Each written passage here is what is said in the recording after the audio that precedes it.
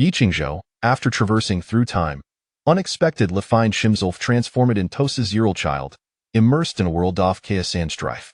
In this tumultuousera, engulfed in flames of heckling sto his sister-in-law, by Suzhan, asked the navigateth ihr hardships doj there, accompanying by son Isher Livel Yan's spirit die Junger Sister, Shaoqing. However, their existence sees far from tranquil a mundane has forged an unbreakable enmity with them. The Airsoft World Derriaken To chess game, why the move presenting a new challenge. The Bodhi Sattva Avalokitish manifests, the 5 elements mountain rises from the depths, the Pigdamon Rikshavos in Fulling Mountain, and Maniating Ogreza Obliteri Tessidia San Nation Synthesansoft Time. These myriad upheaval Seneschal Li D Kings who tomes taken libelieve has crossed intonanciat Altasera, only to discover the hasten to read ethereal mof the legend of whites. Fortunately, ye kings who possesses then a tetriosur, the homing pearl. Wickenable shim to decipher the myriad paths fixest and gain insight into the cosmos, guiding him on his journey of cultivation. He masters various formidable techniques, including giant spear attacks, the great escape of 5 elements, the 3-headed 6-armed art, the 8-9 mysterious skills, the heavenly low-wand earthly phenomena, and the shifting goff stars and constellations. As she comprehends the supreme power sand cultivatest great low magic, hitami numerous immortal sand demons, meticulously planning the strategies within and beyond the 3 realm. In responsito Yiking's house transformation, by Suzhan, astonished, inquires, when did you become at foremost demon king on the 3 realm? Shaoqing, with a hint of reproach, remarks, brother-in-law, have you been for licking wathers outside? How can you fiss a sister in? Up and learning the truth, Princess Iron Fan is equally astonished, exclaiming, what? I am not the rightful wife feeling. The dragon lady of 10,000 saints proudly declares. With me husband here, all the dragon clan soft of forces holboba form. Princess Peacock, enveloped in 5-colored divine light, invites ye kings who do discuss the grand principles I possess the divine power of 5-colored light. I implore you, friend Qingzhou, to engage in a heart-to-heart conversation with me tonight. Avalokiteshvara, upon learning Goff ye king's house deeds, I left an nest of amusement. You tread both Buddhistan Taoist paths, and while I intended him to a Buddha, you have instead becometh joyful Buddha? The queen of daughter kingdom, with heartfelt affection, offer shirking do Macedori, yearning in life for ye king's house-ternal companionship I am willing to jivial. So long as brother Yeshurus this life with him. The 7 fairies, having grisket here saved it to Plut Peaches for him, find themselves as disheartened enamored with changent moon palace, exclaims, wait a retta brave dangers for your sake, and idios seek her 18th moon palace? Change, up in hearing this, playfully retorts, a minoteno for you? Event, jadrabatisnets bared? This is sof events and entanglement symbiuse, king's journey ithilagender yura, leaving an indelible upon thethrierum. In the southern continent, the plight of humanity is dire, and flame soft conflict reg eternally. Amidst air modi and tranquil woodland, awe spoff delicatesmo caries esgently. Live? What place is this? Ye Qingzhou awakened cinematistute, gazing around in bewilderment. The bambond wood structure rex sud simplicity and rusticarm, furnished with eatable chairs, and a counter. Outside at the window, the moon hangs shy, castanget silver relied upon the cured meat suspended before it, creating uniquely warm atmosphere. Hiss. Could it Bethany have traversed through time? Ashbonders, a noon expecteth robbing pain pierced, and unfamiliar memories flood into his consciousness, swift limerging with his own awareness. In the memories, Yi Qingzhou is merely 60 years old, born into a tumultuous world, and hasn't you read the tribulation soft displacement with his fama license seckledhood. To escapeth revessive war, the Yephama liar tree to deep into the mountains for 3 years. However, Theodor Liprant Shavesing kept passed away, and disenlilder brother tragically fell to his death from a cliff, leaving no trace behind. Now, Thessala companion and Hishomish's recently wed sister-in-law, amatruli only 6 years old? Ye kings who keep lower Shishgazetto inspect this form, indeed finding Ismalerm sand legs remarkably tender. Though he have regressed be over 20 years, itis note without its merits. Even if him must remain hidden in the mountains, at least I possess a home of me own. Reflecting upon society in the past, a single house costs millions, utterly unaffordable. To taking a mortgage would mean decades for payment, a horror affair worse than an host story. Upon the simple comparison, Ye kings, who redil accepts theoryality traversal. Erlang, you are awake? Agent lean melodious voice reacheshizers. Ye kings who looks up to see woman of exquisite beauty, clad in simply attire, entering the room. She's in her prime, with throw seal up sandpearl teeth, her sky nas delicatees a jade, her long hair elegant lie styled, enhancing her graceful demeanor. This woman by Susan, broughteth oath house whole be kings's brother just half a month prior.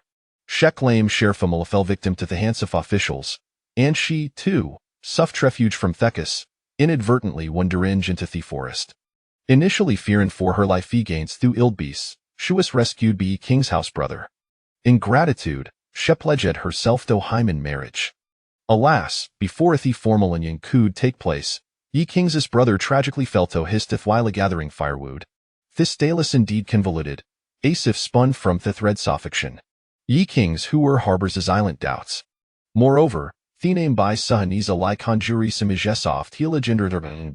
He wonders if this woman before him bears sana resemblance to Thotale. Erlang, it's time for your meal. By Sahinsale's warm mass he approaches the bedside. Thoth shy stekniclista her figure eyes curvaceous and ample, suggesting a nurturing beauty. Instinctively, ye kings who pulls he quilt tighter around himself, concealing gizmal frame. Open your mouth, ah. By Susan attends to ye kings who with meticulous care, scooping gaspun fulo for supportage, blowing jit coal before he offer injita's lips. Hers malish gentle, yether brows betray a lingering sorrow for Harrison, lit a seized husband. Thank you, sister-in-law. Ye kings were pleasant at chilled like he voiceish savers the porridge. By Susan, filled with affection, gently caresses ye king's his cherubic face. In that moment, he feels a strange sensation of warm hand coldness in the palm of his hand. What is this? A glance as down to phantasmal yada spattern appearing vivid lie in his fair palm, imbued with mystery and grace. As if responding to his, the lata statue in hishand begins storidiati heat, on lito koalagain. Amidst tis alternating warm handchill, words materialize in his mind time and space shift, life and death invert the path of immortally ilong, accompanied by thoming. Ye kings of ferocious bros, internally criticizing, what nonsensicalines are ethes? They sound like hesamethingalo tire and turn a triter would concoct. Speak plainly. To his surprise, his critique elicit say chain giant words, within yes mind you have been reborn into in a world. These atimi san and nate spiritual treasure, known as homing pearl. Born of the void, itis the fierce spiritual treasure reefed Hong Ming universe, hidden behind the great paths. Having traversed through chaotic time meaned primordial worlds, no manifesting to sisti when reaching the pinnacle of the immortalpathy. In that a spiritual treasure, the homing pearl? Ye king's house is game with excitement. As an avid reader of web novels, he possesses a profound understanding of mythological tales. He recognizes that homing denotes a face of cosmic transformation. And the homing pearl, as the fierce spiritual treasure reefed Hong Ming universe, undoubted lie the most covet artifact in existence. I've struck gold. However, doubt soon such a magnificent treasure has chosen to manifest with him? It cannot be scum, can it? The homing pearl seems to have heard in her thoughts, providing further insight prior to it. The homing pearl has manifested alongside it shosts 129, 600 times. You read 129, 601 st master of homing pearl. Ye king zoer is momentarily speechless could inquire about hefity soft te previous shosts. The homing pearl continues to respond once the homing pearl manifests, it becomes inseparably linked to the master soul. It can only revert to being gun claimed if the master soul shitters. Ye kings who feels his thought apology has lost its sweetness. Has suddenly realizes thought possessing homing pearl might not be splendid as it seems. A common individual bears no guilt, yet possessing Gatria Surican led to direct consequences. Why homing pearl, even in action could attract the attention of countless deities. At that moment, the homing pearl presents new information, directing his attention to his virtua beautiful sister-in-law. By Susan, with a cultivation of 1,000 years, has reached the level of the more tall perfection her true is that of a serpent, belonging to Thiedmanklin. Ye kings who is taken aback, glancing at the enchanting sister-in-law nearby. In a fleeting moment, he envisioned saw height serpent, flickin' jit stungwi and drevi allen jit's fangs. His scalp prickles with alarm I can't believe it. Shy strillier pint demon, acer pint demon. Yet, hequa clyrigan shis composure. The legendary by Suhannis noun for her kind heart, devoted toward paying Suzion's past kindness, and would no tharmony one. Buthen again, is Suzayan Evan surnamed ye? As ye kings as mind recess with thoughts, has suddenly feel so warm thanyas for it. By suhan gently place your hand upon it. Her expression filled with concern Erlang, doyan it feelwol? Yi Qingzhou, overwhelmed with panic, find Shimzulf momentarily at a loss for words. Up and witnessing this, Bai Suhan withdrew her hand and turned, gracefully swaying her absasix at Thurum. However, it was not long before she returned, cradling Yi King's Aspilowin blanket tin harems. After tidying up, she lay down beside Yi Qingzhou, gent-lippeting his shoulders has spoke. Don't it fear, dear brother. Thofio your older brother is no longer present, your sister-in-law will remain by or side and take good care of you. Feeling the warm body temperature beside her and the faint scent lingering at the tip of her nose, Yi Qingzhou's flustered heart gradually calmed. The Hongming Pearl had discerned the true identity of Bai Suzhen, revealing her to be a serpent demon of a millennium's cultivation, at the level of a terrestrial immortal. For an entity of such caliber, exterminating two mere mortals would undoubtedly be an effortless task.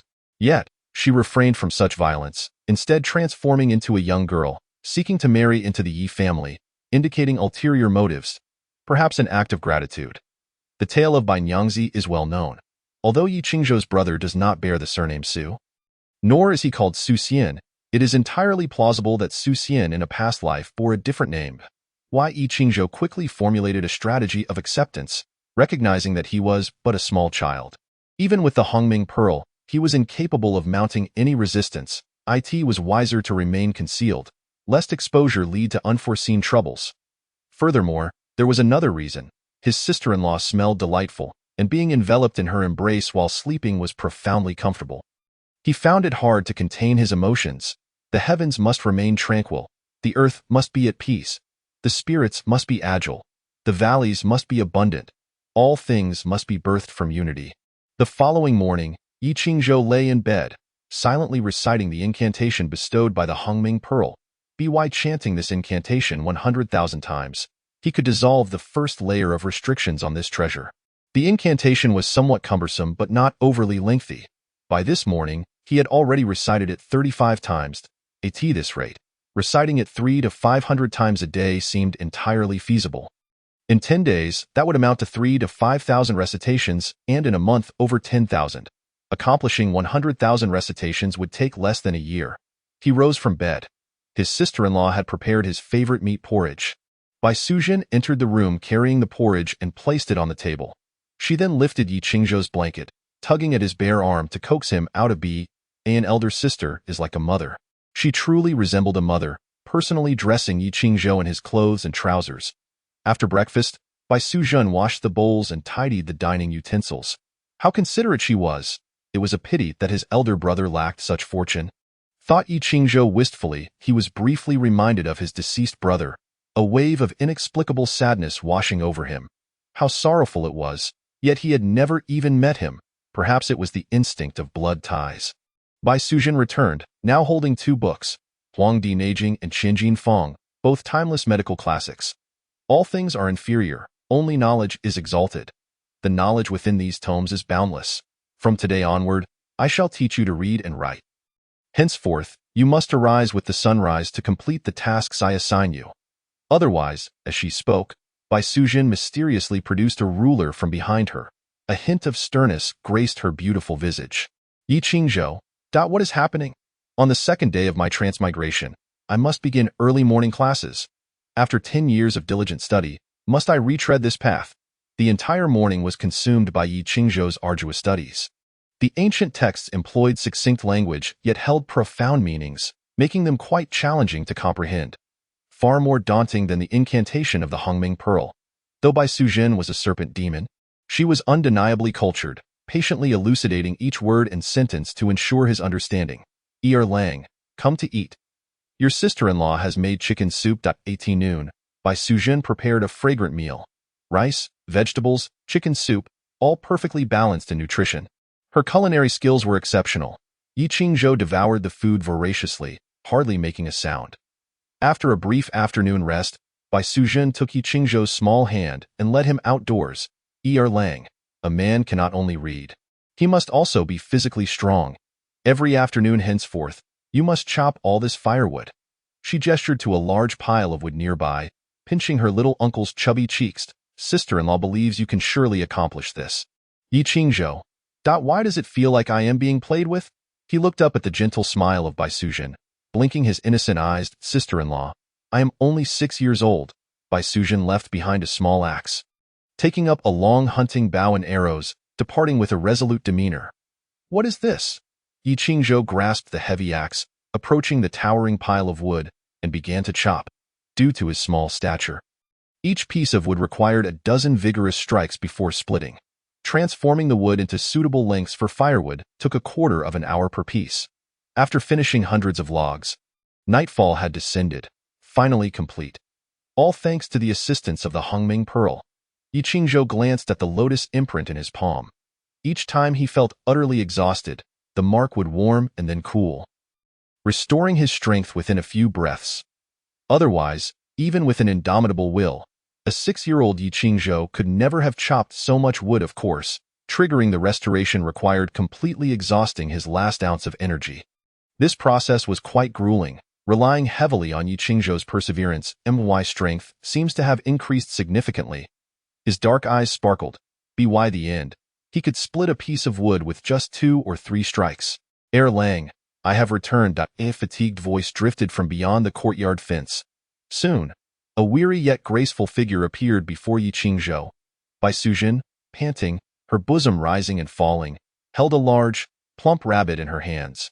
She glanced at the neatly stacked firewood, her beautiful eyes widening in surprise. Completing the chopping of all that wood was no small feat for an adult, but for a 6-year-old child who struggled to wield an axe, it was undoubtedly a test of willpower. Bai Sujin wiped the beads of sweat from her forehead and bent down to ruffle her little uncle's tousled hair. Lang is truly impressive. Some things may appear difficult, but with perseverance, they can certainly be accomplished, right? Yi Qingzhou, that I suspect you are merely toying with me. He pursed his lips before breaking into a genuine smile. Yes, sister-in-law is also amazing. Alas, living under someone's roof, one cannot help but bow their head, so obedient. Bai Sujin tousled her little uncle's hair again. You've sweated quite a bit.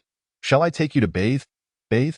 Yi Qingzhou's face flushed slightly in the night, and he nodded. Bai Sujin placed the hunted rabbit back home before leading Yi Qingzhou outside. Before long, they arrived at a clear stream. The mountain spring was alive with the sounds of birds and fragrant flowers. The gentle flow of water refreshing and delightful. Under the moonlight, Bai Sujin removed her shoes and shed her garments. Her exquisite, graceful form was exposed to the air, resembling flawless white jade. Yi Qingzhou stood, momentarily entranced. Fortunately, he had transmigrated into a 6-year-old child. Otherwise, how could he have the fortune to bathe alongside a serpent demon sister-in-law? As they entered the water, the coolness washed away his fatigue. Yi Qingzhou, not very tall, stumbled after just a few steps, nearly inhaling water. Bai Sujin promptly grasped his small arm, bending her long, snowy legs to kneel in the water, allowing Yi Qingzhou to sit upon her. Thump, thumped. Yi Qingzhou's heart raced. He felt delicate hands gliding over him, washing away every trace of sweat. As he submerged, a sudden warmth and coolness enveloped his palm. The Hongming Pearl was activated once more. The spiritual energy in this place is abundant.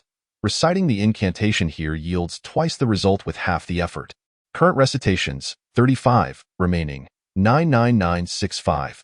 Indeed, he had only recited the incantation 35 times today before being tasked with reading and chopping wood. At this moment, Yi Qingzhou was unwilling to forfeit this advantageous opportunity. The heavens must remain tranquil, the earth must be at peace. Soon, he completed another recitation. Current recitations, 45, remaining, 99955. Yi Qingzhou felt a surge of joy. Reciting once equated to 10 times. This was simply too advantageous. Bai Sujin diligently cleaned her little uncle, unable to resist pinching his chubby, youthful cheeks. Ah! The 1,000-year-old serpent demon exclaimed in surprise. She suddenly noticed that the spiritual energy around them was converging, gathering towards the child in her arms. She slowly released her grip, allowing Yi Qingzhou to sit cross-legged in the water. At this moment, the 6-year-old child closed his eyes gently, focusing his spirit as moonlight illuminated him, bestowing an ethereal grace. Lang was absorbing the spiritual energy of heaven and earth. How could he possibly possess the means to cultivate? Bai Sujin was utterly astonished. She could ascertain that the child bore no traces of previous cultivation. Could it be an awakening of his innate potential? In this vast world, myriad wonders exist. There are indeed individuals of extraordinary aptitude, naturally gifted with various abilities. Though rare, it is not entirely unheard of.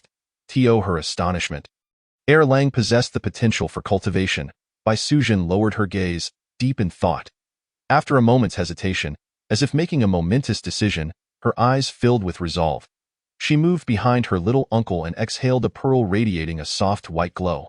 This was Bai Sujin's inner elixir, accumulated over a millennium of cultivation, releasing wisps of light that descended upon Yi Qingzhou's head. With the aid of the 1,000-year elixir from Bai Sujin, you engage in your cultivation, and at this moment, reciting the mantra doubles its effectiveness. Currently, you have recited it 95 times, leaving 99,905 times remaining. As warmth and coolness danced in his palms, Yi Qingzhou's mind was flooded with the reminder of the Hongming Pearl. His sister-in-law is assisting my cultivation? This news left him momentarily unsure of whether it was good or bad. Though he suspected that Bai Sujin would not harm him, she was, after all, a serpent spirit, and he could not be certain of her thoughts. Now that she had discovered his cultivation, what if she further uncovered the existence of the Hongming Pearl? The Hongming Pearl is a treasure of the highest order, transcending the Tao of heaven. Unless a saint personally descends, even a great Luo Jingxian cannot perceive it. Seeing the new information, Yi Qingzhou let out a subtle sigh of relief. To be above the Tao of heaven means that even the indestructible saints of the heavenly path cannot discern the existence of the Hongming Pearl through divination or calculation. Furthermore, the treasure itself is exceedingly elusive, and even a great Luo Jingxian would be unable to detect it. As a mere earth immortal, Bai Sujin naturally could not uncover it. For now, at least, she is aiding my cultivation. Yi Qingzhou continued to recite the mantra, and indeed, the effectiveness was doubled. One recitation was equivalent to 20. Overthinking was of no use. The key was to refine the Hongming Pearl's restrictions and strengthen himself as soon as possible. Half an hour later, Yi Qingzhou opened his eyes. The spiritual energy in this place seemed to have been completely absorbed, and the tenfold enhancement had ceased to function. He turned around, and Bai Sujin had also come ashore. Clad only in a garment as thin as gossamer. Under the moonlight, the beauty's wet hair cascaded over her shoulders, her complexion rosy, and her figure graceful, undeniably alluring. If she were a few years older, Yi Qingzhou would certainly be dwarfed by her stature. Bai Sujin appeared exhausted, having retracted her elixir not long ago. Without the 20-fold enhancement, Yi Qingzhou naturally ceased his recitation of the mantra. Sister-in-law, I seem to have dozed off just now. It felt so comfortable. Yi Qingzhou's face was innocent and carefree as he voiced his feelings. Bai Sujin, aware that this was the effect of his cultivation, poked his forehead playfully, saying, as long as you feel comfortable. Internally, she mused, Sister-in-law, I am utterly exhausted for your sake. Assisting others with elixirs during cultivation is indeed a highly taxing endeavor. Yi Qingzhou stretched comfortably and commanded, Sister-in-law, help me put on my clothes. Bai Sujin, adeptly donning her own garments and fastening her waist sash, displayed a tender expression as she hurriedly replied, all right, wait a moment, Erlang. Soon after, the two returned home, in the depths of the mountains, far from human habitation. One must beware of wild beasts. With Bai Sujin's spirit energy present, ordinary creatures would naturally not dare to approach. Dinner consisted of a rabbit feast, spicy rabbit heads, braised rabbit meat, roasted rabbit legs. Bai Sujin merely nibbled on one hind leg, while Yi Qingzhou devoured the rest in a single sweep. Sister-in-law, Yi Qingzhou's cheeks flushed with embarrassment. Bai Sujin chuckled, you are growing, so eat more. I will prepare more for you. She then rose, stir-frying the preserved vegetables hanging by the window, and subsequently steaming a large wooden tub of rice. She understood that Yi Qingzhou had unwittingly awakened his physique and embarked on the path of cultivation, necessitating a substantial intake of essence, with food being the most fundamental means. This is the advantage of humanity. If a beast cultivates to this stage, unless it possesses a legitimate celestial method to defy its own nature, it can only resort to devouring humans to replenish its essence, thereby descending into malevolence. Bai Sujin, having profound celestial connections, had once encountered a celestial master's assistance and had never resorted to eating humans. Once the meal was prepared, Bai Sujun chose not to touch her chopsticks, instead sitting quietly at the table, resting her chin on her delicate hand as she watched Yi Qingzhou eat. It's delicious. After finishing a basin of preserved meat and a bucket of rice, Yi Qingzhou finally let out a satisfying burp. You go rest. Sister-in-law will clean up. Bai Sujun smiled gracefully and began tidying up. Yi Qingzhou looked up, his face reflecting a hesitant expression. Bai Sujun instantly understood the intentions of her 6-year-old brother-in-law and chuckled, saying, You go make the bed first. Sister-in-law will tuck you in once she's done cleaning. All right. Okay. Yi Qingzhou nodded and climbed onto the bed. Chapter 4. Rigorous cultivation for 100 days, sister-in-law's reward. As the moon reached its zenith, a thick mist enveloped the mountains. Noticing that the child beside her had fallen into a deep slumber, Bai Sujun quietly rose, donned her clothing, and stepped outside. She leaped into the air, riding the wind, and soon arrived at a cliff, landing before a gravestone. The inscription read, Grave of the Benefactor, Yi Qingya. Indeed, this was the resting place of Yi Qingzhou's deceased elder brother. Standing before the tombstone, Bai Sujun's expression turned sorrowful, tears cascading down her cheeks. Once a white serpent at the foot of Qingqing Mountain, she had undergone 1,000 years of cultivation under the guidance of Lady Li Mountain, transforming into human form, just a step away from becoming a celestial immortal. Celestial immortals exist in a realm that separates the mortal from the divine. Only by achieving the celestial immortal's fruition can one ascend to the heavens and join the ranks of the immortals. This hurdle is undoubtedly fraught with challenges, having obstructed countless beings from the lower realms. Bai Sujun, with her deep celestial ties, had once encountered the compassionate Guanyin Bodhisattva at the sacred Mount Putuo. Receiving guidance from her on her path to immortality, there was a karmic debt to settle. An obligation of gratitude. It was then that Bai Sujun recalled the time before her transformation when she had been harmed by a snake catcher. At the brink of death, she had fortuitously met a shepherd boy who saved her. Yet, that boy had been hated by the snake catcher and subsequently killed. Indeed, in this life, Yi Qingzhou's older brother, Yi Qingya, was the reincarnation of that shepherd boy. Benefactor, I came to repay your kindness, yet I find myself indebted to you once more. The snake catcher had obtained a Buddhist artifact from somewhere.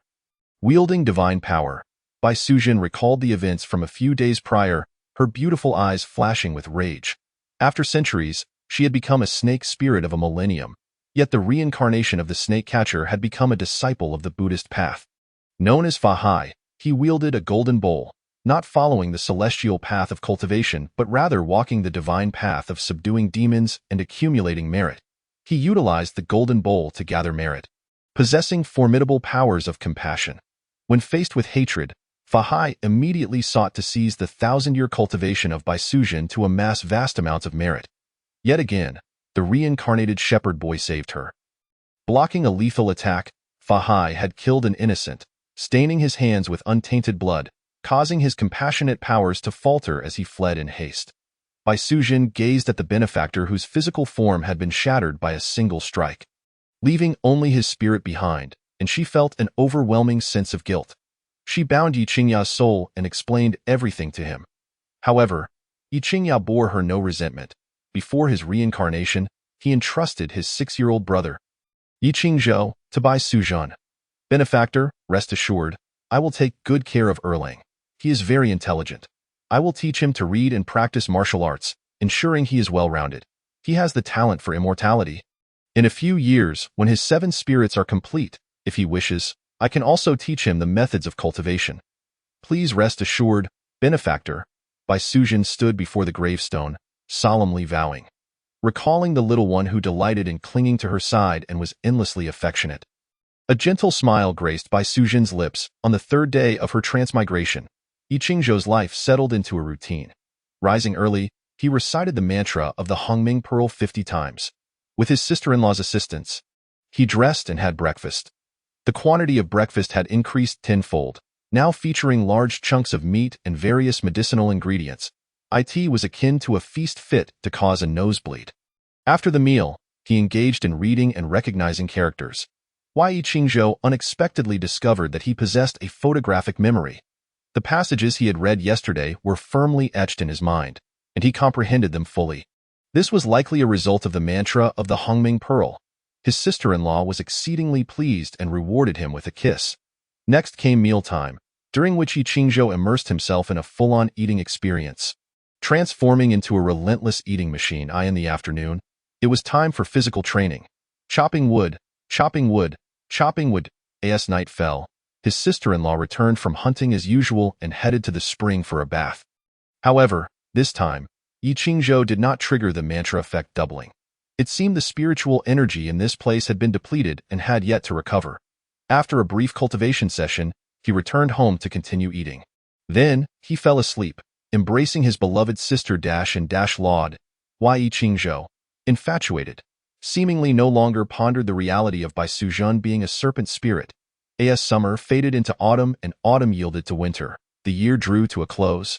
With heavy snow blanketing the mountains and the cold wind howling. Sister-in-law, take a nap. Do not wander off. Be cautious of wild beasts. Bai Suzhen cautioned a few times, then lay on the bed, watching Yi Qingzhou exit before slowly closing her beautiful eyes. Her long lashes fluttered gently as she drifted into a deep slumber. Her graceful form curled into a peak, rising and falling in a mesmerizing manner, a sight of exquisite beauty. Unfortunately, in this secluded mountain forest, no man could appreciate it. Sister-in-law has been sleeping more and more lately. Indeed, even after a millennium of cultivation, she could not escape the serpent's instinct to hibernate in winter. Yi Qingzhou, clad in the fur clothing personally stitched by his sister-in-law, trudged through the snowy paths, leaving footprints in the snow. Throughout these past months, Bai Suzhen had not once posed any threat to him. On the contrary, this sister-in-law had been exceedingly diligent, caring for him with the utmost attention to detail. Furthermore, every month, she used her 1,000-year elixir to assist in his cultivation, significantly hastening his progress in refining the Hongming Pearl's restrictions. Now, at this moment, only 3 recitations of the mantra remained. Currently, you have recited it 997 times, with 3 times left. After reciting the mantra 100,000 times, Yi Qingzhou had memorized it completely, to the point of feeling nauseated by it. The moment of fruition was finally at hand. With a heart brimming with excitement, he arrived at the spring where he and his sister-in-law used to bathe daily. Naturally, the winter waters had frozen solid, rendering bathing impossible. Yet, every fortnight, the ethereal essence of heaven and earth would accumulate here, and Yi Qingzhou would come to harvest it. The heavens attain clarity, the earth finds tranquility. The divine gains spirituality, the valleys achieve abundance, and all things are bestowed with life. Sitting cross-legged upon the icy surface, Yi Qingzhou silently recited the incantation of the Hongming Pearl. Once, twice, thrice. After reaching a count of 100,000 repetitions, he felt a warmth in his palms, which soon spread throughout his entire being. A fierce wind arose, swirling snowflakes all around, while the overcast sky resonated with thunder, as if the heavens were undergoing some profound transformation at that moment. You have completed 100,000 repetitions of the incantation, successfully refining the first layer of the Hongming Pearl's restrictions. Your cultivation has made initial progress, reaching the realm of refining essence into Qi, initial stage, and opening the Dantian Qi Si. In note, cultivation realms, from weakest to strongest, are categorized as refining essence into Qi, refining Qi into spirit, refining spirit to void, merging void with the Tao. The merging of void with the Tao can be termed as earth immortal, followed by celestial immortal, profound immortal, true immortal, golden immortal, Tai scatter immortal, Tai true immortal, Tai golden immortal, great Luo golden immortal, half saint, and saint. You can now summon the Hongming Pearl within you, utilizing certain permissions. Please check yourself. Yi Qingzhou felt all his meridians unblocked, his body light and filled with energy. A sensation of alternating warmth and coolness coursed through him. His senses heightened, he could hear the sound of snow and see for miles. With a flick of his hand, the lotus seal shimmered brightly, and then a pearl the size of a longan materialized out of thin air. Chapter 5. Refining the restrictions of the Hongming Pearl. Analyzing all methods, Yi Qingzhou's small hands, just 6 years old, were plump, and the Hongming Pearl floated unsteadily in his palm, spinning with grace. Though termed a pearl, it seemed devoid of substance, resembling instead a misty orb of purple energy. Infused with boundless Tao rhythms flowing ceaselessly, is this truly the Hongming Pearl? Gazing at the orb in his hand, Yi Qingzhou felt an overwhelming curiosity. With a thought, he peered within the pearl and found himself enveloped in a vast, indistinct expanse. In the distant reaches, layers upon layers of runes resembled chains, representing the remaining restrictions of the Hongming Pearl. It was impossible to count how many layers there were, but there were certainly dozens, each layer more remote and profound than the last. Hongming Pearl first layer restriction, capable of analyzing the infinite methods of the world. As your cultivation realm increases, you will master the Hongming space, and all methods shall be born. You can perceive the 10 directions of heaven and earth, discern all things, distinguish good from evil, and seek treasures and hidden places. Lines of text materialized before him, revealing the capabilities of the Hongming Pearl after refining the first layer of restrictions. First and foremost, it could analyze the methods of the world. Yi Qingzhou had yet to learn any methods, but his mind brimmed with various medical techniques imparted by Bai Suzhen. Starting from the Huangdi Neijing and Qinjin Fong, countless medical classics filled his thoughts. As he attempted to mentally recite numerous ancient medical texts, a new tome indeed emerged within the Hongming Pearl.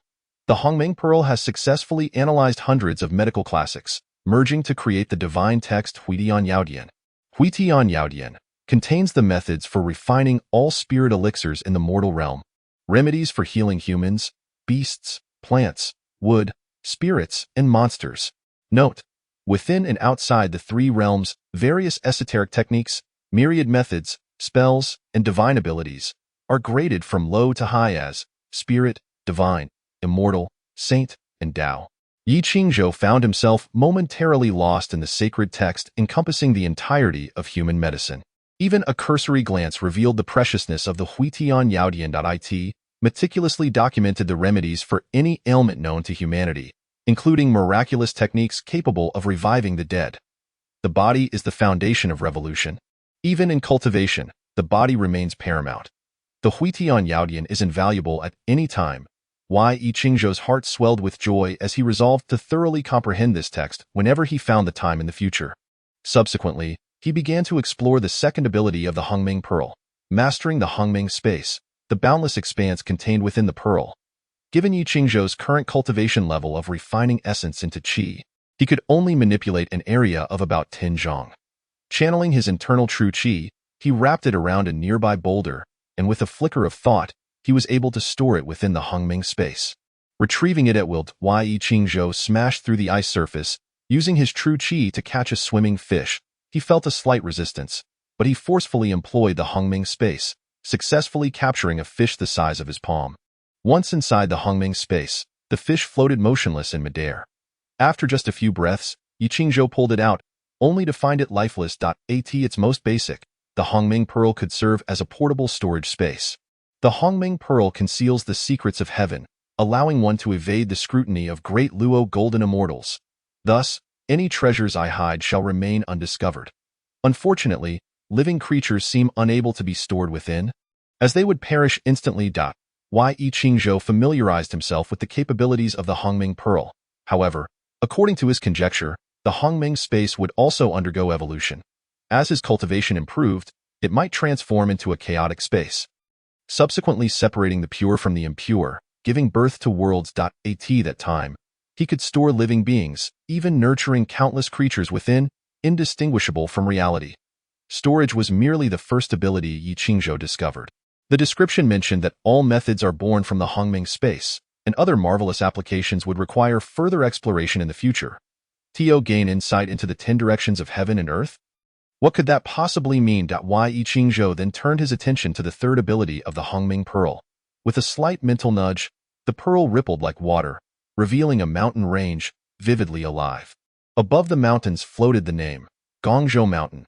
Within the mountain range, there were beasts, humans, winds, and snow. Further, several distinctly colored light points appeared. This is the very mountain where I reside. Yi Qingzhou was momentarily stunned, before suddenly coming to a realization. The Hongming Pearl had unveiled a 3-dimensional map. One purple light point represented Yi Qingzhou's current location. Just beneath this purple point was another green light point, accompanied by a note. Year 630, 9-leaf spirit herb, grows in the depths of a secluded pond, can be harvested at any time. Nine-leaf spirit herb? Yiqingzhou's eyes sparkled. According to the Huitian Yaodian, the nine-leaf spirit herb is a divine-grade medicinal herb, sprouting only one leaf every decade. Moreover, each subsequent leaf requires an additional decade to grow, meaning that to reach full maturity with all 9 leaves, at least 500 years are necessary. This divine herb, in the sparsely spiritual mortal realm, is one of the most precious materials capable of growth.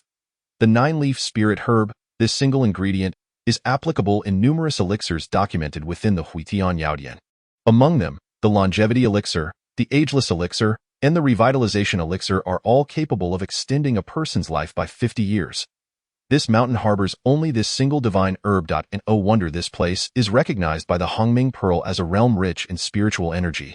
Yiqingzhou recalled that the ethereal essence he harvested every month likely emanated from the nine-leaf spirit herb. It was imperative to harvest the divine herb before it attracted attention from other beings. With this thought, Yiqingzhou stripped off his clothes, completely bare, protected by true qi so as not to fall ill or suffer frostbite. Nevertheless, the cold was biting, causing him to shiver.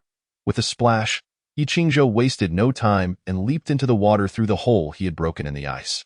He had bathed here with his sister-in-law Baisuzhen over 100 times, so he was quite familiar with the surroundings.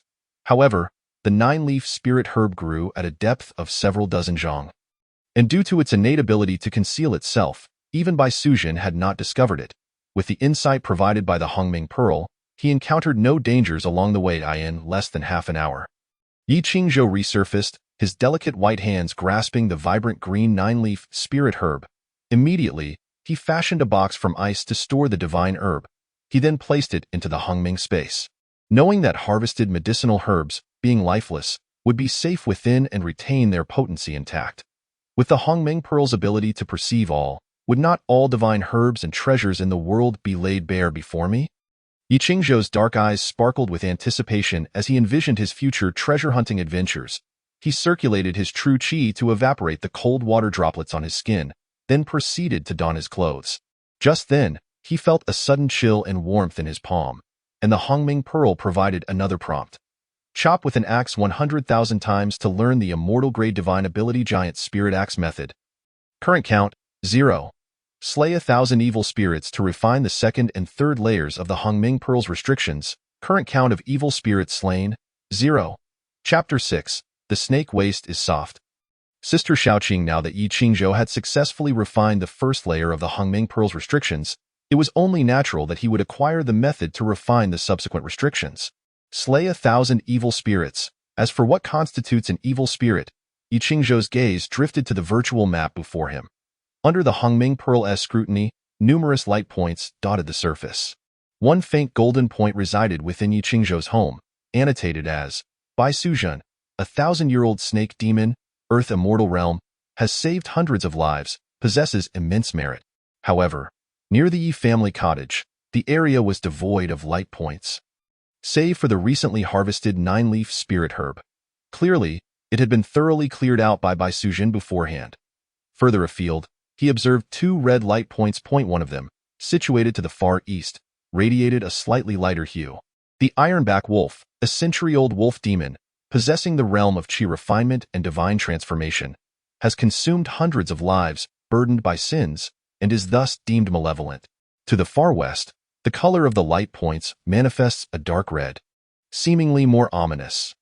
The Ghostwood Vine, a 500-year-old great demon, dwelling in the realm of divine refinement and counterfeit void, has devoured over 1,000 lives, guilty of heinous crimes, and is recognized as evil. Upon observing these 2 descriptions, Yiqingzhou begins to comprehend the criteria for identifying malevolence. It is primarily independent of species, relying instead on the judgment of the Hongming Pearl, wherein the act of consuming human lives serves as a crucial criterion. In this chaotic world, where war rages and the common folk suffer, it is not uncommon for individuals to seek refuge in deep mountains and forests, unaware of the myriad of evils that lurk therein. Though merely 6 years old, Yiqingzhou's thoughts are remarkably mature, prompting him to reflect. The seemingly nonchalant phrase having devoured over 1,000 lives signifies thousands of vibrant souls. To his relief, the nearby mountain does not harbor a single evil creature. Indeed, with his sister-in-law of the Earth immortal realm present, most demons and monsters dare not approach. Yi Qingzhou stretches his small 6-year-old frame, feeling considerably more at ease. Given his current strength, even if evil beings were to abound, he would be powerless against them and must enhance his combat capabilities. Swinging the axe 1,000,000 times allows one to learn the celestial-level divine skill Giant Spirit Axe Technique. Giant Spirit Axe Technique, derived from Pengu's axe technique used to open the heavens, captures a mere 1,000th of its profundity, divided into the arts of refining the physical body and the techniques of attacking and killing. Once mastered, a single swing of the axe is unstoppable beneath the celestial beings. Within the Hongming Pearl, a technique for axe mastery appears, perfectly suited for Yi Qingzhou's cultivation. The method of refinement is straightforward. One need only swing the axe 1,000,000 times. Over the past 6 months, Yi Qingzhou has been tirelessly chopping wood, swinging the axe tens of thousands of times daily. Though 1,000,000 swings seems daunting, it can indeed be accomplished within a maximum of 6 months. Let today mark the beginning. In this world, where celestial beings exist, so too do evils. Only through cultivating the way of immortality can one evade disasters, overcome difficulties, and attain eternal freedom. Yi Qingzhou casually finds a spot in the mountains, first chopping the firewood needed for cooking at home, and then he locates a wooden stump to commence his axe practice. If he were to simply chop trees, it is likely that by the time he masters the Giant Spirit Axe Technique, the mountains of Gongzhou would be stripped bare. Swinging the axe 1, swinging the axe 1, swinging the axe 1. The Hongming Pearl possesses a counting function, and the target of 1,000,000 swings steadily approaches. Simultaneously, with each swing of the axe, Yi Qingzhou feels the vitality and strength coursing through his body. It seems as if a certain power within the Hongming Pearl is guiding him, adjusting the angle and force of his swings. And no longer relying solely on brute strength, he is now learning a profound technique for combat. After 2 hours, Yi Qingzhou exhales, his breath forming a white mist in the cold winter air. Turning to glance back, he sees the sun setting in the west. It must be time for his sister-in-law to awaken and prepare dinner. His stomach grumbles, and he hoists the bundled firewood onto his back, resembling a small mountain. He then glances at his little axe is too small, too light, and lacks any real weight. This little axe was specially crafted by his sister-in-law to accommodate his 6-year-old frame. However, in comparison to his current strength, it feels completely like a child's toy, and it is only a matter of time before he needs to replace it. After swinging the axe 10,800 times, he has 98,920 swings remaining. He must persist. As he spots his small house from afar, he catches a whiff of a tantalizing aroma of meat.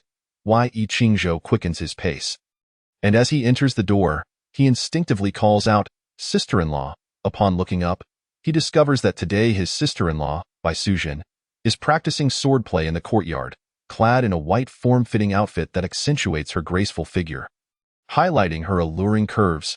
Beneath her loose trousers are long, slender legs, and her curvaceous figure is complemented by a remarkably slender waist, perfectly embodying the characteristics of a snake demon. Above, her ample bosom strains against her clothing, the neckline appearing on the verge of bursting. Bai Sujin, glistening with fragrant sweat, responds to the call with a swift motion. Sheathing her sword, a gentle smile graces her exquisite face as her enchanting eyes glance toward the entrance. The firewood, neatly bound in uniform lengths, is piled high, resembling a small mountain, while the 6-year-old Yi Qingzhou stands in stark contrast, steadfastly bearing this small mountain on his back, creating a strikingly adorable juxtaposition. With a thud, he places the firewood beside him and dusts off his hands, curiously looking at Bai Sujin. "Sister-in-law, do you know swordsmanship?" Bai Sujin beams and replies, "My father served in the military, so everyone in my family knows a bit of martial arts." "I see." Yi Qingzhou nods, his young voice inquisitive. "By the way, does your family have anyone else?" After a brief moment of contemplation, Bai Sujin responds, "I have a younger sister named Xiaoqing, but we became separated. She possesses excellent martial skills, so she should be fine at Erlang. If you enjoy practicing swordplay, starting tomorrow you need not chop wood anymore. How about I teach you swordsmanship?" Xiaoqing, his sister-in-law, is indeed the legendary Bai Sujin herself. As for practicing swordplay, Yi Qingzhou immediately shakes his head. "I do not fancy swordsmanship, but may I borrow your sword for a few days?" Bai Sujin pauses in surprise, then smiles and nods, "Of course." as long as you can wield it. Although her sword is not a celestial treasure, as an earth immortal, it is certainly not an ordinary weapon. This white rainbow sword is forged from over 1,000 pounds of refined steel, utilizing spirit fire in its creation, weighing a staggering 800 pounds. While her little heir Lang is extraordinarily gifted, possessing the strength of a fully grown adult at merely 6 years of age. Wielding this 800-pound white rainbow sword is no small feat. Can you handle it? Bai Sujin watches in astonishment as Yi Qingzhou takes the sword from her hand, holding it steadily with one hand. He then casually swings it a few times, causing a faint ringing sound to echo through the air. Not bad. Yi Qingzhou blinks his innocent large eyes. Bai Sujin examines her little brother-in-law from head to toe, then crouches down, her breath fragrant as she advises, "Very well, you may take this sword, but remember to be cautious." Chapter 7. The Greedy Wolf Demon. Bai Sujin's fury. The following day, after breakfast, Yi Qingzhou steps out with the white rainbow sword in hand. As for morning lessons, 2 months prior, he had already absorbed all the knowledge his sister-in-law Bai Sujin had to offer. As he traverses the snowy mountain paths, he silently recites the Hongming formula. He is now utterly convinced that this incantation is not merely a method for refining the first restriction of the Hongming Pearl, but a genuine path to immortality. However, its precise grade remains elusive, as the Hongming Pearl cannot provide clarity. The incantation is incomplete, and after Yi Qingzhou deciphered the first restriction, a new segment was added. There is no need for meditation or contemplation, merely by mentally chanting. The spiritual energy of heaven and earth seeps into his body, fully refined by Yi Qingzhou. The ability of the Hongming Pearl to conceal one's aura is indeed formidable. Last night, he slept beside his sister-in-law as usual, and she remained completely unaware of his cultivation progress. Why? Yi Qingzhou muses. He does not intend to conceal it deliberately. Being a 6-year-old child, it is simply difficult to explain. Recently, the firewood at home has been sufficient. Continuing to chop wood would be wasteful. It is more prudent to mine some iron, or instead, in his mind, aided by the Hongming Pearl's insight, a 3-dimensional map unfolds. This is a plan he devised the previous night, to mine iron ore, refine steel, and forge an axe. Before long, Yi Qingzhou arrives at a mountain peak to the east of Gongzhou Mountain. After confirming his location, he begins to swing the white rainbow sword as if it were an axe. However, a glitch occurs, and he fails. A sword is a sword, and an axe is an axe. It seems that the Hongming Pearl's judgments are quite strict. Nevertheless, it poses no issue. His sister-in-law's sword is exceptionally sharp, capable of severing hair and slicing through iron effortlessly, allowing him to extract enough iron ore in no time. Yi Qingzhou starts to swing the treasured sword rapidly. The stone wall before him crumbles as if it were tofu, and in an instant, a hole of half a zhang in circumference is excavated. Guided by the Hongming Pearl, he is not concerned about misaligning his dig. Following the opening, he digs deeper, reaching depths of several dozen zhang in merely half an hour. The material he encounters shifts from soil and stone to iron ore. The dark rock is flecked with a hint of silver, indicating its superior quality. Such minerals would surely be coveted by numerous dynasties if found in the mortal realm. In the age of cold weapons, iron ore holds tremendous value. Clang, clang, clang. Yi Qingzhou continues to strike, extracting chunks of iron ore, which he deftly stores within the Hongming space. Before long, the Tianzhang space is filled to capacity, prompting him to cease his efforts. Gazing at the abundant ore within, he ponders briefly before focusing his mind, causing the entire Hongming space to begin to shift. The numerous ore pieces are compacted, quickly transforming into powder, which is then separated, restructured, and melded. Can it truly be? Yi Qingzhou's face lights up with surprise. He had initially been contemplating the method to refine iron after mining the ore, but he did not expect that the Hongming space would serve such a purpose, directly separating and restructuring the ore to yield iron essence. Yi Qingzhou exits his small mine, pouring out the impurities from the Hongming space. A heap of dark mineral waste appears on the white snow, and as the wind blows, it stirs the choking dust, creating significant environmental pollution. However, within the Hongming space, a fist-sized piece of premium iron essence floats gracefully. Thus, I need only gather more iron ore. Yi Qingzhou's dark eyes gleam brightly as he turns and rushes back into the mine. To the east of Gongzhou Mountain, in a certain natural cavern, a chilling atmosphere prevails, with white bones strewn across the ground. A low, rumbling beastly growl reverberates as a massive iron-backed wolf, exceeding 2 zhang in length and boasting a sleek, glossy black coat, emerges. Its nostrils flare, releasing 2 wisps of white breath into the frigid air, while its eerie green eyes scan the surroundings, locking onto a specific direction. Saliva drips from its maw, as if it has caught a whiff of an exceptionally tempting morsel. The wolf's eyes reflect a human-like complexity, at times greedy, at others fearful, caught in a tumult of emotions. Yet, ultimately, the iron-backed wolf cannot resist the allure, and with a sudden burst of speed, it darts away, vanishing into the dense thicket. In the Yi family's humble abode, by Suzhen, engrossed in her needlework, sewing a small cotton jacket, seems to sense an impending disturbance. The warmth in her beautiful gaze swiftly transforms into a frigid intent to kill. This vile creature is clearly courting death. In the small mine, Yi Qingzhou digs with increasing fervor. Each time he unearths over 1,000 gene of iron ore, he can refine it within the Hongming space into a 100-gene piece of iron essence. Repeating this process, he soon accumulates 1,000 gene of iron essence. Almost there. With my current strength, wielding such a heavy weapon will be just right. However, as I cultivate the giant spirit axe technique, my strength should grow rapidly. When the time comes, I can refine even more iron essence into it, increasing its weight. Emerging from the mine, Yi Qingzhou is now covered in soot, resembling a little burrowing mouse. With a thought, the Hongming space fills with a purple aura, the space undulating as pieces of 100-gene iron essence are compressed and fused together until they form a singular entity. Following his will, a massive axe, measuring about a zhang in length, takes shape. Though termed a giant axe, it is so only in relation to Yi Qingzhou, who at just 3 feet tall in June, finds the axe towering over him. With the blade being 3 times the size of his head, a quarter of an hour later, the giant axe is completed. The weapon you forged contains a trace of Hongming energy, endowing it with certain characteristics. Upon receiving such a notification, Yi Qingzhou is filled with joy, immediately grasping the axe handle with one hand. The weapon gleams a bright silver, devoid of ornate patterns, its design simple yet effective. With dual blades and a spear point, exuding sharpness. Suddenly, Yi Qingzhou feels a contrasting sensation of heat and cold in his palm. The Hongming Pearl's warning. Almost immediately, he senses a sinister wind approaching from behind. Without a moment to spare, he grips the axe handle tightly and swings it with all his might. His entire being spirals in place, the bright silver axe sweeping through the air with immense force. Ready to cleave through foes, a chilling howl erupts, accompanied by warm liquid splattering onto Yi Qingzhou's head.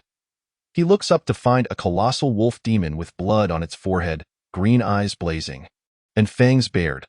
Iron-backed wolf, a century-old demon, at the Qi refinement to spirit transformation stage, has devoured hundreds, laden with sins, a true malevolence. The sight of the iron-backed wolf sends a jolt of shock through Yi Qingzhou. Yet, he finds it curious that this creature, clearly residing several miles to the east, has suddenly appeared here. The wolf demon at the Qi refinement to spirit transformation stage surpasses Yi Qingzhou by an entire realm. The previous axe swing had merely grazed its forehead, leaving a wound deep enough to expose bone, yet it had not diminished the creature's combat prowess. Instead, it had incited its fury. During battle, successfully swinging the axe 100 times. Chapter 8. First kill of the iron-backed wolf, shocking sister-in-law with just one strike. He has added 100 to his count. This endeavor certainly proves to be worthwhile. Yet, Yi Qingzhou has no time for celebration, focusing intently, his hands gripping the axe handle tightly, his gaze fixed on the wolf demon before him. This marks his first battle, a confrontation where he faces a stronger foe across realms.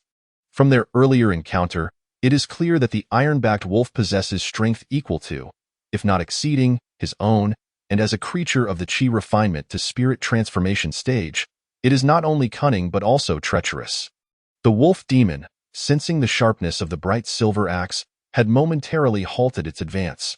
Although it bore a wound, it had evaded a fatal blow. Should that axe have struck its neck, the iron-backed wolf would undoubtedly have met its demise. Yi Qingzhou's only advantage lies in his possession of a weapon, and not just one. History books do not deceive. What separates man from beast is the ability to wield tools. Though the iron-backed wolf is a demon, it still moves on 4 legs. Fear not, Fear not. Yi Qingzhou quickly adjusts his mindset, preparing for a fight for survival. The iron-backed wolf, seemingly agitated, suddenly lunges at Yi Qingzhou once more in its eyes. This delicate human child appears as the most delectable divine elixir. Its rich scent driving the creature to madness. It believes that consuming him will bring immeasurable benefits. Yi Qingzhou bellows in anger, though his voice carries a youthful timbre. Unfazed, he swings the axe with methodical precision, demonstrating a budding mastery of the giant spirit axe technique, effortlessly countering the wolf demon's assault. Each swing of the axe serves as a form of training, absorbing the essence of the world with every motion. Though he has yet to master the technique, it already possesses considerable might. Despite the gap in realms, this battle remains evenly matched. During battle, successfully swinging the axe 100 times. The notifications continue to appear, and Yi Qingzhou's responses grow increasingly composed. After dozens of exchanges, he is drenched in sweat, having increased his swing count by over 40,000. His technique becomes more refined, easily deflecting each of the iron-backed wolf's attacks. The relentless beast, undeterred, lunges once more. Yi Qingzhou swings his axe, and the wolf demon awkwardly dodges, only to have its tail severed in the process. However, it presses forward, its eyes filled with malice, claws aimed at Yi Qingzhou's wrist. Wild animals possess an innate hunting instinct and experience, and the iron-backed wolf, a century-old demon, possesses a measure of intelligence. It is well acquainted with the vulnerabilities of its prey, targeting the artery in Yi Qingzhou's wrist. Should that artery be severed, the ensuing battle would lead to a fatal loss of blood. With a heart-wrenching howl, the wolf demon emits a sound of sheer agony, its eyes reflecting confusion as it loses balance and collapses into the snow. Lowering its head, it discovers that its foreleg has been torn asunder, flesh, blood, sinew, and bone all severed. Blood pours forth, its vitality severely weakened. The severed wolf leg enters Yi Qingzhou's Hongming space. With his current strength, he could barely force a fish into the Hongming space, let alone capture a creature capable of resistance. He had merely opened a portal, waiting for the right moment, as the wolf's claw lands in his palm.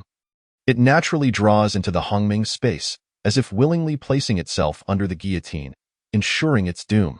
The spatial force, under Yi Qingzhou's command, instantly shreds the iron-backed wolf's foreleg. Huff. Vile creature, today I shall enact divine justice. Yi Qingzhou exhales, though he remains cautious. With the bright silver axe in hand, he unleashes a flurry of strikes, relentless and unyielding. The iron-backed wolf, now steeped in despair, finds escape impossible. Its injuries multiply, blood staining the earth until it finally collapses. Powerless. During battle, swinging the axe and killing the target 10,000 times. Current axe swing count stands at 109987, remaining 891,013 times. Evil vanquished, you gain a trace of merit, along with a hint of Hongming energy. Your cultivation has increased, reaching the initial stage of Qi refinement to spirit transformation. Current count of evil vanquished stands at 1, remaining count 999. Yi Qingzhou stands in place, feeling a warmth in his palm as a trace of Hongming energy enters his body. This essence presents a faint purple hue, distinctly different from ordinary spiritual energy. After refinement, his inner energy surges, propelling him directly into the initial stage of Qi refinement to spirit transformation. His spiritual sea opens, clarity washing over him, and a thread of consciousness is born. This consciousness is the hallmark of entering the Qi refinement to spirit transformation stage, an extension of the five senses, in Taoist practice. It is called the Law I, while in Buddhism, it is referred to as the heart As the name suggests, it is akin to opening a special eye, enabling one to perceive every subtle movement in their surroundings. That old wolf was a terror, nearly scaring me to death. Yi Qingzhou opens his eyes, yet his heart is heavy with thought. Although he has achieved his first kill and reaped numerous benefits, he has also faced a life-threatening danger. The iron-backed wolf possessed the power to slay him. Though the Hongming Pearl provided a warning, he must remain vigilant. Yi Qingzhou is certainly not one to tread carelessly. Yet he is not reckless either. His comfortable cultivation environment is largely thanks to his sister-in-law, Bai Suzhen, a celestial being who watches over him. However, she may leave at any moment, and he must cultivate a strong sense of survival. Bai Suzhen, riding the winds, returns to the small cottage. Sitting on the bed, She reflects on the scene she had just witnessed, a deep astonishment shimmering in her beautiful eyes.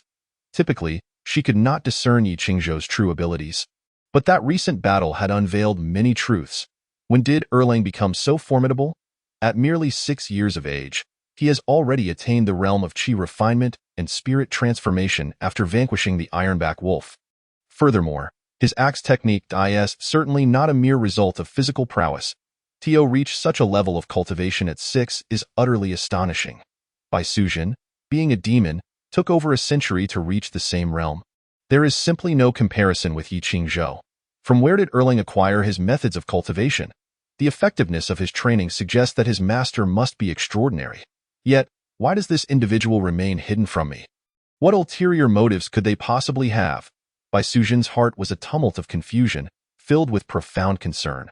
She feared that Yi Qingzhou's master harbored some dark intentions. Otherwise, why would they choose to remain in the shadows? Sister-in-law, I'm back, in the courtyard, Yi Qingzhou's childlike voice rang out. Chapter 9.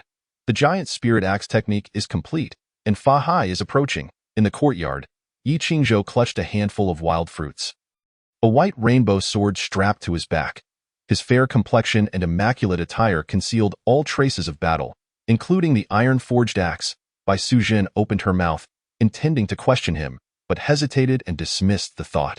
She was concealing her own identity and had deceived Yi Qingzhou.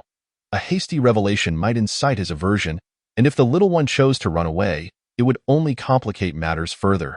Moreover, such actions could alert his master, who, if indeed malicious, might resort to desperate measures that could endanger Yi Qingzhou. After much contemplation, Bai Sujin resolved that she must proceed with caution and investigate discreetly. Sister-in-law, you must try this fruit. It's truly sweet. Yi Qingzhou, with his chubby little hands, scampered over, rubbed a fruit on his clothing, and presented it to her with an expectant gaze in his dark, clear eyes. Bai Sujin felt her heart melt and quickly squatted down to accept the fruit. Taking a bite, it was indeed deliciously sweet. She smiled gently and bestowed a kiss on Yi Qingzhou's cheek as a reward. The little fellow was likely hiding his encounter with the wolf demon to spare her worry. With this thought, Bai Sujin's resolve strengthened, and no matter what, she must uncover the identity of Yi Qingzhou's master and ensure the little one's safety. Who could wield the axe technique so adeptly? Could it be a celestial general from the heavens, the giant spirit god? The giant spirit god is a revered figure in the heavenly realm, a high-ranking official within the celestial court. Such an entity is someone even Bai Sujin would look up to. If Yi Qingzhou were truly to become the disciple of the giant spirit god, she would feel immense joy. However, would such a being easily take on disciples? Bai Sujin felt her musings were somewhat fanciful. Following the blood-soaked battle with the Ironback Wolf, Yi Qingzhou trained with even greater diligence. He rose early and returned late, reciting the primordial mantra and practicing the giant spirit axe technique, swinging the axe tens of thousands of times each day. His skill with the axe grew more refined, and simultaneously, his vital energy continued to surge. The giant spirit axe technique requires immense strength to wield, and with each swing, Yi Qingzhou's power increased. The seasons in Gongzhou Mountain were distinct. After winter, the heavy snow melted, and spring brought forth lush greenery. Yi Qingzhou's cultivation level rose again, reaching the mid-stage of Qi refinement and spirit transformation, and he was confident that with his current mastery of the axe technique, he could fell the previous Ironback Wolf with just 3 strikes. This was the assurance granted by the giant spirit axe technique. On this day, Yi Qingzhou practiced in the mountains, swinging his giant axe at the air. There was nothing suitable for target practice. Whether tree or stone, they shattered into pieces at his blows. With a resounding crash, another axe fell, and a beam of divine light shot forth, striking a mountain wall dozens of yards away. The rocks splintered and dust billowed, the axe demonstrating the might of a mountain-splitting force. You have swung the axe 1,000,000 times, successfully mastering the giant spirit axe technique. You have attained the giant spirit body, with strength reaching 10,000 pounds, enabling the manifestation of the giant spirit S form. In this form, strength increases tenfold. Your cultivation has improved, reaching the realm of Qi refinement and spirit transformation, perfected. The primordial pearl signaled its message, and this time, it took less than 3 months. Yi Qingzhou closed his eyes in concentration, feeling a warmth in his palm as vast information surged from the primordial pearl, merging into his being. His blood pulsed with vigor, an overwhelming power coursing through his limbs and bones. 10,000 pounds of divine strength. This multiplied Yi Qingzhou's power several times. This was the benefit of the divine form. Yi Qingzhou clenched his fist. A casual stomp shattered the rocks beneath him. Having practiced the primordial mantra, Yi Qingzhou gained profound insights into the path of cultivation. The journey to the west is not mere fantasy. The elevation brought by cultivation is not solely in strength, but primarily in longevity and magical power. For humanity, enhancing combat power necessitates cultivating a powerful divine form, drastically increasing strength, capable of subduing dragons and tigers or bearing mountains and seas. For demons, their innate strength is their greatest source of power. 10,000 pounds of divine strength is only the beginning, yet among the demon beasts of the surrounding region, it is still considered formidable. Furthermore, upon manifesting the divine form, this power would surge tenfold. Having mastered this divine technique, I can officially embark on my mission to eradicate evil. Eradicating evil 1,000 times is the method to refine the second and third layers of the primordial pearl's restrictions. Limited by my current strength as of now, I have only done so once, thanks to the Ironback Wolf. Yi Qingzhou utilized the primordial pearl's power to perceive the surroundings, revealing a three-dimensional map of Gongzhou Mountain before him. With his enhanced cultivation, the map's range expanded, encompassing the areas surrounding Gongzhou Mountain. Numerous red dots appeared nearby, each representing a malevolent entity.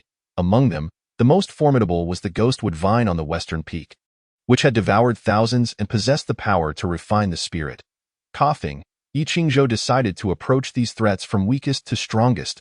Yi Qingzhou did not plan to confront the ghostwood vine directly. Instead, he focused on the other red dots. Golden-spotted leopard, a century-old demon, realm of qi refinement and spirit transformation, has devoured 56 humans, categorized as evil.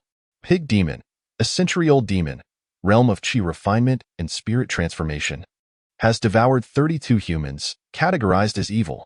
White demon eagle, a century-old demon, realm of qi refinement and spirit transformation, has devoured 89 humans, categorized as evil. Soon, Yi Qingzhou devised a route for his conquest. He glanced at the bright silver axe in his hand, noticing a faint red line of blood on its blade. This change occurred after slaying the Ironback Wolf. During its forging, it absorbed a trace of primordial energy, resulting in a unique transformation. This bestowed it with a bloodthirsty quality, allowing him to strengthen himself and increase its power upon slaying evil beings. This realization came only after careful observation. Old buddy, I bet you're eager for action too. As night fell, Yi Qingzhou returned home, having thoroughly washed away the stench of blood. Today's bounty. Current number of evil beings eradicated, 7. Remaining count, 993. In this sweep, Yi Qingzhou had dispatched 6 malevolent entities. As for the process, it was rather mundane. A single swing for each, akin to chopping firewood. Erlang. Bai Sujin observed the exceptionally clean child, her brows knitting together. It seemed he was up to something again. Come, let us eat. Today's dishes are all your favorites. She chose not to confront Yi Qingzhou about his cultivation, nor did she elaborate further. After conducting her secret investigations over these past days, Bai Sujin regrettably found no trace of his master.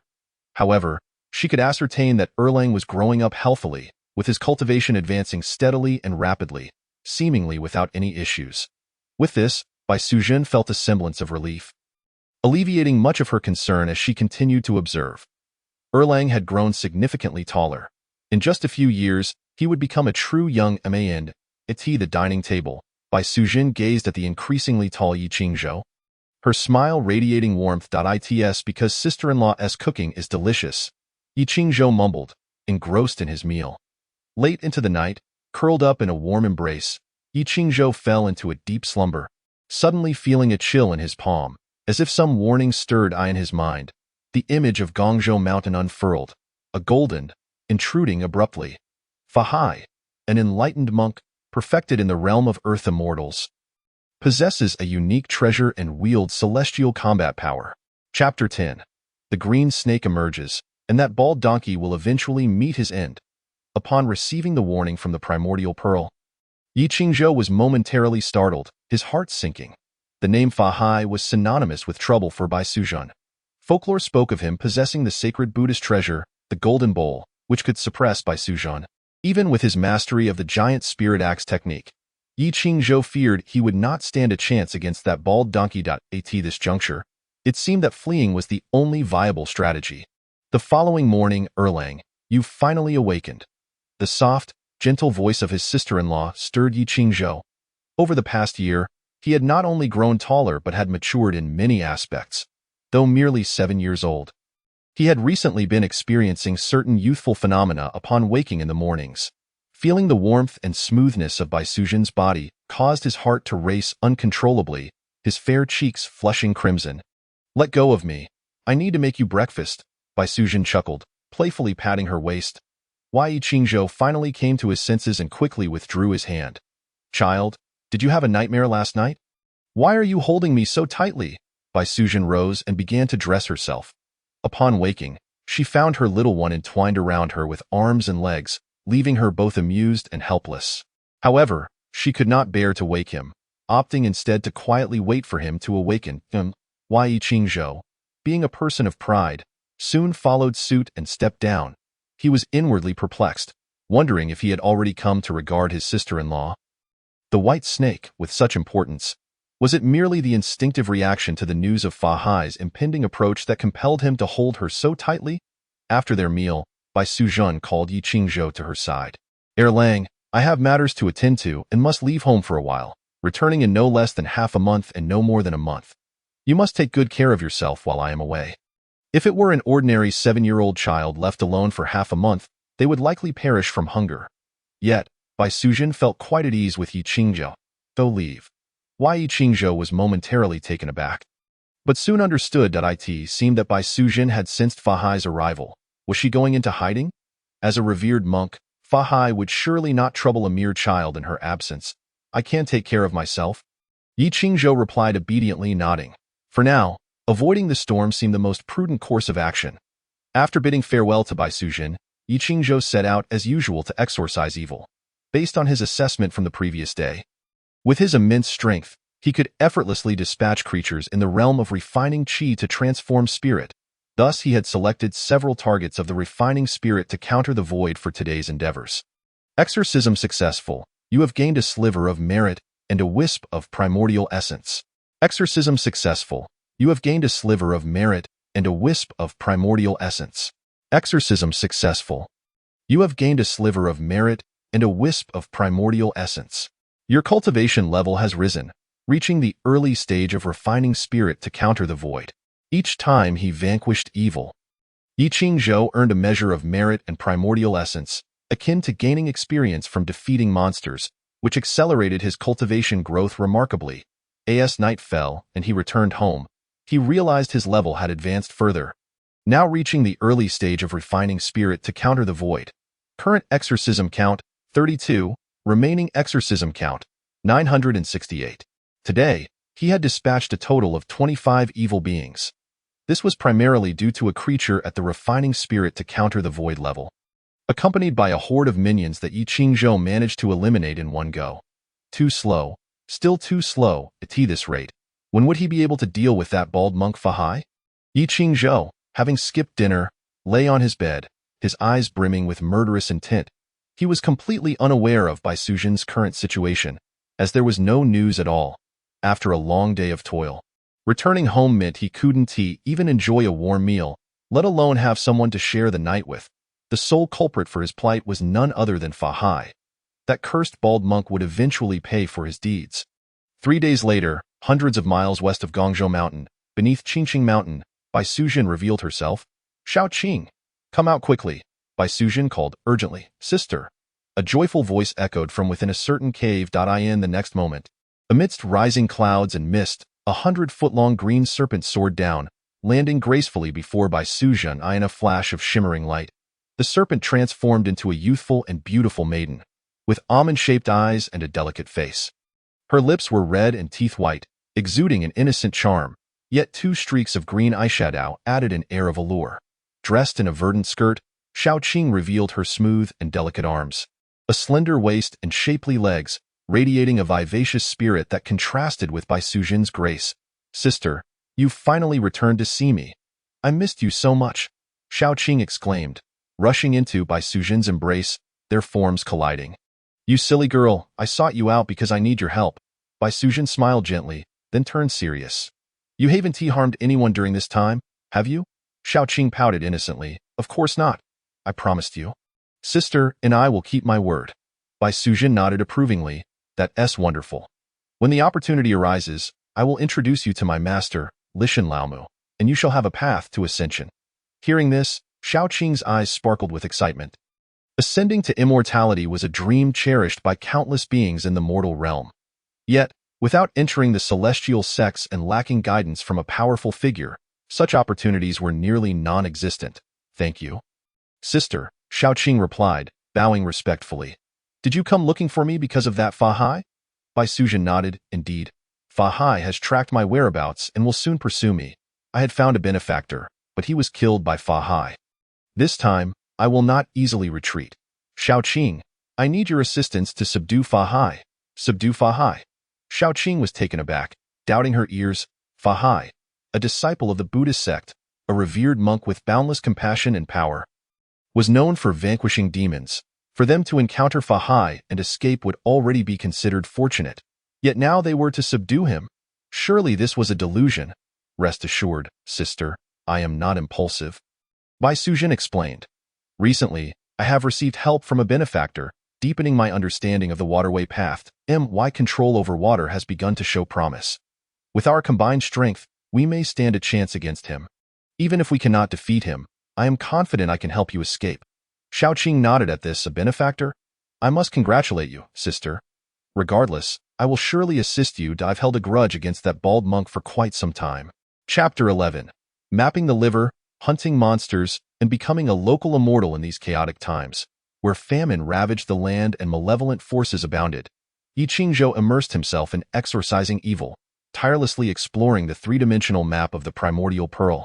Fervently hunting monsters, he had not returned home for several days, for there was no one to prepare meals for him anyway in this relentless pursuit, as he dispatched the ghostly wood vines of the refining spirit to counter the void. He had completely eradicated all red dots from Gongzhou Mountain.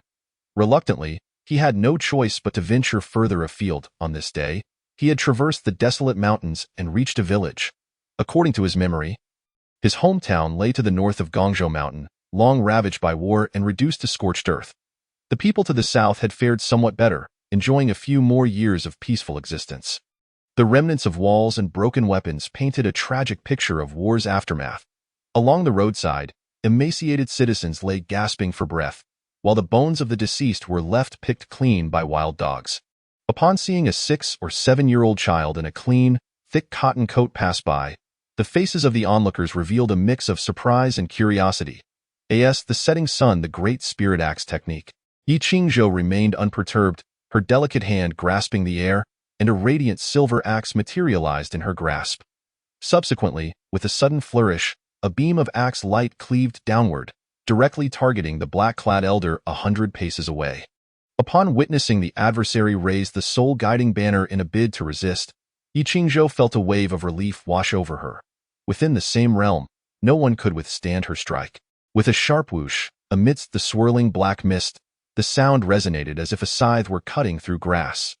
Evil vanquished successfully, you have gained a trace of merit power, a trace of primordial energy. You have destroyed a piece of malevolent artifact. Gaining a trace of merit power, your cultivation realm has risen, reaching the initial stage of refining the void and merging with the Tao. You have gained a glimpse into the path of slaughter. Evil, vanquished 378 times. Remaining attempts 622 times. The sinister winds howled, as the myriad souls scattered upon the shattering of the soul-guiding banner. On the thoroughfare, only a corpse, cleaved in two, remained, its mangled visage still betraying a look of bewilderment and terror. Half an hour later, Yi Qingzhou arrived at the nearby Soul City. Guarded by righteous forces, it possessed a semblance of law and order. She casually found an inn, ordered a lavish spread of chicken, duck, fish, and meat, accompanied by a barrel of rice. Having reached the realm of refining the void and merging with the Tao, she was poised to begin comprehending the power of the Tao, embarking on a complete transformation into immortality. Truly deserving of the title of Earth Immortal. The next step required mastering a complete Tao, followed by transcending through the heavenly tribulation to become a celestial immortal. Why, Yi Qingzhou indulged herself in the feast, her mind racing with thoughts. After slaying the Black Wind Elder, she had gained a deeper understanding of the path of slaughter. Refining the void and merging with the Tao was the final realm below the celestial immortal, often referred to as the Earth Immortal. A mortal cultivating to this stage could live for 500 years, easily outlasting a dynasty. However, the practice within the Earth Immortal realm demanded not only the absorption of celestial energies, but also profound insights into the Tao. Only through continuous contemplation of the Tao could one elevate their realm. Only by mastering a complete Tao could one hope to transcend and become an immortal. The path of slaughter, one among the 3,000 paths, was among the mightiest in terms of offensive power. Each act of slaughter presented an opportunity for insight, which aligned perfectly with Yi Qingzhou's current mission to eradicate evil. I wonder how my sister-in-law is faring. Yi Qingzhou devoured the food at an astonishing pace, patting her round belly, her thoughts inevitably drifting back to her sister-in-law. Calculating the days, it had been 14 days since her sister-in-law departed. After settling the bill, Yi Qingzhou rose to leave the inn, intent on hastening homeward. If all went well, her sister-in-law would return tomorrow. Have you heard? Recently, there was a celestial battle over the South Sea. No, it was said that a high monk subdued a serpent demon. With the two serpents, one green and one white, being larger than city walls, quite formidable. Their gaping maws, larger than city gates, could devour countless souls in a single bite. On the roadside, several merchants, clad as travelers, animatedly conversed about their experiences. Such tales, the common folk hardly believed. They merely enjoyed the spectacle. Yi Qingzhou's expression froze, her heart racing to her throat as she leaned closer. Excuse me, sir, who emerged victorious? As if that needs to be said. Evil cannot triumph over righteousness. Naturally, the enlightened monk prevailed. Yi Qingzhou's anxiety intensified, her fists clenching unconsciously. Who said that? I witnessed it firsthand. That old monk was nearly drowned by a deluge in the South Sea, only managing to escape by clinging to his robe, but those two serpents were left spitting blood. Chapter 12. Old by squatting in the bushes upon hearing the rumors circulating, Yi Qingzhou's mood turned fraught with anxiety. She had initially believed that Bai Sujin had retreated for safety during her absence of half a month, but it seemed she had gone to confront Fa Hai instead. Otherwise, she would not have entangled Xiaoqing in her plight.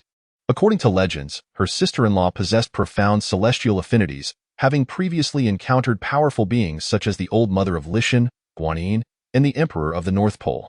She should not fall victim to Fa Hai. Moreover, with her keen intellect, she would surely not return to court death, suggesting she possessed the capacity to contend with Fa Hai.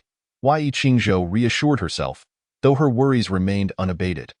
The fierce battle between Fa Hai and the green and white serpents in the South Sea was described with great detail by onlookers. Even if exaggerated, the truth contained within was likely significant. This clash might indeed have been evenly matched, but the serpents' spitting of blood indicated they had sustained injuries. In the dead of night, the inky darkness thickened, and the chirping of insects filled the air. Yi Qingzhou returned to the confines of Gongzhou Mountain, her thoughts shifting as the primordial pearl materialized in her palm, spinning and revealing its insight. Enveloping the entire mountain, before her, ripples of water shimmered, unveiling a vivid three-dimensional depiction of Gongzhou Mountain. Upon glimpsing the entire layout, Yi Qingzhou's eyes brightened, and she exhaled in relief. The location of her humble abode. Two faint golden points of light flickered, one deep, one shallow. Bai Sujin, true form white serpent, millennia of cultivation, Earth Immortal Realm, has saved thousands, possesses merit. Xiaoqing, true form green serpent, 800 years of cultivation, Earth Immortal Realm, has aided hundreds, possesses merit. It turned out her sister-in-law had returned, and she had brought Xiaoqing back with her. Yi Qingzhou let out a long sigh. As long as they were back, that was what mattered. She just hoped their injuries were not severe. She too must hurry home, lest her sister-in-law worry. As Yi Qingzhou contemplated this, ready to close the map, she suddenly felt a chilling heat and cold in her palm. To her astonishment, another exceptionally bright golden point appeared to the south of Gongzhou Mountain. Fa Hai, enlightened high monk, Earth Immortal Realm, possesses postnatal celestial grade treasures, has the combat strength of a celestial immortal, The light moved. Its distance from Yiqingzhou being merely 3 miles. That cunning bald monk has also arrived. Why? Yiqingzhou's dark, clear eyes flickered with intent, and after a brief contemplation, a glimmer of murderous intent crossed her gaze. She threw herself to the ground, rolling a few times to make herself appear disheveled and grimy. It's the Yi family cottage. The flickering lights revealed a scene of tranquility as the blue and white figures occupied the table. Sister, your abode is quite comfortable. Though it may not be a lavish mansion, it possesses a unique tranquility and elegance that is immensely soothing. Xiaoqing leaned on the table, her head tilted against Bai Suzhen's shoulder.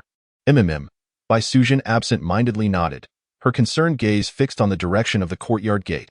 Xiaoqing pouted. Sister, since you've been living here, is the esteemed individual you mentioned really that 7-year-old little nephew? Upon mentioning this, Bai Suzhen's beautiful eyes brightened slightly, and a smile graced her lips. Erlang seems to possess a unique constitution. Living with him daily, I feel my spirit has become clearer, and my comprehension has greatly improved, allowing me to grasp the Tao at an astonishing pace. It is thanks to him that I could withstand Fa Hai's golden bowl with my water manipulation technique. Xiaoqing, that's quite miraculous, but I'm tired. My injuries are not yet healed and I need rest. Will you accompany me? Bai Suzhen, at 800 years old, you still need company? Just go rest by yourself. Sister.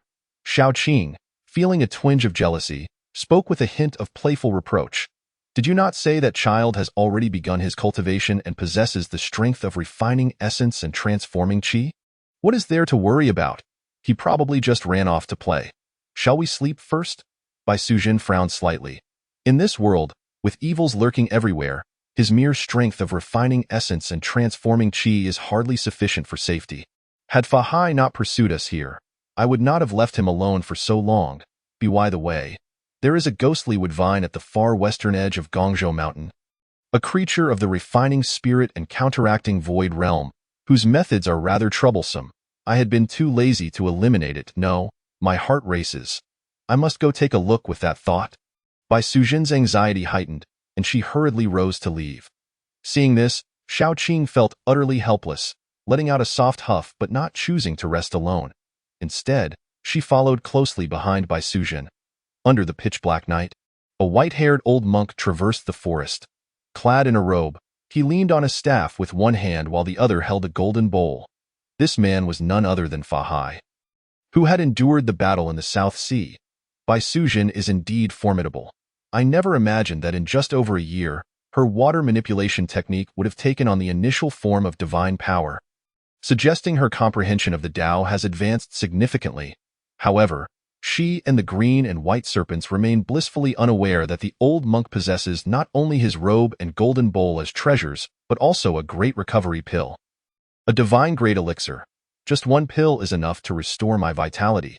After the fierce battle, Fa Hai, like the green and white serpents, bore severe injuries. However, after consuming the great recovery pill, his wounds healed swiftly. Yet, having suffered losses, Fa Hai no longer recklessly confronted demons head-on. Instead, he chose to conceal his presence and follow discreetly. Upon confirming that the two had fled to Gongzhou Mountain, Fa Hai deliberately changed his direction, preparing to set a trap. Help! Help me! Suddenly, the cries of a child echoed through the night. Fa Hai paused, his ears twitching slightly, then his gaze locked onto the source of the cries.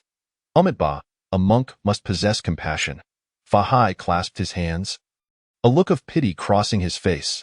Oh, innocent child, lost in the woods, how pitiable as a monk, I ought to lend aid.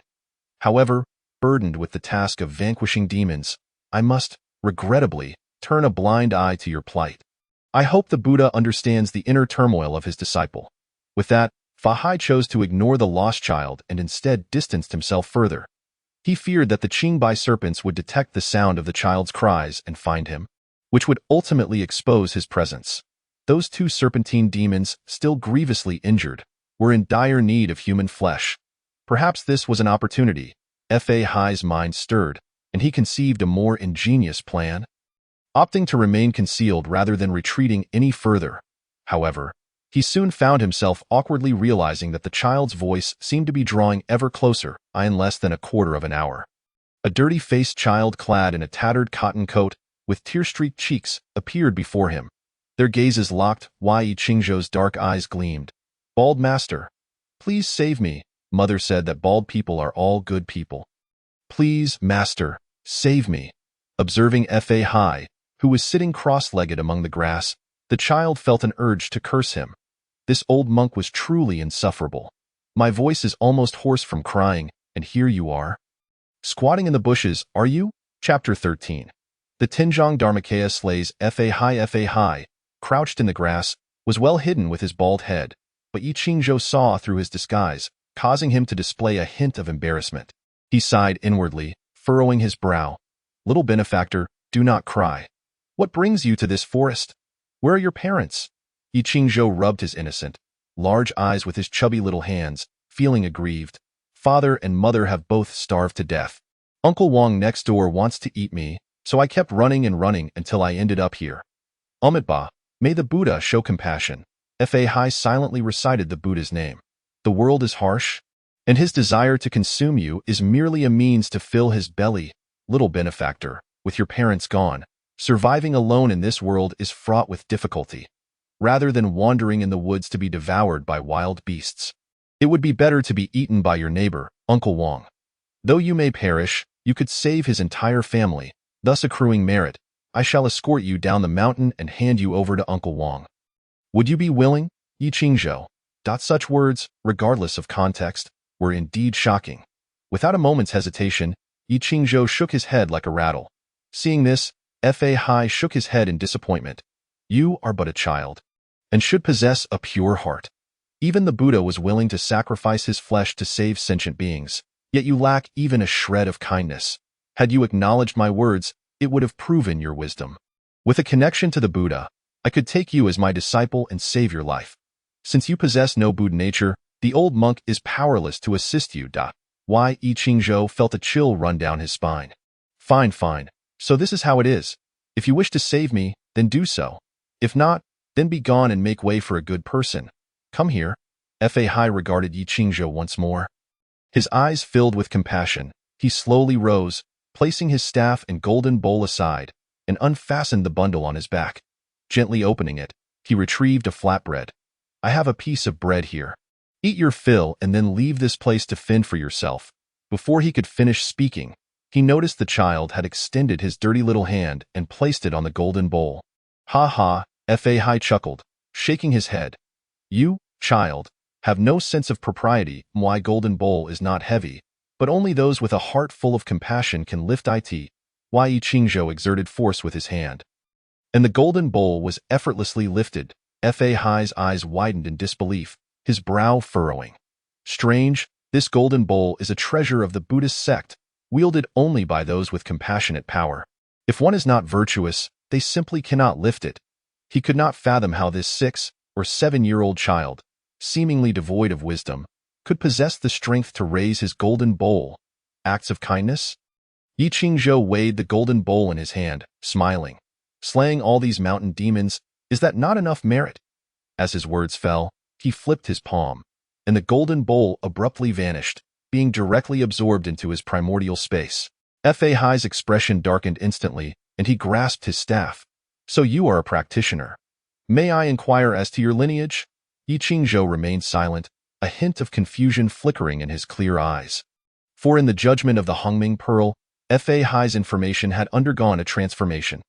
Fa Hai, a Buddhist monk, possesses earth immortal cultivation, has slain virtuous beings, and is now mired in sin, classified as a demon.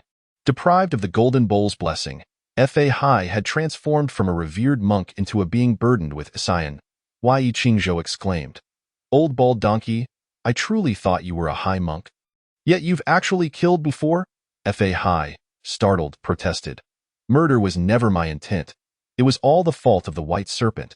The old monk merely sought to eradicate demons and benefit the people. It was that woodcutter who insisted on protecting the white serpent that led to my inadvertent injury." The woodcutter who protected the white serpent, an old, tattered axe, suddenly surfaced in Yi Qingzhou's mind. That axe was still hidden at home, a relic brought back by his sister-in-law, the only keepsake of his deceased brother. Initially, he had believed that his brother had merely fallen to his death from a cliff.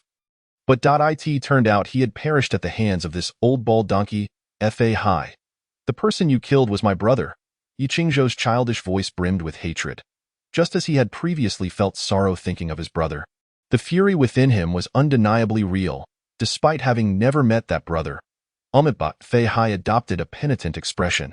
The old monk is willing to repay this karmic debt. Take your life in return. Yi Qingzhou grasped the air, wielding the gleaming silver Xianhua axe upside down, its broad blade resting on the ground. But only after I have vanquished all the demons of this world. Fa Hai tightened his grip on his staff, declaring with righteous authority, vanquish the demons of this world? When will that ever be accomplished? Clearly, you are merely being obstinate, Juling Dharmakaya. Yi Qingzhou retaliated with action, stomping the ground, his internal power surging. Ethereal light enveloped him, and a Dharmakaya materialized behind him, swelling in size, reaching Tinzhong in height in the blink of an eye. Though resembling a 6-year-old child, he had transformed into a giant, wielding a giant axe imbued with power, adorned with intricate patterns as though it could cleave mountains asunder. The manifestation of the Dharmakaya sent the spiritual energy of the surrounding area into a frenzy, akin to the ebb and flow of tides. With phenomena abounding, divine powers, celestial grade? Fa Hai stood frozen, utterly astonished. In that moment, he sensed Yi Qingzhou's cultivation. Though merely a minor earth immortal at the initial stage of refining the void and merging with the Tao, the display of celestial-level divine powers filled him with despair. Had he still possessed the golden bowl, he might have had the confidence to contest the celestial-level divine powers. But now, boom, the giant axe descended, its might overwhelming and inescapable. Before Yi Qingzhou, Fa Hai felt as insignificant as a mouse.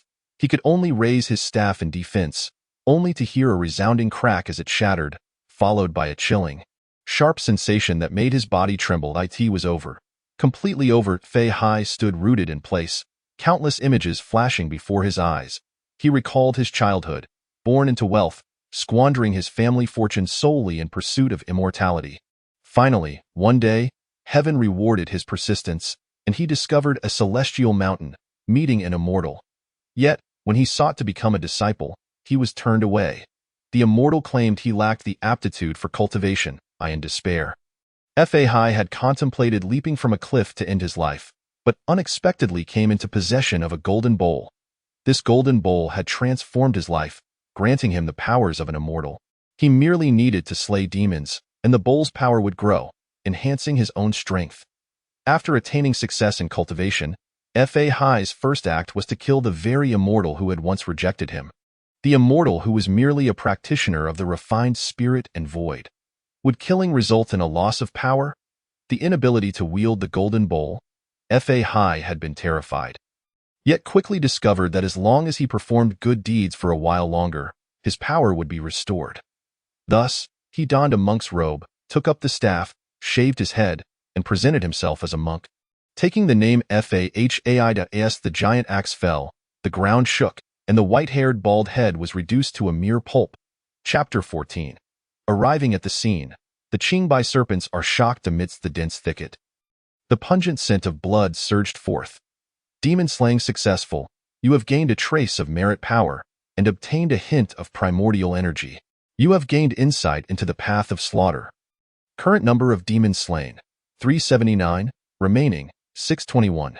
Yi Qingzhou withdrew his Dharmakaya and sheathed his weapon, his small face now pale.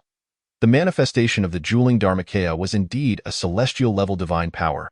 Incredibly formidable, capable of slaying even a peak earth immortal like Fa Hai in a single strike. Yet, simultaneously, the exertion of such powers was immensely taxing.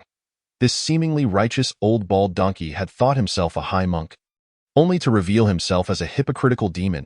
Initially, Yi Qingzhou had only intended to assist his sister-in-law, Bai Suzhen, in dealing with Fa Hai and had never truly contemplated killing him. He had merely spoken in anger.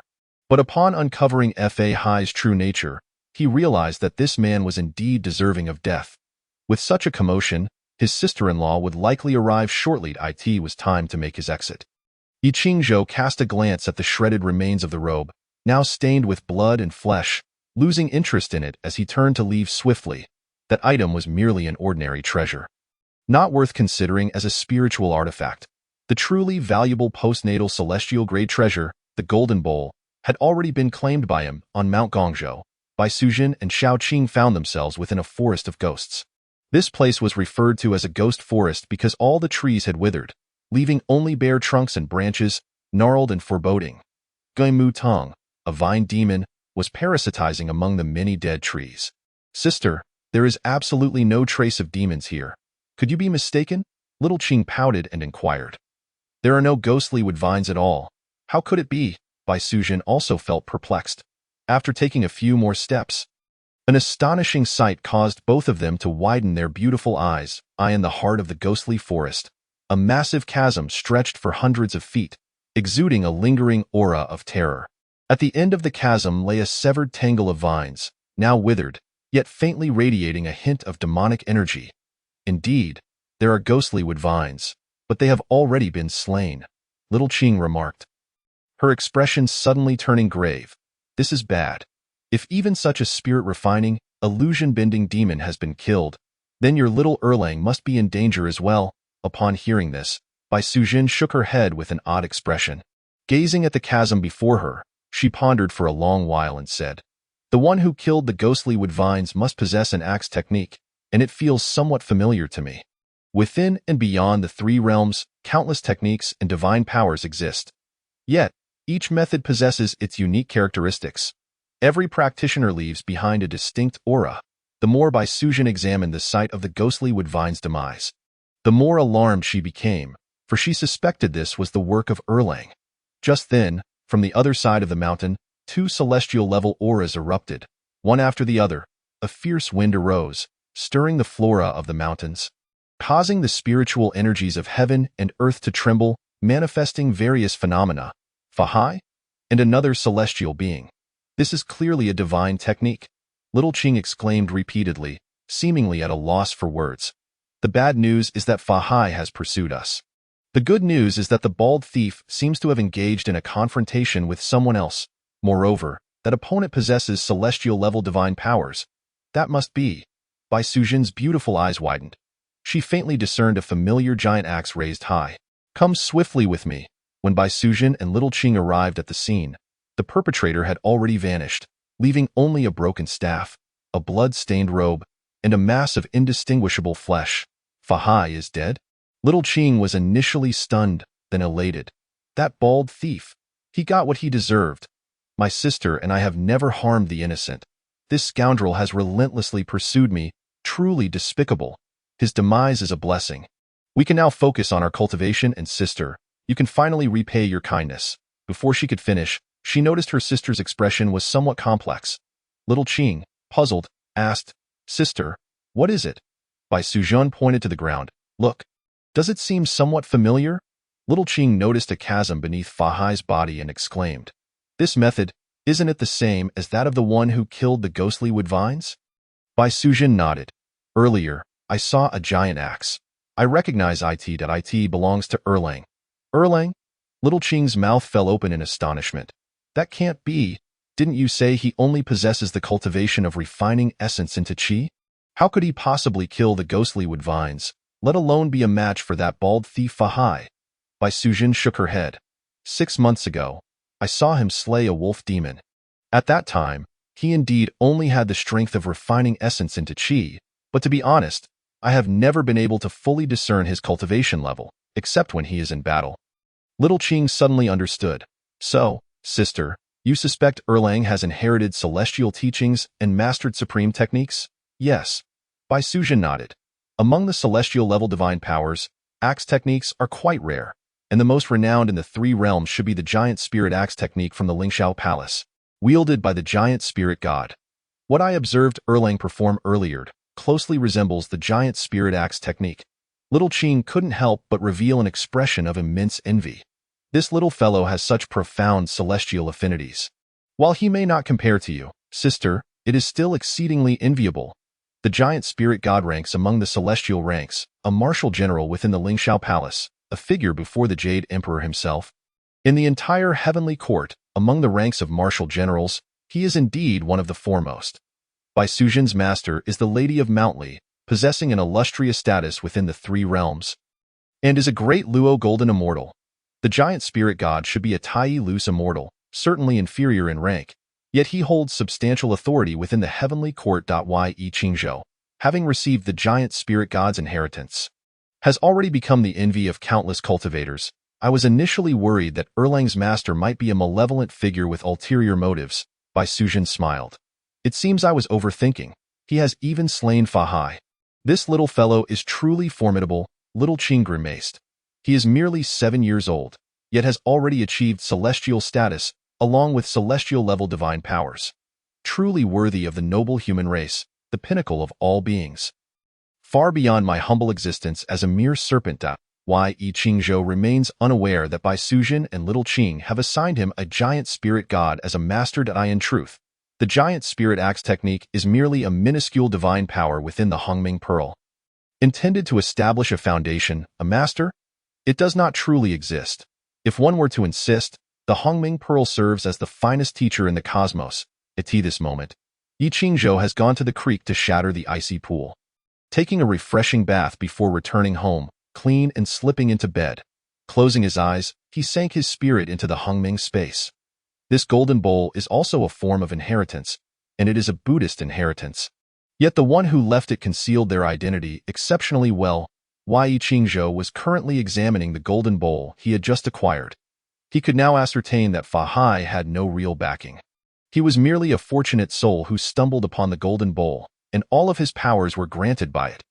Rather than being the master of the golden bowl, it would be more accurate to say he was its servant. Chapter 15. The 5 elements. Mountain falls from the sky. I, old son, have been deceived. After Yi Qingzhou unraveled the relationship between Fa Hai and the golden bowl, he felt a sense of relief. This is excellent. Slaying Fa Hai certainly bears risks, for there are rumors that he is a disciple of the Buddhist sect, with some even claiming that his master is the Western Buddha, Tathagata. If such rumors are true, it would indeed be terrifying. This golden bowl can devour the primordial power of demons, enhancing its own spirituality. Simultaneously, it will also yield a fraction of that power, returning it to the user, which is how Fa Hai gradually grew stronger. Yi Qingzhou pondered briefly before commanding the Hongming space to compress the golden bowl. He possesses authentic cultivation methods, guided step by step by the Hongming Pearl, and harbors no interest in the golden bowl. It must be noted that while his cultivation is indeed aided by the power of the Hongming Pearl, it serves as a mere tool for him.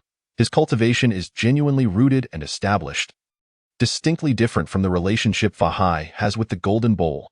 With a crack, the golden bowl, despite being a congenital celestial treasure, could not withstand the power of the space.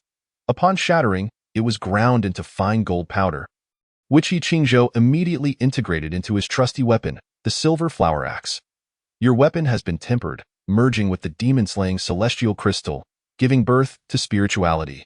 It has transformed from a mundane weapon into a postnatal celestial treasure, classified as celestial grade, becoming the demon-slaying axe. Demon-slaying axe, weighing 3,600 pounds, can resize at will, possessing formidable restraint against demons. This silver flower axe had already absorbed a multitude of demonic essences during Yi Qingzhou's repeated exterminations of evil. Now, upon merging with the materials from the golden bowl, it had undergone a transformation, becoming the second spiritual treasure in Yi Qingzhou's possession, aside from the Hongming Pearl. The demon-slaying axe has gained considerable weight and can change size, making it even more convenient for future USE.IT should have inherited the ability of the golden bowl, inflicting additional damage upon demons. Yi Qingzhou's lips curled upwards, feeling immensely satisfied. With his current celestial cultivation, the giant spirit axe technique, combined with the demon-slaying axe, he should be nearly unmatched among celestial beings. In fact, he now felt confident enough to engage in a real contest with his sister-in-law. You should rest in the side room. If there is anything to discuss, we shall speak tomorrow. Footsteps echoed in the courtyard, followed by the gentle and melodious voice of his sister Law. Yi Qingzhou lay in bed, eyes closed, pretending to sleep. With the Hongming Pearl, he had already sensed that his sister-in-law and Little Qing had returned. Before long, he heard familiar footsteps entering the home, followed by the rustling of clothing as they undressed. The quilt was lifted, and a smooth, warm body slipped in beside him, gently embracing his young frame. Yi Qingzhou could hear the rapid beating of his heart.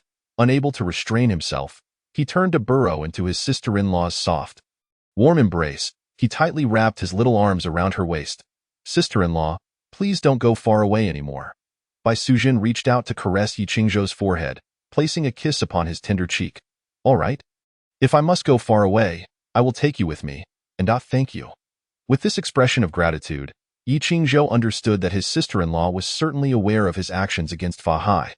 However, both of them concealed their secrets, choosing not to delve into deeper discussions at this moment. In the Western Bull Heaven, the land of the Buddha, and the spiritual mountain. This place serves as the ancestral ground of the Buddhist sect. The site where the Buddha delivers his teachings. On this day, the Buddha was absent, leaving only the 8 great bodhisattvas and countless Buddhas seated in attendance on a lotus platform just below the Tathagata's seat. The ancient Buddha of burning lamp suddenly opened his eyes, only because he sensed that a legacy he had left in the mortal realm had been obliterated. "I have refined 13 golden bowls, scattered across the world as a means of inheritance, to select disciples by fate. These golden bowls are my meticulously crafted treasures, each a celestial artifact. Who possesses the power to destroy them?" The Buddha of burning lamp pondered in silence. Deeply perplexed, annihilate a celestial-grade treasure is no trivial feat. It would require at least the prowess of a golden immortal, yet who among those divine beings would dare to disregard the treasures of burning lamp? As the past Buddha of Lingshan, who would dare to offend him? Furrowing his brow, burning lamp summoned the forces of heaven with half-saintly might, calculating with his fingers to discern the identity of the one who had destroyed his golden bowls. However, upon calculation, he found the heavenly secrets to be obscure and shrouded, as if veiled by some force. In the next moment, a fierce backlash surged forth, causing the venerable Buddha to spit blood in public. "Who has harmed you, burning lamp Buddha?" The other Buddhas of Lingshan were taken aback and hurried to inquire with concern.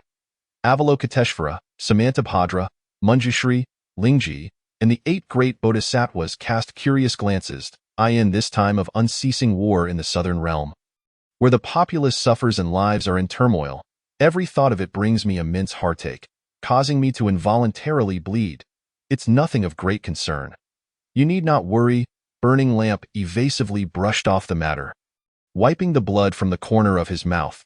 The numerous monks and arhats below clasped their palms together, expressing their respect for burning lamp's benevolent heart. A phenomenon had arisen in the world that even the heavenly path could not perceive.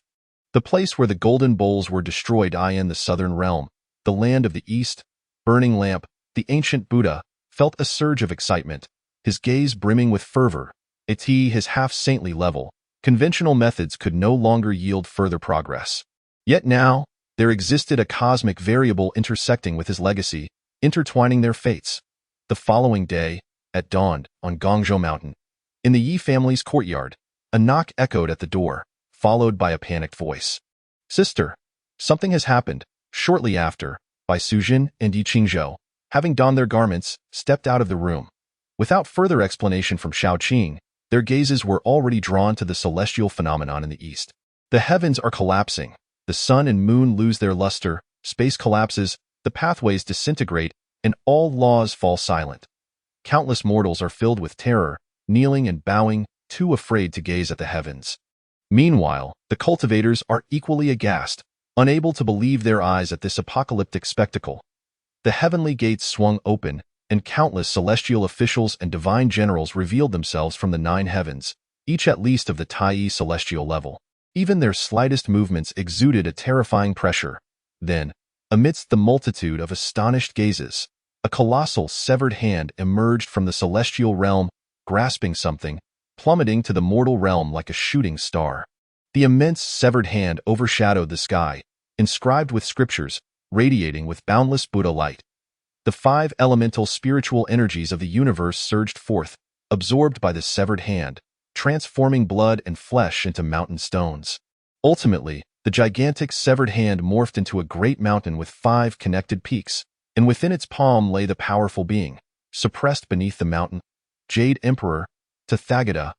"I, the old sun, have been deceived by you." A voice filled with rage, resentment, and fury echoed from beneath the mountain, resonating throughout the three realms. Chapter 16. 500 years later, the catastrophe of Journey to the West. The roar concealed an overwhelming pressure, spreading for miles and causing countless beings to tremble with fear, birds scattering and beasts startled. The existence suppressed beneath the Five-Finger Mountain continued to resist, its terrifying strength shaking the mountain itself, threatening to topple it. But soon, a figure draped in a cassock, a venerable monk of the Buddha, soared out of the heavenly gates, casting a sealing talisman inscribed with the six-character mantra of the Buddha. Om. Ma, Ni, Pad, Mi, Hum. The talisman descended, affixed to the Five-Finger Mountain, and all sounds returned to silence. Within the heavenly gates, celestial light surged, and towering figures descended to the mortal realm to guard the mountain. This spectacle stirred all cultivators within a radius of thousands of miles, igniting immense curiosity about the mountain. What had transpired in the heavenly court? Who was the being trapped beneath the Five-Finger Mountain? How dare he curse the Jade Emperor and Tathagata? The severed hand bore scriptures. Clearly a Buddhist technique, such an earth-shattering display of terrifying divine power.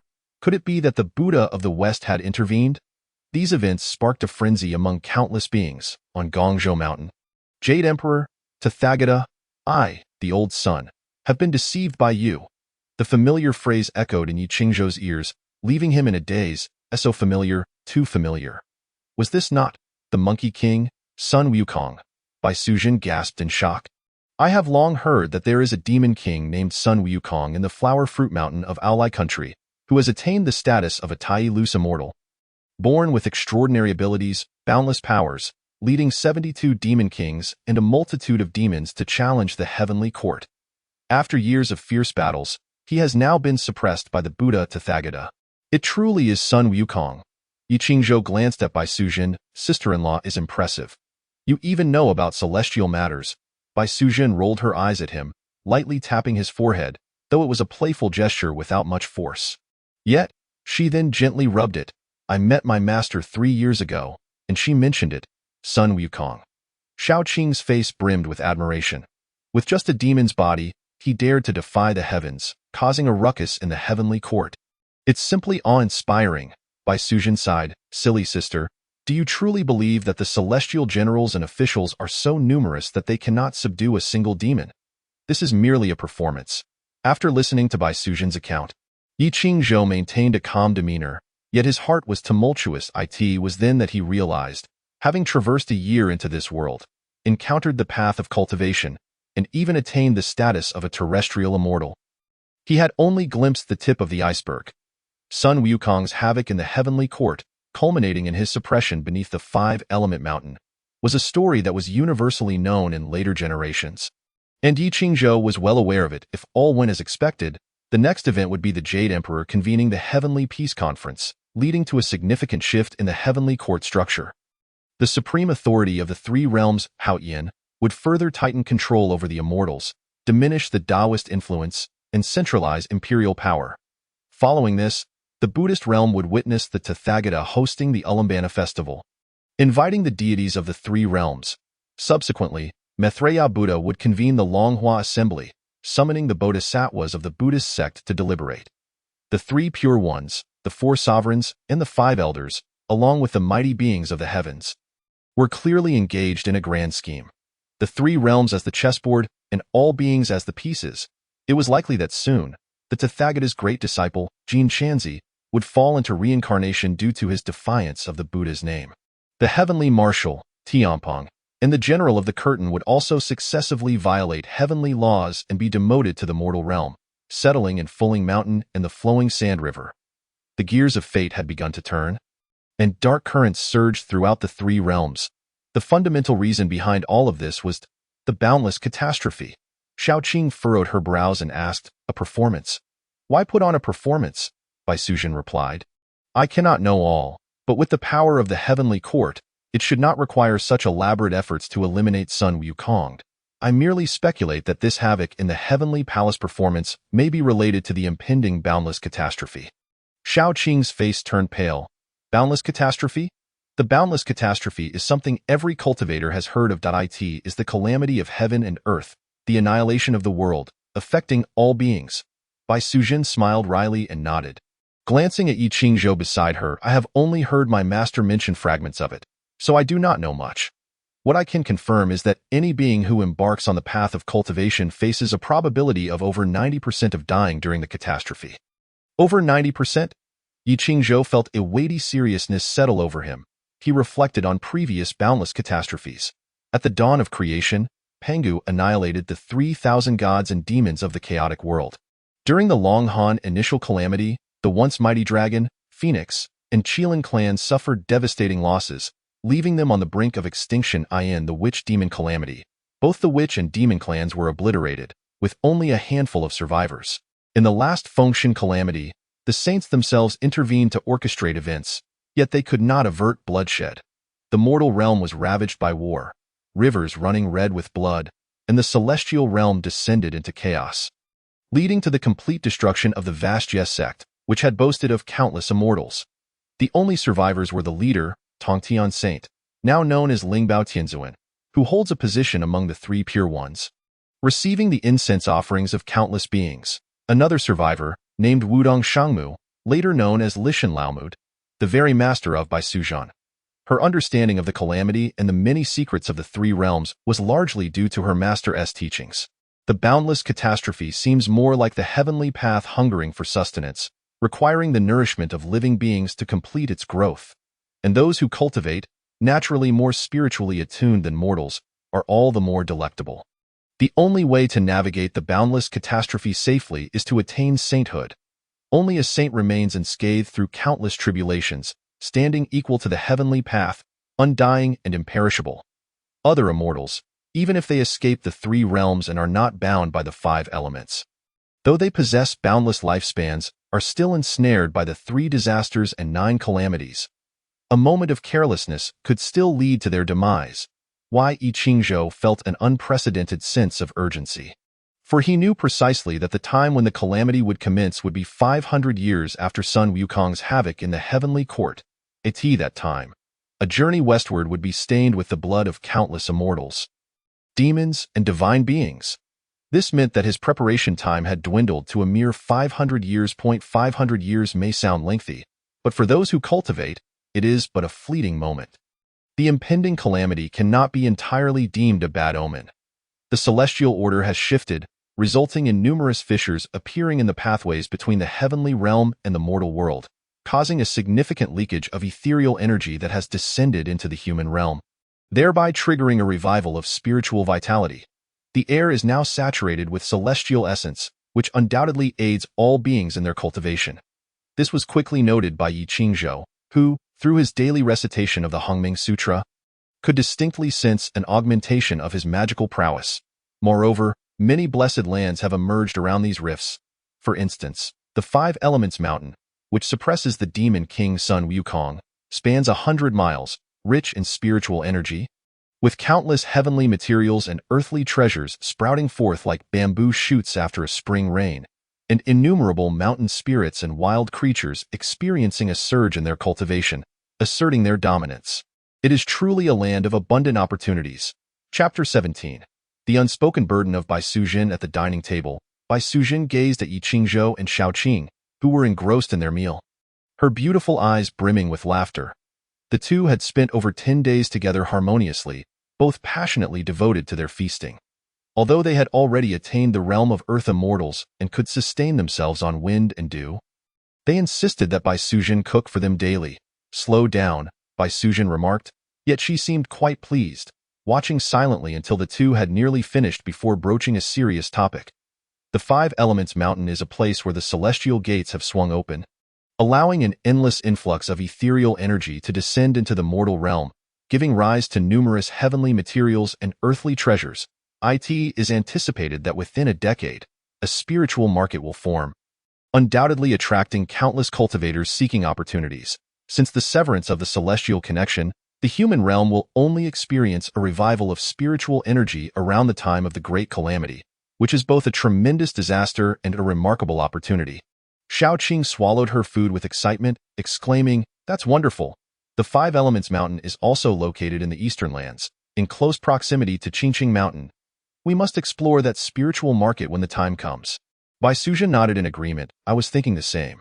She then turned to Yi Qingzhou and gently inquired, Erlang, would you be willing to leave this place and accompany your sister-in-law to Qingqing Mountain? Yi Qingzhou did not hesitate for a moment and nodded immediately. After swallowing a piece of chicken leg and wiping his mouth, he replied, sure. Bai Suzhen, residing beneath Qingqing Mountain, had cultivated her being there for a millennium. It was the place where she attained enlightenment and also the abode she shared with Shaoqing, rich in spiritual energy, far superior to the current Gongzhou Mountain. Furthermore, like the Five Elements Mountain, Qingqing Mountain is located in the eastern lands, not far apart. Yi Qingzhou was also quite intrigued by the imminent formation of the spiritual market near the Five Elements Mountain. Shaoqing playfully pinched his round face. Teasing, you little rascal. You don't seem to miss home at all. Yi Qingzhou replied in a childish tone. Wherever people are, that is home. Oh, you little one. You speak quite sensibly.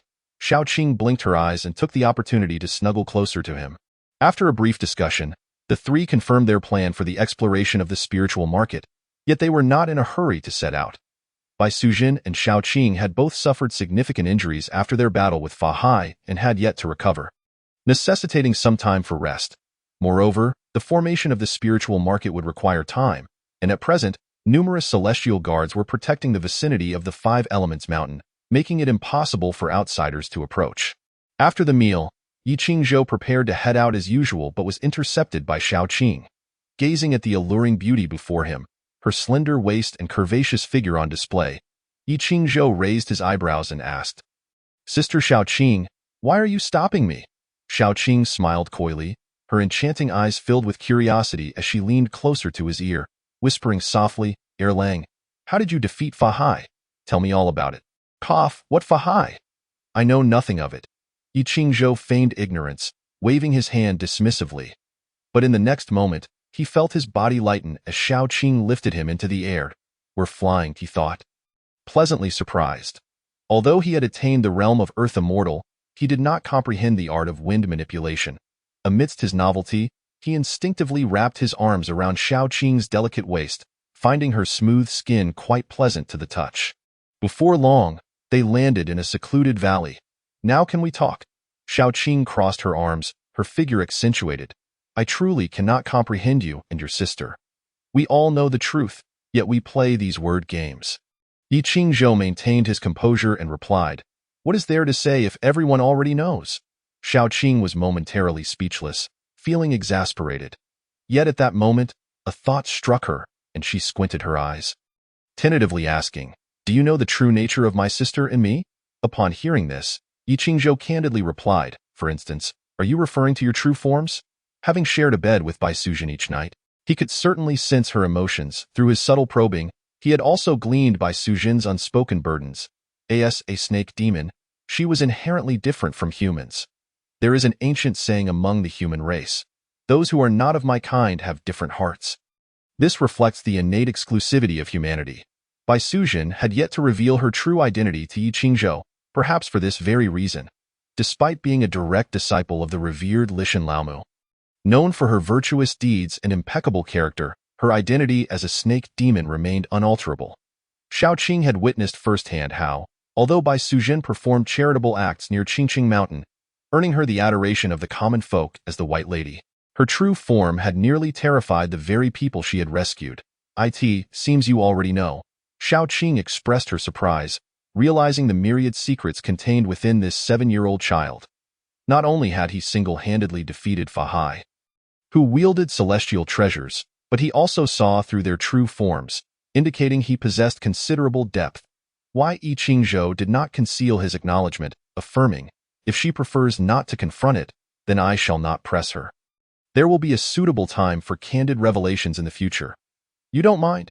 Shaoqing's eyes sparkled with newfound warmth as she regarded Yi Qingzhou. You rascal, I can't tell if you are sincere or feigning. Your words are quite pleasant, and I am open to any rewards you wish to bestow today. As she spoke, she leaned down slightly, her collar opening just enough to reveal her exquisite collarbone and delicate curves. Tantalizing Yi Qingzhou, his face flushed slightly as he stammered, I wish to learn the art of wind manipulation. Shaoqing appeared momentarily disappointed, pouting, I am not your master. Fine, if you wish to learn, I shall teach you. Yi Qingzhou's dark eyes lit up, and he promptly seated himself cross-legged, attentively listening. The art of wind manipulation consisted of a few incantations, easily grasped. It seems you lack the foundational spells, so I will impart to you my entire 5-element spellcraft. Xiao Qing was remarkably generous, immediately sitting opposite Yi Qingzhou. The two clasped their palms together, fingers intertwined, their thoughts connecting as she conveyed the complete teachings of the 5-element spellcraft along with her insights on the incantations to Yi Qingzhou. As he absorbed the 5-element spellcraft, a sensation of warmth and coolness enveloped his palms, and soon, knowledge of the Hongming Pearl surfaced in his mind. Successfully deciphered 5-element spellcraft, tracing its origins, you have acquired the sacred level divine ability 5 Elements Great Escape. 5 Elements Great Escape ranks among the 36 divine abilities of the Tiangang, encompassing myriad techniques of the 5 elements, as well as the 5 forms of escape: metal, wood, water, fire, and earth. Sacred level divine ability? Upon seeing these 4 words, Yi Qingzhou was momentarily stunned, then filled with elation. The sacred level is evidently a tier above the immortal grade giant spirit axe technique, placing it among the most formidable divine abilities in the 3 realms, typically reserved for the disciples of saints. Even when considering the realms beyond, only those within the Buddhist and Taoist circles might have the opportunity to learn such abilities. To have obtained the 5-element spellcraft and subsequently traced its origins to the 5 elements Great Escape, a sacred-level divine ability, truly attests to the power of the Hongming Pearl. Why Yi Qingzhou couldn't help but marvel inwardly. He then settled his mind, diving deep into contemplation. Your 5 elements Great Escape has reached the threshold of initial comprehension, mastering 500 techniques of the 5 elements. Your 5 elements Great Escape has achieved a minor success, mastering 3,000 techniques of the 5 elements. Your 5 elements Great Escape has entered the realm of proficiency, mastering the earth and water escape techniques. With the assistance of the Hongming Pearl, the insights gained from 5 elements Great Escape rapidly unfolded within him. At the same time, strands of Tao rhythm emanated from him, drifting toward Xiao Qing. Chapter 18. Sacred Level Divine Ability, 5 Elements Great Escape. After completing the transmission of skills, Xiao Qing intended to withdraw, but was suddenly enveloped by a gentle Tao rhythm emanating from Yi Qingzhou. In an instant, her consciousness became clear and bright, and the wood path that she had struggled to comprehend for so long suddenly materialized before her. As numerous insights cascaded upon her, the wood path? I have achieved enlightenment? Xiao Qing's heart surged with excitement, a sensation she hadn't felt in a long time. The last time she experienced such exhilaration was when she first broke through to the earth immortal realm and transformed into human form. Be it human, god, demon, ghost, monster, or immortal, all must comprehend the Tao and engage in meditation to ascend to the realm of earth immortals. Only by grasping a complete path can one bear the fruit of the Tao and attain the status of a celestial immortal. Celestial immortals transcend the 3 realms, existing beyond the 5 elements. They are unbound by the book of life and death, thus eluding the grasp of Yama. Theoretically, as long as one can continually evade the calamities of the 3 disasters and 9 tribulations, a celestial immortal is destined for immortality. However, becoming an immortal is exceedingly arduous, with the most challenging aspect being the comprehension of the Tao. The Tao is omnipresent, yet few possess the ability to capture it, requiring a high level of comprehension. Bai Sujin had comprehended the water path among the 3,000 paths, and the spell she cast contained a fragment of the Tao's principles, wielding immense power. Moreover, influenced by her sister, Xiao Qing had resolved from the outset not to choose a lesser path, but to pursue the wood path among the 3,000 paths. Yet, after a century of seeking enlightenment, she had yet to achieve any tangible results. Thus, her cultivation was ensnared at the initial stage of the earth immortal realm, akin to Yi Qingzhou's. Without the attainment of enlightenment, her progress remained stagnant, which was the most arduous aspect for Xiao Qing. The elder sister was indeed correct. Erlang was truly a benefactor. Xiao Qing felt an overwhelming urge to pounce upon her 7-year-old younger brother and shower him with fervent kisses. Yet, the moment was not opportune. Having finally entered a state of epiphany, she knew she must seize this rare opportunity. Consequently, she closed her eyes, focusing intently to comprehend her insights. Your 5 elements Great Escape has reached the level of mastery, and you have fully grasped the complete 5 elements escape technique. Your 5 elements Great Escape has ascended to the pinnacle level, and you have integrated the 5 elements escape technique. Your five elements great escape has attained the realm of transcendence, and you have cultivated the five elements spiritual body. The five elements spiritual body is inextricably harmonious with the elemental forces of the universe. When casting five elements great escape, you can do so without the need for incantations or gestures, allowing for spontaneous and unrestrained expression, even utilizing the elemental forces to perform spells. When Yi Qingzhou opened his eyes, 3 days had already elapsed. In that brief span, he had completely mastered a divine technique of the highest order, five elements great escape, and had successfully cultivated the five elements spiritual body. This affinity with the five elements rendered Yi Qingzhou's perception of the world more acute. After all things in the universe are composed of the five elements. The earth beneath his feet, the flora surrounding him, the distant streams, all existed within this elemental framework. Fire, come forth. With a flick of his hand, a vivid crimson flame materialized in the palm of Yi Qingzhou. This flame morphed in his grasp, swelling into a fireball, then transforming into a vividly lifelike fire python that coiled around him. Exuding formidable power. At that moment, Xiaoqing also opened her eyes. Upon witnessing Yi Qingzhou's fire manipulation, she could not help but be astonished. Are you certain you are practicing five-element spellcraft? The five-element spellcraft is a widely known minor technique. While it cannot be dismissed entirely, it is indeed commonplace and lacks any remarkable attributes. In the realm of elemental manipulation, water and fire are notoriously difficult to control. Even after hundreds of years of cultivation, Xiaoqing could merely summon a single flame. The thought of conjuring a fire python like Yi Qingzhou was utterly beyond her capabilities. It was certainly not five-element spellcraft. Yi Qingzhou did not refute her assertion and replied, after familiarizing myself with five-element spellcraft, I discerned some new insights. Xiaoqing's rosy lips parted slightly, unable to close for a long moment. Having practiced five-element spellcraft for centuries, she could not claim to have mastered it fully. Yet, Yi Qingzhou had innovated upon it in just 3 days, creating a technique of even greater potency. This level of comprehension was truly extraordinary. Yi Qingzhou, not one to withhold knowledge, beckoned Xiaoqing closer. She hesitated for a moment, filled with curiosity, before leaning down to allow Yi Qingzhou's delicate fingers to press against her forehead. I sense that your path lies within the wood elemental Tao. This escape technique may prove beneficial for your enlightenment. Yi Qingzhou extracted the wood escape from five elements great escape along with various wood-based spells and imparted them to Xiaoqing. It was not that he was being secretive. Rather, the entirety of five elements great escape was a divine technique. And realistically, Xiaoqing could not master it in a short time. Furthermore, divine techniques stem from the teachings of sages. As a mere serpent demon, should she be exposed, the celestial beings of the Taoist sect might pursue her, leading to further complications. Is what you have comprehended? Xiaoqing's beautiful eyes widened in astonishment, her charming face flushed with excitement. As she sensed the new spells within her mind, she was once again taken aback.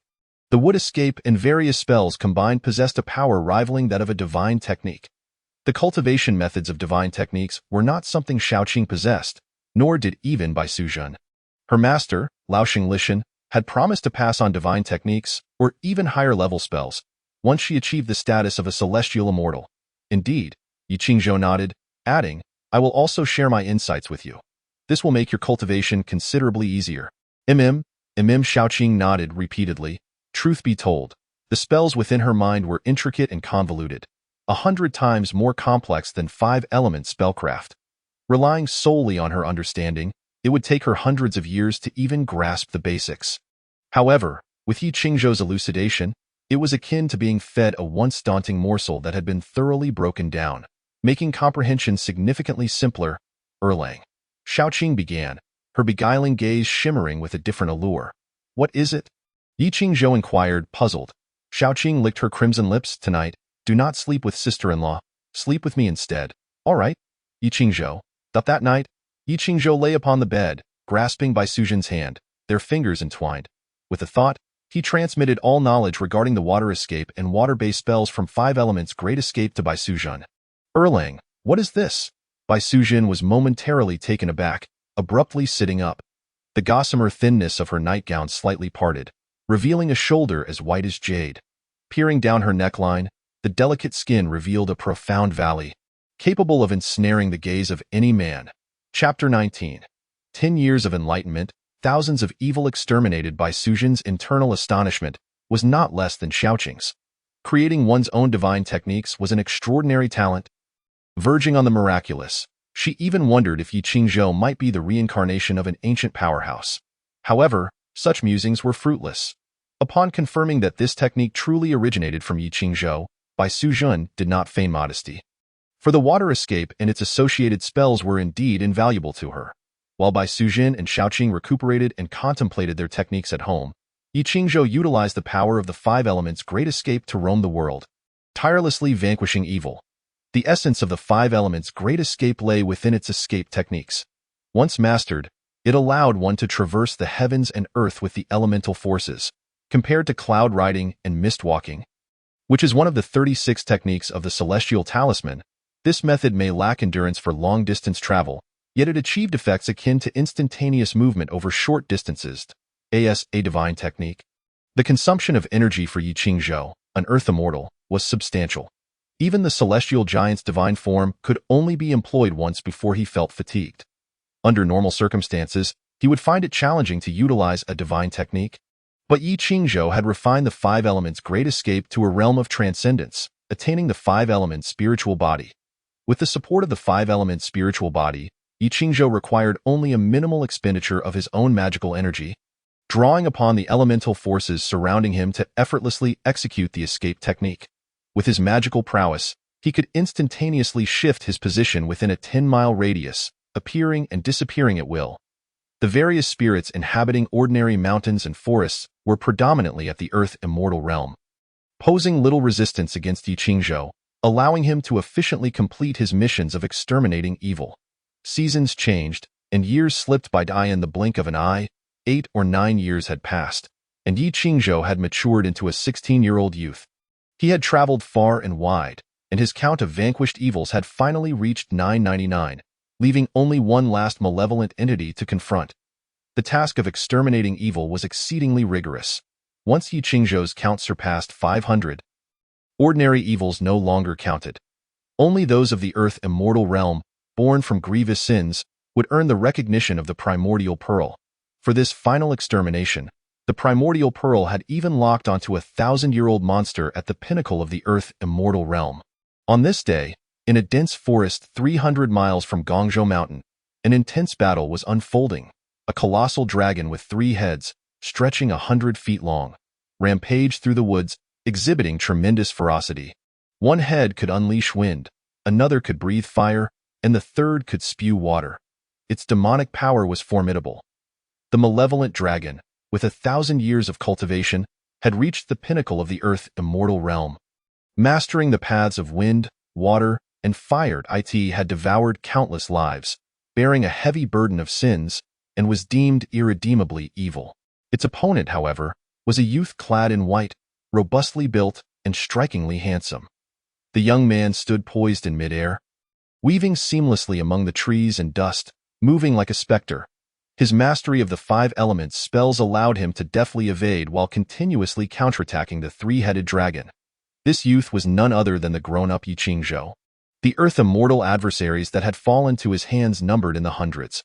Although the 3-headed dragon posed a challenge, he remained confident in his capabilities. Giant spirit divine form. Yi Qingzhou pinpointed a weakness and unleashed the divine technique. Ultimately, the 5 elements' great escape was an escape technique, excelling in evasion. For offense, a large axe was more effective. As his magical energy surged, his divine form materialized behind him, now towering 30 feet tall. Resembling a mountain, the enchanted axe swung down fiercely, severing one of the dragon's heads in a single blow.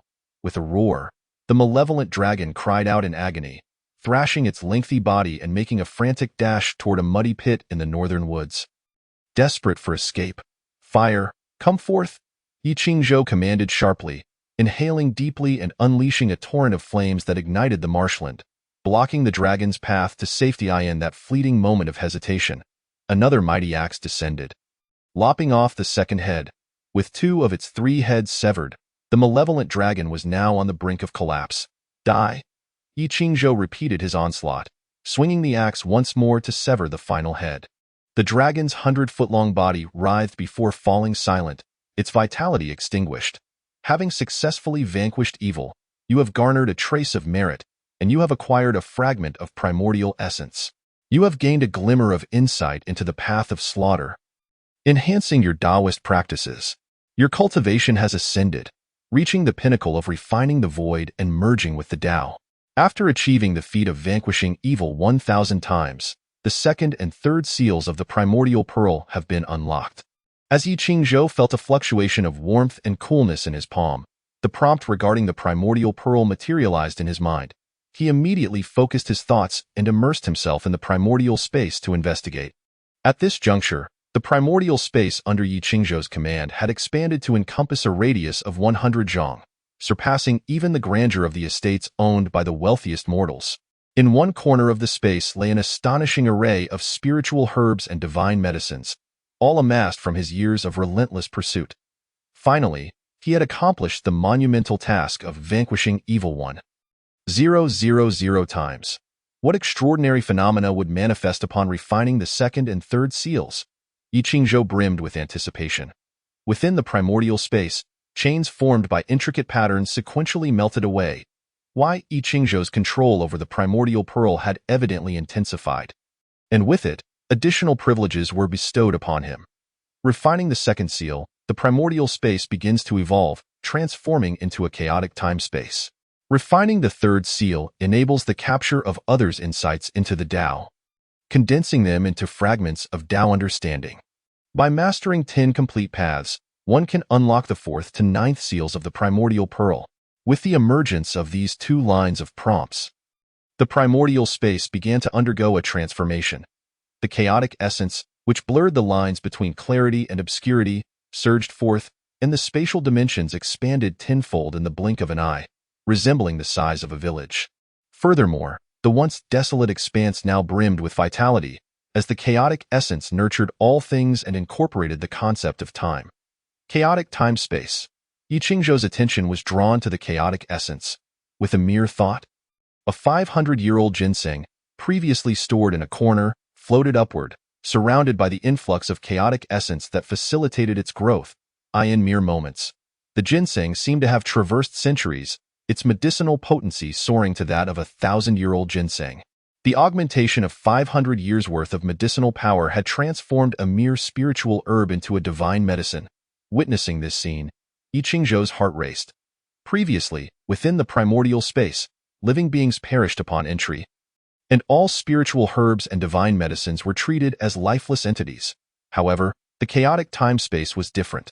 With the infusion of the laws of time, many aspects could be altered, provided that the chaotic essence was consumed. Within the primordial pearl, an abundance of primordial essence remained, and once the chaotic time-space was drawn upon, a trace of primordial essence would be differentiated to replenish the chaotic essence. This process merely required some time. Now, the primordial pearl could also capture others' insights into the Tao, condensing them into fragments of Tao understanding.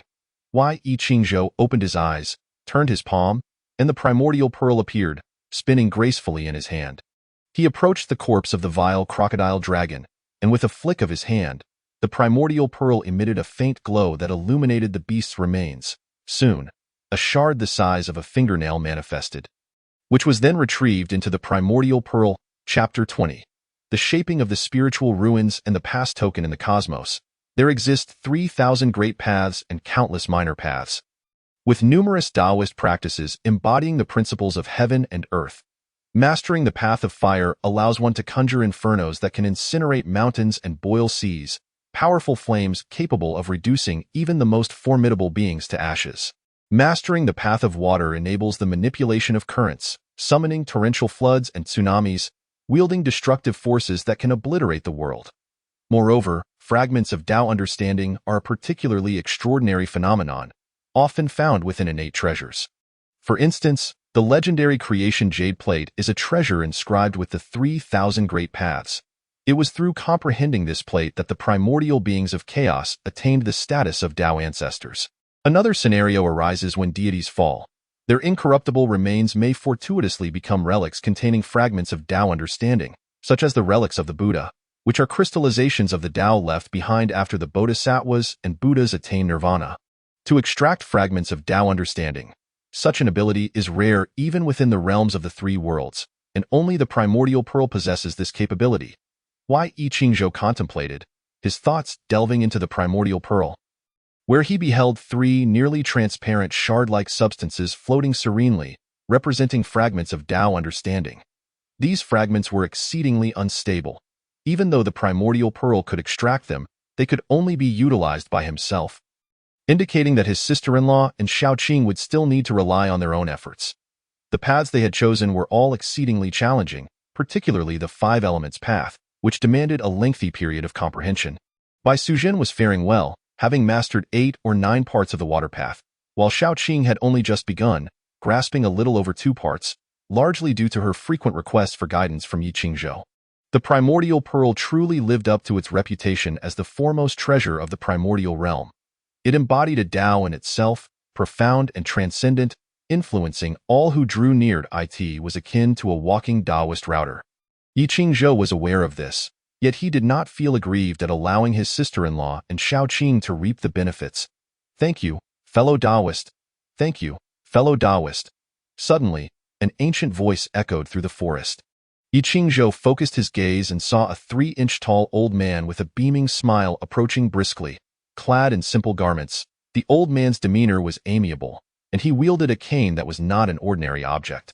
Qingzhou discerned at a glance that it was a postnatal celestial artifact. What surprised Qingzhou even more was the talisman hanging from the old man's waist. A quick glance revealed the inscription on the talisman. Land Deity. I am the land deity of the evil dragon pool. I thank you, fellow Taoist, for slaying the vile dragon. The land deity stepped forward, expressing gratitude to Qingzhou with utmost courtesy. Why Qingzhou smiled slightly, feeling the warmth and coolness in his palm while a prompt regarding the primordial pearl appeared in his mind. Land deity. Ain spirit deity conferred by the heavenly court, possessing the realm of celestial immortality and the strength of refining energy into spirit. Qingzhou could not help but feel speechless. A celestial deity, yet only possessing the strength of refining energy into spirit. Truly, the land deity was an example of a lowly position. The so-called in-spirit deities are often virtuous individuals from the mortal realm whose souls are conferred after death. Adorned with celestial talismans, they become in-spirit deities. While this may qualify them as deities, their power derives solely from the conferred authority of the heavenly court, reputedly stemming from the power of the innate treasure, the divine sealing list. They may achieve longevity, yet they possess almost no real strength. So, it was the land deity. Qingzhou replied courteously, it was merely a small effort on my part. There is no need for such formality. However, the land deity was quite enthusiastic. Fellow Taoist, you may not be aware, but that vile crocodile dragon was exceedingly fierce, having harmed and devoured countless lives, and even destroyed my land temple, leaving me homeless. Upon hearing this, Qingzhou raised an eyebrow. Was the land deity truly in such dire straits? After all, he was also a public servant dispatched by the heavenly court, with some backing to rely upon. Even if his combat prowess was lacking, he should have been able to seek assistance from other deities. The land deity seemed to perceive Qingzhou's thoughts and explained, fellow Taoist, you may not be aware, but the land deity is merely a lowly official, allowed to ascend to heaven once a year, yet unable to even enter the Lingxiao Palace or meet the Jade Emperor. If my domain were prosperous, I might bring some wealth and gifts, but being in this barren and war-torn area, when I ascend to heaven, no one pays me any mind. Upon hearing this, Qingzhou found himself at a loss for words. It appeared that the heavenly court and the mortal realm's bureaucracy were quite similar. Without connections, pathways, or wealth, one could only remain a minor official and suffer oppression. I envy you, fellow Taoist. You appear youthful, yet you have already attained enlightenment, now reaching the realm of earth immortality. If the opportunity arises, you will surely cultivate for 100 years and achieve celestial immortality, allowing you to ascend to heaven and at least become a celestial soldier or general. The land deity was not merely flattering. Genuine envy flickered in his eyes. Ascending to heaven to become a celestial soldier or general, wasn't that just a path to becoming cannon fodder? A cadre of monkeys descending only to meet their demise in droves. Of course, few dared to cause trouble in the heavenly court, Most of the time, serving as a minor deity in the heavenly court should also be quite decent. At the very least, one would remain within the celestial realm. Yi Qingzhou felt a twinge of embarrassment. Land deity, you jest? A step away may well be an insurmountable chasm. Hee, the land deity chuckled. Under normal circumstances, it is indeed difficult, but now there happens to be an opportunity. I wonder if you would be willing to go? Yi Qingzhou's eyes sparkled. Please enlighten me. The land deity, being forthright, immediately produced a jade token. You should be familiar with the Five Elements Mountain, right? 8 or 9 years ago, the great sage equal to heaven, Sun Wukong, was subdued by the Buddha and confined beneath the Five Elements Mountain, at that time, due to the opening of the heavenly gates.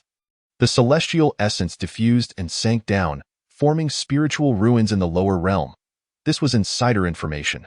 The spiritual ruins of the Five Elements Mountain were about to be opened, but not everyone could enter.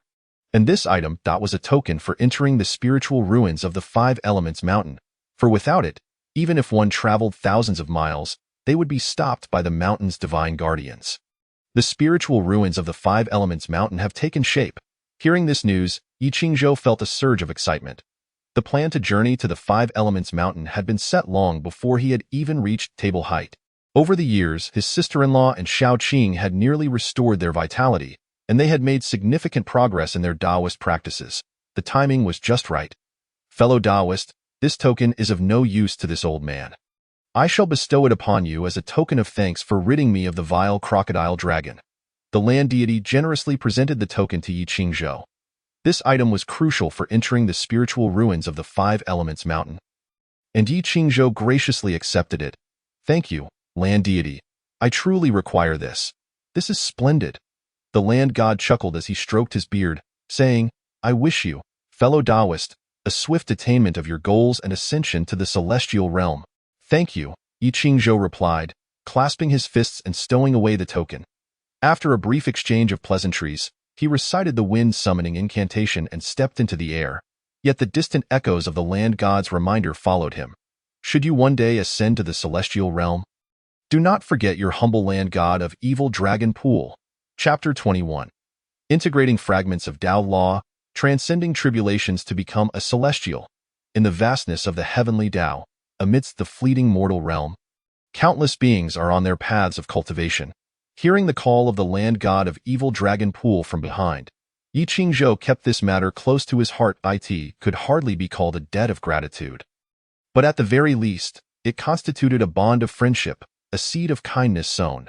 By merging these three fragments of Tao law, I shall gain complete mastery over the path of slaughter, thus qualifying me to challenge the celestial realm. As Yi Qingzhou contemplated this, he did not return directly to Gongzhou Mountain.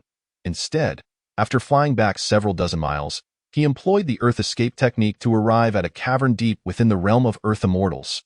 Over the past 8 or 9 years, he had made Gongzhou Mountain his base, purging evil from the surrounding areas, and had become quite familiar with the terrain.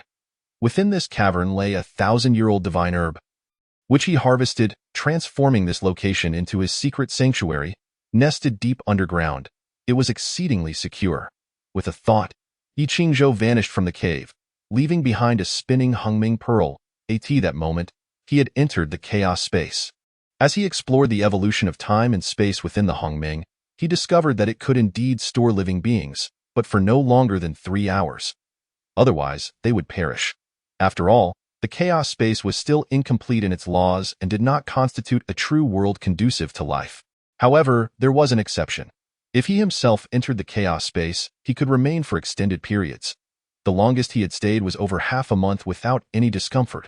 Within the chaos space, I could freely control the flow of time, adjusting the ratio to 100 times faster. Under such conditions, I could spend 100 days within the Hongming Pearl, while only a single day would pass outside.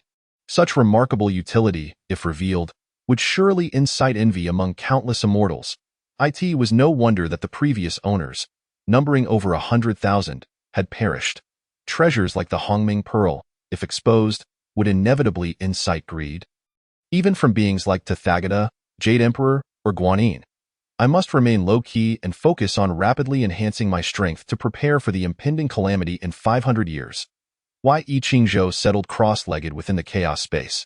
accelerating the flow of time by 100-fold as he began to merge the fragments of Tao Law. Over the course of 8 or 9 years, each act of purging evil had yielded a sliver of the path of slaughter. And coupled with his insights during meditation, Yi Qingzhou's mastery of Tao Law was rapidly advancing. The integration of these fragments was also a task that consumed mental effort. After expending about a year, he finally completed the merging of the 3 fragments. You have gained mastery over the complete path of slaughter. Under its enhancement, the power of all your offensive techniques will be increased tenfold.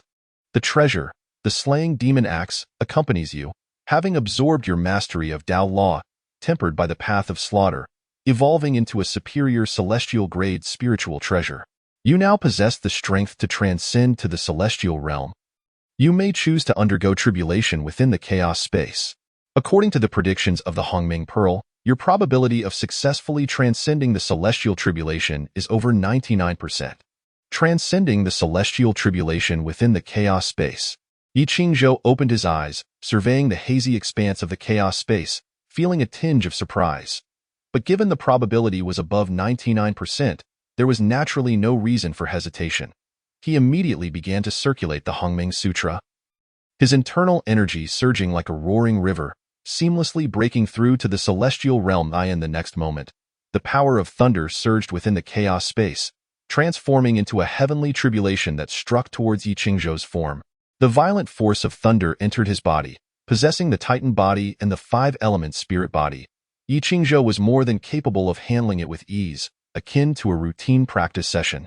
He actively absorbed the thunderous energy, refining it into his own power. Simultaneously, with each bolt of tribulation that fell, he could absorb a sliver of chaotic energy. Your physical body has been fortified through the tempering of the chaotic thunder tribulation.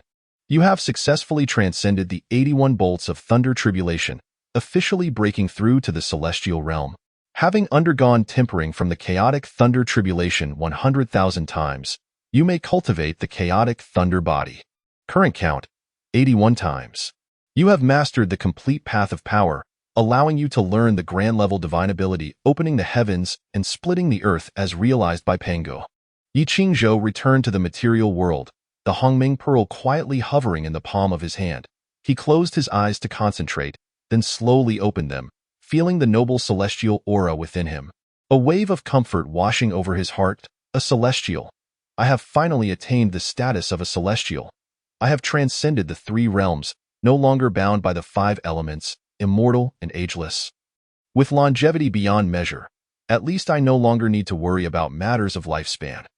However, becoming a celestial is merely the true beginning of the path of Tao. A celestial possesses infinite lifespan. Yet if one cannot transcend tribulations, death still awaits. Even with the Hongming Pearl, I cannot expect it to shield me indefinitely. The 3 disasters and 9 tribulations arise not only from external forces, but also from within. Wind, fire, and inner demons. A disaster every 300 years, and a tribulation every 900 years. Not to mention that in the world of immortals, the law of the jungle prevails, where competition is fierce, and lacking in skill could lead to death.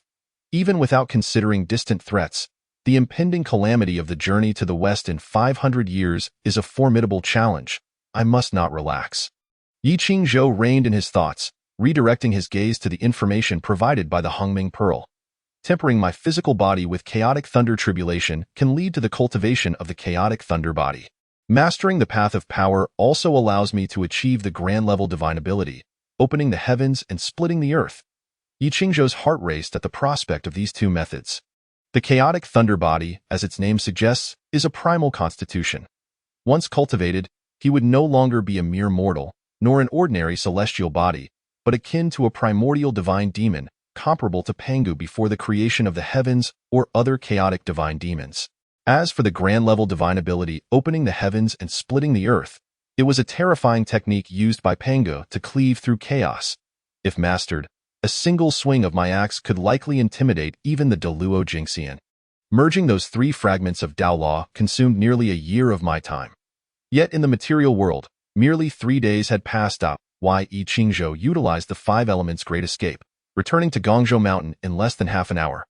Boom! From a distance, he sensed a powerful aura erupting, causing him to frown, initially believing there was some demonic disturbance.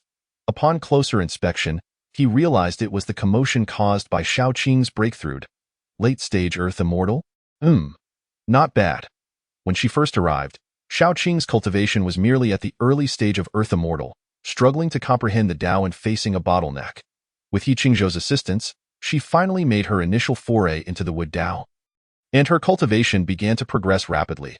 Although Xiaoqing did not possess the same innate talent as Bai Sujin, she was indeed resolute in her Tao heart and diligent in her practice. Even when facing a bottleneck that hindered her progress, she persevered in her arduous training for over 100 years without a single day wasted. Her ability to ascend from the early to late stage of Earth Immortal in less than a decade is a testament to the fruits of her accumulated effort. Had it not been for her previous hard work, it would have been utterly impossible. Congratulations, sister. Bai Sujin, who was guarding Xiaoqing, sincerely congratulated her upon her successful breakthrough. Xiaoqing, brimming with joy, spotted Yi Qingzhou's return and grinned. Little Erling, sister has reached the late stage of Earth Immortal. You mustn't fall behind. Upon hearing this, Yi Qingzhou calmly touched his nose. Seeing his reaction, Xiaoqing furrowed her brow. You little rascal seem suspicious. You haven't already reached the perfection of Earth Immortal like sister, have you? Chapter 22. One more 5 elements token needed. Yi Qingzhou, possessing the Hongming Pearl, had never been fully seen through by Bai Sujin or Xiaoqing. Even though he had slain Fa Hai, he had only begun his cultivation journey 10 years ago. To Xiaoqing, possessing late-stage Earth Immortal strength was already quite astonishing. Fresh from transcending the heavenly tribulation, he was now at the early stage of Celestial. Faced with the 2 enchanting beauties of his household, Yi Qingzhou did not conceal his strength. What? Xiaoqing exclaimed in shock, but the next moment, her cheeks flushed as she playfully lunged at Yi Qingzhou. You little rascal have started to boast. How could we not sense such a commotion from the celestial tribulation? Yi Qingzhou was suddenly enveloped in a soft embrace. Xiaoqing clinging to him with her limbs, her ample bosom pressing against his face. Ever since he had grown a bit, this sister had taken to punishing him in such a manner, as if attempting to smother him. This method was indeed effective, especially now that Yi Qingzhou had matured. Facing such a charming little demoness, he found himself at a loss for proper countermeasures. Moreover, Xiaoqing was clever enough to employ this tactic only in front of Bai Sujin, leaving Yi Qingzhou hesitant to act inappropriately before his sister-in-law. Enough of this nonsense. Bai Sujin chuckled, covering her mouth to stifle her laughter as she intervened. A few days ago, I received a message from my master. The 5 Elements Mountain spiritual ruins have taken shape. Bai Sujin's tone shifted to a more serious note as she continued. However, there is an unexpected twist. The 5 Elements Mountain is the place where the Demon King Sun Wukong is sealed, guarded by heavenly generals. Thus, practitioners from the lower realms, as well as demons and spirits, cannot freely enter the spiritual ruins unless they possess a 5 Elements token. As she spoke, she produced a jade token, identical to the one given to Yi Qingzhou by the land god of Evil Dragon Pool. A single token permits only one person to enter the spiritual ruins. These tokens shall be entrusted by the celestial court to the deities of the eastern lands, who will then determine the appropriate candidates. Each local land deity, mountain spirit, and city god should possess a 5 Elements token. I am well acquainted with the land spirit of Qingqing Mountain, so acquiring the second token should pose no issue. Xiaoqing was momentarily taken aback and remarked, Does that mean we are still one short? By fortunate happenstance, I obtained one just a few days ago. Yi Qingzhou, of course, would not withhold anything and promptly produced his own 5 Elements token. Seeing the astonished expressions on Xiaoqing and Bai Sujin's faces, he felt compelled to explain. During my travels, I vanquished a 3-headed evil dragon in the Evil Dragon Pool, and the land spirit of that place bestowed this upon me as a token of gratitude. 3-headed evil dragon? Xiaoqing exclaimed in surprise, glancing back at Bai Sujin. The sisters exchanged glances, both recognizing the shock reflected in each other's eyes. The ancient monster of the Evil Dragon Pool was notorious and was no ordinary demon. Technically, it was merely a flood dragon, yet it possessed the bloodline of a true dragon, and after transcending calamities, it had the potential to transform into a true dragon. The Dragon Clan, though regarded as lowly in today's 3 realms, undeniably wielded formidable power. The 3-headed evil dragon, with its 3 heads embodying the principles of wind, water, and fire, was incredibly challenging to contend with. Bai Sujin had considered exterminating it upon hearing its fearsome reputation. yet had hesitated to act rashly. Unexpectedly, it had been dispatched by Yi Qingzhou. With the 5 elements token now in his possession, there could be no doubt about his claim. Impressive indeed. Xiaoqing playfully punched Yi Qingzhou's broad chest. Though beneath her teasing demeanor lay genuine admiration. That is splendid. You weren't harmed, were you? Bai Suzhen's beautiful eyes revealed a hint of concern as she appraised her younger brother's physique. I'm perfectly fine. Yi Qingzhou replied while patting his chest. Since he turned 12, his sister-in-law had refrained from sharing a bed with him, maintaining a strict distance, and they seldom enjoyed intimate moments together. Unlike Xiaoqing, who would sneak into his room at night and cling to him, the sister who claimed to be his older sibling was merely after the ethereal resonance emitted by the Hongming Pearl.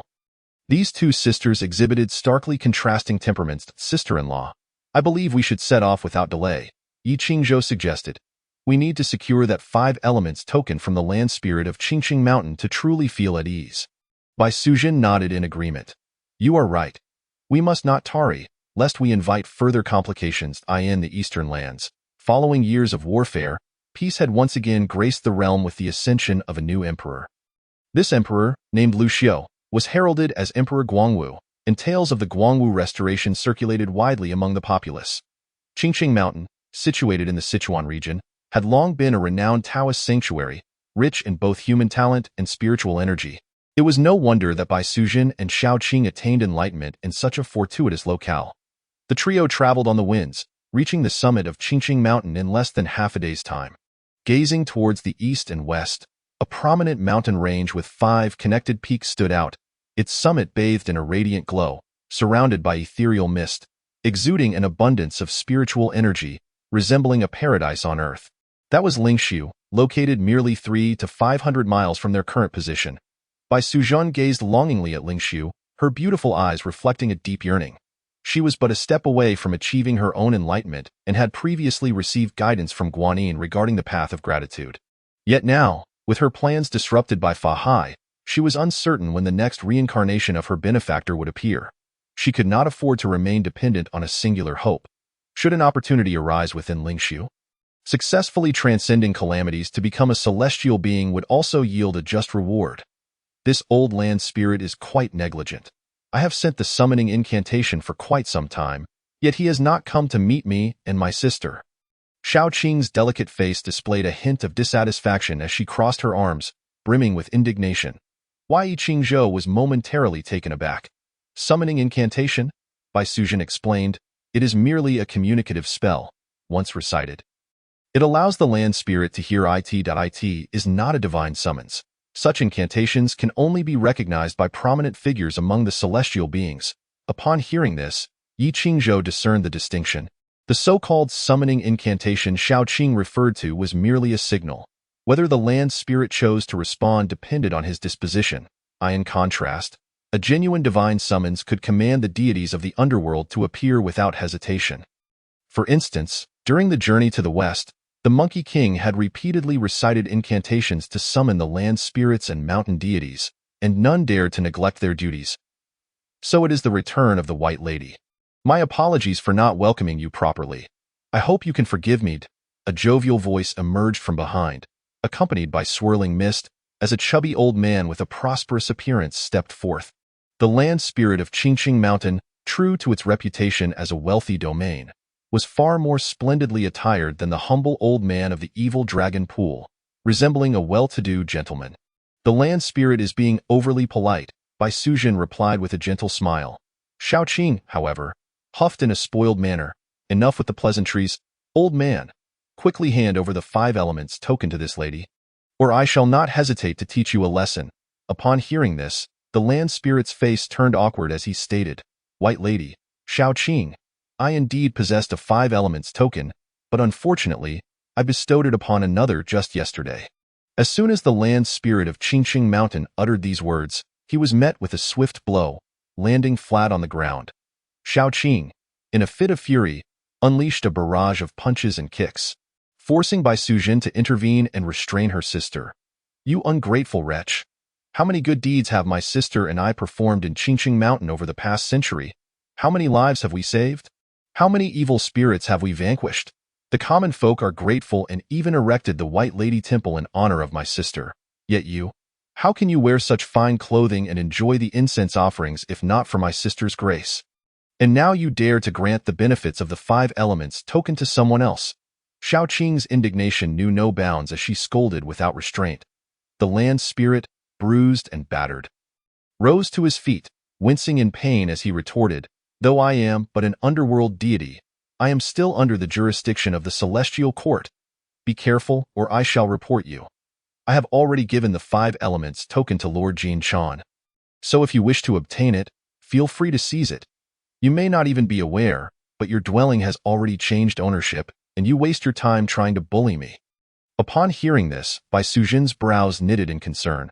Her kind heart could not help but feel empathy.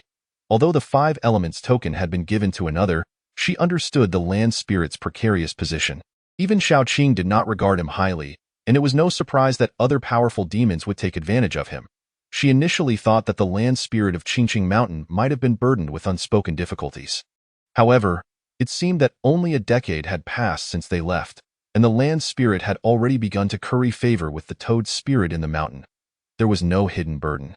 It was merely an act of greed and betrayal. "You old fool, I shall make you pay dearly." Shao Qing could hardly contain her rage, ready to strike again. The land spirit quickly conjured a spell and burrowed into the ground. "Bai Sujin, your anger towards the land spirit is futile. We have clashed with that toad spirit for centuries, and it is time to settle the score," Bai Sujin advised. "That despicable toad dares to encroach upon our dwelling in our absence. It truly knows no bounds. This time, we will eradicate the source of the calamity." The Qingqing Mountain was home to numerous spirits and demons, and Bai Sujin was not the strongest among them. Some of the more powerful demons had already attained enlightenment and remained in seclusion, while the toad spirit, known as Jin Shan, openly stood against them.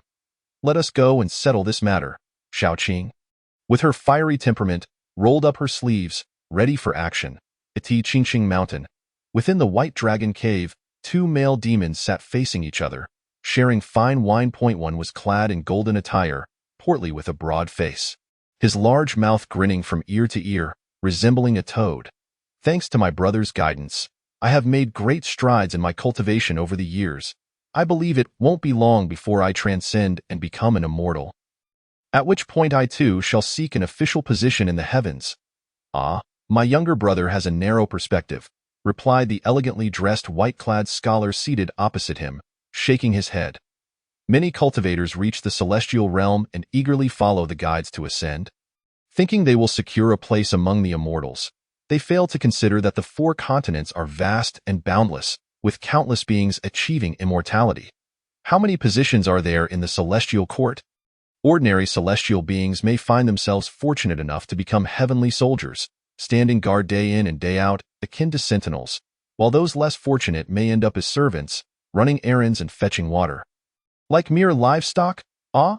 The toad spirit was taken aback, realizing the celestial realm was such a place. "No wonder my brother became an immortal long ago yet never ascended. I see now," the white-clad scholar chuckled. "Fear not, as long as you stay by my side, there will be ample opportunities for you to broaden your horizons. Now, come, let us drink." As they exchanged toasts, a small figure stumbled into the cave. "Great lords, it is dire news." The land spirit, bruised and battered, rushed in. "The 2 snake spirits have returned. Just now, they sought the 5 elements token from me, and when I could not produce it, that green snake gave me a severe beating. I had no choice but to reveal the circumstances, and now they are coming to seize it. What is there to fear?" The toad spirit's eyes widened defiantly. "Did I dare to occupy their dwelling? Why should I fear their retaliation?" Suddenly, he turned to the nearby gentleman in white and said, "I must apologize for the spectacle I have caused." The gentleman in white waved his hand dismissively. "No matter, but may I inquire about the origins of these 2 serpent spirits?" The toad spirit replied, "They are my old neighbors, a green snake and a white snake. Relying on their sisterhood, they have long tormented me. Now that I have an elder brother as my support, what do I have to fear from them?" The gentleman in white questioned, "Is that white snake not the Lady White, spoken of by the local folk?" The toad spirit confirmed, "Indeed, as a spirit, I have often aided the common people. On several occasions, I was thwarted from devouring humans by her. I swear, I shall not rest until I exact my vengeance. Get out here, you wretched toad, lest I take matters into my own hands and disrupt my dwelling. A furious female voice echoed from outside the cave. The toad spirit, upon hearing this, felt a surge of anger. Widening its eyes, it promptly seized a hefty steel fork and donned armor forged from steel, making its way outside. Brother, please wait a moment. I shall go and slay the two serpents and procure their gall to brew a fine wine for you. The gentleman in white also stood up. Do not rush, I shall assist you. Before long, the two emerged from the White Dragon Cave, only to be met with a swift strike from a green rainbow sword. The toad spirit reacted quickly, raising its steel fork to block the blow, and the two immediately engaged in combat. You little brat, after a few years apart, you've certainly grown stronger. Humph, it is not your audacity that has increased. Daring to encroach upon my sister and my dwelling. You're courting death. The clash of weapons echoed as they exchanged blows, each holding their ground, unable to gain the upper hand even after dozens of exchanges. Bai Sujin, wielding the white rainbow sword, did not rush to attack but remained vigilant against the unfamiliar man before her. His handsome visage and extraordinary demeanor, combined with the concealed aura of his powers, rendered her unable to discern his true nature. Qingzhou, remember that swords are blind. Be sure to protect yourself during the fight, Bai Sujin quietly advised. Yi Qingzhou nodded. Rest assured, sister-in-law, I have dealt with many evils over the years. I am well acquainted with demons and spirits. He secretly activated the Hongming Pearl, revealing the information of the two spirits before him. Toad Spirit, a millennium of cultivation, perfected in the realm of earth immortals, has consumed thousands of humans, burdened by sin. Gentleman in White, a flower snake spirit, 3,000 years of cultivation, mid-tier celestial immortal, has devoured countless humans, burdened by sin. Chapter 24. Apologies. I too am a celestial immortal. Yi Qingzhou's eyes narrowed slightly. The toad spirit's strength was only a notch above that of the little green snake. In a true battle, it would not be Bai Sujin's match. However, the gentleman in white was a different story. Mid-tier celestial immortal. Not one reliant on bestowed celestial titles. His strength was evidently self-cultivated, and given his 3,000 years of experience, he would undoubtedly possess his own trump cards. Caution was paramount in facing this gentleman in white. 3,000 years of cultivation, countless lives taken. He was indeed a formidable demon immortal. Why would he associate with a toad spirit? Yi Qingzhou pondered, finding it peculiar. The sounds of clashing weapons filled the air. And after 100 exchanges, the little green snake began to show signs of fatigue, her wrists aching as she retreated. Would escape. In a flash, she vanished from her position, employing the technique of wood-based evasion. The toad spirit was momentarily taken aback, but the next moment, countless vines surged forth from all directions, resembling a dense net descending upon her. Each vine was as thick as an arm, and wherever they passed, the ground shattered, indicating their immense strength. If ensnared, her bones would surely be crushed. The little girl has quite the ambition. She has grasped the wood Dao from the 3,000 great avenues. Brother, you can use the fire elixir I taught you to counter her spells. The gentleman in white urged, shaking his folding fan. Thank you, brother. The toad spirit, initially flustered, felt a surge of confidence from the reminder. It pulled a red pill from beneath its armor and swallowed it whole. As the myriad vines descended, it pinched its nose, feeling a surge of heat within, and unleashed a torrent of flames from its mouth. The vines manipulated by the little green snake quickly withered. Billowing smoke that spread in all directions. The smoke turned yellow, carrying a pungent odor that soon enveloped both the little green snake and Bai Sujin. Ha ha! Upon witnessing this, the gentleman in white's eyes lit up. A grin of wicked satisfaction forming on his lips. His journey to Qingqing Mountain was not for a grotesque and mindless toad spirit, but rather for the renowned Lady White, Bai Sujin. Bai Sujin, with her stunning beauty, virtuous character, and benevolent nature, was a beacon of hope for the suffering, her merits well known. She held significant influence in the demon world, and rumors suggested she had a mysterious master, an immensely powerful being from the celestial realm. Though the truth of such claims was uncertain, the gentleman in white, a serpent demon who had cultivated for 3,000 years and achieved the status of a celestial immortal, had mastered alchemy and avoided numerous calamities. However, he had indulged in his primal desires, devouring countless humans, and felt burdened by his sins. Thus, he sought a way to alleviate his transgressions. His intention to abduct Bai Sujin was clear.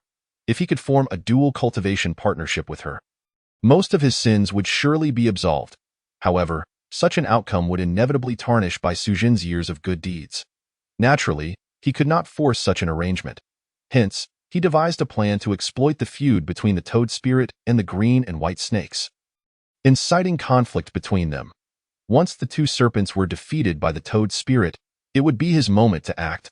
Little did he expect that the green snake would possess such alluring qualities, proving to be quite the fiery character. Perhaps he could indeed bring both sisters into his abode, thus indulging in the pleasures of a threefold union. The gentleman in white smiled, envisioning the scene of the green and white snakes entering his dwelling.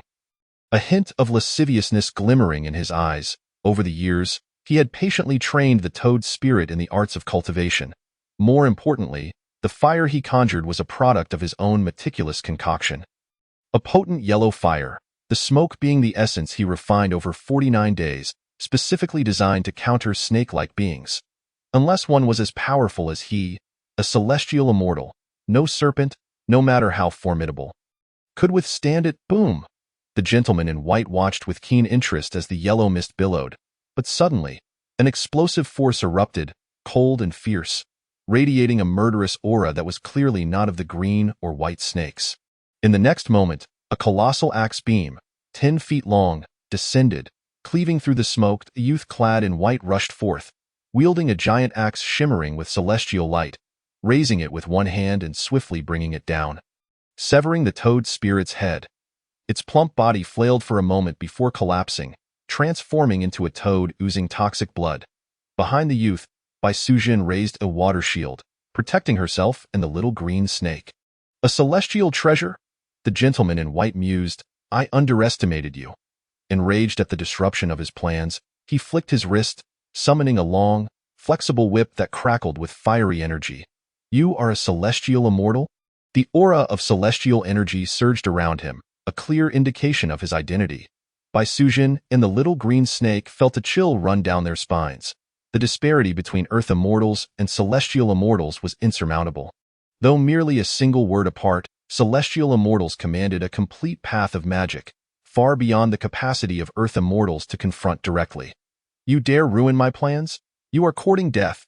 The gentleman in white showed no mercy. Wielding his whip, flames swirling and dark purple toxic smoke emanating, fierce and relentless. Earth escape. Yi Qingzhou remained remarkably calm, channeling the 5 elemental energies around him with every movement, effortlessly employing the earth escape technique to evade the gentleman's poisonous whip. Leaves fluttered in the air, and suddenly, a green light burst forth as Yi Qingzhou appeared, having employed the wood escape technique after the earth escape. His elusive movements made it nearly impossible for the gentleman in white to detect him. When he raised his head, he was met with the chilling sight of a golden, glinting axe blade magnifying before him, none other than the demon-slaying axe that had just beheaded the toad spirit.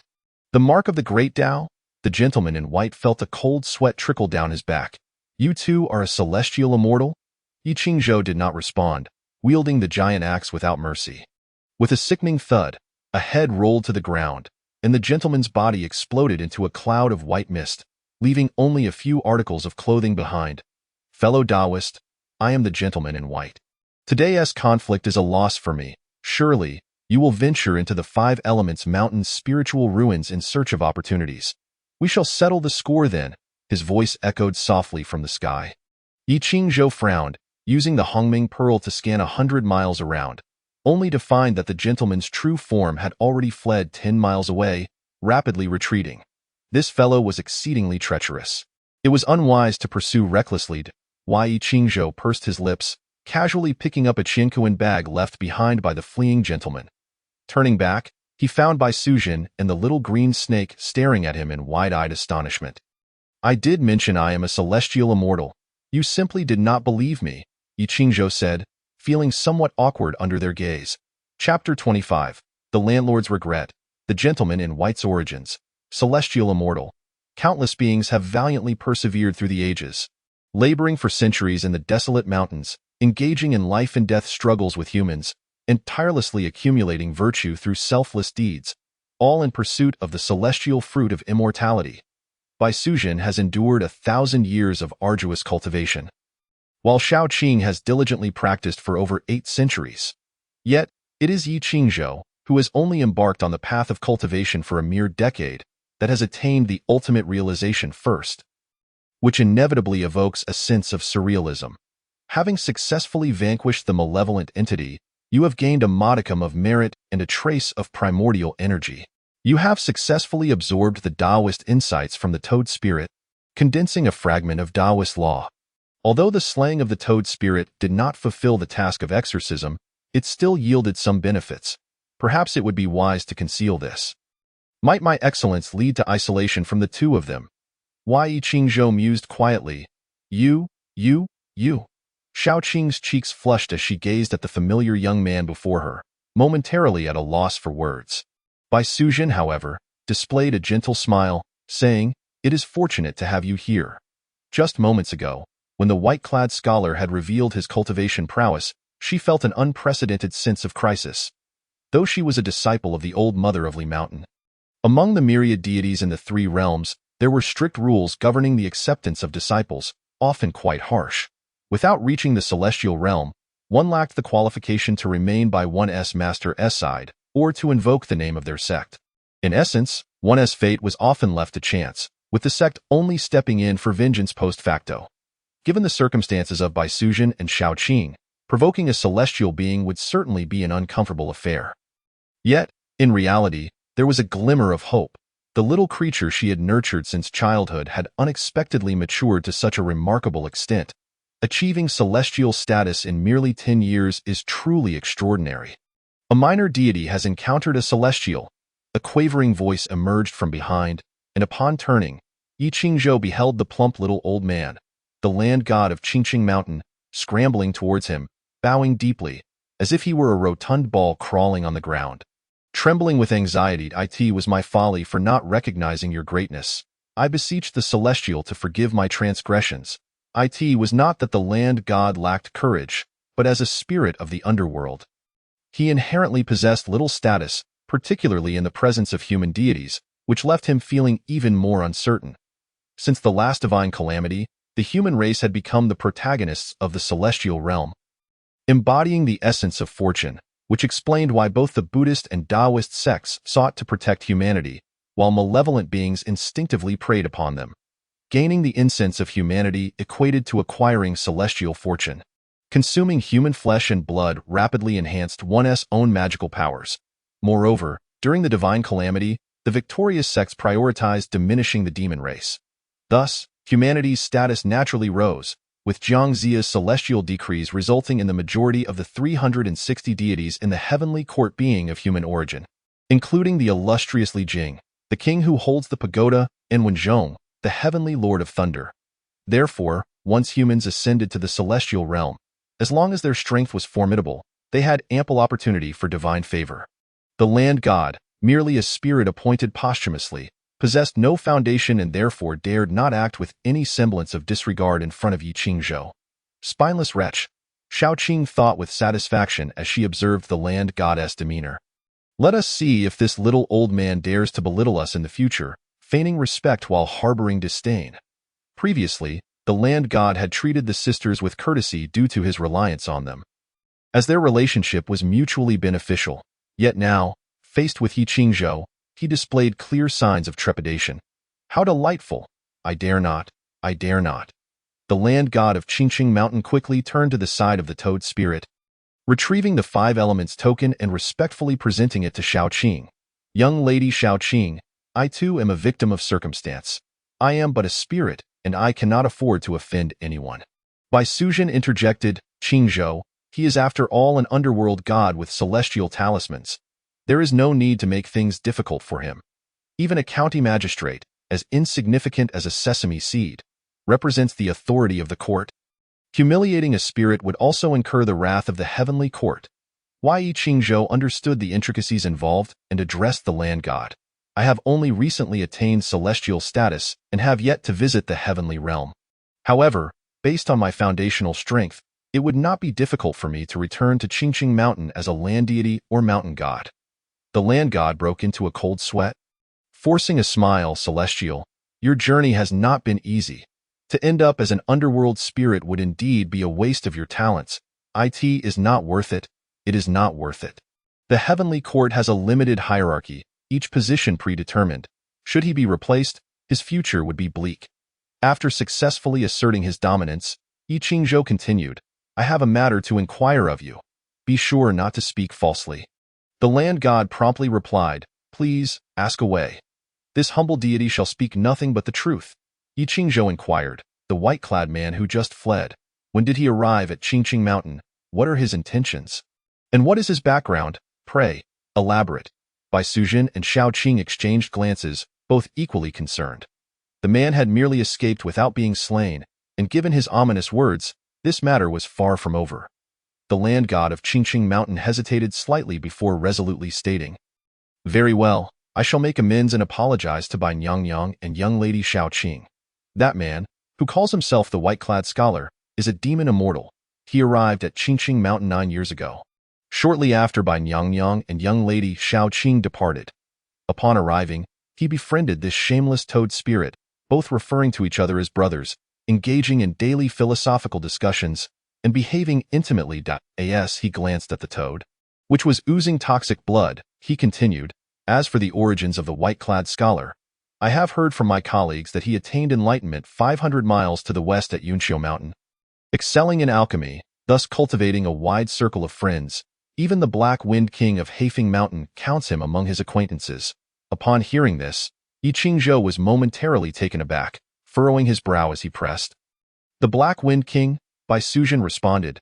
The Black Wind King is fundamentally a black bear, possessing unfathomable prowess, yet his character is benevolent. He never commits evil nor preys on humans. The fault lies with the white-clad scholar. And the Black Wind King would not assist him in confronting Yi Qingzhou nodded, yet inwardly marveled at the coincidence. No wonder the name of the white-clad scholar seemed familiar. Was he not associated with the Black Wind Monsters faction? Across the entire journey to the west, the bear demon, somewhat foolish yet devoted to Buddhism, is indeed quite distinctive. He does not consume humans, does not commit malevolence, and even refrains from desiring to devour Tang Seng's flesh. With his greatest transgression being the theft of Tang Seng's splendid cassock. Ultimately, he was reclaimed by Guanyin Bodhisattva and appointed as a mountain deity. The Black Wind monster's strength is certainly formidable, capable of battling Sun Wukong for numerous rounds, far beyond the current capabilities of Yi Qingzhou. Nevertheless, Bai Suzhen's assertion holds true. The black bear monster's virtuous character would likely prevent him from intervening on behalf of the white-clad scholar. So that is how it is. Yi Qingzhou spoke, glancing at the land god. We shall soon depart for the 5 Elements Mountain's spiritual ruins. I ask that you keep a close watch on this cave. Chapter 26.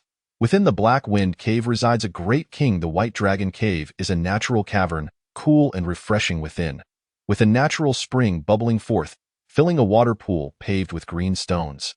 Upon entering the cave, Bai Suzhen employed her magic, summoning mist to cleanse the dwelling.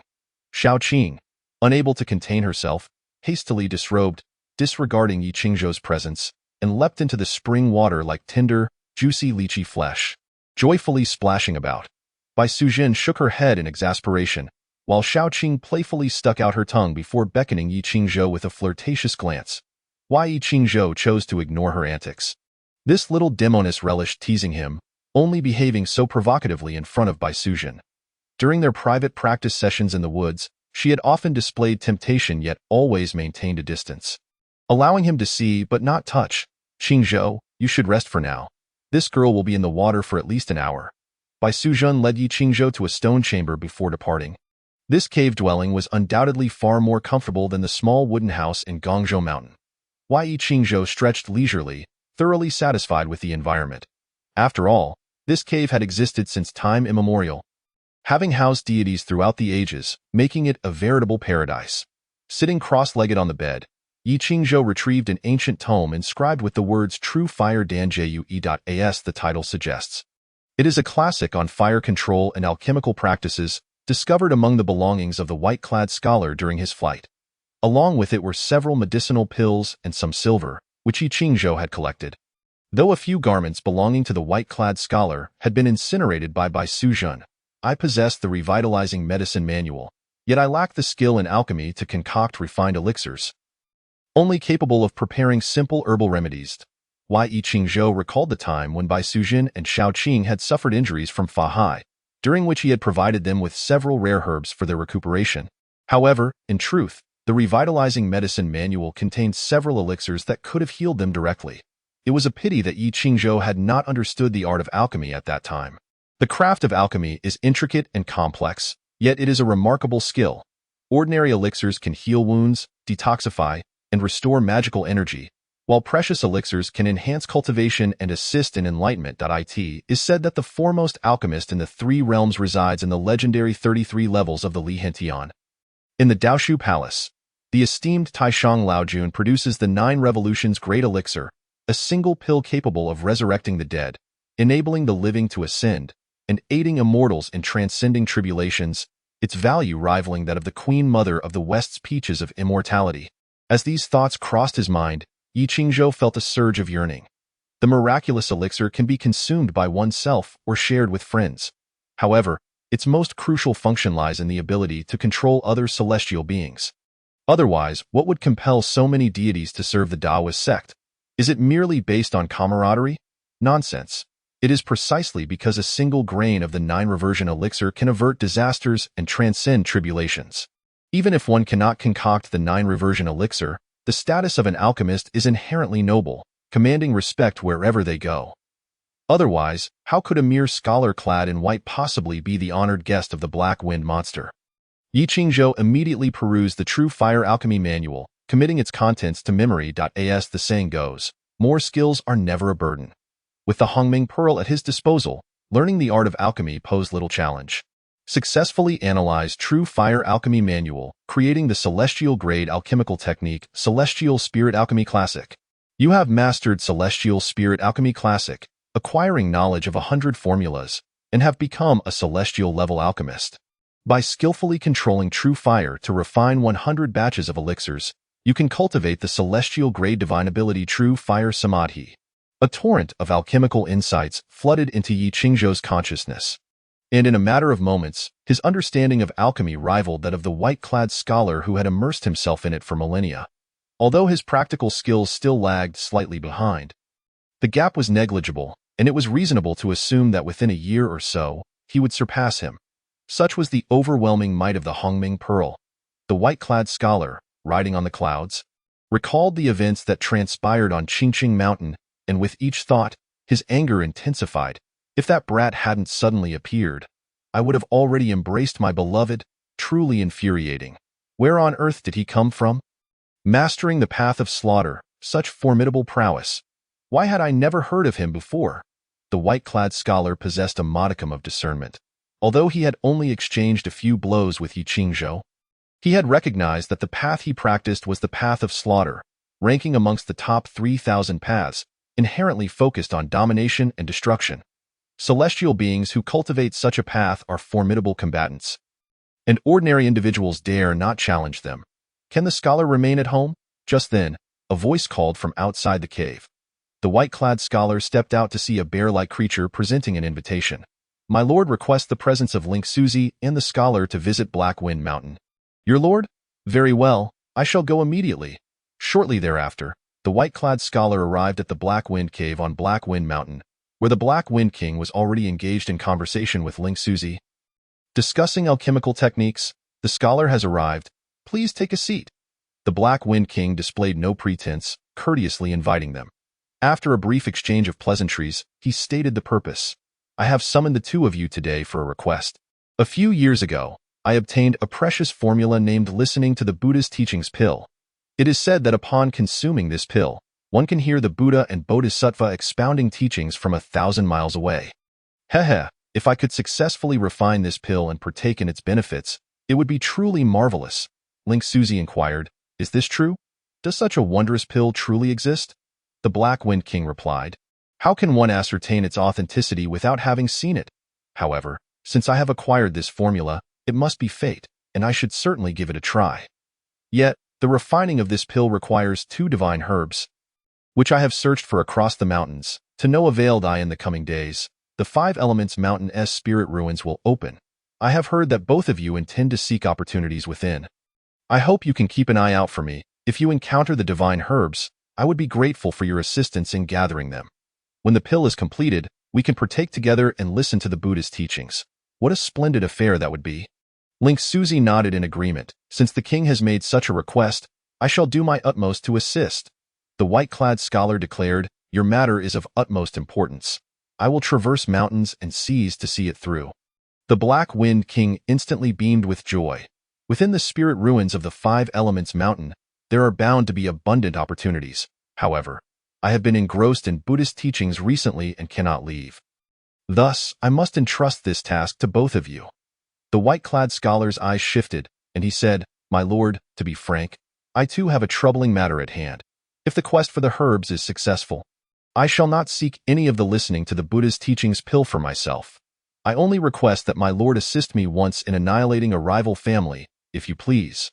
The Black Wind King furrowed his brow and replied, You know my principles. I will never harm those who possess virtue. The white-clad scholar chuckled. Rest assured, it is merely a nefarious sect. Chapter 27. Entering the spirit ruins, celestial-level heavenly soldiers, as the sun rose. The morning mist descended in the early hours. Bai Sujin offered incense and prayers to Lao Jun of Lishan in the image of Guanyin, before setting off with Yi Qingzhou and Shao Qing at an auspicious time. After about half an hour, the trio arrived near the 5 Elements Mountain. The surrounding celestial spirit energy was rich, forming a spirit ruins teeming with divine materials, treasures, and rare beasts. Thick fog enveloped the area, creating a mesmerizing array of formations that prevented ordinary people from entering. Being cultivators, Yi Qingzhou and the others were not deceived by the formations. As they traversed the mist, a spectacular scene unfolded before them. Filled with radiant light and auspicious clouds, gazing up, they beheld the majestic 5-Finger Mountain, its peaks connected, with the sealing talisman left by the Buddha shining brilliantly at its summit, emanating infinite Taoist resonance. The 5 Elements Mountain is a heavily guarded area. Do you possess the 5 Elements orders? A thunderous voice boomed from above, and Yi Qingzhou looked up to see a golden-armored heavenly soldier. Standing on a cloud, exuding a long-lasting aura of celestial light and bearing a solemn visage. Heavenly soldiers of the celestial court, at the level of Xianxian, endowed with merit. The Hongming Pearl also provided a brief message. Without hesitation, the 3 of them produced their 5 Elements orders, but the heavenly soldier, after inspecting them, did not depart. Instead, he stood still, gripping his weapon, and gazed intently at the trio. Bai Sujin and Shao Qing exchanged bewildered glances. Unsure of the situation, Yi Qingzhou, slightly taken aback, understood the heavenly soldier's intent and promptly retrieved a divine herb from his Qinkuan pouch. This is a 1,000-year-old ginseng. As he spoke, he inadvertently loosened his grip, causing the ginseng to tumble from his hand and land on the grass below. The heavenly soldier's eyes brightened, and a subtle smile graced his lips as he remarked, In the spirit ruins of the 5 Elements Mountain, opportunities abound. For cultivators from the mortal realm, the benefits are plentiful. You have arrived rather early and should be able to gather a fair number of celestial blossoms. Thank you for your guidance. Yi Qingzhou responded gratefully, taking Bai Sujin and Shao Qing by the hand as they smoothly entered the spirit ruins. After walking several miles, Shao Qing pouted and, casting a disdainful glance back, remarked, I never expected the celestial beings to be so mercenary. We already possess the 5 Elements orders, yet they still seek to squeeze us. Bai Sujin echoed her sentiments. It's a pity about that 1,000-year-old ginseng. Such a divine herb must be quite rare. Even among these spirit ruins, the 5 Elements Mountain spirit ruins, in essence, are not a true paradise, but rather a cultivation site formed temporarily due to the influx of celestial spirit energy. It takes about a decade to form, and thereafter, it may dissipate in a short span of decades or, at most, a century or two due to the depletion of its spiritual energy. This area was originally an ordinary place. But now, nourished by spiritual energy, the divine materials and treasures born here are essentially the best that the mortal realm has to offer. Are not celestial beings merely mortals who have attained enlightenment? Yi Qingzhou, however, was not overly concerned, stating, Though the 1,000-year-old ginseng is precious, it can still be found in the mortal realm. That heavenly soldier mentioned celestial blossoms. They should be the rarest treasures within these spirit ruins. Let us not forget that once the Hongming Pearl evolves into a state of primordial chaos, it can manipulate time. A common ginseng placed within it can be transformed into a 1,000-year-old ginseng in the blink of an eye. Therefore, what appears to be a precious divine herb to an outsider is of little significance to me.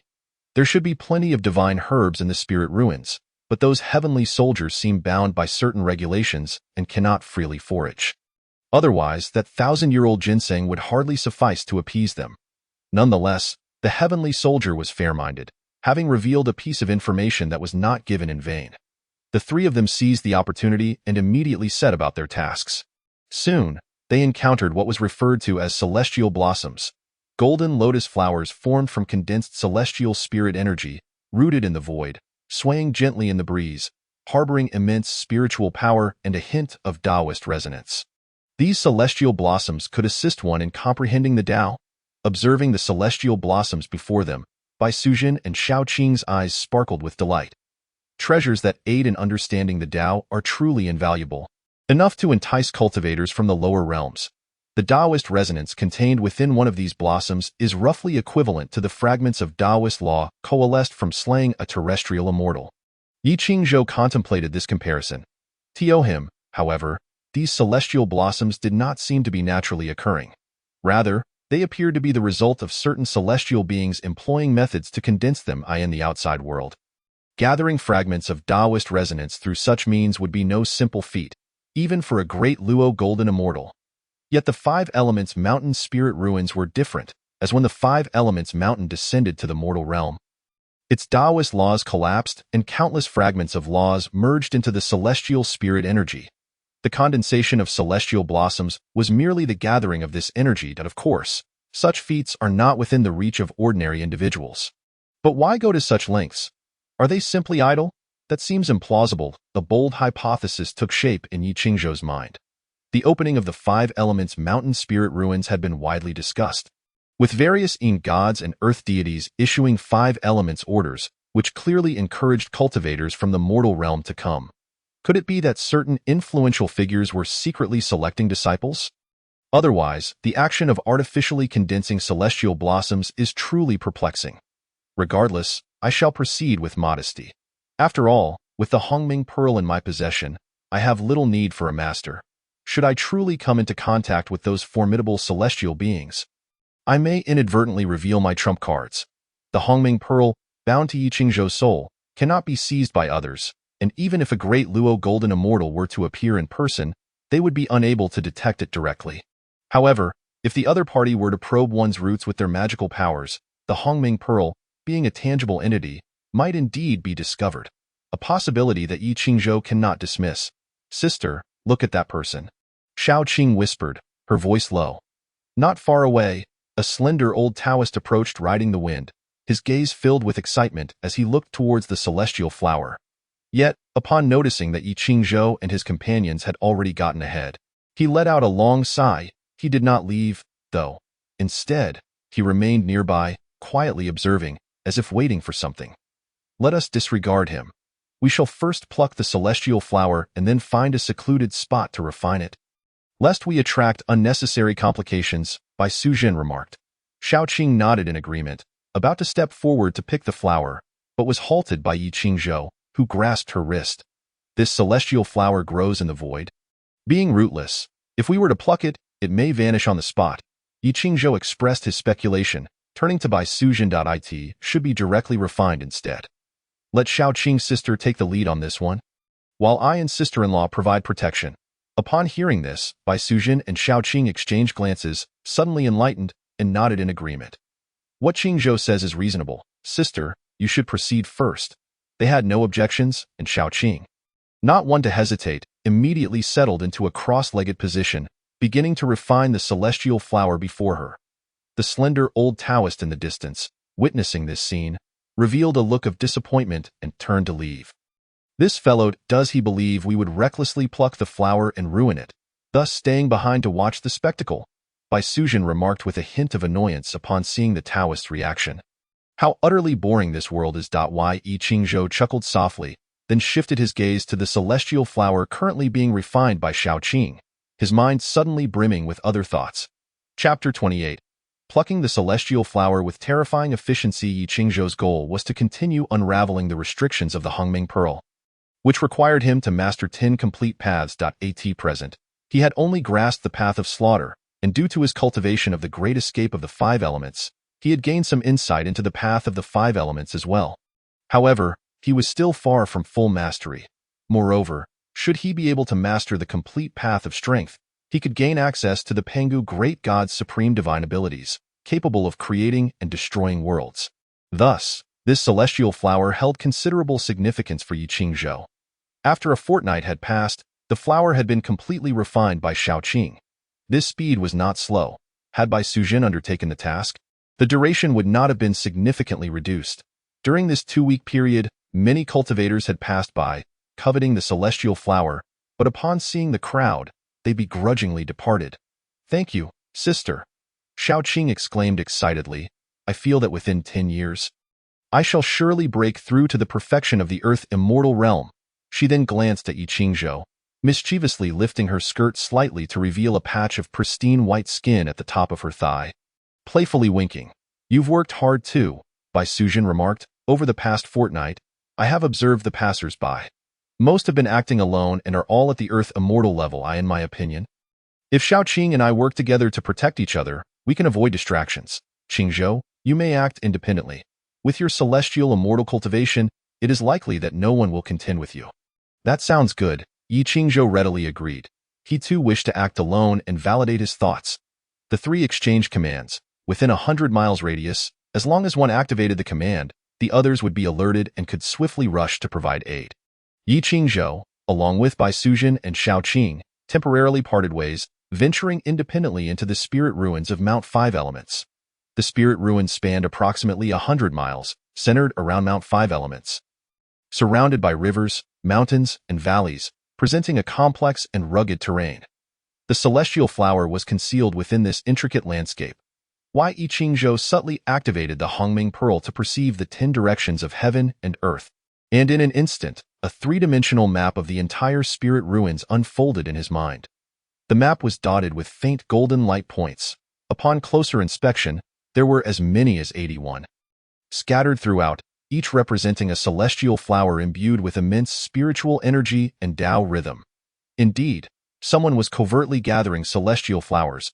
Perhaps I am already under the watchful gaze of many eyes. I must remain cautious.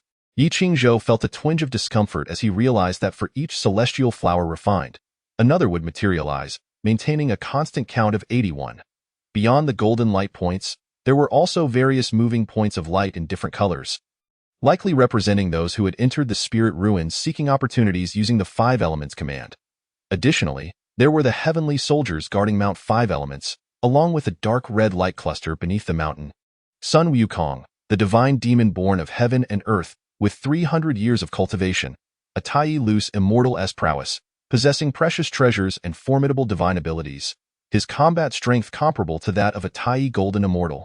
Each of the 5 peaks housed a guardian deity of the Buddha's teachings, all of them at the true immortal level. Relying solely on the 5 directions guardian deities and the myriad heavenly soldiers was certainly insufficient to contain the demon king Sun Wukong. The key lay in the very body of Mount 5 Elements and the sealing edict of the Buddha. The vicinity of Mount 5 Elements was a forbidden area, one I am not yet equipped to approach. Yi Qingzhou understood the gravity of the situation and refrained from recklessly seeking out Sun Wukong. Instead, he prioritized locating the celestial flowers. Even though the Monkey King lay trapped beneath Mount 5 Elements, he was once the Demon King.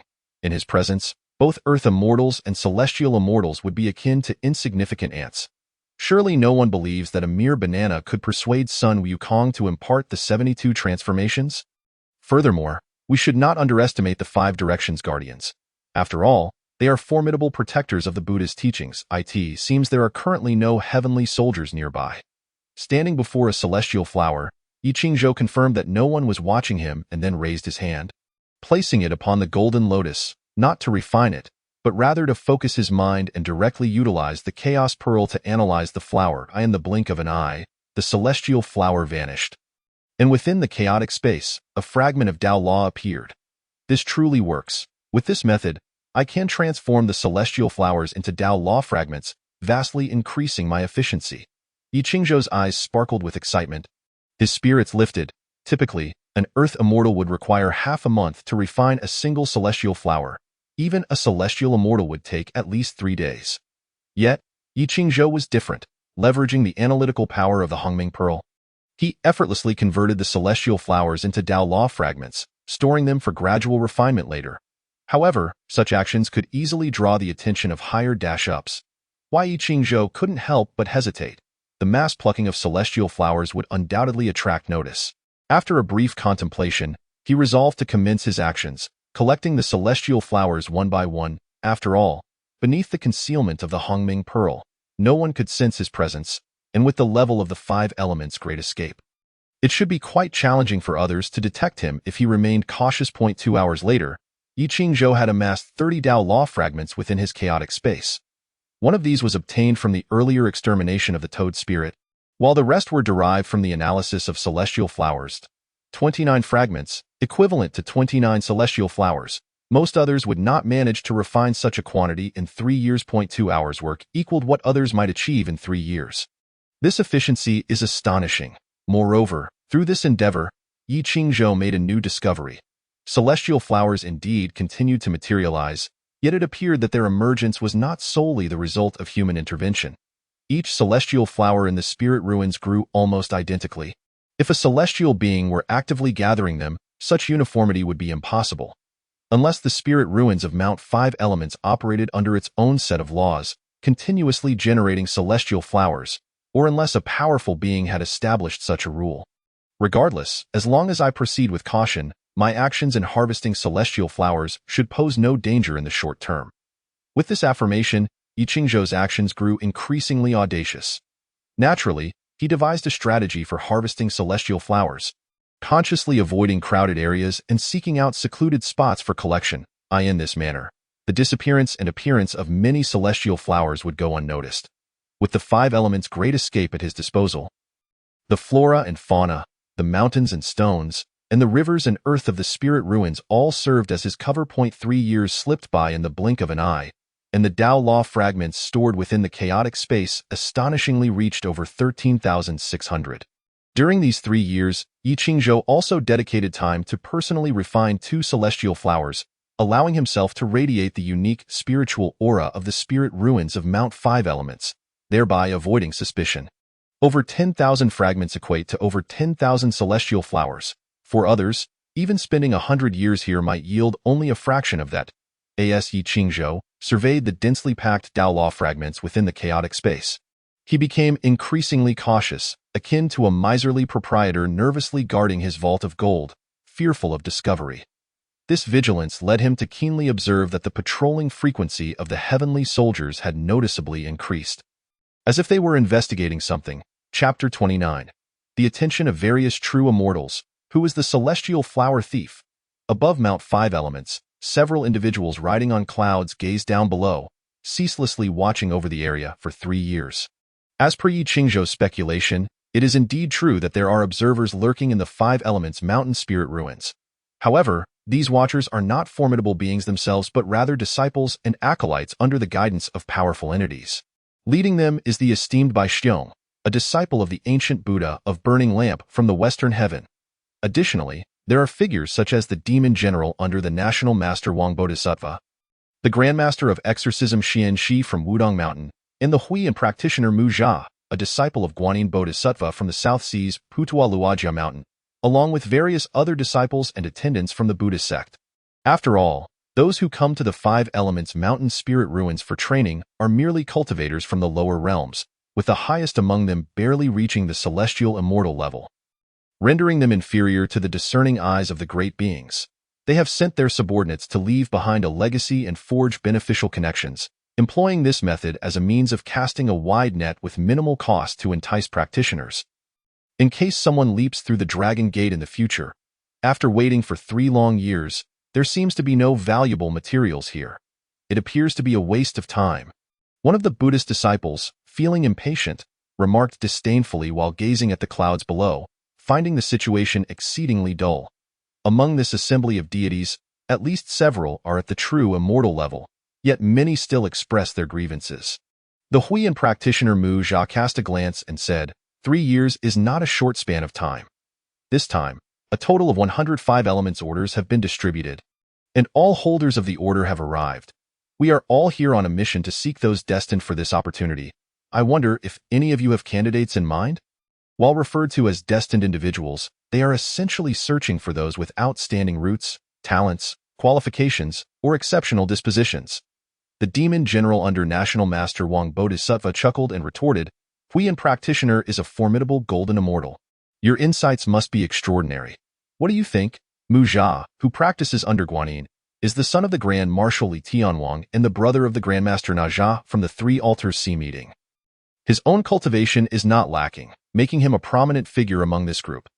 The only one who could match him is Bai Xiong, sent by the ancient Buddha of Burning Lamp, who traveled from the western heaven to the eastern land.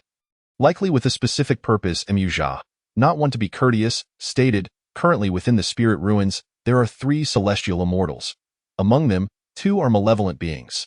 Though their qualifications are not lacking, they are burdened by sins and lack the temperament for significant endeavors. The other is a human celestial immortal. I observe he possesses a prosperous appearance, holds virtues, and is endowed with auspicious fortune, making him indeed a rare talent in the ranks of the earth immortals. There is only that white serpent, possessing exceptional talent, a rare disposition, and profound blessings. If we consider the future, it may not be inferior to the 3 celestial immortals. The demon general chuckled upon hearing this. The white serpent is indeed a rarity.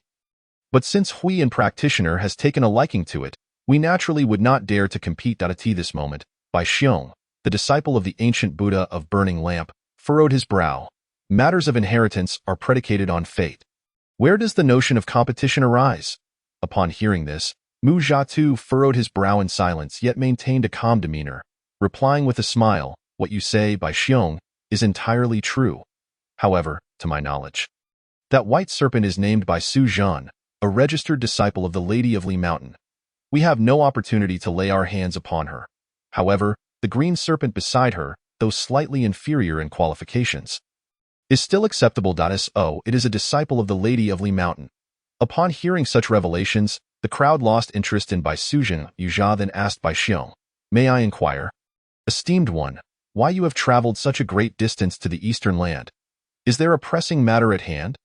Bai Xiong smiled lightly, it is merely to fulfill my master's command, to traverse the war-torn lands of the southern Jambu continent, to experience the sufferings of the people and aid my cultivation, while conveniently stopping by here for a look. His journey, of course, carries a mission, to seek a variable that even the heavenly Tao cannot predict. The others understood that Bai Xiong was attempting to be discreet, yet they chose not to expose his intentions. The demon general turned to inquire of the Grandmaster Xian Shi, you, who have followed the 9 heavens exorcism celestial venerable to vanquish the demon kingdom of North Julu, have established remarkable feats, which are indeed commendable.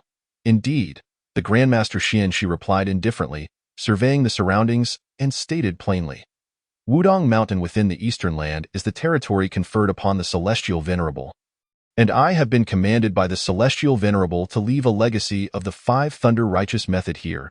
In essence, the Grandmaster Xian Shi was quite straightforward, directly revealing his purpose. The 5 thunder righteous method? Upon hearing these 4 words, the assembly of true immortals felt their hearts stir with avarice. The 5 thunder righteous method, a sacred level divine ability, is a secret of the Taoist school, known to be coveted by prominent figures throughout the 3 realms. Naturally, leaving behind a legacy does not imply revealing the entirety of the divine ability. It is likely to be merely fragments.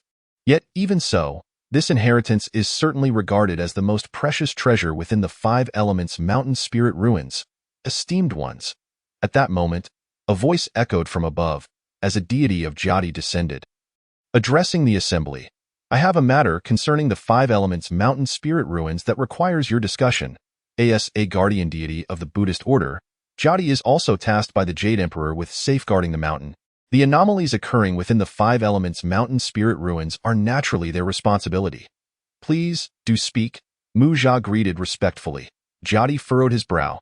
Now that the spirit ruins have been opened for 3 years, We have recently detected that the celestial aura within is rapidly dissipating at an alarming rate, truly peculiar. Upon investigation, we discovered that the formation binding the celestial blossoms is operating at an exceedingly abnormal speed. Having cycled nearly 20,000 times in just 3 short years, consuming an immense amount of celestial aura, the demon general frowned and inquired, "Is there an issue with the formation?" Jyoti shook his head. "Not at all. The formation operates flawlessly. Yet someone is stealing celestial blossoms in large quantities." Upon hearing this, the expressions of the crowd turned grave, filled with uncertainty. The 5 elements mountain spirit ruins do not hold immense value for them, as this essence is essentially the leaked spiritual energy from the heavenly realm, yet it possesses worth due to the abundant Taoist resonance within. The rapid dissipation of celestial aura? That is inconsequential. However, the fact that someone could steal a considerable quantity of celestial blossoms right under the noses of the 5 directions Jyoti is rather exaggerated. A glimmer of sharpness flashed in by Xiong's eyes as he immediately declared, "Truly audacious. This spirit ruins is a celestial fortune bestowed upon the lower realms. Now it has been pilfered. This is utterly unacceptable." Mu Jia then added, "Such actions are indeed excessive. In my opinion, we ought to identify the culprit and impose strict penalties." The two harmonized their sentiments, each fully aware of the other's motives. To be able to operate under the watchful eyes of the 5 directions Jyoti and abscond with a substantial amount of celestial blossoms, such an ability signifies true talent. Suddenly, a beastly roar echoed, as a bolt of lightning descended, crashing into the spirit ruins. "The Grandmaster Xianxi remarked, within this thunder beast lies the legacy of the 5 thunder righteous method, possessing its own spirit, and it can indeed assist you all in locating the celestial blossom thief within the spirit ruins." Chapter 30. Inheritance falls like rain. 3 celestial immortals take action within the 5 elements mountain spirit ruins. The winds roared and thunder rumbled as a ferocious thunder beast descended from the clouds, wild and fierce, instantly alarming countless practitioners. The thunder beast bore 2 horns, stood over 3 meters tall, stretched 10 meters long, with robust limbs and clad in scales, resembling the fabled auspicious beast, the Qilin. What is this creature? How did it fall from the sky? It appears to be a thunder Qilin. Its power of thunder is remarkably pure. The practitioners were taken aback, gazing at the thunder beast with astonishment. Within the spirit ruins, there are also mountain spirits and wild creatures that have been transformed by the celestial aura, but they swiftly gained intelligence and became practitioners, shedding their beastly nature. Yet the thunder beast before them is a genuine beast. Why has it suddenly appeared here, below? The practitioners, I am Xianxi, a servant of the 9 heavens exorcism celestial venerable from Wudong Mountain. This thunder beast has been transformed from a segment of the sacred technique, the 5 thunder righteous method. Currently, it possesses the strength of a peak earth immortal. Should anyone be able to slay it, they will gain the inheritance of the 5 thunder and become a registered disciple of Wudong Mountain. A voice as thunderous as the storm echoed from the heavens.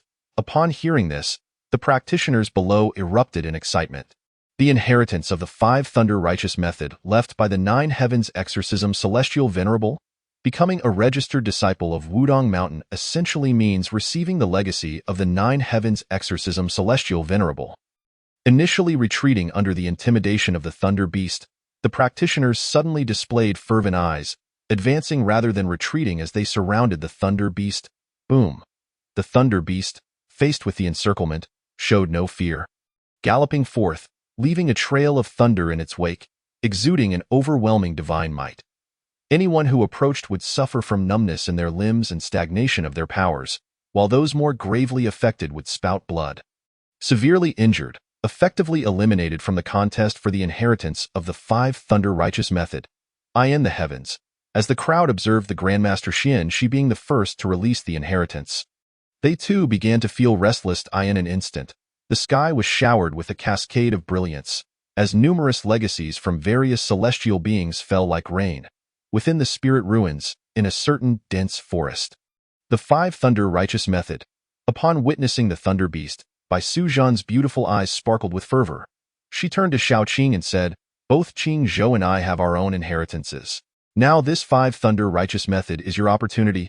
Xiao Qing's eyes also burned with excitement, yet some hesitation lingered. There are too many competitors within the spirit ruins, and celestial immortals are also present. I fear I may not be able to succeed. Not to worry. We will assist you. Yi Qingzhou stepped out from behind a tree, stating, but let me make it clear, once this inheritance is secured, I want to witness it as well. The Five Thunder Righteous Method, after all, is a sacred-level divine ability. He too felt the stirring of desire. Upon hearing this, Bai Sujin was momentarily taken aback. Logically, having learned from another's legacy, one should at least be considered a named disciple, making it inappropriate to pursue other legacies lest conflicts arise in the future. However, Yi Qingzhou seemed unconcerned about such matters. Fear not, there are not many celestial beings in this spiritual realm. United, we three stand a fair chance, he encouraged, noticing Shao Qing's hesitation. All right.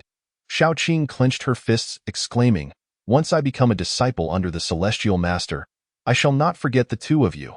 Various legacies manifested in the sky. Inciting a frenzy among the onlookers, the Thunder Beast surged through the crowd with an unstoppable vigor and, upon passing a celestial flower, devoured it in one gulp, assimilating its power. The nearby practitioners immediately noticed a marked increase in the Thunder Beast's strength. If I and the Thunder Beast can devour celestial flowers to enhance our realms, should it injure us and we are expelled from the spiritual realm, we would lose our chance to continue seeking opportunities. The voice of the Great Serpent echoed once more. Upon hearing this, those who had been considering retreating grew anxious. If the Thunder Beast were left unchecked, it could continue to grow stronger, and before long, it might reach the celestial realm, becoming even more formidable. It would instinctively seek out celestial flowers, consuming them one by one, rendering it impossible for anyone to cultivate. The Thunder Beast must be eliminated. Sister, it's the white-clad scholar, someone exclaimed, pointing to a figure in the crowd. Shao Qing quickly warned, there's another celestial being beside him. Bai Sujin's expression grew serious. The white-clad scholar was indeed at the forefront, blocking the Thunder Beast alongside another monster clad in Taoist robes. The two were evidently assisting each other, both at the celestial realm, making this duo the most formidable presence in the spiritual realm. The great demon-slaying celestial master has eradicated countless evils in his lifetime. You two, as demons yourselves, dare to covet this legacy? At this moment, yet another celestial being emerged. This individual, a human clad in a black monk's robe with long hair and an aristocratic countenance, shimmered with golden light behind him and wielded a gleaming white spear, aiming directly at the white-clad scholar. You seek death, the white-clad scholar retorted, countering with a soft whip. His companion, Ling Shuzi, also brandished a wolf-toothed club. His expression fierce. It's Prince Xiaozhong, someone gasped, recognizing the man with the spear. Prince Xiaozhong is the son of the king of the Sand Kingdom. Having trained since childhood, he has truly achieved remarkable prowess. Ling Shuzi frowned, questioning, surely Prince Xiaozhong must possess his own legacy. Why then must he contest with us? The prince coldly replied, indeed, I have no ties to this divine power, but I will not allow it to fall into your demonic hands. What began as a contest for legacies suddenly escalated into a conflict of racial hatred. The white-clad scholar and Ling Shuzi were naturally enraged. You refuse it for yourself, yet do not permit us to have it? We have no grievances from the past, nor enmity today. Such actions are utterly excessive. Though initially disadvantaged, Prince Xiaozhong was soon bolstered by the surrounding human practitioners, who unleashed a barrage of spells against the white-clad scholar and Ling Shuzi. The influx of demonkind in the spiritual realm had also stirred chaos, transforming the scene into a battlefield between the two races. Sister, what do we do? Shao Qing was bewildered, witnessing the three celestials engulfed in a storm of magical light. As all those near the Thunder Beast were drawn into combat, blades glinting and blood spilling. Let us observe the unfolding events for now, Bai Sujin whispered, pulling Shao Qing to the side. Suddenly, she realized that Yi Qingzhou had inexplicably vanished.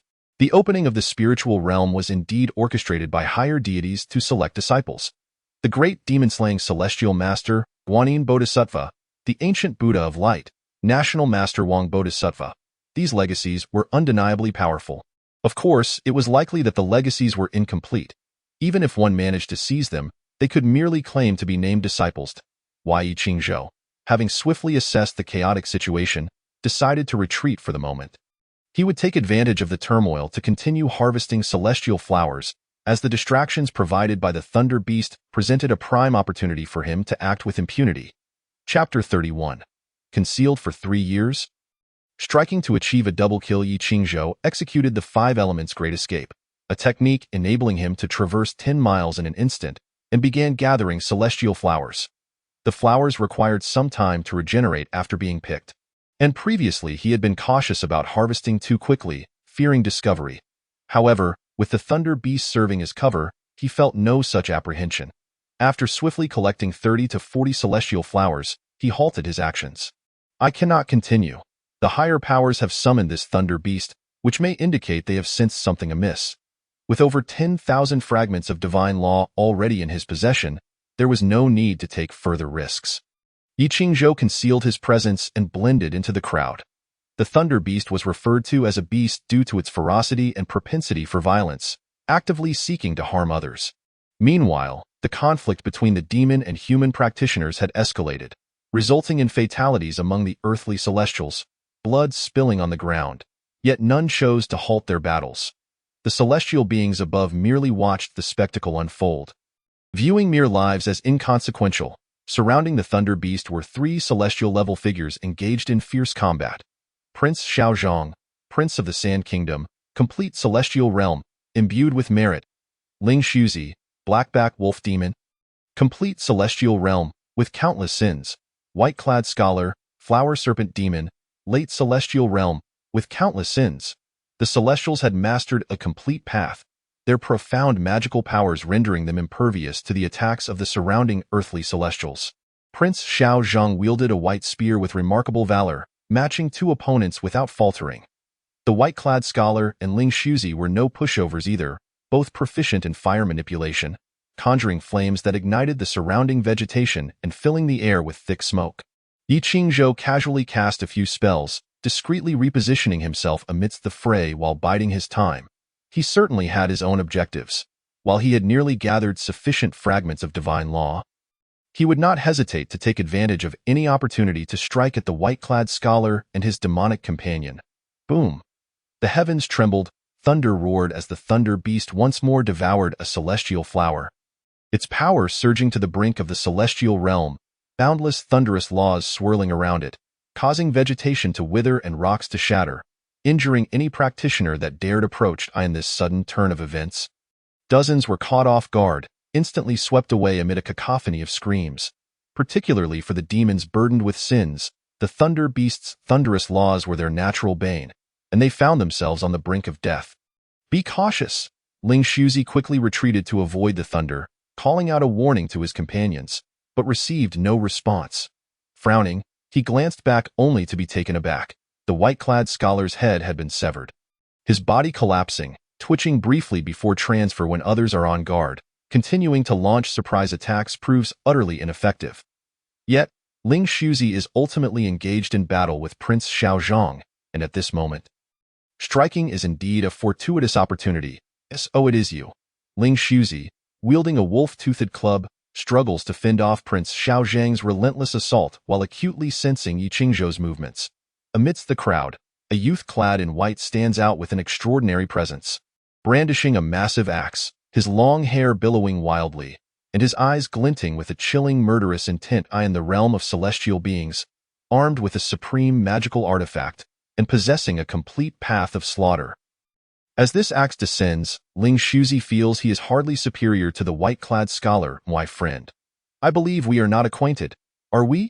Ling Shuzi, growing increasingly anxious, implores, you may not realize that I have delved deeply into alchemy and possess numerous miraculous elixirs. If you seek the 5 Thunder True Methods inheritance, I can assist you in seizing it, and afterward, I shall bestow upon you some elixirs. We bear no enmity. You have no reason to take my life. More friends mean more paths. What say you? Yi Qingzhou feigns contemplation, yet steadily approaches Ling Shuzi. The latter, drenched in cold sweat, comprehends Yi Qingzhou's intent all too well. Indeed, having more friends may lead to more paths. But how can one be certain that the additional paths are not dead ends? Today, you shall likely perish due to your imprudent friendships, Yi Qingzhou coldly declares, as he swings the axe, unleashing a crescent-shaped arc of lethal brilliance. Ling Shuzi attempts to retreat, only to find himself ensnared by the murderous aura with no means of evasion.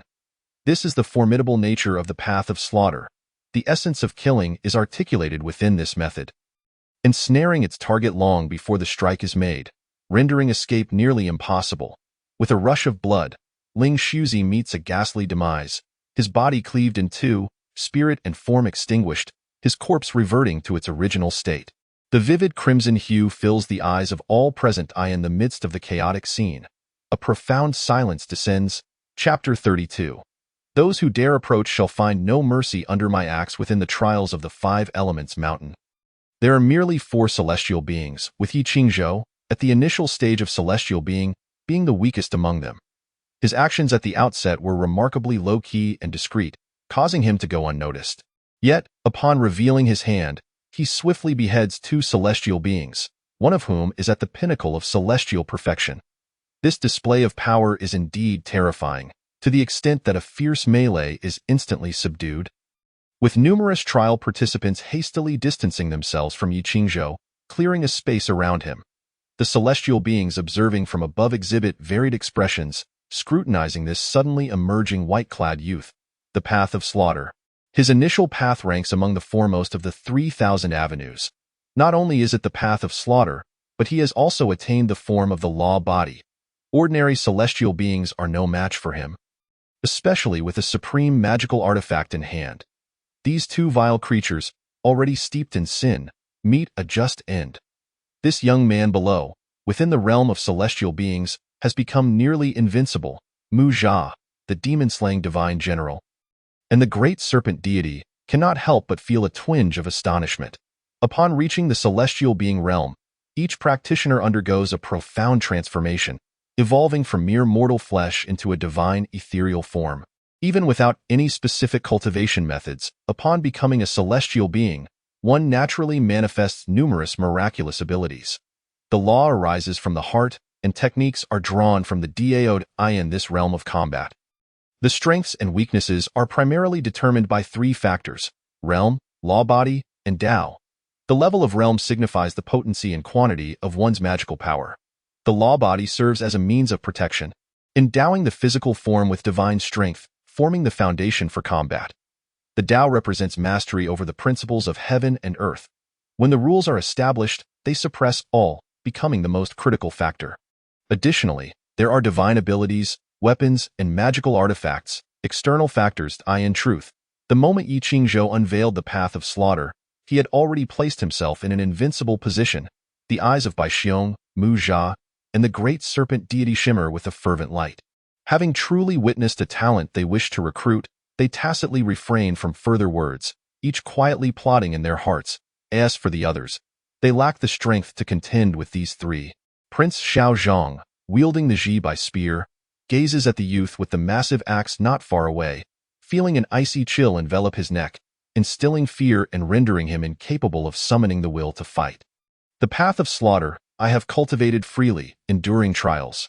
I mastered but a minor path to attain the celestial being realm, and now, at the peak of celestial beings, I command 3 minor paths. Yet, he has grasped the path of slaughter, which reigns as the dominator of the 3,000 avenues. Before the great path, my minor path seems utterly inconsequential. Prince Xiao Zhang, with the Ji Bai spear held downward, appears prepared to withdraw from the conflict. The 3,000 avenues, myriad minor paths. In the face of the great path, minor paths are utterly insignificant and will be completely crushed. Moreover, among the 3,000 avenues, the path of slaughter ranks quite high, second only to the paths of time, space, reincarnation, life and death, and chaos, standing equally with sword paths and the 5 elements. Roar. The thunder beast bellows, shattering the brief stalemate. With the strength of a half-step, celestial being, it unleashes nearly the entirety of the 5 thunder true method, instantly flooding the surroundings with the power of thunder, inciting panic-stricken cries from countless trial participants. I have received the inheritance of National Master Wang Pusa. Wholeheartedly aspiring to the Buddhist path, I shall leave this 9 heavens demon-slaying deity's inheritance to you all. Prince Xiao Zhang hastily retreats, revealing his background. Above in the 9 heavens, Mu Jia glances at the nearby demon-slaying divine general and remarks, My friend, your actions are truly swift. I had suspected the methods practiced by this prince, Xiao Zhang, bore the influence of my Buddhist teachings. It appears he has already received the inheritance of National Master Wang Pusa. The demon-slaying divine general smiles without speaking. Prince Xiao Zhang is the prince of the Liashagwo, of noble birth, blessed with fortune from birth. He has cultivated Buddhist teachings since childhood. He has secretly stashed away the inheritance of National Master Wang Pusa within the spirit ruins. And Prince Xiao Zhang, sensing a connection, was the first to locate it. As Prince Xiao Zhang withdraws from the spirit ruins, the remaining participants find themselves unable to contend with the Thunder Beast. Frantically fleeing in all directions, it is evident that, at present, only Yi Qingzhou, this celestial being, can subdue the Thunder Beast. The onlookers are filled with envy, yet feel utterly helpless. Without this capacity, even if fortune smiles upon them, they have no right to intervene. The Five Thunder True Method, the core technique of Taoism, a closely guarded secret. To encounter it today is an opportunity one cannot afford to miss. Yi Qingzhou, observing the frenzied Thunder Beast before him, hesitates no longer, charging forth with his axe. Having attained the celestial being realm, his law body strength has escalated from 10,000 pounds to 100,000 pounds, and with the complete path of slaughter at his disposal, he fears not the onslaught of the Five Thunder True Method. Whether in close combat or in the contest of techniques, he navigates with ease. The Thunder Beast, toyed with, gradually expends its spiritual power.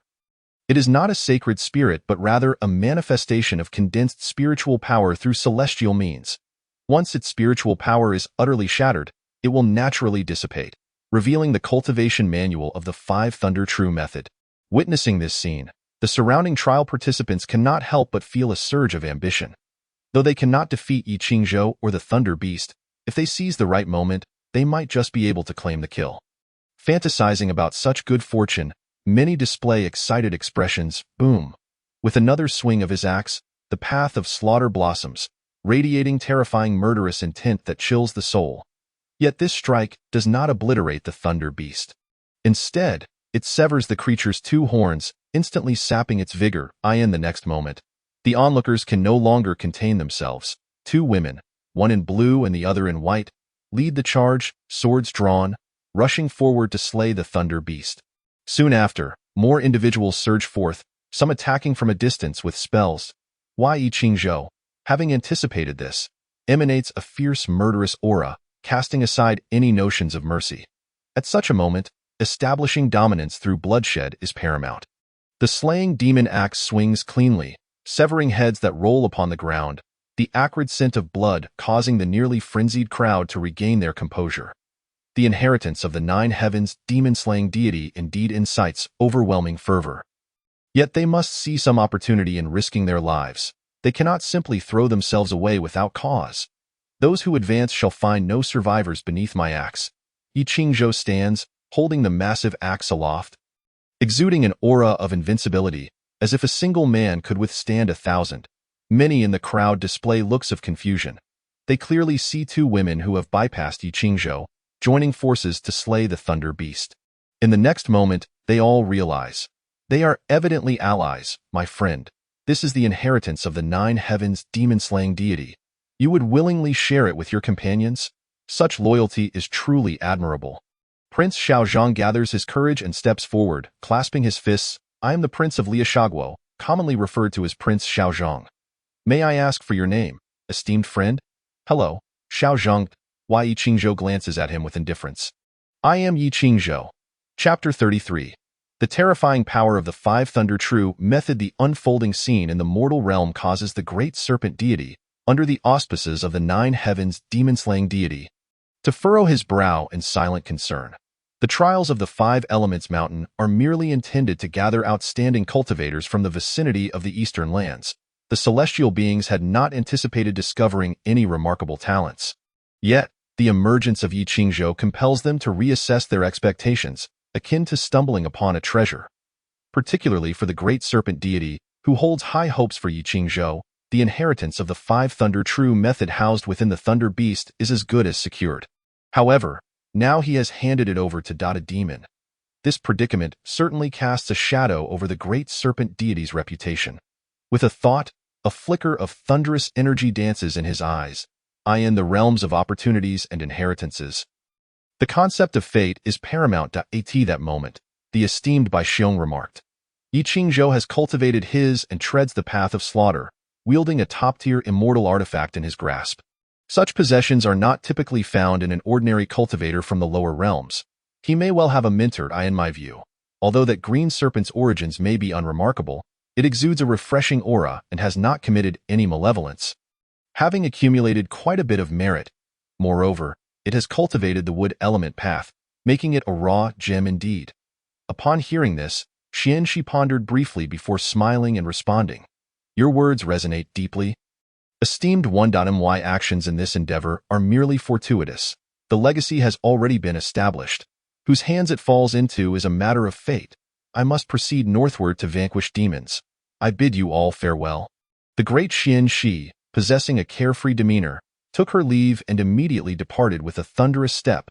Mu Zha's expression wavered as he cast a lingering glance at Yi Qingzhou, saying, Yi Qingzhou indeed possesses some abilities.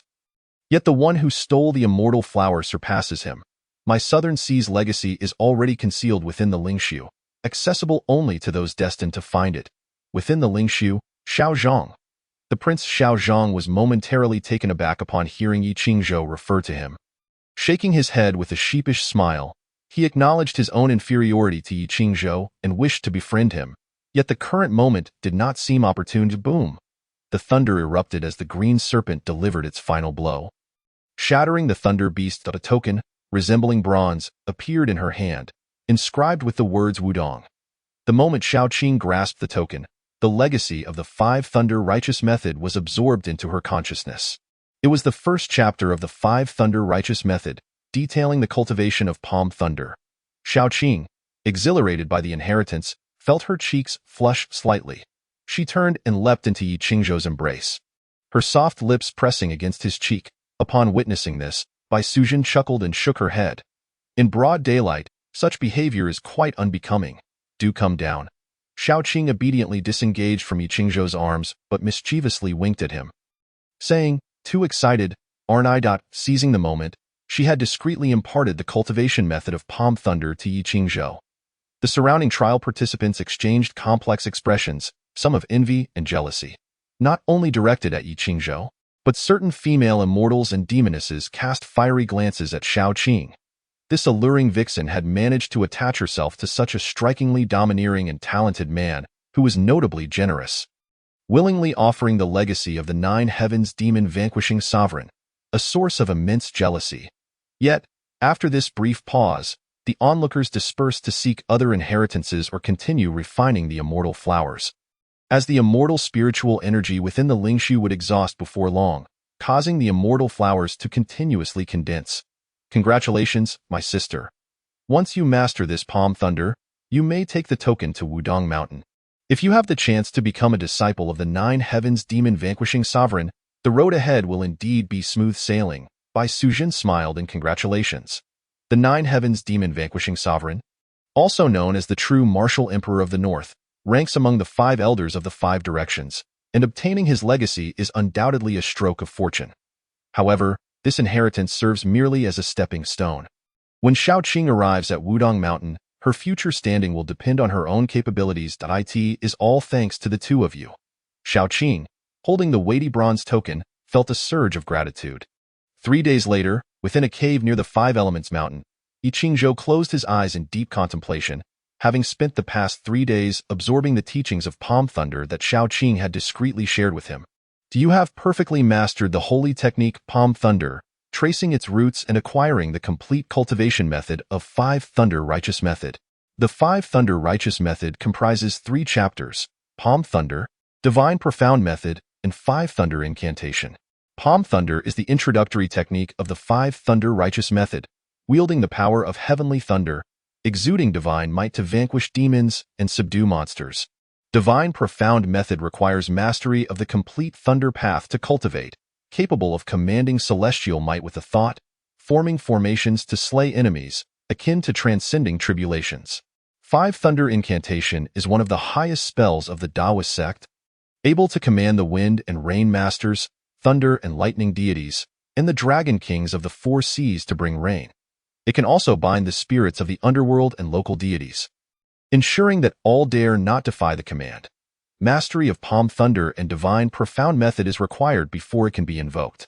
The information from the Hongming Pearl materialized, and Yi Qingzhou couldn't help but gasp in astonishment. No wonder the Five Thunder Righteous Method is revered as a closely guarded secret by the Taoist sect. Hardly anyone possesses it. This is not merely a simple technique.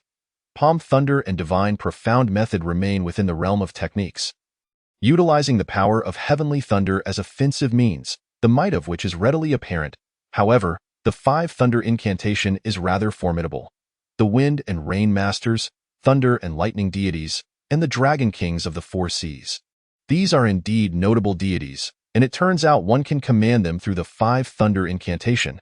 To control rain is an exceedingly authoritarian privilege within the heavenly court, and no one is permitted to infringe upon it.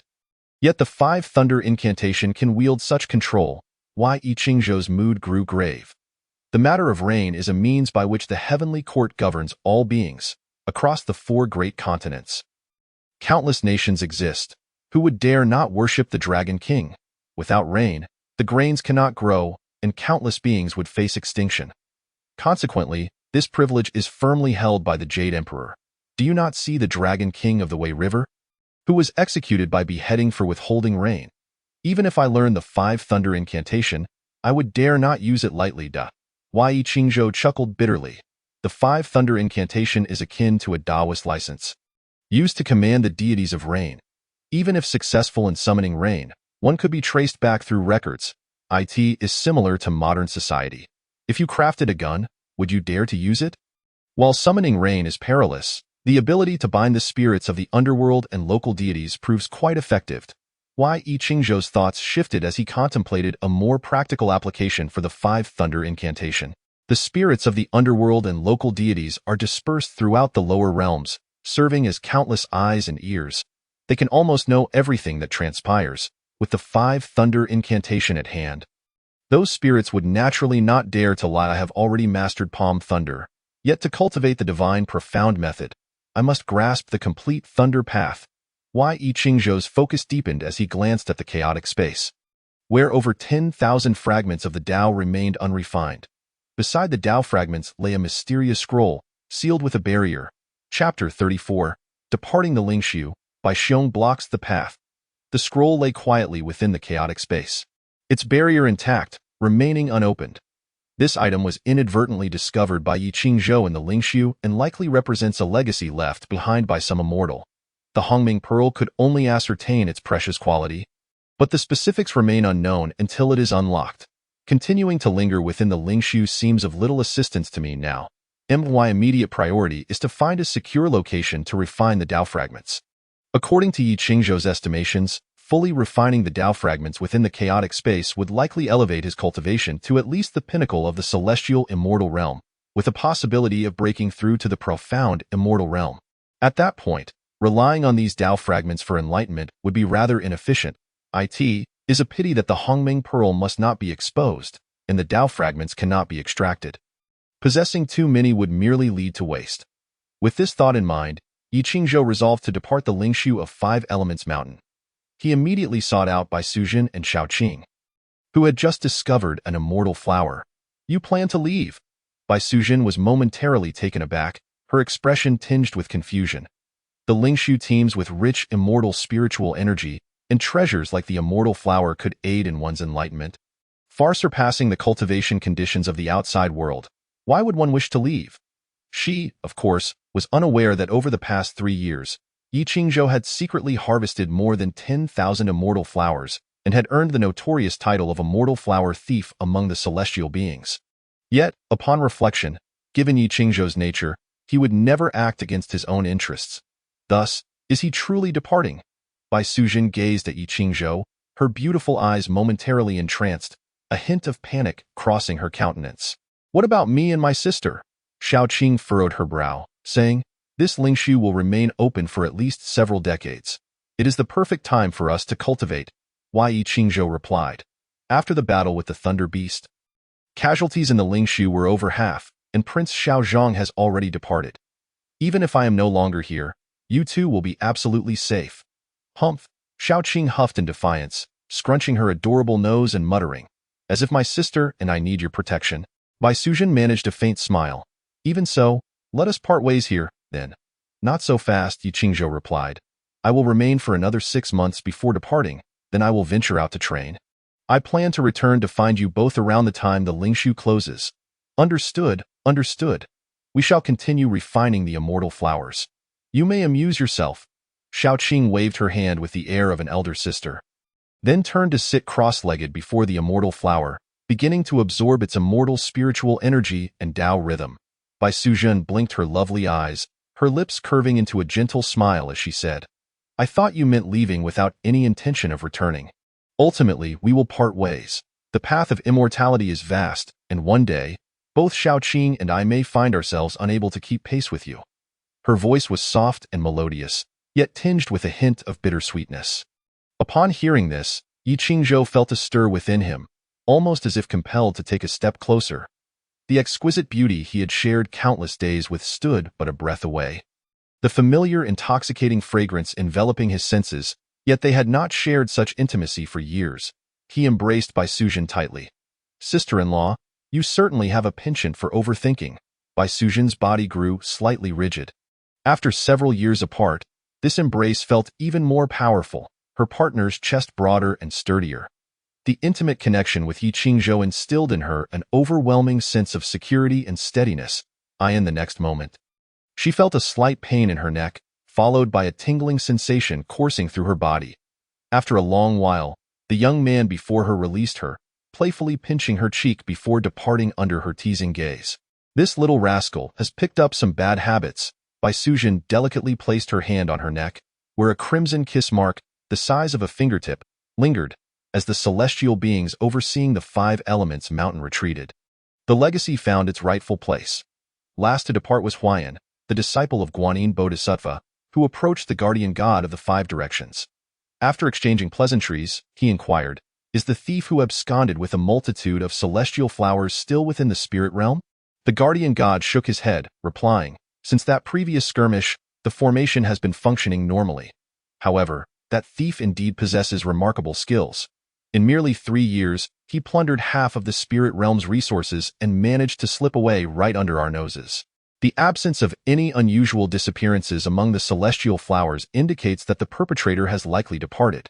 Hearing this, Mu Jia smiled, I see. The legacy I left on behalf of the Bodhisattva has also been claimed by someone.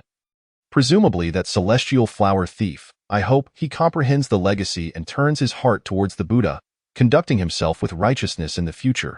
I shall take my leave now. With that, Huayan ascended into the clouds and departed. His purpose was to ensure that the legacy found its way to a suitable individual, and the celestial flower thief was indeed the ideal candidate. 6 months passed in the blink of an eye. After bidding farewell to Bai Suzhen and Xiaoqing, Yi Qingzhou stepped out of the 5 elements mountain spirit realm alone, the 3 of them agreeing to reunite in 50 years.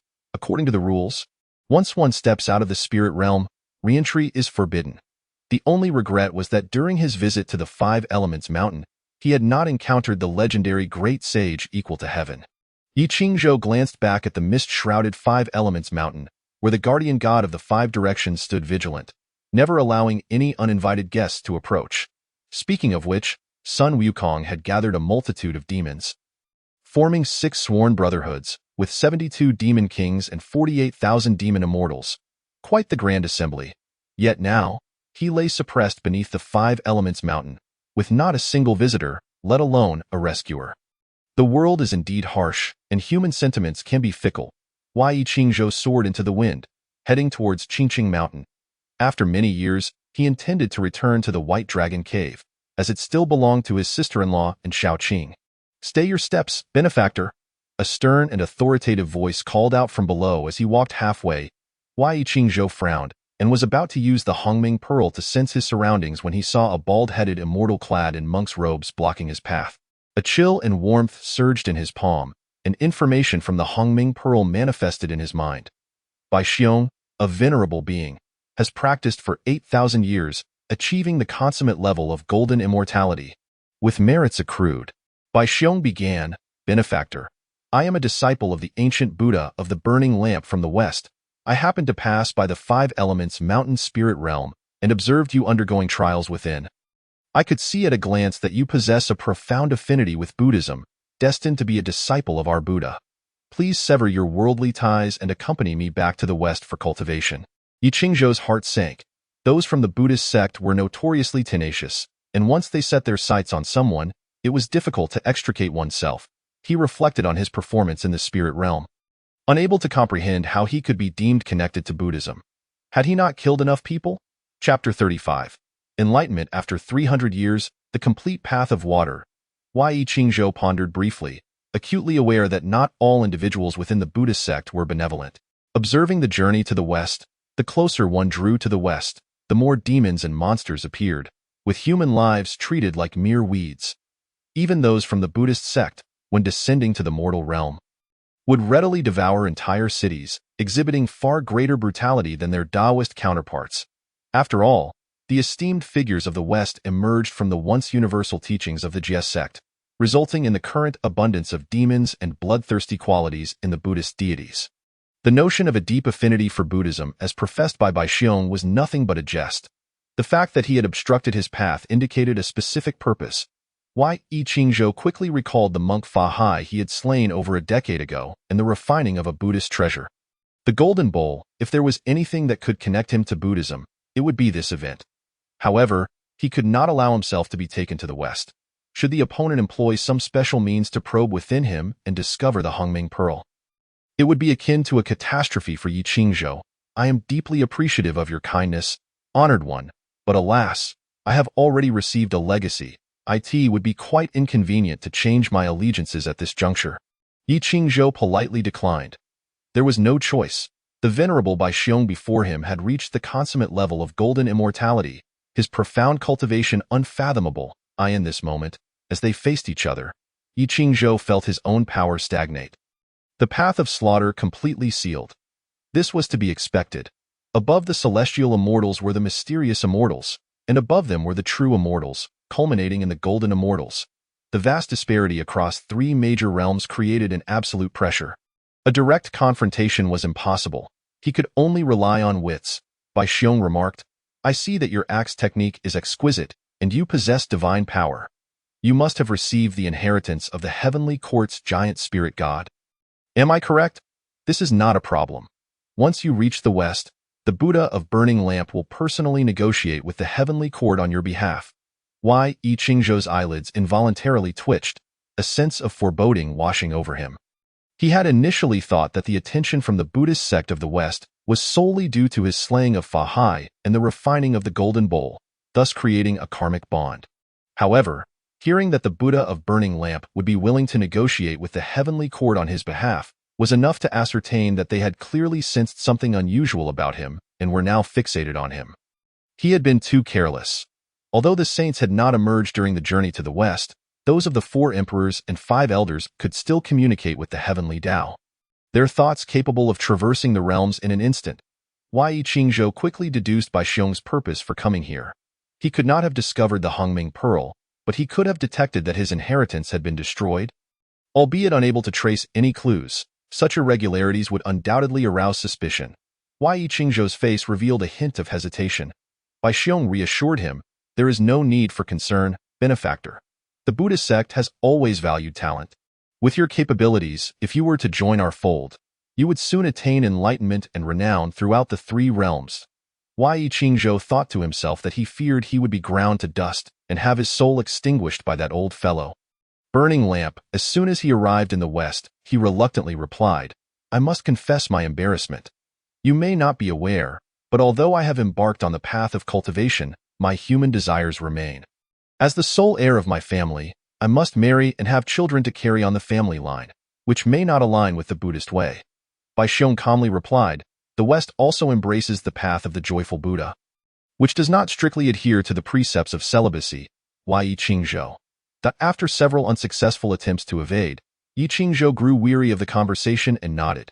Since that is the case, if I refuse again, it would be ungrateful of me. I am willing to accompany you to the west, but I have some possessions in the White Dragon Cave of Qingqing Mountain that I must retrieve first. Upon hearing this, Bai Xiong said, "Very well, I shall accompany you, benefactor." Without delay, he took Yi Qingzhou on a cloud, and in no time, they arrived at Qingqing Mountain. "Please wait here, venerable one. I will be back shortly," Yi Qingzhou said, leaping down from the cloud. Bai Xiong frowned slightly but did not pursue him into the cave. Instead, he flicked his fingers, casting a strand of Buddhist light that imprinted itself on Yi Qingzhou's back. With this Buddhist light mark, he would be able to track Yi Qingzhou's location within 100 miles. Inside the cave, "That bald monk deserves a beating," Yi Qingzhou grumbled in frustration, feeling the Buddhist light mark on his back. He cursed those from the west as a bunch of sticky toffee, resorting to any means to achieve their ends. He had nothing of significance to tidy up, so he entered the spring pool where Shaoqing often bathed. Diving in and submerging himself, he sought out a hidden stream and, with a thought, controlled the water flow to catch a completely black fish, holding it in his hand. The West would not be able to reach him. If they wanted to keep an eye on him, they would have to see if they had the ability. Yi Qingzhou flipped his palm, revealing the Hongming Pearl, which he directly stuffed into the fish's belly. Then he recited the Hongming Sutra, vanishing from his original spot, leaving only the black fish to swim freely, shaking its head and tail as it followed the water current. Above the clouds, Bai Xiong was stunned. His eyes widening in astonishment, it had vanished. He distinctly felt Yi Qingzhou's presence dissipate within the cave. He formed a seal with his hand, crafting a formation in his palm to trace the Buddhist light mark's location. "What? My Buddhist light mark, I can no longer sense it. Could there be a spatial formation in this cave that allows for a leap of 100 miles in an instant?" Immediately, Bai Xiong leaped into the White Dragon Cave to pursue. Quickly searching throughout the entire cave but finding no trace of Yi Qingzhou nor any spatial formations, in the chaotic void of time and space, Yi Qingzhou closed his eyes and focused, activating the Hongming Sutra to accelerate the flow of time to its maximum. The Hongming Pearl concealed his aura and obscured the heavenly secrets, rendering him undetectable. He was currently within the Hongming Pearl. And the Hongming Pearl was tucked inside the belly of a black fish, destined to swim wherever. Even he could not predict that as for that bald Bai Xiong. Let him search for himself. The Hongming Pearl could indeed shield him from the Buddhist light mark sensing. But keeping it on him would ultimately remain a threat. He needed to find a way to eliminate it. Removing the Buddhist light mark was not something that could be accomplished overnight, considering the vast disparity in realms between him and Bai Xiong. However, fortunately, this mark was not immovable. With each passing moment, as he gradually wore it down over the years, it would eventually be eradicated completely. In any case, for the time being, Yi Qingzhou has no intention of venturing out recklessly. He is content to reside within the belly of the fish, gradually dissipating his mark and refining his methods to attain enlightenment. 300 years pass like a fleeting stream, and of course, this is merely the passage of time within the realm of chaos. In the outside world, only 3 years have elapsed. You have eliminated the Buddha's light mark, and your heart resonates with understanding, revealing the Hongming Seal, beginner level. You have mastered the complete water path. Your wood path, metal path, fire path, and earth path have all reached an accomplished state.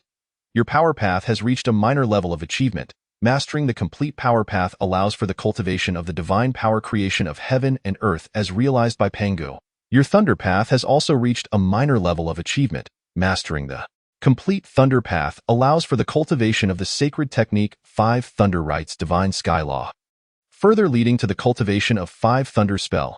Controlling 10 complete paths of law allows for the refinement of the first 9 prohibitions of the Hongming Pearl. Current progress. 210. Your cultivation has reached the perfection of celestial immortality. Just a step away from the Xian immortal realm. Chapter 36. Reappearing in the world, outside Guanyin Courtyard. Where humans are inferior to dogs, Yi Qingzhou feels the surge of power within him. The resources obtained in the spirit ruins of Wuxing Mountain have finally transformed into true strength. Tens of thousands of fragments of law have directly granted him control over a second complete path of law. Still within the ranks of the 3,000 paths, specifically the water principles of the Wuxing path. During this journey of enlightenment, Yi Qingzhou initially intended to focus on the power path and the thunder path. But alas, these 2 paths are profoundly intricate. Even with the aid of law fragments, the comprehension remains fraught with challenges and progress is slow. After all, the power principles are the foremost among the 3,000 paths. And the Thunder Law precedes the Wuxing Path. In the vast expanse of the three realms, individuals who master these two paths are indeed rare. Conversely, Yi Qingzhou had already cultivated the sacred technique of Wuxing Great Escape to the pinnacle of perfection. The Wuxing Path came to him as if aided by divine intervention, and with years of close companionship with his sister-in-law, Bai Sujin, he has completely grasped the water principles. The other elements of metal, wood, fire, and earth have also reached an accomplished state, yet he still requires further refinement for complete mastery. There is also this item that remains unopened. A thought crosses Yi Qingzhou's mind, and a scroll appears before him. This artifact was inadvertently discovered in the spirit ruins, likely a form of inheritance, yet he has not yet opened it to examine. At this moment, within the Hongming Pearl, Yi Qingzhou is not apprehensive about recklessly unveiling the inheritance. Fearing it may attract some formidable being, if any issues arise, he can simply leave the inheritance to gather dust within the chaotic void. Channeling his magical energy, he envelopes the scroll, and the prohibitions inscribed upon it are swiftly refined. As the scroll unfurls, an image materializes before Yi Qingzhou. It depicts a woman with her hair styled in a coiled dragon bun, clad in a plain robe, with brows like crescent moons and eyes resembling twin stars. Her jade-like visage radiates joy, her lips a delicate shade of red, and she holds a pristine vase filled with sweet dew, draped with willow branches. Although merely a painting, it is so lifelike that it seems as if the figure within might step forth to meet him at any moment. Guanyin Bodhisattva? Upon seeing this image, Yi Qingzhou cannot help but be astonished. This representation is undeniably iconic. There can be no mistake. Upon closer inspection of a corner of the scroll, he discovers a script that reveals the full title of the figure: Nanhai Putua Luojia Mountain Great Compassion and Great Mercy Savior of Suffering Spiritual Perceiver Guanyin Bodhisattva. Gazing at the portrait of Guanyin, Yi Qingzhou feels an inexplicable stirring within, his heart enveloped in tranquility. In a moment of reverie, boundless Tao rhythms circulate and merge into his sea of consciousness. You have comprehended the secret scroll Guanyin image, gaining a wealth of Buddhist Tao rhythms, nurturing a seed of Tao. You have observed the true form of the Bodhisattva, cleansing your soul and enhancing your primordial spirit's power. This scroll contains a fragment of Guanyin's true spirit. With incense offerings, one can hear Guanyin expound the Tao from thousands of miles away. Yi Qingzhou closes his eyes and concentrates, sensing a radiant golden Tao seed taking root within his sea of consciousness. Although currently in the form of a seed, with patient nurturing, it will naturally sprout, eventually giving rise to a complete Buddhist path. Simultaneously, after observing Guanyin's portrait, his primordial spirit has significantly strengthened. It turns out that within the spirit ruins of Wuxing Mountain, there exists an inheritance from Guanyin. Truly, as one of the 5 elders of the 5 directions, Nanjing Guanyin is remarkably generous, bestowing upon him a seed of Tao. With such a seed, he is destined to master an additional complete path in the future. Yi Qingzhou cannot help but reflect on this. Within the Buddhist realm, Guanyin's status is indeed beneath that of the Tathagata, following the Tathagata in cultivation. Yet, when one considers the 3 realms, Guanyin is also a commanding presence. Firmly established in Nanhai, with formidable strength and countless capable disciples under her guidance. Through the observation of this image, one can purify the soul and enhance the power of the primordial spirit. Moreover, through this image, one can listen to Guanyin's teachings. Such an item is truly invaluable. Yi Qingzhou gazes at Guanyin's image for a while longer, then with great satisfaction, he carefully stores it away. Although the ancient Buddha of the burning lamp has discerned his anomaly, such matters are likely not to be disclosed to others. Therefore, as long as Yi Qingzhou remains cautious, presenting himself merely as an ordinary seeker before Guanyin, utilizing the image to listen to her teachings is entirely feasible. Guanyin Bodhisattva is at least of semi-saint caliber. My current celestial immortality perfection makes the efficiency of using fragments of law for enlightenment rather low. Surely, listening to the Bodhisattva's teachings will yield far greater benefits. It must have been 3 years in the outside world. I wonder where I currently find myself. I also wonder if Bai Xiong, that bald donkey, is still guarding Qingqing Mountain. However, it is time for me to emerge. Yi Qingzhou employs the power of the Hongming Pearl to survey his surroundings, confirming the absence of danger, before activating the Hongming Pearl to emerge from the mouth of the black fish.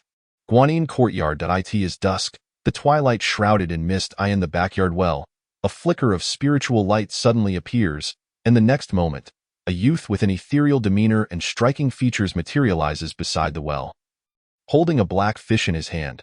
"Thank you for your hard work." Wei Qingzhou casually tosses the black fish back into the well.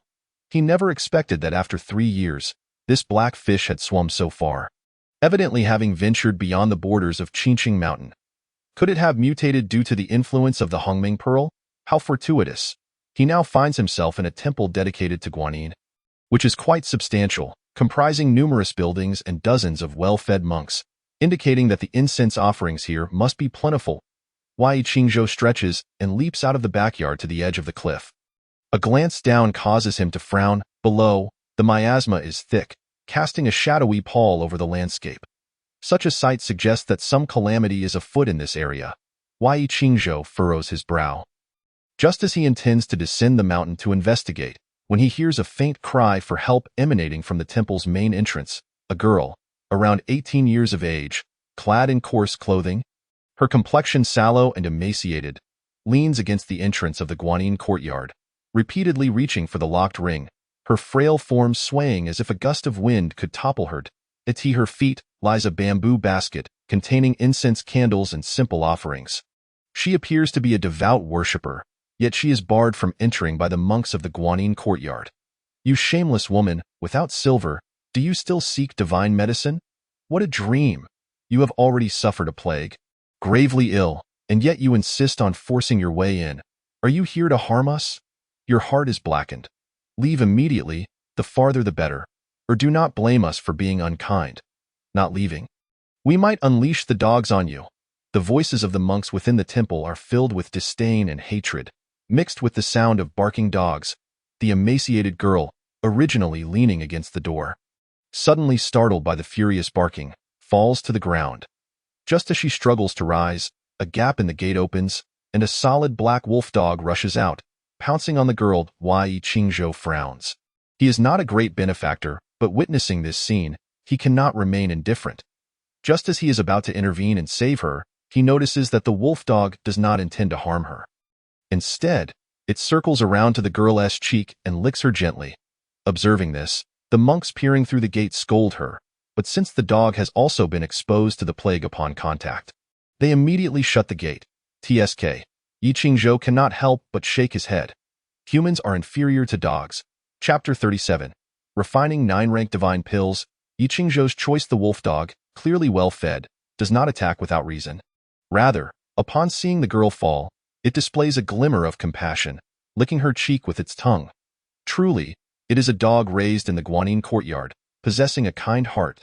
Wei Qingzhou steps forward, activating his divine sense to closely inspect the girl's condition, and indeed discovers a faint miasma surrounding her, weak and bloodless, clearly afflicted by a plague, showing symptoms of severe illness. Upon this realization, he bends down and takes her pulse, channeling a strand of celestial energy into her. Instantly, the girl appears more spirited, her dazed eyes gradually regaining clarity. What a handsome brother! Upon seeing Yi Qingzhou, the girl immediately expresses her admiration. Then, she hastily tries to push him away, turning her head aside, saying, "You mustn't concern yourself with me, keep your distance. I carry the plague." This little girl, how sincere in her words. Wei Qingzhou cannot simply ignore her plight and replies directly, "I am a cultivator. I fear not the plague. Please tell me the circumstances surrounding this matter." A cultivator? Startled by his words, the girl's lively eyes brighten. "Are you a celestial being? Please save Yun'er." Just a few years after the turmoil of war, the region has been struck by plague once more, with countless afflicted. After inadvertently contracting the disease, Yun'er was cast out by her stepmother.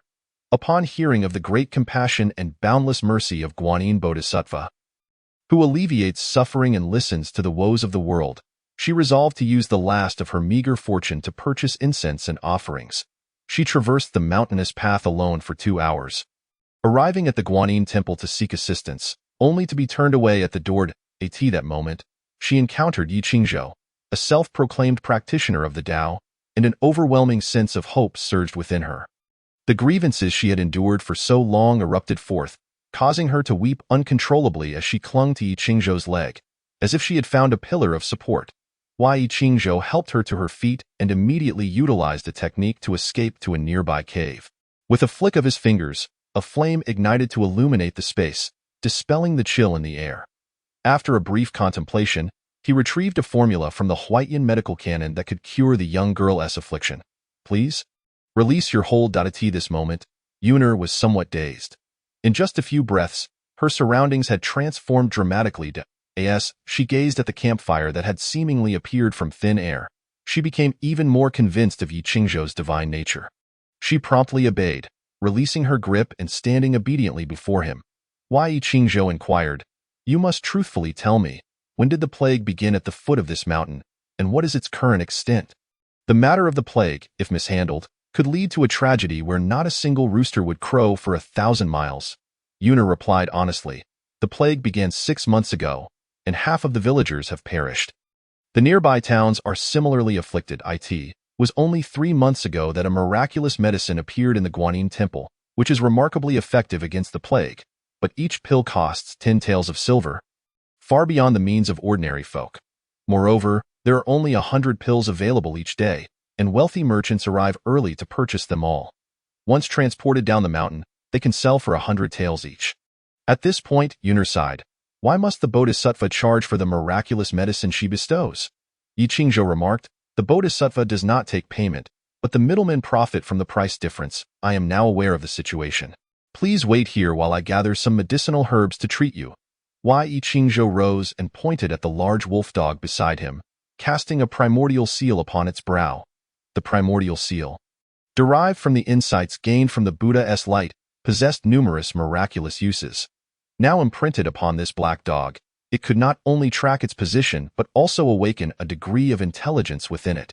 At critical moments, it could temporarily enhance its vitality, transforming an ordinary wolf dog into a formidable beast.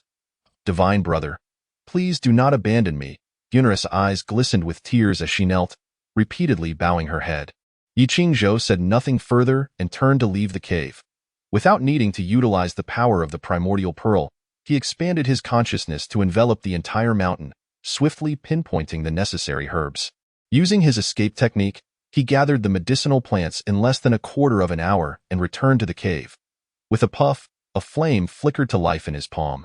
Yi Qingzhou focused his thoughts, causing the fire to swell dramatically, taking the shape of a furnace under his deft fingers. Having comprehended the true fire alchemy technique, his alchemical skills had reached the level of a celestial-grade alchemist. Though he had never personally refined a pill, this first batch of elixirs was intended to eradicate the plague, aligning perfectly with the medical ethos of healing the world. Having mastered the principles of fire to a remarkable degree, he effortlessly controlled the flames, tossing in various herbs that were not consumed, but rather extracted for their medicinal properties at the appropriate temperatures, ultimately coalescing into pills. Yuner and the large wolf dog watched in awe. Their eyes filled with admiration and fervor for Yi Qingzhou. He'll manipulate flames with bare hands and refine pills in the void. Such skills could only belong to a divine being. Approximately half an hour later, a batch of pills was successfully formed. Their emerald hue and diminutive size, adorned with faint patterns, emanated a subtle fragrance. Plague-preventing pill, grade 9 divine pill, specifically effective against plague, smallpox, and cholera, with additional benefits for strengthening the body. Successfully refined 1 batch of pills. Refining 99 more may yield the true fire of Samadhi. A chill and warmth coursed through Yi Qingzhou's palm as 2 lines of information appeared in his consciousness.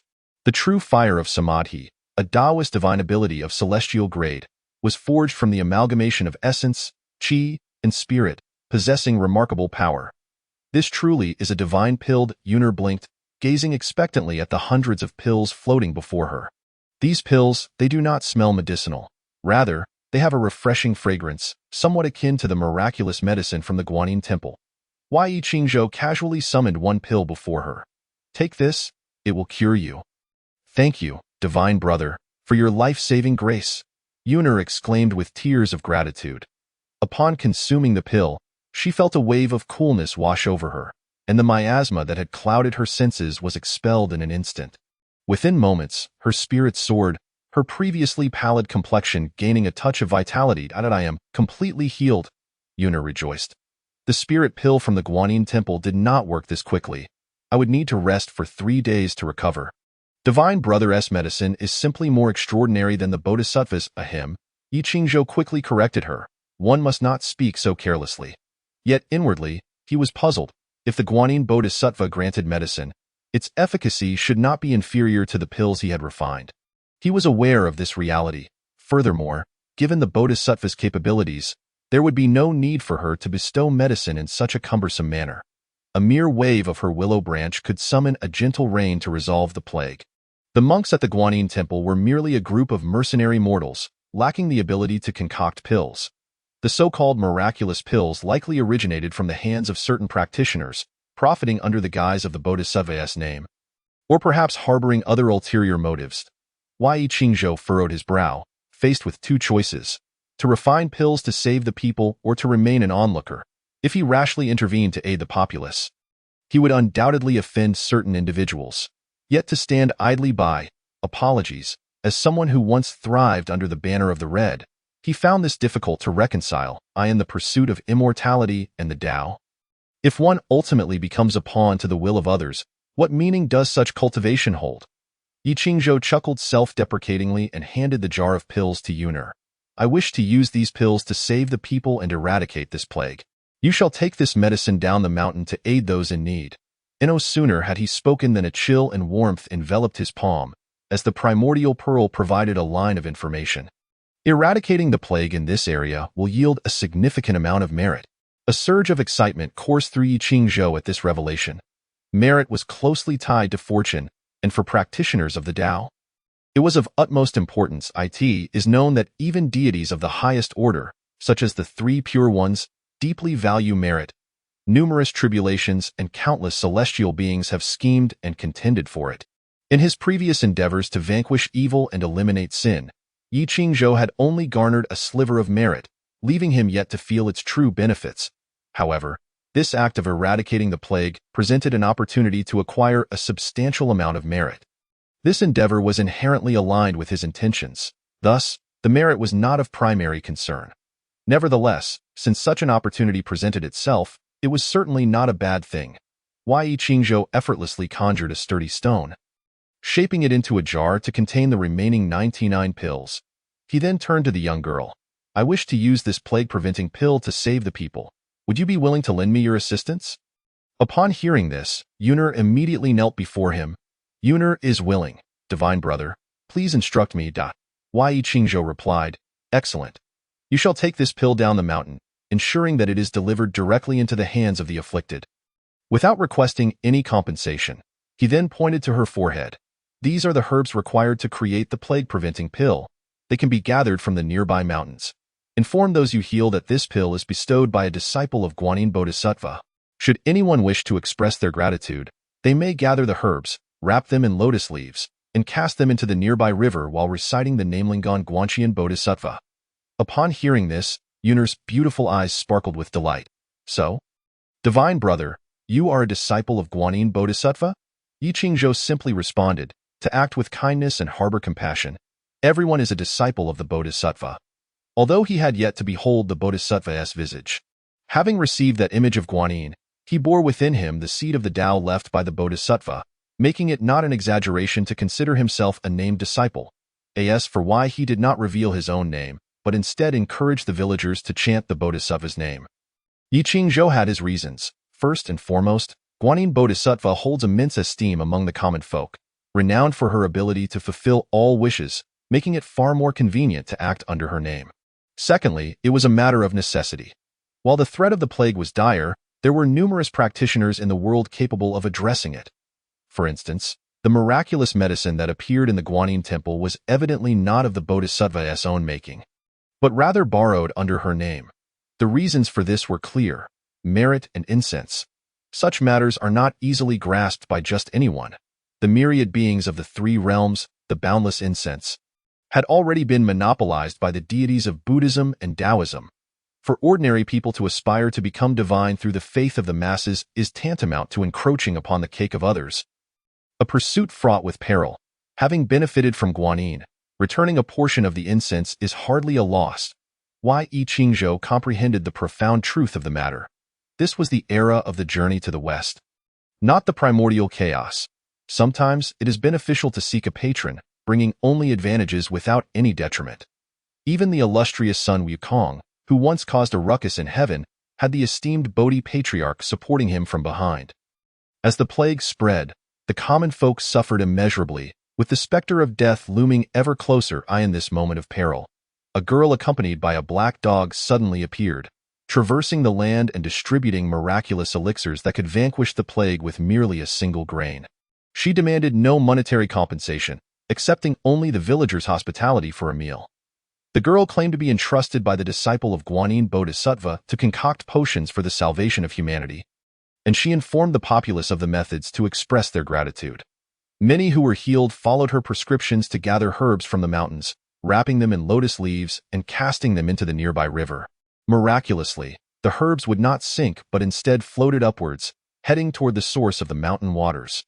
After approximately 6 months, the girl and her dog had traversed all the disaster-stricken regions, saving countless lives, and the entire prefecture referred to her as the little immortal aunt of Guanyin Temple. One day, a dark cloud drifted above the temple, where a creature resembling a blackened bear, covered in fur and robust, descended. This being was none other than the Black Wind King from the Black Wind Cave, located several dozen miles away. Originally a black bear that had attained spiritual enlightenment, he nurtured a compassionate heart, practiced vegetarianism, and engaged in virtuous deeds, making him a benevolent spirit. Over the past 6 months, he had distributed vast quantities of divine pills in the name of the Bodhisattva, believing that such benevolence would ensure the temple's prosperity. The Black Wind King gazed down, only to be taken aback. What incense offerings could be found in the Guanyin Temple? It was noon, and the courtyard was desolate, devoid of even a single pilgrim. Instead, he spotted several rotund monks lazily basking in the sun. What could this possibly mean? The Black Wind King was perplexed. From afar, he observed the surroundings were clear and devoid of miasma, indicating that the plague had likely come to an end. Logically, the people should be expressing their gratitude to Guanyin Bodhisattva, and the temple should be flourishing with offerings. Determined to uncover the truth, he descended swiftly to investigate why the inhabitants of this place seemed ungrateful. Upon reaching the temple grounds, he was greeted by a throng of monks who rushed forward with eager smiles, exclaiming, "Welcome, great king. Please, come in." Though he was a spirit, the Black Wind King was a kind-hearted one who revered Guanyin Bodhisattva. Every visit to the temple involved either donations or offerings of devotion. The last batch of healing pills had also been brought by him, and he regularly sent his minions to provide more every fortnight. However, once the folk began to acquire the pestilence-repelling pills, they ceased to visit the temple, discarding surplus pills into the foul ditches behind the monastery. How could the monks deceive the spirit in such a manner? Without further ado, the Black Wind King confronted them. The plague has ended, and according to reason, the Bodhisattva has bestowed pills upon the people. This is a great kindness, and all should pay their respects. Why, then, is this temple so eerily quiet? The monks stuttered, at a loss for words. The abbot, quick to respond, said, "Alas, great king, you are unaware that the pills you graciously provided to the people were given freely. They receive them so easily that they hardly know the meaning of gratitude. The lack of offerings in the temple is precisely due to this." Upon hearing this, the Black Wind King paused, a flicker of unease crossing his features. Although he had considerable spiritual prowess, he was still a spirit and lacked understanding of human nature. Believing the abbot's words, he genuinely thought that his actions had diminished the temple's offerings. And if so, the sin would be grave indeed. The silver-tongued monks were spouting nonsense.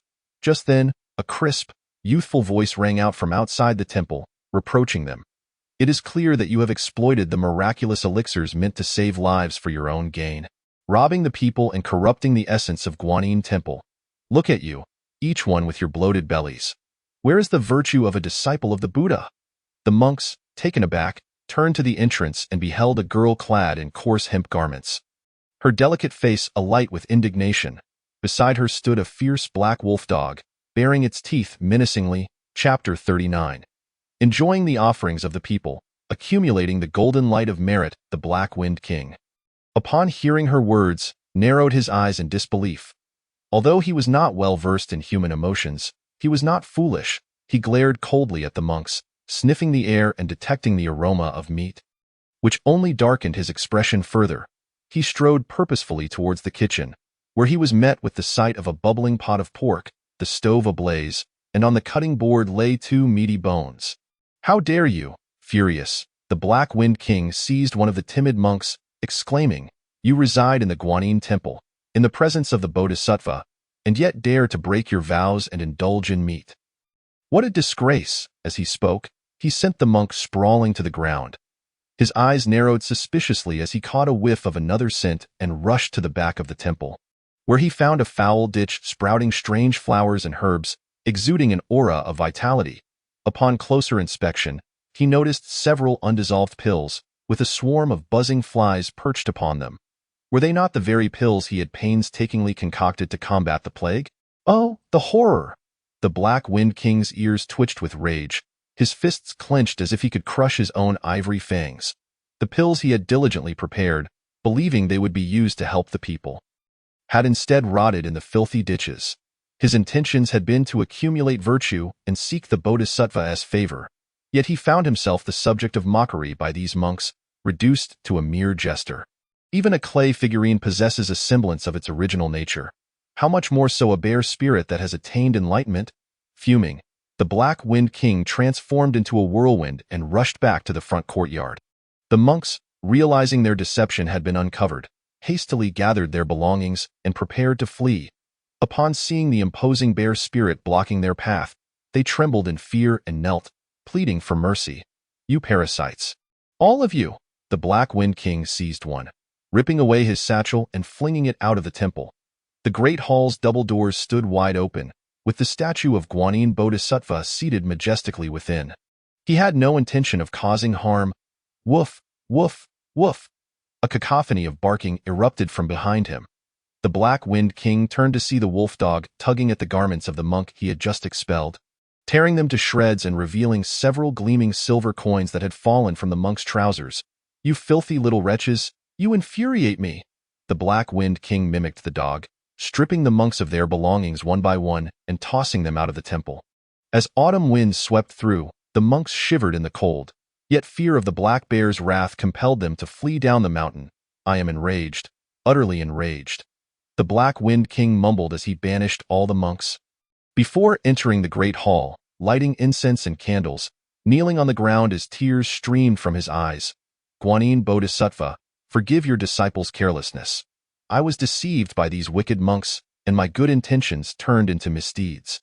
Please grant your forgiveness." Yunner leaned against the temple doors, observing the scene with quiet astonishment. The Black Wind King?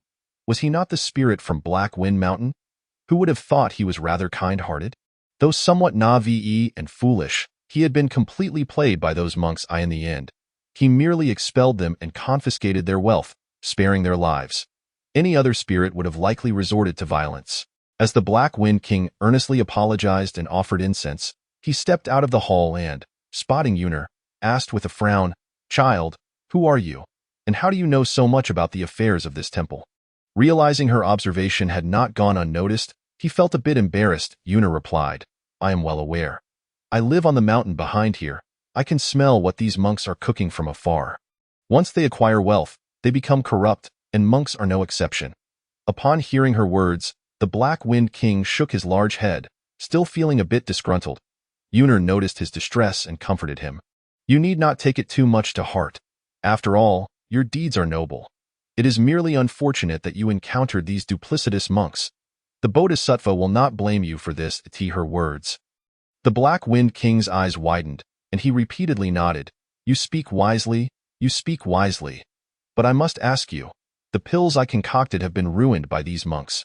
How then was the plague below cured?" Yunner smiled, her eyes crescent-shaped. "You have asked the right person. My lord is a disciple of Guanyin Bodhisattva who has descended to the mortal realm and has crafted the pestilence-repelling pills to save lives. With just one pill, even the most formidable plague can be cured. Over the past 6 months, I have traveled far and wide with Little Black, healing tens of thousands. If you do not believe me, you may go down the mountain and see for yourself. A disciple of Guanyin has descended." Upon hearing this, the Black Wind King's heart raced with excitement. He grasped the girl's wrist, summoned a gust of wind, and, along with the black dog, soared into the sky. Soon, the three arrived at a nearby village. From a distance, the Black Wind King spotted a newly constructed Guanyin temple at the village's entrance, bustling with activity and offerings aplenty. Beside the statue of Guanyin sat a handsome young man, seated cross-legged with his fingers forming seals, diligently refining pills. Yuner, recovering from her flight, looked back to see the envious expression on the black bear's face. And she proudly declared, "That is my lord, surnamed Yi." The common folk affectionately refer to him as young Master Yi. The Black Wind King inquired, "How many such temples are there in the vicinity?" Yuner flexed her fingers and mused, "In the past 6 months, I have traversed dozens of cities and over 1,000 villages. There must be at least hundreds of temples like this one." The Black Wind King, with his mouth slightly agape, was on the verge of salivating. If hundreds of temples were to possess such abundant incense offerings, how much merit would one accumulate? In the cave that had been hastily established, Yi Qingzhou sat cross-legged, surrounded by a radiant golden light, his visage adorned with the hues of dawn, embodying an ethereal presence. "You have gained offerings from 578 temples, with incense flowing continuously, accumulating a substantial amount of merit power, manifesting as 3 feet of golden light of merit." Upon opening his eyes and using his divine sense to inspect himself, he indeed beheld a magnificent aura behind him, emanating 3 feet of pure golden light. A true harbinger of auspiciousness. For half a year, he had been refining elixirs to dispel plagues and heal the populace. Serendipitously, he had also acquired his own temple among the common folk, albeit a mere fragment of the glory associated with Guanyin Bodhisattva. Yet it still garnered him a copious amount of incense, coalescing into 3 feet of golden merit light. This golden radiance served as a protective barrier, causing malevolent spirits to retreat, while celestial beings and strange entities dared not engage him lightly. Much like many virtuous individuals who have accumulated good deeds over several lifetimes, even the most ferocious demons would recoil upon encountering him. Not for fear of being slain, but because of the repercussions that would follow. Divine retribution would condemn them. Sins would ensnare them, and they would face the wrath of celestial deities, possibly even attracting tribulations or karmic fires. In essence, this 3 feet of golden merit light functioned as the most potent talisman for protection. Completion of plague dispelling, 66. Remaining, 33. Please identify the source of the plague and eradicate it. A chill and warmth coursed through his palm as the Hongming Pearl provided new information. Yi Qingzhou was not surprised. Throughout the past 6 months of combating the plague, he had indeed discovered traces of human malfeasance. Chapter 40. The Black Bear. I regret not meeting you sooner. Virtuous brother. Just as Yi Qingzhou pondered, he suddenly furrowed his brow, sensing a formidable aura rapidly approaching. He contemplated briefly and calmly stepped outside the cave. From the shadows of a black wind emerged 2 individuals and a dog. He was already quite familiar with Yuner and the little black dog, but the other figure was a robust and imposing demon immortal, with a physique akin to a tiger and a bear. His face dark as coal, eyes resembling copper bells, and an expression of simplicity. The Hongming Pearl also conveyed information in his mind. Black Wind King, with an 8,000-year cultivation, a black bear transformed, a Tai Lus immortal, possessing a modicum of merit. The Black Wind King, of the Tai Lus immortal realm. No wonder he could engage in battle with Sun Wukong for hundreds of rounds during the journey to the west without defeat. Although ultimately overwhelmed, his prowess could not be discounted. Observing the Black Wind King before him, Yi Qingzhou felt a tinge of solemnity. Though it was their first meeting, their fates had already intertwined. The white-clad scholar and Ling Suzi were friends of the Black Bear spirit, and their camaraderie was quite strong. Had fate followed its original course, the three would have been discussing alchemy together 500 years hence during the calamity of the journey to the west. However, that was no longer possible. The white-clad scholar and Ling Suzi had long become victims of Yi Qingzhou's blade. The silver lining was that the Black Wind King at this moment was likely unaware of the demise of his 2 friends. Returning to the topic, how had Yuner brought him here? "Are you the young Master Yi?" the Black Wind King inquired, his gaze falling upon Yi Qingzhou, instantly recognizing the 3 feet of golden merit light surrounding him, causing him to swallow hard, his eyes brimming with envy. Yet, in the next instant, his expression grew complex. Yi Qingzhou replied with poise, "My name is Yi Qingzhou. I have long heard of the esteemed Black Wind King's reputation." Given that the other party was a Tai Lus immortal, basic respect was due. Upon hearing his name, the Black Wind King declared confidently, "Indeed, it is you. You have enmity with my virtuous brother, the white-clad scholar. He once described your appearance to me and entrusted me with the task of eliminating you." Upon hearing this, Yun'er was taken aback, hastily distancing herself from the Black Bear and retreating to Yi Qingzhou's side. Her head bowed in anxiety.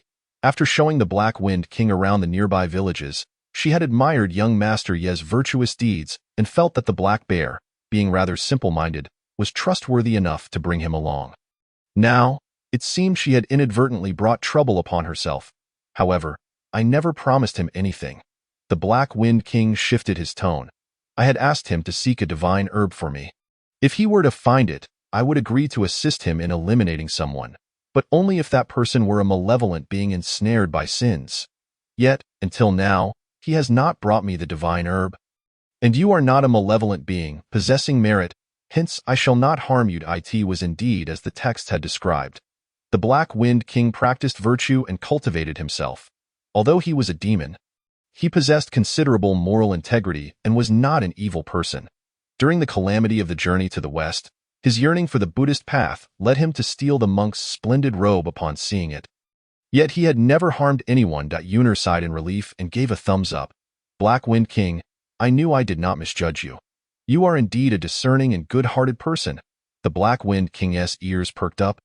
Visibly pleased by her words, Yi Qingzhou, witnessing this, concealed his amusement. The Tai Loose immortal, known for his prowess, seemed to be humbled by a mere mortal girl's reprimands, leading him to reflect on the formidable influence of gentle persuasion. Yun'er, do not be disrespectful. Yi Qingzhou gently patted Yun'er's head, speaking with a hint of courtesy. I have long heard that the Black Wind King is a celestial being with profound Buddhist nature. Seeing you today, it is indeed a reputation well deserved. The Black Bear's spirit grinned foolishly and replied, Well said, well said. Let us address each other as fellow Taoists. Yi Qingzhou readily acquiesced. Black Wind Taoist, the afflictions among the common folk here have been largely dispelled. But I have recently discovered that this plague is not a natural disaster but rather a man-made calamity. The true source remains unresolved. The perpetrator of the plague is still at large. If you possess the benevolent intent to aid those in distress, I would be immensely grateful for your assistance. A man-made calamity? The Black Wind King exclaimed, his eyes widening like copper bells, his iron fist clenching like a cauldron. If there truly exists such a heartless villain, I will be the first to not spare him. Where is this evil being? Please lead the way at once. Yi Qingzhou clasped his fists. Black Wind brother, your righteousness is commendable. The Black Wind King pounded his chest like a drum. I regret not meeting you sooner. Let us first resolve this evil being, then we shall partake in merriment at my Black Wind Cave. The verdant mountains stood majestically, with valleys stretching endlessly. A river meandered through the mountains, gurgling forth. Yi Qingzhou had never anticipated that this simple-minded bear would be so easily persuaded. It would be exceedingly difficult to incite the bear to commit wrongdoing, yet to enlist his help in eradicating evil. The Black Bear would undoubtedly take the initiative. With Yun'er and the wolf dog left to guard the cave, Yi Qingzhou and the Black Bear swiftly set off, soaring through the clouds along the river's flow. The most effective means of spreading the plague was through the water source. In order to concoct sufficient plague-dispelling elixirs, Yi Qingzhou had previously encouraged the villagers to gather medicinal herbs, wrapping them in lotus leaves and casting them into the water, thus enabling him to utilize the river water's elemental potency. Throughout this process, he had discovered clues indicating something amiss. Someone had cast a spell to spread the plague within the river. The poison coursed through the waters, infecting the surrounding flora and fauna, which, in turn, transmitted it to humans. However, daring to cast spells in the river indicated that the perpetrator possessed considerable strength and backing. After trekking several miles through the mountains, they encountered a massive stone in the river, with waves crashing on either side, revealing a kaleidoscopic black hue under the sunlight, emanating a foul odor. This was indeed the source of the plague. Yi Qingzhou's mind stirred, and the river swelled, as if a deft hand was at work, swiftly bringing a pitch-black orb to the surface, a postnatal spiritual treasure. Indeed, someone was scheming. The Black Bear's spirit immediately recognized that this object was not of natural origin but rather a magical artifact crafted by immortals. Minor Plague Pill, a postnatal low-grade spiritual treasure, capable of spreading plagues. Yi Qingzhou felt a chill and warmth in his palm, receiving information about this spiritual treasure. With a flicker of thought, he scanned the surroundings and quickly discerned a bright red, flickering rapidly in the distance. Approaching swiftly, Chapter 41. Resolving the source of the plague, receiving the blessing of the heavenly Daoyi in the shadow of the mountain gorge, a sharp cry echoed relentlessly. At first glance, it appeared as a mass of dark, swirling clouds racing forward, the cacophony disorienting, with many birds and beasts succumbing to the sound.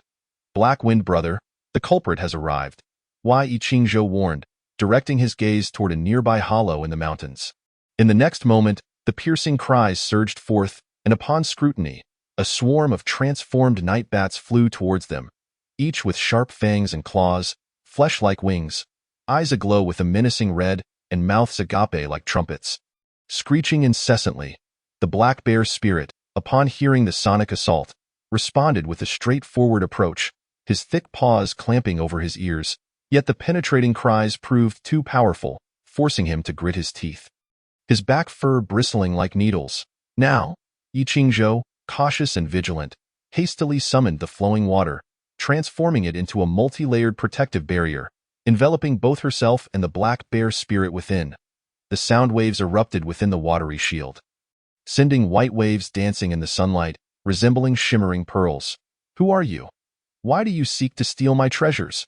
Hundreds of tiny bats scattered, revealing a grotesque creature that was half human, half bat, small in stature, with a rat-like head and a pair of fleshy wings covered in fine red fur, sharp claws protruding from its joints. Red Bat Demon, with 3,000 years of cultivation, early stage of Xianxian, having killed hundreds of thousands. A being of immense sin. The Bat Demon, possessing Xianxian strength, likely claimed those hundreds of thousands of lives during the recent plague.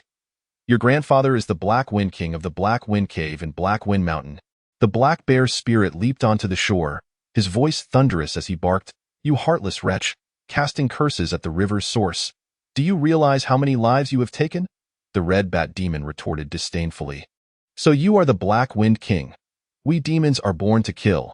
It is our nature. I have long heard of you as a soft-hearted monk, and today, I see it to be true. Return my little plague pill, and I shall let you go, allowing you to taste the potency of the plague. Dare to belittle your grandfather, Black Wind? You shall pay." The black bear's spirit, unable to tolerate such venomous words, his temper flaring like a powder keg, grasped the air and summoned a black-feathered spear, charging towards the Red Bat Demon. The demon, audacious, brandished a dual-pronged fork and met him head-on. Clang! The clash of weapons echoed thunderously, and the Red Bat Demon was sent flying, crashing into the mountainside, leaving a large crater. The Red Bat Demon, only at the early stage of Xianxian, was no match for the formidable Taiji Sanxian in a direct confrontation and was easily pinned against the wall. Moreover, the Black Wind King, embodying the strength of a bear, possessed immense power. His arms alone were likely capable of lifting over 100,000 pounds. He pursued relentlessly, swinging his spear downward with tremendous force, flattening a nearby hill and sending countless stones flying, creating a tumult of dust. However, the Red Bat Demon, wary of a direct engagement, swiftly dodged at it, then unleashed a piercing sound, attempting to disturb the Black Wind King's focus. While countless small bats, undeterred by the sunlight, swarmed towards the robust black bear, biting furiously. Though they only managed to pierce the bear's skin, they injected plague into him. Seeing this, Yi Qingzhou furrowed her brow. The Red Bat Demon was feigning weakness. Its true weapon was the plague. Even diluted by the water source, it remained lethal, and now, injected directly into the black bear spirit's body, the consequences were dire.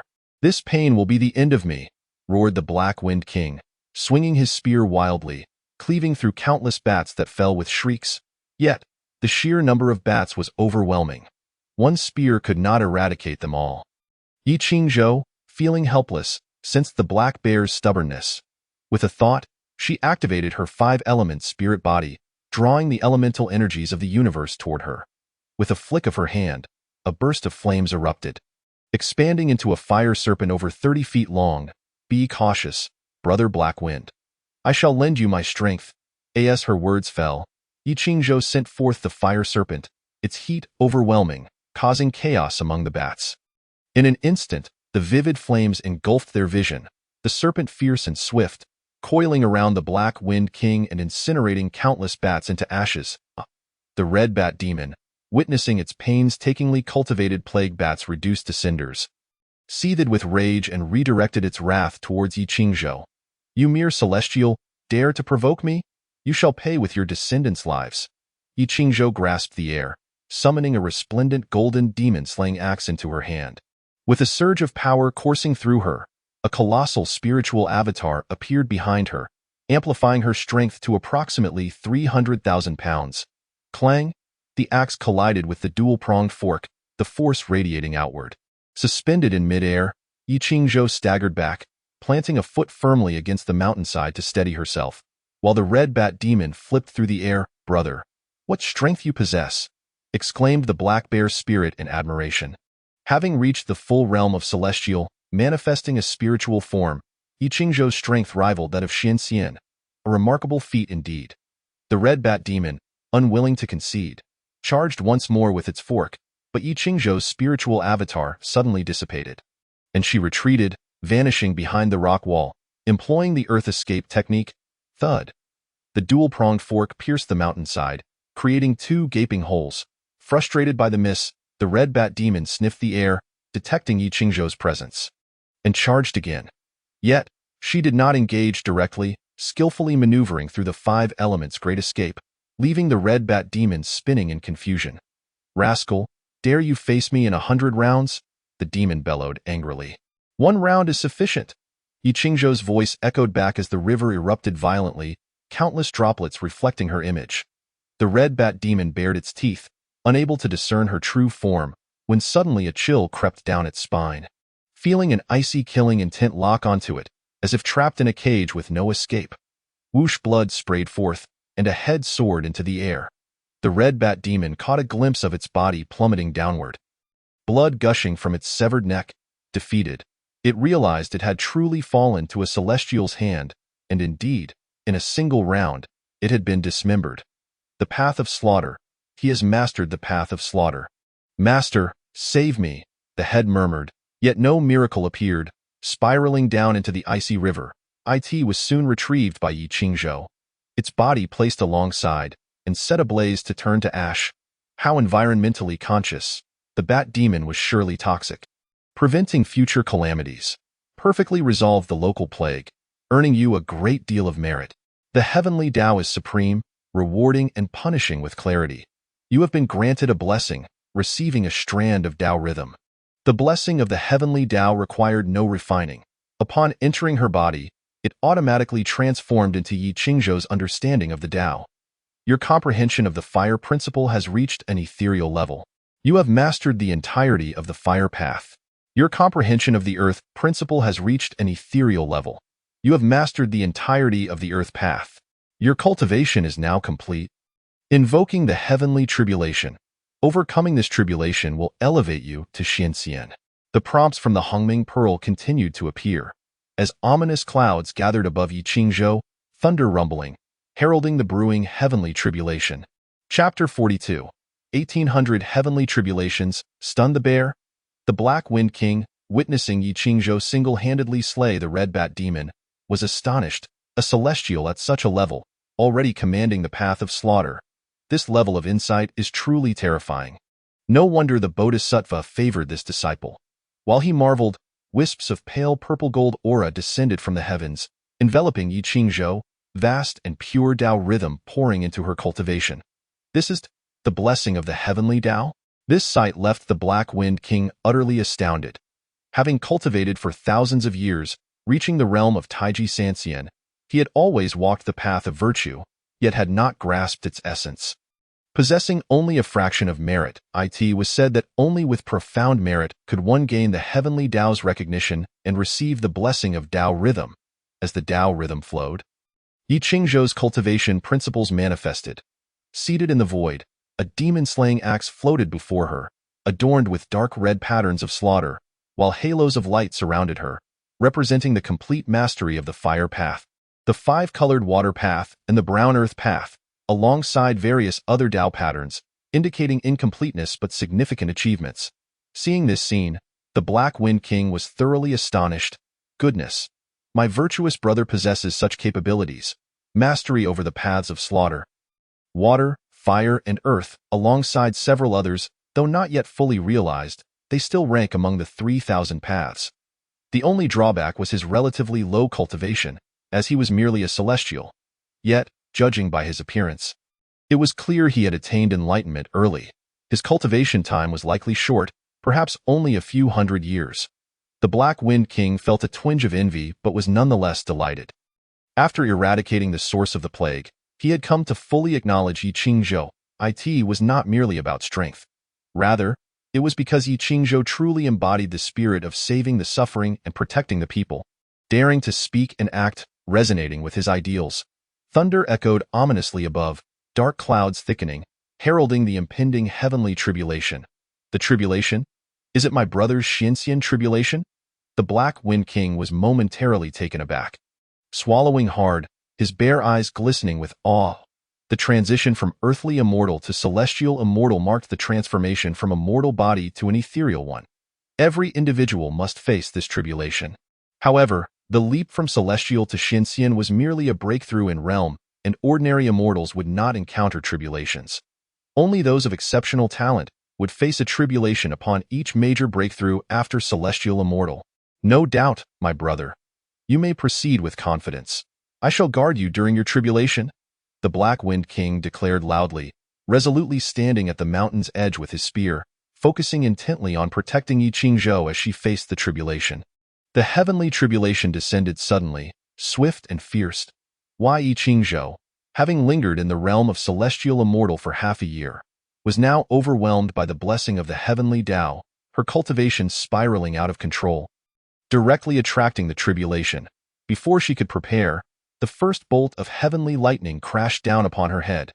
Yi Qingzhou was caught off guard, staggering as he was struck by a violent force of the thunder tribulation, which ravaged his body and the purple mansion within him. Yet, in the next moment, the Hongming Pearl subtly stirred, absorbing the power of the thunder tribulation and merging it with the essence of Hongming, transforming it into a force that refined Yi Qingzhou's physical form. Endured 82 instances of thunder tribulation, 99918 instances remaining to immediately refine into Chaos Thunder Body. The Hongming Pearl provided such a prompt. But Yi Qingzhou had no time to heed it. Grasping the demon-slaying axe, he swung it fiercely upward, shattering the second bolt of thunder tribulation. The released power of the thunder was likewise absorbed in secret by the Hongming Pearl for body refinement. Endured 83 instances of thunder tribulation, 99917 instances remaining to immediately refine into Chaos Thunder Body. Endured 84 instances of thunder tribulation, 99916 instances remaining to immediately refine into Chaos Thunder Body. Endured 85 instances of thunder tribulation, 99915 instances remaining to immediately refine into Chaos Thunder Body. The tribulation of the Xianxian was far more formidable than the previous Tianqian tribulation. If Yi Qingzhou were to endure it directly, he would likely suffer severe injuries. Thus he had to wield his magical power to resist. In truth, this was the proper approach to transcending tribulation. Last time he opted to confront the thunder tribulation with his body was solely for the optimal effect of refinement. Boom, boom, boom. The heavenly thunder fell like columns, incessantly striking Yi Qingzhou. The surrounding mountains were affected, shattering as debris flew and dust swirled, startling the birds into flight. The Black Wind King hastily evaded to avoid being misunderstood by the heavenly way as a provocation, thereby suffering collateral damage. In the blink of an eye, 81 bolts of thunder tribulation had been endured by Yi Qingzhou, yet the tribulation showed no sign of abating. Instead, it intensified, bombarding him with relentless ferocity. Were one to witness such a thunder tribulation without knowledge, they might assume some great calamity had befallen the mortal realm, drawing the attention of the heavenly way, descending a demonic tribulation to reduce humanity to ashes. 120 bolts. 360 bolts. 913 bolts. The Black Wind King silently counted, increasingly the plague god Lu. Could it be that this red bat demon is acting at Lu's behest to harm others? The Black Wind King widened his eyes, suddenly smacking his forehead, and exclaimed, I remember now. Lu possesses a treasure known as the Plague Pill. The small plague pill discovered by my dear brother in the water must have been concocted to prevent plagues. This item is Lu's unique skill. It is likely that the red bat demon is indeed his disciple. Their relationship can be discerned from the titles they use for one another. The Black Wind King glanced at Yi Qingzhou and continued. The plague god Lu was originally a Tai golden immortal from the Jie sect during the time of the investiture of the gods.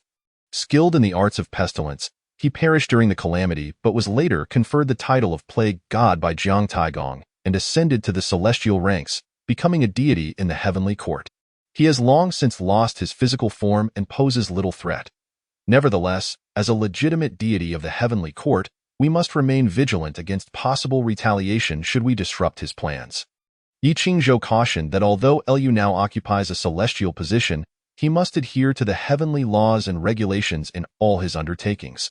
Even if he wished to seek revenge, he would not dare to be overt about it, at most resorting to covert sabotage in Yi Qingzhou's view. The other party would likely not pursue this matter too deeply. Spreading pestilence among humans could lead to trouble for Lu himself if it were to be exposed. Let us depart. I possess some knowledge of medicinal practices.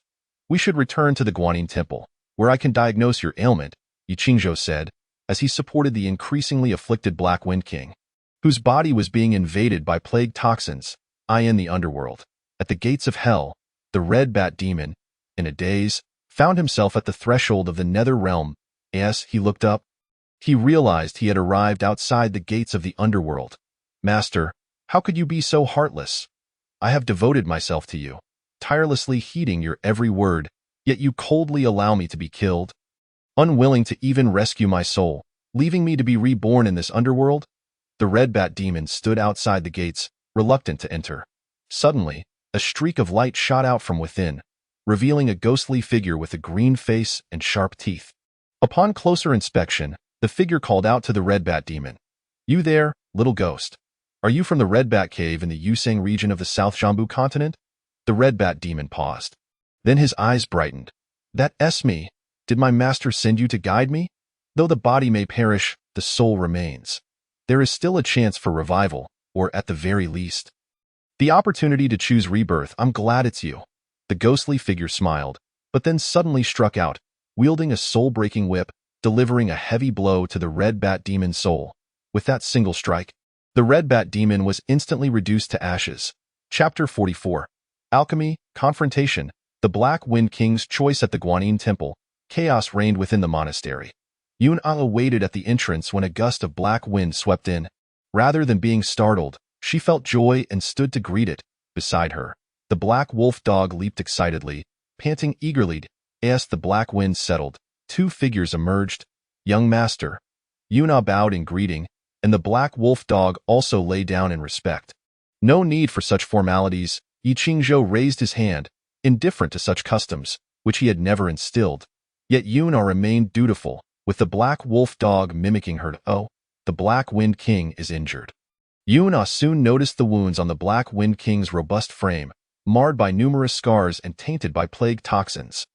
The once mighty Black Wind King now swayed slightly, his head spinning, evidently suffering from a serious ailment. How unfortunate to have been struck by the plague of evil spirits. Though I managed to slay that fiend, I could not find a remedy. The Black Wind King rumbled, his throat hoarse, but it's nothing serious. I'll just be unwell for a few days. That's a relief. Yun A sighed, reassured, as she used her slender shoulder to support the ailing Black Wind King. Gently chiding, you really are a worry. Look at my young master. After vanquishing demons, he remains untainted by dust. So carefree. You must learn from him. The Black Wind King clenched his jaw in frustration but could not retort. After all, he had unwittingly fallen into a trap. Yi Qingzhou quickly interjected. Yun A, do not speak recklessly. Brother Black Wind has bravely led the charge and only fell prey to a cunning scheme. In terms of cultivation, he is my mentor. I dare not. The Black Wind King felt somewhat appeased, grinning foolishly. Dear brother, please do not belittle me. Let us hasten to examine my ailment. The group entered the Guanyin Temple, where Yun A hurried into the room where the monk had once resided, laying down a straw mat for the Black Wind King to sit upon, while Yi Qingzhou immediately took his pulse. In this vast world, wonders abound, and there exist various extraordinary substances that even formidable powers struggle to resist. Among the three realms, there is a well-known figure, the hundred-eyed Star Lord of the Huanghua Temple. A master of poison whose bird droppings poison could even fell a great Luo golden immortal. The source of this plague toxin originates from the plague god Elu, hence it cannot be underestimated. Although it does not lead to death, it can render individuals weak and feeble, causing severe discomfort. Even for a Tai Loose immortal like the Black Wind King, prolonged exposure to the toxin could prove unbearable. As he lay curled up, mouth agape, tongue lolling out. Although the plague toxin is tyrannical, it can be cured. After diagnosing the condition, Yi Qingzhou stated, if using conventional remedies, it would take 3 days. Luckily, I have this small plague pill, which will expedite the process. It will only take a moment. The Black Wind King murmured hazily, brother, please hurry. I truly cannot endure this suffering. Yi Qingzhou nodded, retrieving the small plague pill along with numerous medicinal herbs, and began to prepare the alchemical furnace in the courtyard. A burst of flame erupted, unlike any he had used before. This flame shone in 3 colors, more intense and seemingly sentient, easily controlled by its master. What? The Black Wind King, sensing the flames, became more alert, exclaiming, 3 realms true fire. So, dear brother, you possess such remarkable abilities. Yi Qingzhou smiled and focused on the alchemical process. The 3 realms true fire had been unlocked after he refined 100 batches of elixirs from the Hongming Pearl. This technique is renowned throughout the 3 realms and is a secret method of the Taoist sect, though not as rare as Thunder Law. The principle of this true fire is simple. It is formed from the essence, qi, and spirit of a cultivator, unified as one, igniting into true fire. Even without a specific method, with exceptional insight, one could achieve it. The Black Wind King only knew that Yi Qingzhou was a disciple of Guanyin Bodhisattva, practicing the methods of Buddhism and Taoism, and believed that this 3 realms true fire was a result of Yi Qingzhou's own comprehension. Such insight is truly remarkable. Moreover, Yi Qingzhou's alchemical skills left the Black Wind King in awe. In less than half an hour, a surge of celestial energy spontaneously emerged, enveloping the Guanyin Temple. It stemmed from a pill in Yi Qingzhou's palm, dark in color and adorned with exquisite patterns. Having clearly reached the quality of a celestial medicine, a 6th-grade celestial pill, the Black Wind King was secretly astonished. This quality rivals that of the imperial celestial pills produced by the Heavenly Court. As for the alchemical skills of the white-clothed scholar and Ling Shuzi, they were simply not on the same level as Yi Qingzhou's. Yuna, fetch water. Yes, young master. After a brief command, Yuna swiftly returned with a jar of water. Yi Qingzhou tossed the freshly concocted celestial pill into the water, which dissolved instantly, transforming the ordinary liquid into celestial water. This pill was derived from the essence of the small plague pill, refined with numerous century-old spiritual herbs capable of curing the Black Wind King's affliction. As he spoke, Yi Qingzhou held the celestial water to the Black Wind King's lips. The great bear, displaying remarkable bravado, drank deeply, showing no concern that a brother he had just met might harm him. He then belched thunderously, rose, and stretched his limbs, laughing heartily. Ha ha! Brother's medical skills are indeed formidable. I feel completely healed. It is truly my fortune to have met you. Please come visit me at the Black Wind Cave, so I may treat you as a guest and express my gratitude. Upon hearing this, Yi Qingzhou's smile faded, and his expression grew more serious. Noticing this change, the Black Wind King asked, puzzled, is there something troubling you, dear brother? Speak freely. Yi Qingzhou replied, I must confess, I have yet to inform you of a matter regarding your 2 friends. The white-clothed scholar and Ling Shuzi. They have both perished in the Lingshu of the 5 Elements Mountain. The Black Wind King froze, gritting his teeth. How could this be? Who has harmed them? Celestial beings do not die without reason. The most likely cause is foul play. Unfortunately, it was Yi Qingzhou stated plainly. Although he had a favorable impression of the Black Wind King and saw the potential for friendship in traversing the 3 realms together, fate had entwined them with a grievance. This matter could not be concealed, and Yi Qingzhou had no intention of hiding it. The Black Wind King paused, falling into a long silence before letting out a heavy sigh. My 2 friends have known me for many years. I advised them to do good and accumulate virtue, yet they repeatedly ignored my counsel, indulging in cannibalism and accumulating sins. Your righteousness, dear brother, as a disciple of Guanyin, punishing evil and promoting good makes your actions against them justifiable. However, for me, it is truly regrettable, as they were friends I had known for a millennium. The Black Wind King, upon learning that his friends had been slain by Yi Qingzhou, felt no anger. Instead, he bowed his head, consumed by deep sorrow and heartache. Chapter 45. Xinyo Hezhou, a bountiful land of female spirits within the Guanyin courtyard. A somber atmosphere enveloped the few individuals present. The character for a mortal can be divided into mountain and person, symbolizing the enduring essence of the mountain. Yet, at its core, the immortal is still human. The first step for spirits and monsters in their cultivation is to awaken their intellect, to comprehend human nature. The notion that deities can sever their emotional ties is, in essence, merely a binding decree. In the lower realms, many demon immortals and wandering spirits marry and procreate, indulging in a carefree existence. Upon learning of his friend's demise at the hands of another companion, the Black Wind King was plunged into anguish. After a prolonged contemplation, he spoke. Fortunate am I to have made the acquaintance of my worthy brother. This day, as we vanquish evil and uphold righteousness, I have gained much insight and reflection. I wish to retreat to Black Wind Mountain for a period of seclusion, be it a few years or even a century. Thus I bid farewell to you, my esteemed brother. What are your plans? To wander the world in search of opportunities for advancement, replied Yi Qingzhou with a smile, acknowledging the importance of maintaining decorum and avoiding open conflict. After all, the imposing figure of the great black bear before him was a formidable Tai immortal. Should he act out of wrath seeking vengeance, it would indeed pose a considerable dilemma. Oh, quite so. The Black Wind King nodded in agreement. Yi Qingzhou's profound understanding of the Tao suggested that as long as he could acquire resources to enhance his powers, breakthroughs would come naturally. He promptly produced an envelope, stating, "This envelope contains an invitation from the mighty bull demon king of the demon realm, extending a warm invitation to practitioners from the human realm to gather in the land of Xinyo Hezhou for a grand festivity. If you are interested, my esteemed brother, you might consider attending."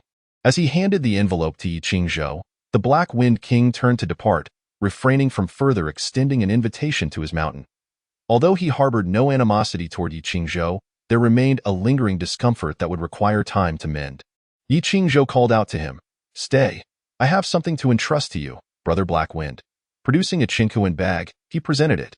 The Black Wind King recognized it at once as the storage bag used by Ling Suzi, and upon receiving it he said nothing further, swiftly taking flight. "Why, Lord, does this mean you two are at odds now?" Yuner dared to inquire, concern etched on her face. Why? Yi Qingzhou shook his head. "We have only just met today. What could there be to quarrel about?" "Oh," Yuner nodded, her anxiety resurfacing as she asked, "My lord, you mentioned wandering the world. Might you take me along?" Yi Qingzhou hesitated briefly before shaking his head. Yuner was earnest and dutiful. Having her as a servant would not be without merit. However, he had no intention of bringing her along. The path of cultivation was fraught with conflict and peril, and bringing her along would only endanger her. Upon hearing his refusal, Yuner's expression fell, her vibrant eyes shimmering with impending tears, her nose twitching as she stifled sobs. "Time waits for no one. Now that the plague has been dealt with, I must take my leave. Retrieve the land deed for Guanyin Courtyard and present it to the local authorities. Ensure they find a new group of monks, for we must not let the incense of this place extinguish." Yi Qingzhou instructed as usual, and Yuner nodded in obedience. He then produced a small bundle. "Conceal these items well. They must not fall into the hands of outsiders.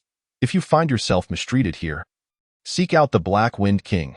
He will assist you out of old friendship. As for whether we shall meet again, let fate decide."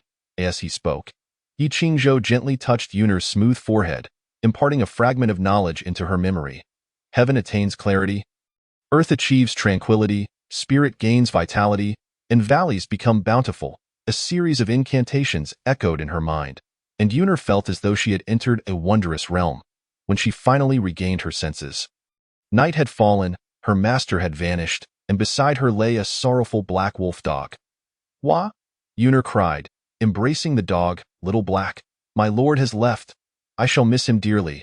Ever since I was young, my parents have looked down on me. Yet he treated me kindly. He is so handsome, a divine being capable of anything. I wish to follow him. Black Wind Mountain, Black Wind Cave." The Black Wind King sat silently upon his bed, his heart in turmoil. After a long while, he opened the bundle given to him by Yi Qingzhou, only to find it had been thoroughly plundered, leaving behind a delicate jade gourd. Upon opening it, he discovered it contained an array of pills brimming with celestial energy. Celestial-grade pills. The Black Wind King was taken aback. Such precious elixirs, an entire gourd filled with dozens of them, were indeed of remarkable value. He had initially thought Yi Qingzhou had bestowed upon him relics from Ling Suzi and the white-clad scholar, only to realize he had received an extraordinary gift instead. The sound of listening to the Buddha's teachings pill, recognizing the nature of the elixir, the Black Wind King was filled with exhilaration. This pill was precisely what he had long desired, capable of allowing one to hear the profound teachings of the Buddha. Such celestial-grade elixirs could not possibly be concocted by Ling Suzi and the white-clad scholar, leading him to conclude that this was indeed the handiwork of his esteemed brother. Yet, he was also puzzled. How could it be that Ling Suzi and his companion only knew of the materials needed for the elixir but lacked the complete recipe? How had Yi Qingzhou managed to produce this celestial pill? Had his alchemical skills truly reached such heights? Alas, I have quarreled with Yi Qingzhou over two foolish friends. The Black Wind King was engulfed in deep remorse. Bring me my prized honey. I must make amends with my esteemed brother. As the night deepened, the full moon ascended high to Yi Qingzhou soared upon a cloud, traversing the vast expanse of sky. He had imparted half of the Hongming Ju to Yuner, enabling her to cultivate to the celestial realm. In doing so, he regarded her as his own disciple. Within the bundle, he had also stored over 100 pills for nurturing one's energy and essence, assisting Earth immortals in their cultivation. During his 6 months in the back mountain of Guanyin Courtyard, Yi Qingzhou had concocted a myriad of miraculous elixirs, including the sound of listening to the Buddha's teachings pill, which he had originally crafted using materials from the white-clad scholar's relics. Utilizing the analytical capabilities of the Hongming Pearl, he had deduced the complete recipe. The sound of listening to the Buddha's teachings pill was indeed wondrous. Once consumed, it allowed one to traverse ethereal realms, listening to the Buddha and Bodhisattvas expounding their teachings. However, regarding its efficacy, Yi Qingzhou had yet to test it. After all, the ancient Buddha of Lamp must also reside in the Western Paradise, and he had no wish to throw himself into peril. Regardless, he possessed the Guanyin image. Should he wish to delve into Buddha's teachings, he could always listen to Guanyin's sermons. Lying upon the clouds, Yi Qingzhou pondered the merits of Buddhism versus Taoism. To him, both paths held value. While there were many rogues among the Buddhist monks, were the deities of the Tao truly blameless? Whether from Buddhism or Taoism, Yi Qingzhou sought only to learn their respective methodologies. With over 40 years remaining until his promised rendezvous with his sister-in-law and Shaoqing, he thought it an opportune moment to explore Xinyu Hezhou. Yi Qingzhou unfolded the invitation gifted by the Black Wind King, revealing a sheet of golden paper, an invitation to a banquet signed boldly by the Great Bull Demon King. Having missed the opportunity to meet Sun Wukong beneath the Five Elements Mountain, he now had the chance to behold the Bull Demon King's grandeur. Moreover, if memory served him correctly, Xinyu Hezhou was reputed to be a land rich in enchanting female spirits. Chapter 46, Jisai Kingdom. The national beauty of Princess Wanqing. Yi Qingzhou soared into the sky, traversing the eastern lands, passing through the countries of Wuzizang and Liushaguo, crossing the expanse of the 800 miles of shifting sands, and finally entering the territory of Xinyu Hezhou. The journey of Tang Sang and his disciples to acquire the scriptures spanned 14 arduous years. Though they had the white dragon horse to aid their travels, much of their journey was spent navigating steep mountains and rugged terrain, where riding was often impossible. The horse primarily served to carry their burdens. For immortals, however, traversing the northern sea in the morning and the Kangwu Mountains by dusk, they could fly across the 4 major continents of the mortal realm in mere days. Yet, this was merely the mortal realm. The true vastness lay within the celestial realm of the heavens. Boundless and sparsely populated across the 33 heavens, in the mortal realm, the demon tribes frequently clamored for conquest over the celestial realm, partly due to the latter's abundance of resources. In truth, those who reach celestial status are qualified to ascend to the celestial realm. Yet they find themselves within the territory of the heavenly court. The demon kings of the lower realms are akin to local criminal factions, naturally reluctant to ascend carelessly. As for Yi Qingzhou, He harbored the Hongming Pearl and feared that he might be detected when passing through the 4 heavenly gates. Thus, he had no immediate plans to venture into the heavenly realm.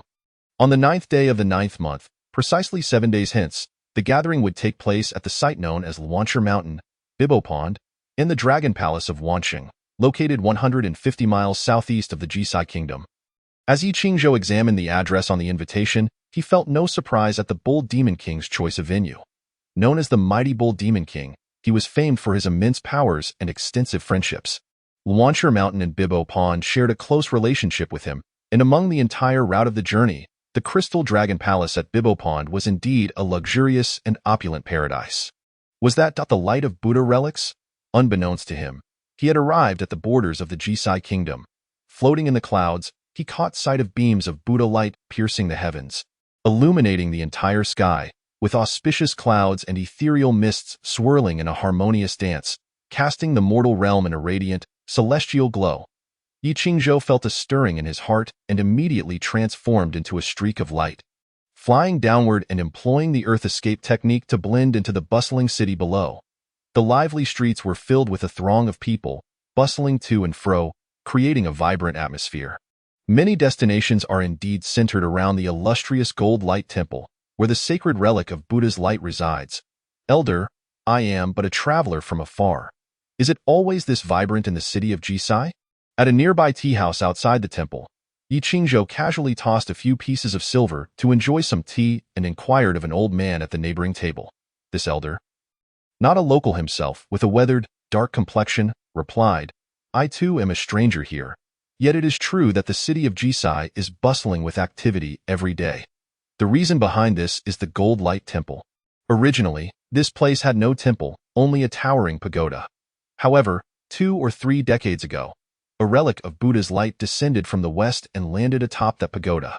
Since then, it has radiated a brilliant aura day and night, bestowing auspiciousness upon the populace. The king of Jisai thus commissioned skilled craftsmen to renovate the Gold Light Temple and invited enlightened monks to reside within its grounds. Consequently, people from numerous neighboring nations, including the Western Liang Kingdom, the Moon Tuo Kingdom, the Gaochang Kingdom, and even the distant Lion Camel Kingdom, have made pilgrimages here, all to witness the golden light. 2 or 3 decades ago. Wasn't he that around the time when Sun Wukong wreaked havoc in the heavenly palace and was subsequently imprisoned beneath the 5 Elements Mountain? Yi Qingzhou couldn't help but furrow his brow, pondering whether there might be a connection between the 2 events. Alas, as they spoke, the old man sighed once more. The people of Jisai are fortunate indeed. A relic has fallen from the heavens, bringing blessings to every household. Why hometown, however, is quite different. It was once a land of abundance, where the people thrived in peace, yet it was also 2 or 3 decades ago that a great fire fell from the sky, engulfing the mountains and spreading for 800 miles, turning into the Flame Mountain. That fire has raged for decades without extinguishing, transforming fertile land into desolation, leaving the common folk to suffer. Yi Qingzhou couldn't help but glance at the old man, realizing that the darkness of his complexion was a testament to his hardships. The Flame Mountain, a tale unknown to many, was something Yi Qingzhou understood well. The fire that descended was, in fact, the 6th divine fire from the 8 trigrams furnace of the Supreme Lord Laozi. A prelude to the calamities foretold 500 years later, as for the suffering of the local people. Such trivial matters were hardly a concern for the revered ancestor of the 3 Pure Ones. I had come with the intention of lighting incense in the temple, beseeching the Buddha for divine intervention to extinguish that Flame Mountain.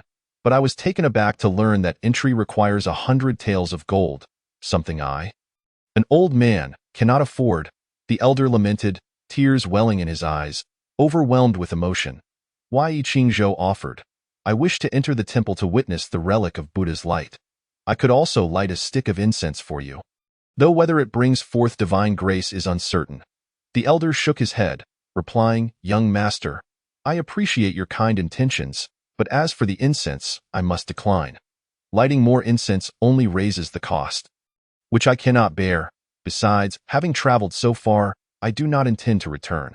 I shall cultivate a few acres of wasteland outside the city and settle here. Yi Qingzhou thought to himself, this elder possesses a remarkable clarity of vision. He has indeed witnessed the dire situation of talent fleeing from the Flame Mountain. Just then, A commotion erupted in the streets as a procession of flower carts approached, accompanied by music and 8 white horses. With soldiers clearing a path, the townsfolk stood mesmerized, gazing at the flower cart. Is this the enchanting fairy of the 10,000 saints who saved the prince? How beautiful and a wonder the prince is so besotted. She is simply stunning. To marry such a woman would be to die without regrets. Many men on the street stared, their eyes glazed over, drooling unconsciously. As the flower cart passed, Yi Qingzhou caught sight of the lady atop it. Feeling an unusual chill and warmth in his palm, his mind echoing with the message from the Hongming Pearl. Princess of 10,000 saints, 300 years of cultivation, realm of perfected immortal. Princess of 10,000 saints? Yi Qingzhou was momentarily taken aback, realizing how serendipitous this was. He was set to attend a banquet at the Bai Bo Pond in 3 days, and today he encountered the only daughter of the Dragon King of Bai Bo Pond. The Princess of 10,000 saints, this lady, with 300 years of cultivation, had already reached the pinnacle of perfected immortal, surpassing even Bai Sujin, whose cultivation had spanned a millennium. Though transformed, she had yet to ascend to immortality.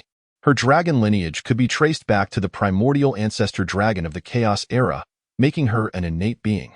She must have begun her cultivation at birth, and now, with 300 years of practice, she was indeed 300 years old. This dragon had come here under the guise of a fairy, undoubtedly seeking the relic of Buddha's light. Yi Qingzhou mused. Tio reached perfected immortal in 300 years speaks volumes of her exceptional talent. Moreover, her beauty that was indeed breathtaking, ethereal, and captivating. Clad in a flowing aquamarine palace dress, she sat alone atop the flower cart, exuding an otherworldly grace, which explained why the mundane men on the street were entranced. Mistaking her for a celestial being, suddenly, their eyes met. The vacant gaze of the dragon lady of 10,000 saints flickered with interest as she scrutinized Yi Qingzhou for a few moments. Then, the flower cart hurriedly passed, heading into the Gold Light Temple. She looked at me. The fairy sister looked at me. Nonsense. She was clearly looking at me. A few men beside Yi Qingzhou engaged in a futile argument. The elder with the dark complexion frowned at the two, then stroked his snowy beard, chuckling like a blooming chrysanthemum. That fairy was undeniably looking at this older man. Why, Yi Qingzhou? That you mortals are truly amusing. Chapter 47. Little princess, you shall be mine sooner or later. Yi Qingzhou's purpose for visiting Jisai was undoubtedly for the relic of Buddha's light. It seems there are indeed many individuals seeking this relic, and the Princess of 10,000 saints is merely one among them. There may be other demons and spirits lurking in the shadows. The origins of this relic are undoubtedly extraordinary, even from a distance of 1,000 zhong. I can sense the subtle aura surrounding it, a presence of Tao that would greatly benefit my cultivation if I could draw near and comprehend it. Yi Qingzhou approached the temple, his eyes gleaming with anticipation. With 7 days remaining until the feast with the Bull Demon King, he could easily linger in the city a few more days. Please, stay your step. Just as Yi Qingzhou reached the temple entrance, he was promptly halted by a young monk clad in gray robes. Though the attire appeared unassuming, it was crafted from fine silk, quite valuable. The young monk stated, "This place is the esteemed Gold Light Temple. Established by the direct decree of our Emperor of Jisai, it is a site of national significance. Should you wish to pay homage to the relic of Buddha's light, you may do so as other devotees do. Worshipping from outside the temple, there is no need to pass through these gates. In the adjacent expansive square, thousands of devout worshippers knelt in reverence. At that moment, a richly dressed woman, her expression frantic, approached, producing a bulging purse and handing it to the young monk at the entrance. Young master, I have come to pray for my ailing husband. Please, do me a kindness." The monk discreetly weighed the purse, catching a glimpse of gold within, and silently accepted it, bringing his palms together in prayer. "May Buddha be merciful. Please, enter quickly and light incense before the Bodhisattva. Your husband shall surely recover." The woman expressed her gratitude and was allowed entry into the Gold Light Temple. Tiske, indeed, Buddha does not save the impoverished. Yi Qingzhou, with a flourish of his hand within his sleeve, conjured a heavy purse seemingly from thin air. He opened it to reveal a fist-sized stone, and with a thought, he cast an illusion. The young monk gazed at the purse before him, momentarily entranced, then regained clarity, confirming it was gold, and with utmost respect, he accepted the stone, saying, "This benefactor is truly generous. Please, enter the temple at once and stay the night." Yi Qingzhou smiled and strode confidently into the temple. The young monk carefully stowed the gold away, placing it in a convenient donation box. Yi Qingzhou was not versed in the art of transformation, but upon reaching the celestial realm, one's consciousness becomes exceedingly powerful, effortlessly disrupting the senses of mortals. He had merely induced a momentary illusion in the young monk. Inside the gold light temple, outside the great hero hall, Yi Qingzhou sat leisurely on a stone bench, appearing as an ordinary worshipper. Utilizing the Hongming Pearl, he surveyed the surroundings, and a three-dimensional map of the temple materialized in his mind. The center of the temple. Atop the pagoda, a brilliant golden light flickered intermittently. Buddha Bone Relic, a postnatal holy-grade supreme treasure, left behind from the cremation of Shakyamuni Buddha's hand bone, encompassing boundless Buddhist teachings and infinite Tao rhythms, bound by 36 prohibitions. The relic, a remnant of the Buddha following his nirvana, possessed immense spiritual power. This relic of Buddha's light within the gold light temple was indeed the hand bone of Shakyamuni Buddha. Wasn't Shakyamuni the same as the current Tathagata Buddha? This relic, the hand bone of the Western Buddha, had suddenly arrived here 2 or 3 decades ago, so that was it. This hand bone must have been the price paid by the Tathagata to seal Sun Wukong. Yi Qingzhou's heart raced with shock, his emotions becoming complex. It seemed he had underestimated Sun Wukong. While he may not match the top-tier powers, his strength was undeniably formidable. Even the Tathagata, one of the 5 great elders, had to sacrifice a hand to seal him. Otherwise, this Buddha bone relic would not have appeared in Jisai. Regardless, this was a tremendous treasure. Though it was a postnatal artifact, it was a supreme holy grade item. One of the finest treasures across the 3 realms. With this thought, Yi Qingzhou felt a surge of excitement, and of course, attempting to steal this relic would undoubtedly not be an easy feat, such an exceedingly precious treasure. Not to mention the intentions of the Western Buddha Tathagata in placing it here.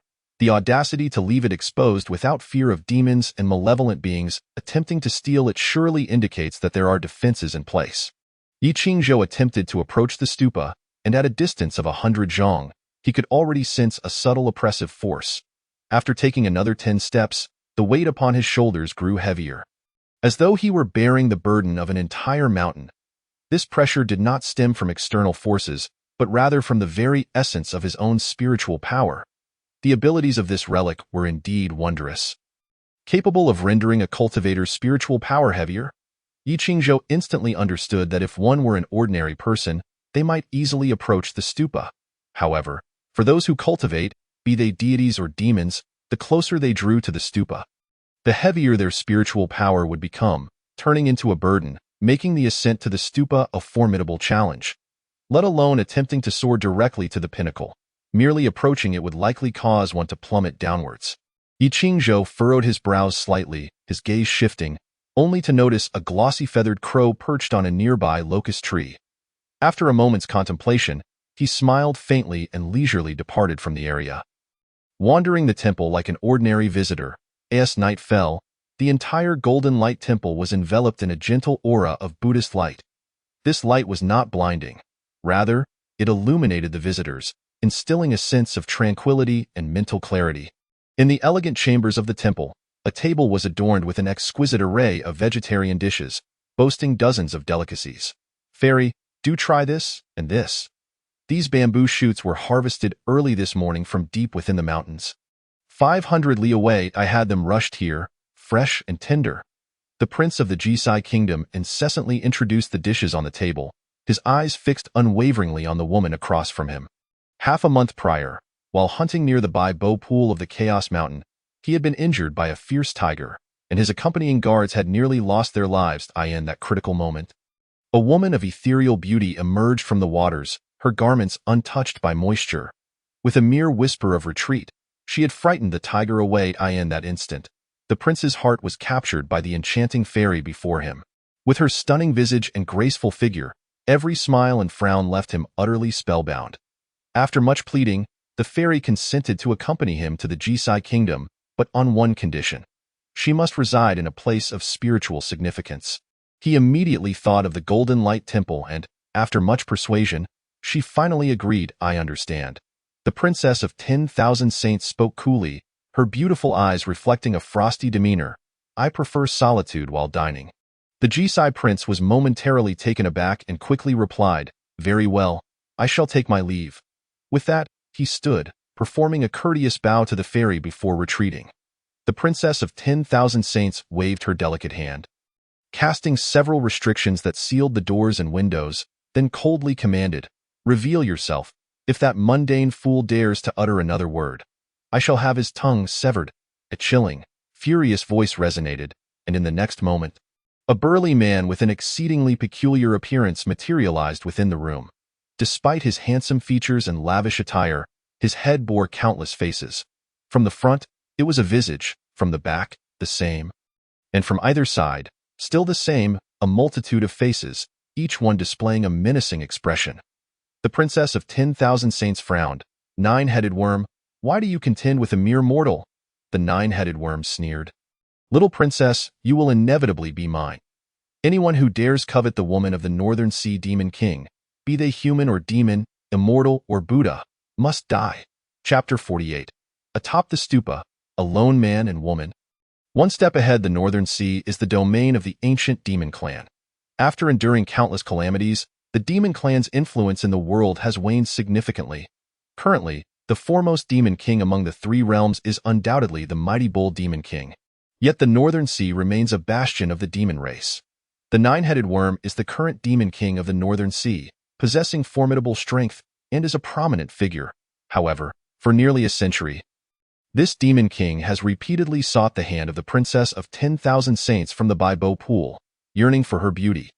The name of the Princess of 10,000 Saints has spread throughout the demon realm, renowned for her extraordinary beauty, captivating enough to make even the celestial maidens of the Moon Palace bow in submission, drawing countless admirers. Yet, the nine-headed worm, as a mighty demon king, has become infatuated with the little princess. He even proposed to join the Baibo Pool as a son-in-law, a proposition eagerly welcomed by the Dragon King of the Baibo Pool. Though he held a grand title, the Dragon King was merely a demon immortal, inferior even to the Dragon Kings of the Wei and Jing rivers, and far below the four sea Dragon Kings. Should he manage to marry the nine-headed worm, the Baibo Pool would experience a remarkable transformation. Unfortunately, the Princess of 10,000 Saints, blessed not only with beauty but also with an exceptional lineage, possesses dragon blood far superior to many descendants of the four sea Dragon Kings. Thus, she is exceedingly proud and independent, refusing to acquiesce to this union. Of course, anyone with discernment can see that, given the nine-headed worm's strength and renown, if he were to persist, winning the heart of the Princess of 10,000 Saints would be inevitable. This fact is not lost on the princess herself. Though her bloodline is potent, and she may achieve greatness in the future, the nine-headed worm is already a demon king. Theo put it bluntly. She is merely a piece of meat that he has set his sights on. While he is currently willing to humble himself to please her, there may come a day when his patience wanes. And should he resort to force, what recourse would she have? If only I possessed the strength of a Tai golden immortal, I would not be burdened by such troubles. The Princess of 10,000 Saints sighed inwardly. Casting a cold glance at the nine-headed worm, "I have my own means to resist the pressure of the Buddha's Saraira. There is no need for you to be here." The nine-headed worm frowned, his palms itching within his sleeves, tightening and then relaxing as he replied, "Little princess, as long as you agree to be with me, I have ways to steal this Buddha's Saraira, which I would then present to you as a gift, allowing you to play with it in your boudoir at your leisure." "Unnecessary," the Princess of 10,000 Saints coldly rejected. "You need not follow me with that." She rose and exited the room without looking back. Observing the enchanting silhouette of the princess, the nine-headed worm smirked. "Hee, you cannot escape my grasp." Under the cover of night, the Princess of 10,000 Saints employed a concealment technique and arrived at the foot of the stupa. The Buddha's Saraira glimmered softly, its Tao rhythm flowing, the Buddhist power unfaltering, releasing an inexplicable force that instantly stagnated her spiritual power, weighing heavily upon her as though she had been infused with golden water and copper juice. "My bloodline returns to its ancestors, endowed with the strength of a mountain deity. What can mere restrictions do to me?" The Princess of 10,000 Saints raised her chin, strolling casually to the entrance of the stupa. Just then, A cacophony of bird calls echoed overhead, and as she looked up, she saw a glossy black crow flapping its wings, seemingly landing atop the stupa. The princess frowned slightly, disinterested, and began her ascent. Meanwhile, at the pinnacle of the stupa, the crow perched by the window turned its eye, and from its beak ejected a small, round bead the size of a bean, murky and unclear, within which chaotic energies intertwined. As if it contained another world, as the faint light flickered, the silhouette of a young man in white emerged. Wei Qingzhou grasped the Hongming pearl, drawing it into his being, only to find himself instantly drenched in a layer of perspiration. So heavy.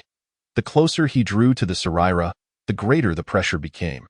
Even with his cultivation of the giant spirit physique and possessing 80,000 gene of divine strength, he felt as though he were a mere mortal under such suppression.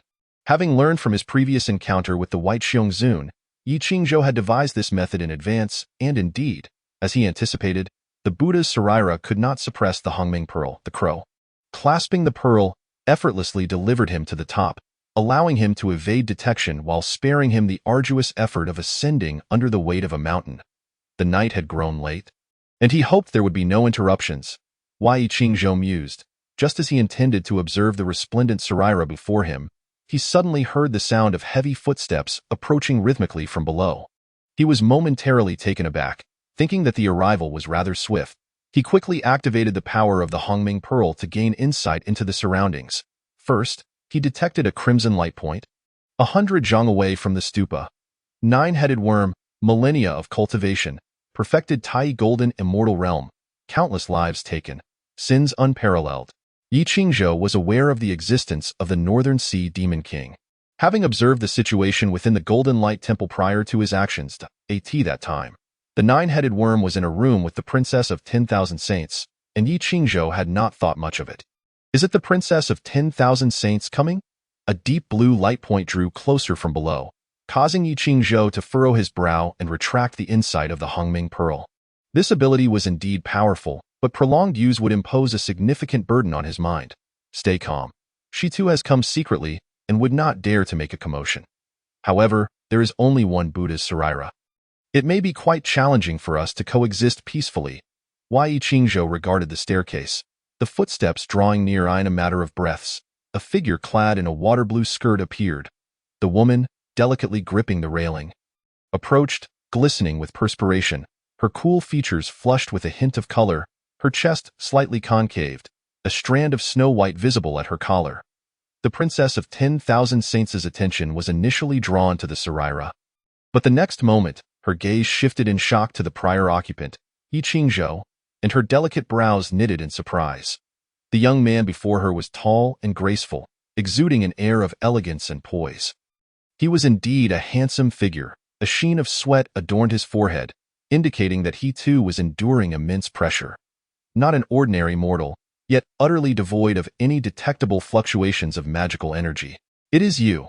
The Princess of All Saints was the first to speak, her tone habitually frigid, yet her voice naturally imbued with a gentle, melodious quality that was most pleasing to the ear. "I noticed you on the street during the day, thinking you were merely a graceful and ethereal mortal. It appears now that you possess some means to conceal your own cultivation." Wei Qingzhou replied, "Just a trivial trick, though completely mask one's aura is no small feat.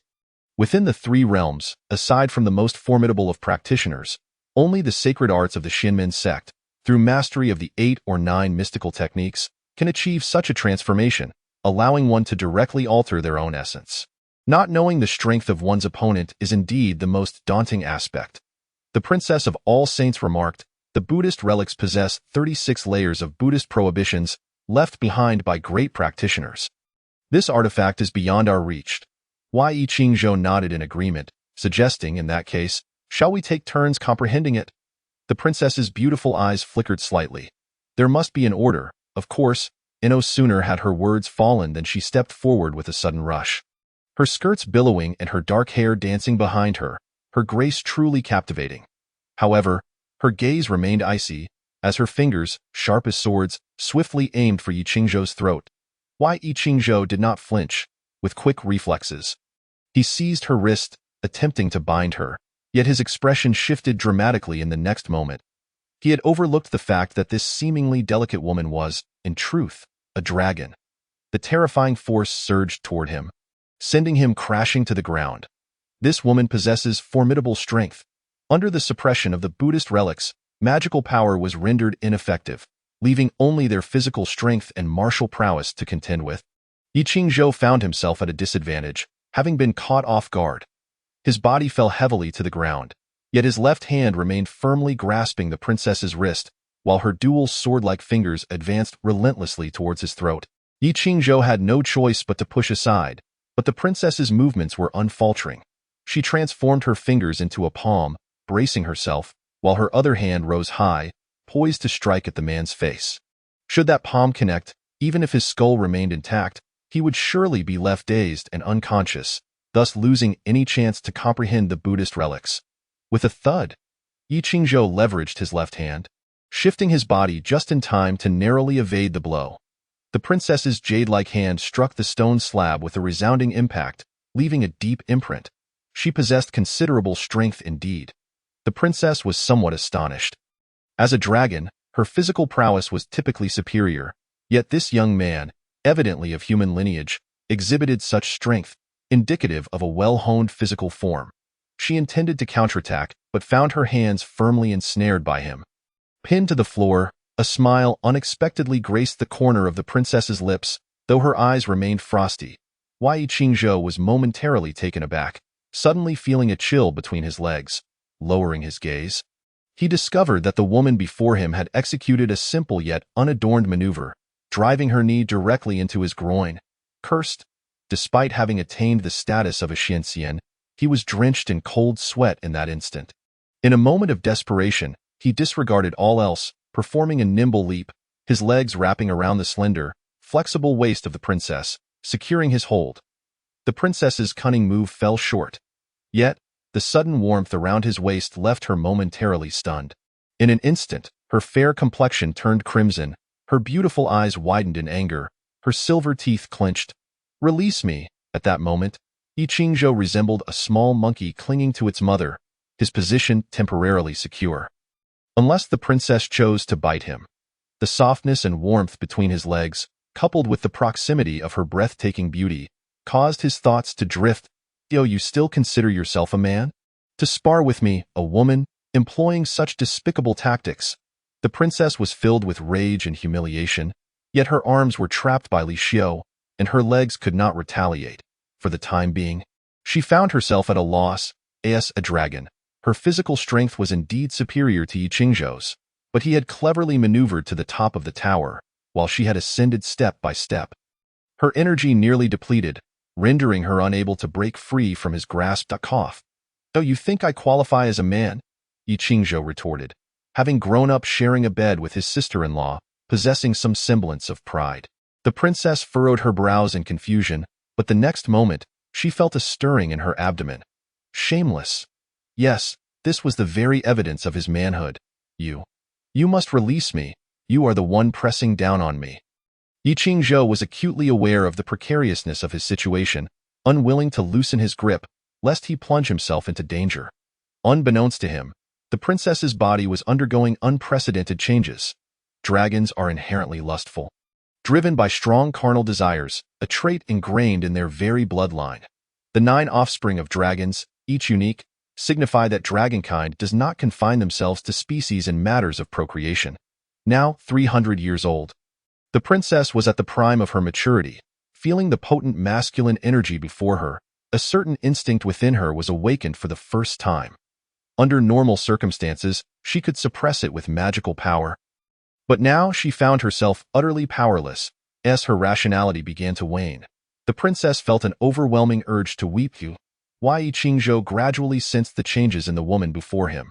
The shame and resentment reflected in her beautiful eyes faded, gradually revealing a hint of delicate allure and fragility. The relic lay nearby, emanating a subtle Buddhist radiance, casting an enchanting glow upon the princess's voluptuous form, her soft hair cascading gently, brushing against Yi Qingzhou's nose. Enveloping him in a heady fragrance that ignited his blood, Yi Qingzhou, equally unable to summon magical energy, relied solely on his reason. As her slightly parted lips drew nearer, they finally met his own. A surge of tingling sensations overwhelmed his mind, soon followed by a sweet, velvety taste invading his mouth. His rationality shattered in an instant. The Buddhist relic shone brilliantly, casting shadows against the wall of entwined figures. Their bodies intertwined in a primordial act of creation, unimpeded by the relic, which instead seemed to acknowledge this sacred union, infusing their beings with a trace of Taoist essence. Thunder rumbled outside, bolts of lightning cleaved the sky, and torrential rain fell relentlessly upon the grand, solemn temple. The downpour persisted throughout the night, leaving the towering Buddhist tower drenched. Nourished by the rain, the earth flourished, grass vibrant, flowers dripping with color. The first rays of sunlight pierced through the tower's apex, casting a reflection not of entangled lovers, but of a robust man seated in meditation, a slender dragon coiling gently around him, its tongue caressing his face. Wei Qingzhou gradually regained his senses. The memories of the night before were vividly etched in his mind. Quite exhilarating eye in his palm, a cold and warm sensation intertwined, as the Hongming Pearl provided him with a stream of information. You have united with the Princess of All Saints, your vital energies complementing one another, elevating your cultivation to the mid-stage of Xianxian. You have grasped the essence of life creation, the Buddhist seed within you has sprouted, and you have comprehended the joyous Buddhist path, entry-level mastery. All wondrous arts arise from the Tao, and within the joyous Buddhist path, you have discerned fragments of a secret technique, Nirvana Sutra, grade unknown. Nirvana Sutra, a dual cultivation method of yin and yang, is the orthodox approach of the Buddhist sect, facilitating the merging of bloodlines during union, connecting the six senses, and replicating each other's spiritual bodies. Through the power of Nirvana Sutra, you have replicated the bloodline of the saintly dragon maiden, merging it with yourself, significantly enhancing your physical strength to 180,000 jin. Yi Qingzhou examined himself internally. Within the Purple Mansion, the Taoist essence flowed, manifesting myriad phenomena. The Purple Mansion, the dwelling of a cultivator's magical power, undergoes transformation into a secret realm after reaching the celestial stage. Golden magical energy resembled a lake, not tranquil, but rippling gently, while his bare primordial spirit sat cross-legged upon the lake of magical power. Countless patterns swirling around him, representing the various Taoist techniques Yi Qingzhou had comprehended. Among them, the dark red path of slaughter, the earthy path of soil, and the rippling path of water were all complete and formed a circular pattern. Surrounded by unformed techniques, a particularly conspicuous golden seed represented Yi Qingzhou's inheritance from Guanyin, a Buddhist seed that had now sprouted, evolving into the joyous Buddhist path. Was this a misstep? Yi Qingzhou mused helplessly. His encounter with the Princess of All Saints was indeed a pure accident. Her body had faltered, and Yi Qingzhou was hardly the paragon of virtue. On the contrary, taking wives and concubines had long been his ambition. Thus, this Buddhist seed had given rise to the joyous Buddhist path. The joyous Buddhist path, in essence, is the way of dual cultivation and harmonious union, where the act between man and woman is not base but sacred, nurturing life, fostering the balance of yin and yang, and yielding boundless benefits for both parties. The joyous Buddhist path. Although I harbor no interest in becoming a monk, I must admit that the secret technique within Nirvana Sutra is indeed formidable. Through but a single practice, I have directly acquired the bloodline of the dragon, my physical strength soaring to 180,000 jin, a doubling of my power. Reflecting on this, Yi Qingzhou's mind settled into tranquility, allowing events to unfold naturally. He opened his eyes, only to behold a snow-white figure sitting cross-legged before him. The disheveled gown draped over her form, once pure and immaculate, was now marred with crimson marks, and beside her lay a torn white garment, stained with blood resembling clusters of plum blossoms. Chapter 50. For 7 consecutive days, the relic's enchantment remained undisturbed. The Saint Princess was enveloped in a radiant aura, with the essence of the 5 elements flowing through her orifices, merging seamlessly into the very essence of her being. The mightiest aspect of the Nirvana Sutra lies not in any nefarious arts of yin and yang, but rather in their harmonious complementarity, a duality of Dao. Yi Qingzhou experienced a surge in power from the dragon lineage, while the Saint Princess absorbed quintessence into her body, destined to cultivate a 5-element spiritual body given time. As she opened her eyes and surveyed the disarray within the room atop the pagoda, a flush crept into her serene countenance. Standing before each other, both unclothed and vulnerable, they exchanged a glance before hastily diverting their gazes. The Saint Princess glanced at the gradually brightening sky, furrowed her brow, and a shimmering jade bracelet on her wrist glimmered with light, conjuring a new gown into her hands. Her expression regained a semblance of chill as she cast a faint glance at the youth before her and proceeded to don her attire. Gradually concealing the marks left from the previous night's indulgence, I am the Saint Princess of Bai Bo Lake. Should word of last night's events escape, you would find yourself facing utter annihilation. Their intimacy from the previous night was evident, and the Saint Princess could discern Yi Qingzhou's true cultivation level, merely at the Xianxian realm, slightly inferior to her own. If this information were to be leaked, he, a mere Xianxian, would likely not survive 3 days. Observing the heavily burdened steps of the Saint Princess as she descended the pagoda, Yi Qingzhou breathed a sigh of relief. He too had tasted forbidden fruit. And she was but a stranger, the second encounter with the Dragon Maiden, which inevitably left him somewhat anxious. Clad in the garments personally stitched by his sister-in-law, Bai Sujin, Yi Qingzhou felt a pang of guilt. What transpired with the Saint Princess was merely an accident. His heart belonged solely to his sister-in-law. With a resolute internal declaration, he hurriedly tidied the room, collecting the remnants of their tattered clothing. Her gown remained relatively intact, while his was reduced to tatters. My understanding of the joyous Buddhist path and the creation of the Nirvana Sutra owes much to this relic. Ultimately, his gaze returned to the national treasure of the kingdom of Jisai, the bone relic of the Buddha. This treasure was imbued with fluctuating Buddhist enchantments and profound Taoist resonance. In the Lingshu of Wuxing Mountain, Yi Qingzhou had amassed thousands of fragments of Tao. Yet they paled in comparison to even a fraction of the relic's power. Last night, being close to the relic, he had unconsciously absorbed much of its essence. He resolved to return tonight to delve deeper into the relic's restraints. Yi Qingzhou retracted his gaze, and with a thought, summoned forth a glossy black-feathered crow, which soon alighted on the window sill. Fairy, where on earth were you last night? I was terribly worried about you. The moment the Saint Princess returned to her chamber, the crown prince of the kingdom of Jisai began to chatter incessantly. Clad in opulent robes, he possessed an admirable appearance and exuded an air of aristocracy. Yet his sleepless night left him with dark circles under his eyes, bloodshot and weary. He spoke while keeping a respectful distance of 5 feet from the Saint Princess, embodying a humble demeanor. I need to rest. At last, the Saint Princess impatiently uttered 4 words. The prince, upon hearing this, donned a mournful expression but could only nod, retreating in a dejected manner. His heartfelt worries seemed to matter little to her. I need to rest. You should leave. The Saint Princess bit her silver teeth and spoke coldly. I must first venture to Flame Mountain to meet the mighty bull demon king, and then proceed directly to Bai Bo Lake for the banquet. Suddenly, the 9-headed worm materialized in the room, eyeing the beautiful figure seated on the bed with keen interest. Abruptly, he frowned and remarked, Your complexion today seems rather different from usual. The Saint Princess, with her cool demeanor, naturally possessed an innate allure, yet she usually made efforts to conceal this charm, feeling somewhat unsatisfactory about it. However, today, her delicate features seemed to radiate a hint of seduction. Observing the Saint Princess's cold silence, the 9-headed worm refrained from further prodding and vanished in a flash. Exhaling, the Saint Princess finally released a breath, settling cross-legged on the bed. Such pure 5-elemental energy. It appears he possesses some secret technique that allows mutual benefit during dual cultivation. Such a method surely belongs to the righteous path. With this 5-elemental essence, I should be able to cultivate a 5-element spiritual body aligned with the power of the 5 elements. All things in heaven and earth are encompassed within the 5 elements. Thus, I will be able to harness the energy of the cosmos with a mere gesture.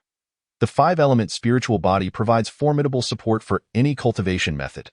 Moreover, for the dragon lineage, it represents a significant opportunity to evolve into the 5-clawed golden dragon bloodline.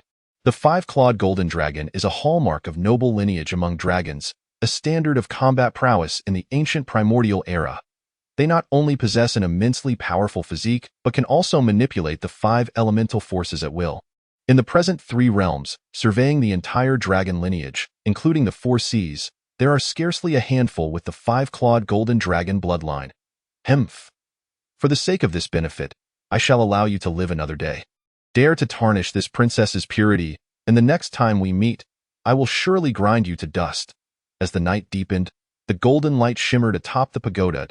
Yi Qingzhou returned to this familiar place.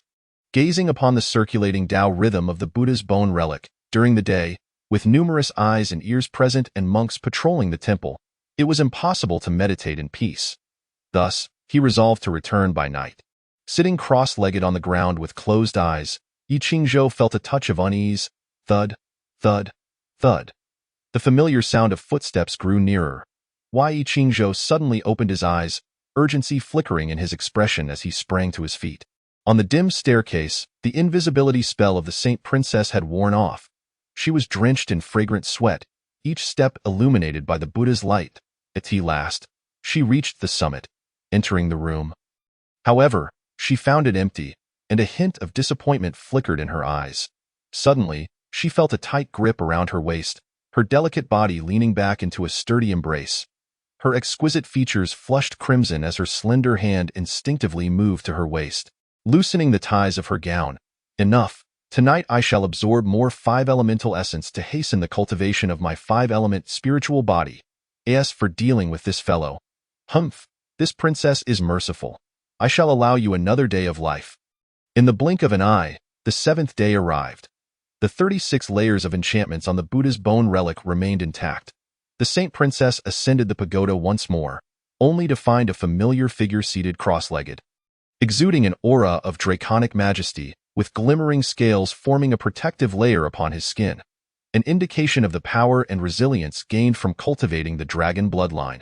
Sensing the delicate dragon maiden approaching once more, Yi Qingzhou opened his eyes. Tonight, the Saint Princess donned a gown, her delicate face adorned with exquisite makeup, a jade hairpin in her hair, and sparkling gemstone pendants dangling from her dainty earlobes. Tonight holds importance. Do not attempt any mischief. The Saint Princess's voice rang clear as she tightened her grip on her waist's belt, watching the young man before her with caution. Ahem. Yi Qingzhou cleared his throat, taking on a serious tone. Coincidentally, I have matters of my own to attend to. Chapter 51. The five-clawed golden dragon bloodline and the proud Saint Princess. In the past 7 days, Yi Qingzhou and the Saint Princess had entwined nightly, garnering substantial benefits from their encounters. After replicating the dragon bloodline, this strand of lineage took root within his being, gradually strengthening, akin to a divine ability.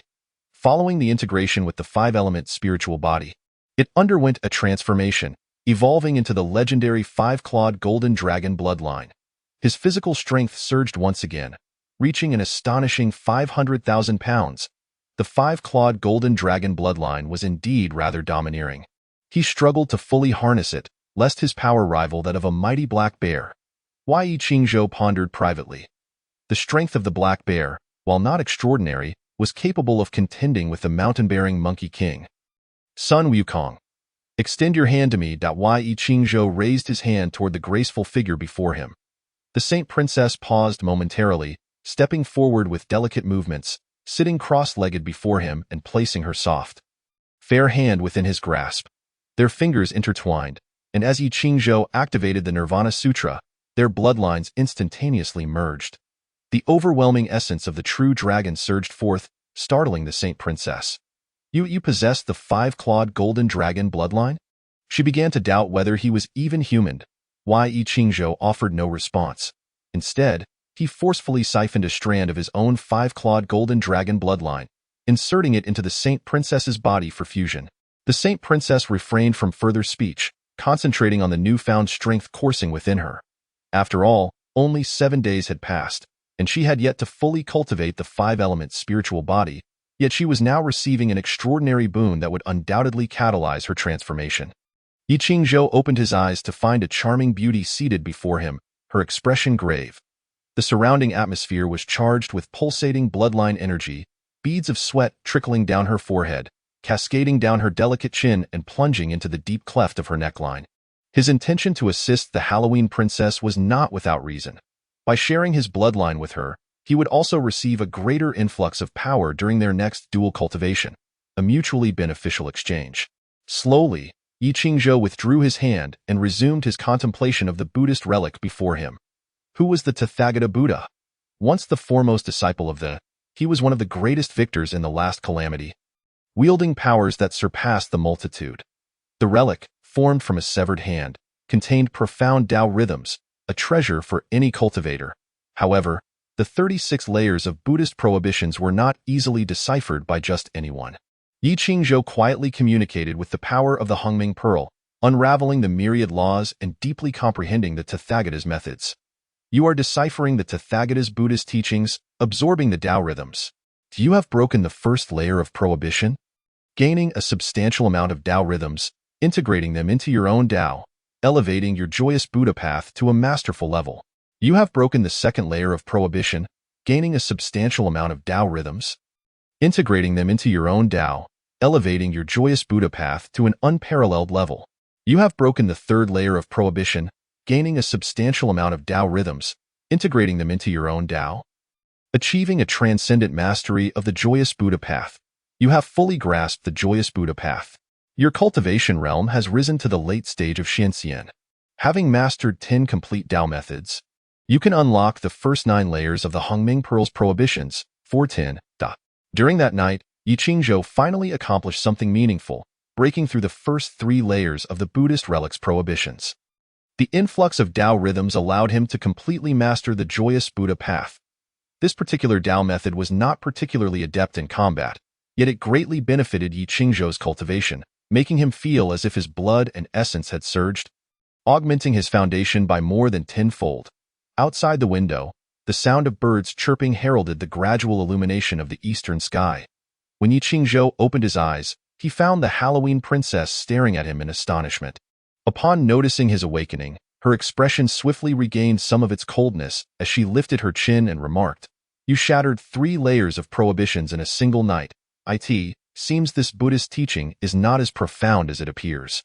Yi Qingzhou replied, "It depends on who is comprehending it." The Halloween princess shot him a proud glance, saying, "You are the most unhumble human I have ever encountered." Yi Qingzhou smiled nonchalantly, his gaze shifting as he inquired, "Have you broken through in your realm?" "I have attained the status of a true immortal," the Halloween princess replied, her countenance cool. "The gap between you and me now is like an insurmountable chasm." "So what?" Yi Qingzhou maintained his easygoing demeanor.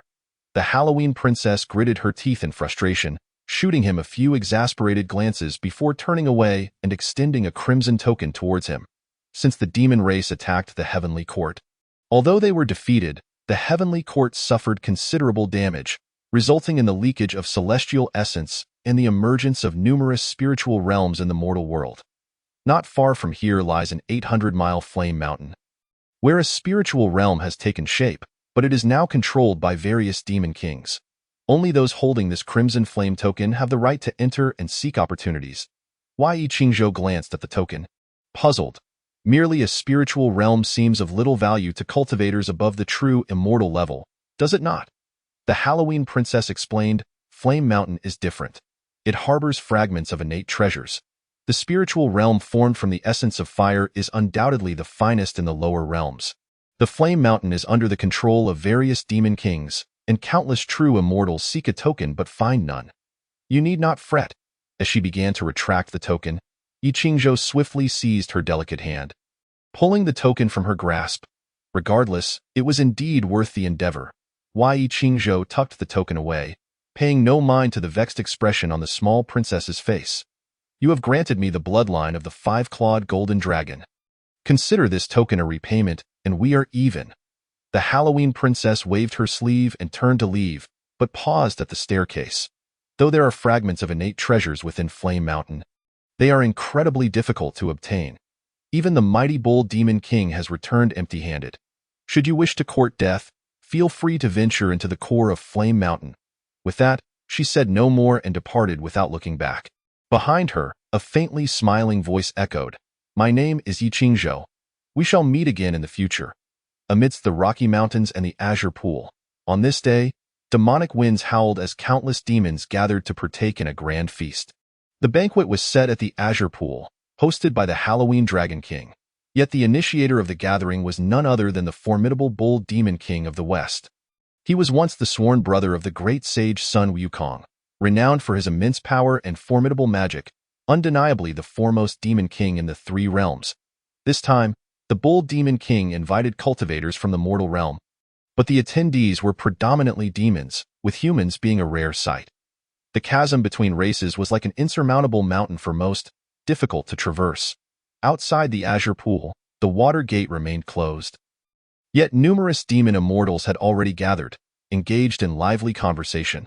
Suddenly, a cloud of mist descended from the sky, capturing the attention of the gathering demons. Two small demons were seen carrying a palanquin, upon which sat an elderly woman with silver hair, leisurely smoking a pipe. Beside her was a graceful and stunning woman, possessing a beauty that rivaled the moon and flowers. It was the Yalong Daxian and the Rakshasi Maiden. Chapter 52.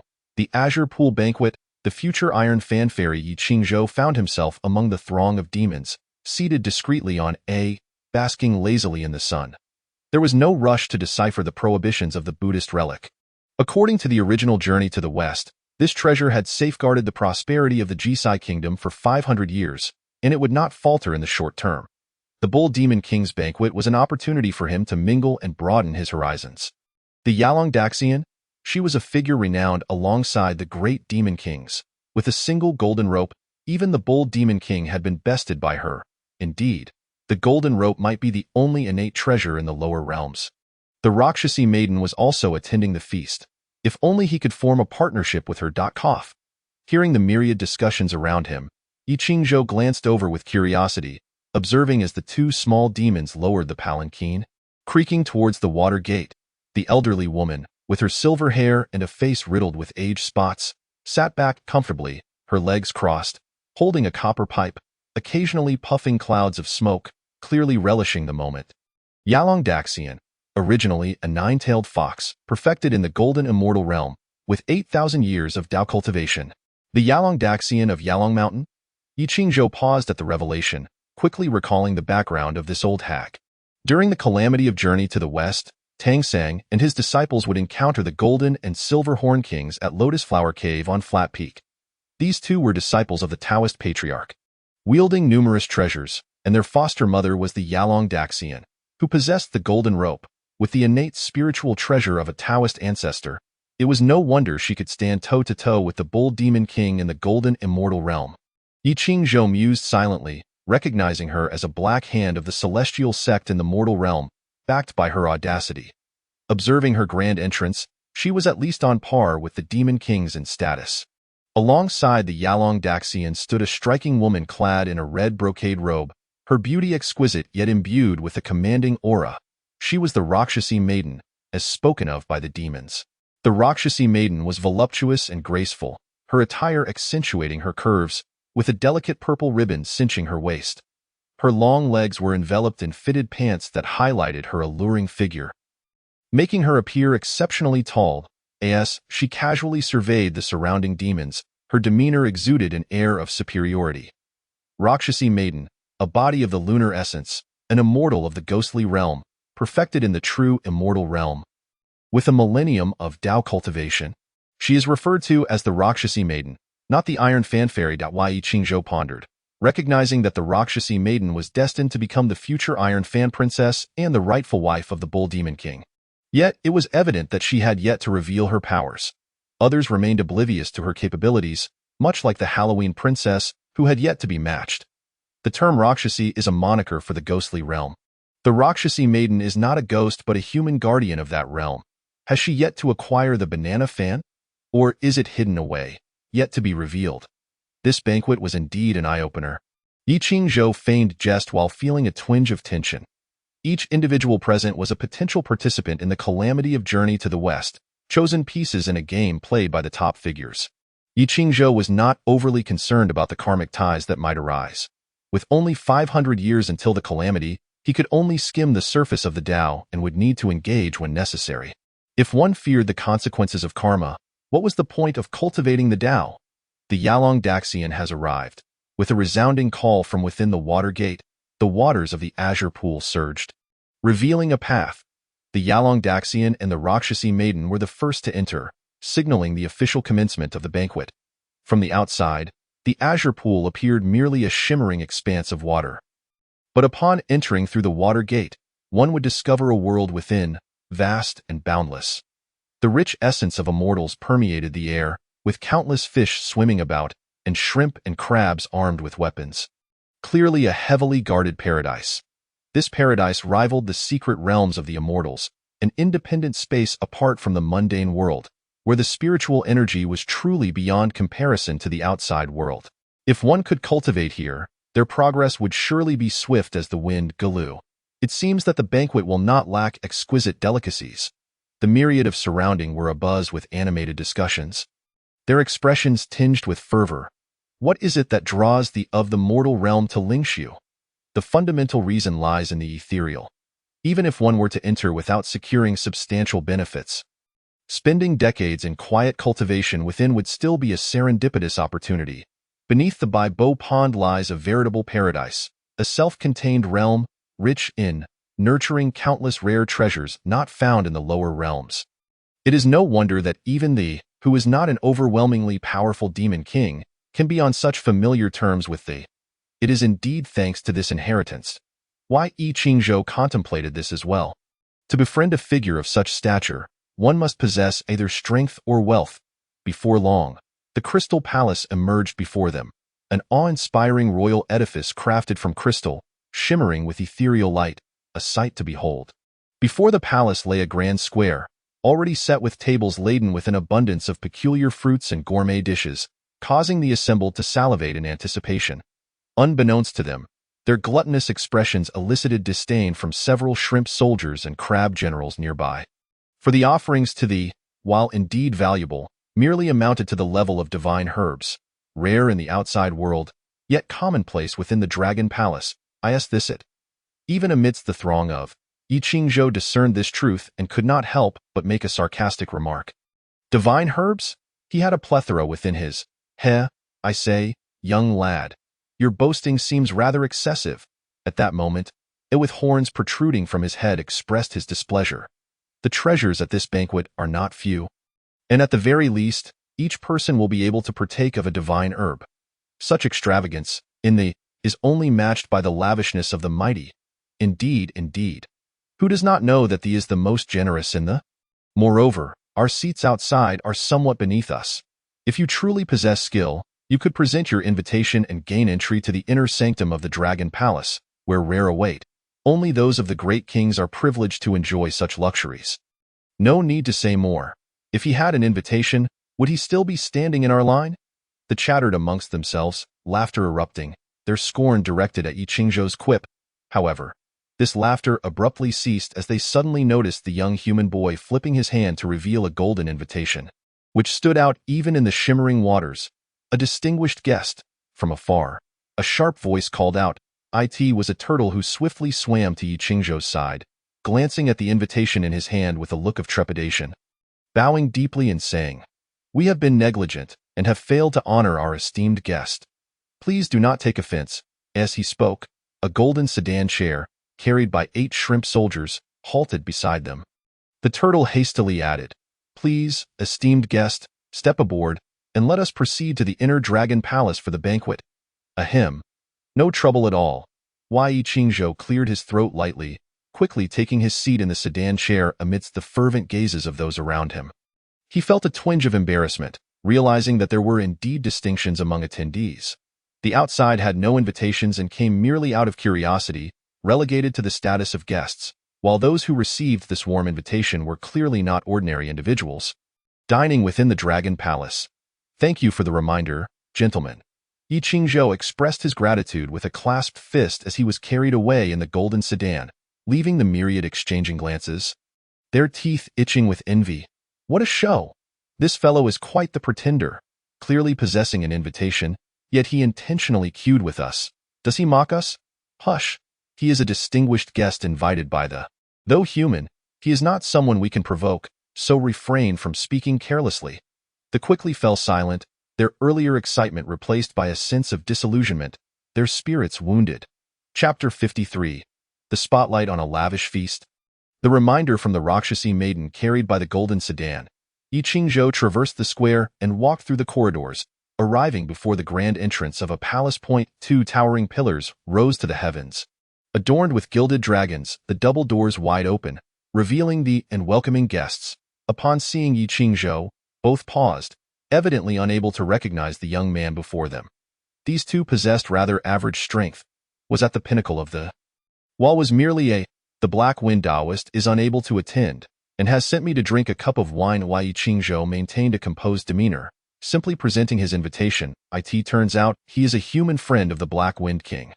My apologies for the oversight, scrutinized the young man before him, noting his cultivation at the late stage of, yet his countenance was dignified, exuding an extraordinary air, and a faint glow of merit emanated from him. He immediately responded with courtesy. It is a pleasure to have you here, young friend. May I inquire your name? Yi Qingzhou had intentionally dispersed the concealment of his cultivation with the upon arriving. As in such a setting, revealing his true strength felt more prudent.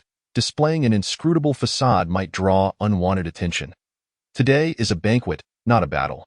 Being at the late stage of would not hinder the enjoyment of fine fare. Would it? Yi Qingzhou readily replied, cupping his fists in greeting. My name is Yi Qingzhou, gestured for him to enter. Ah, so it is Yi Xiaoyu. Nearly all the guests have arrived. Please do come in for the feast. Yi Qingzhou nodded, stepping into the Crystal Palace.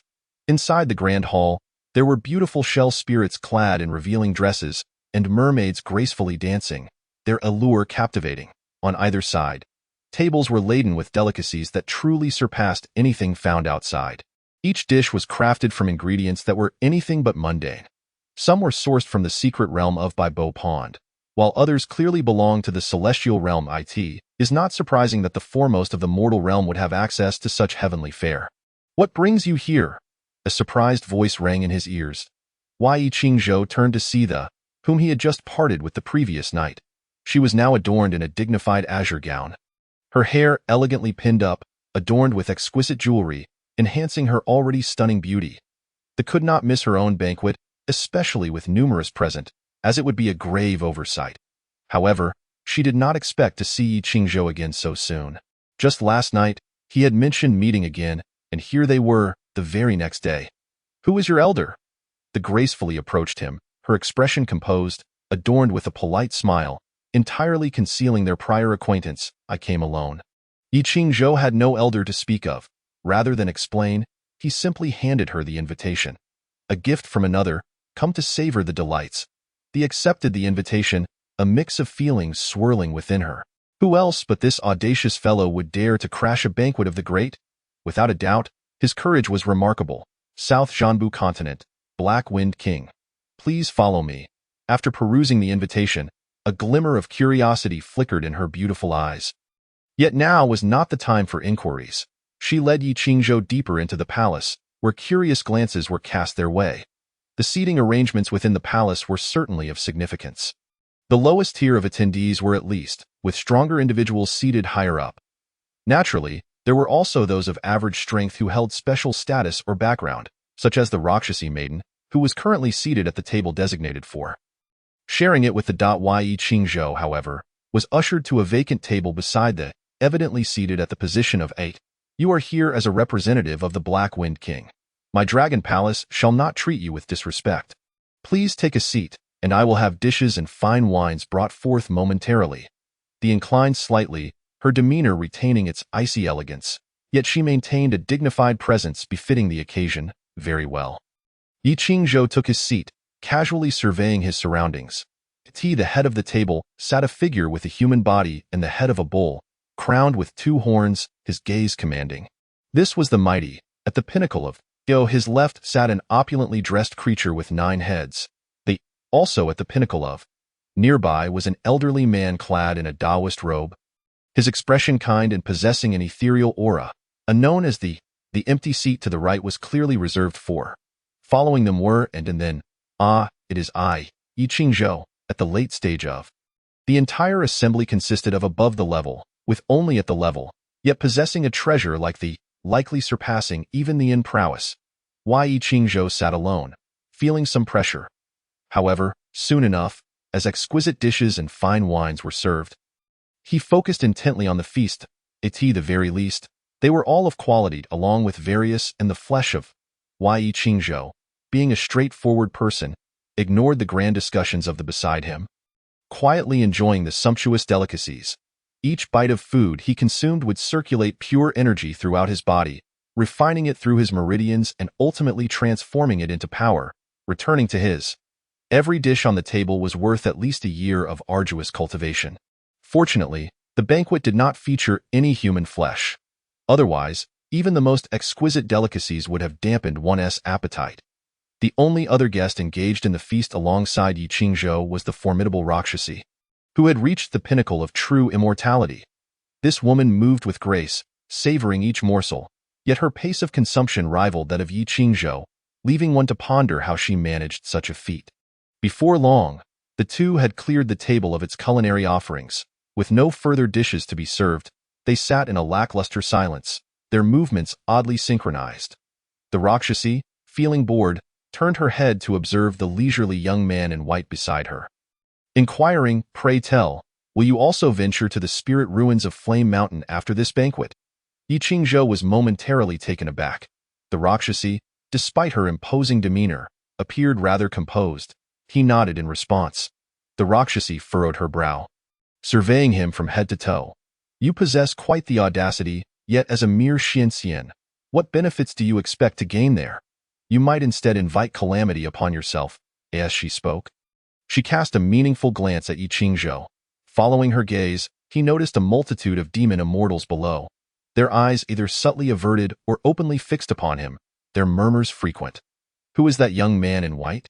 What gives him the right to sit alongside the demon kings? At that moment, a true immortal, unable to contain his curiosity, voiced his thoughts. Princess Wanqing turned her attention towards the speaker, her delicate brows knitting together. The speaker was the son of the king of the Jing River, known as Little Tuolong, whose mother was the sister of the king of the West Sea, making him a notable figure within the dragon clan.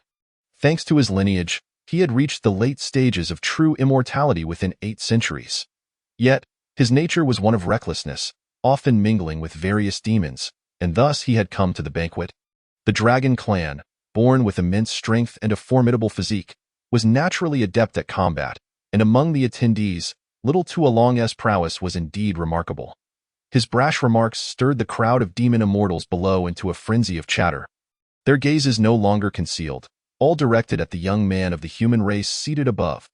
"Dear nephew, do not be angry." At that moment, King Wanqing entered with the dragon matriarch, saying, "Though Yi Qingzhou hails from the human race, he is a close friend of the Black Wind King of the southern Jambu continent, representing him at this banquet."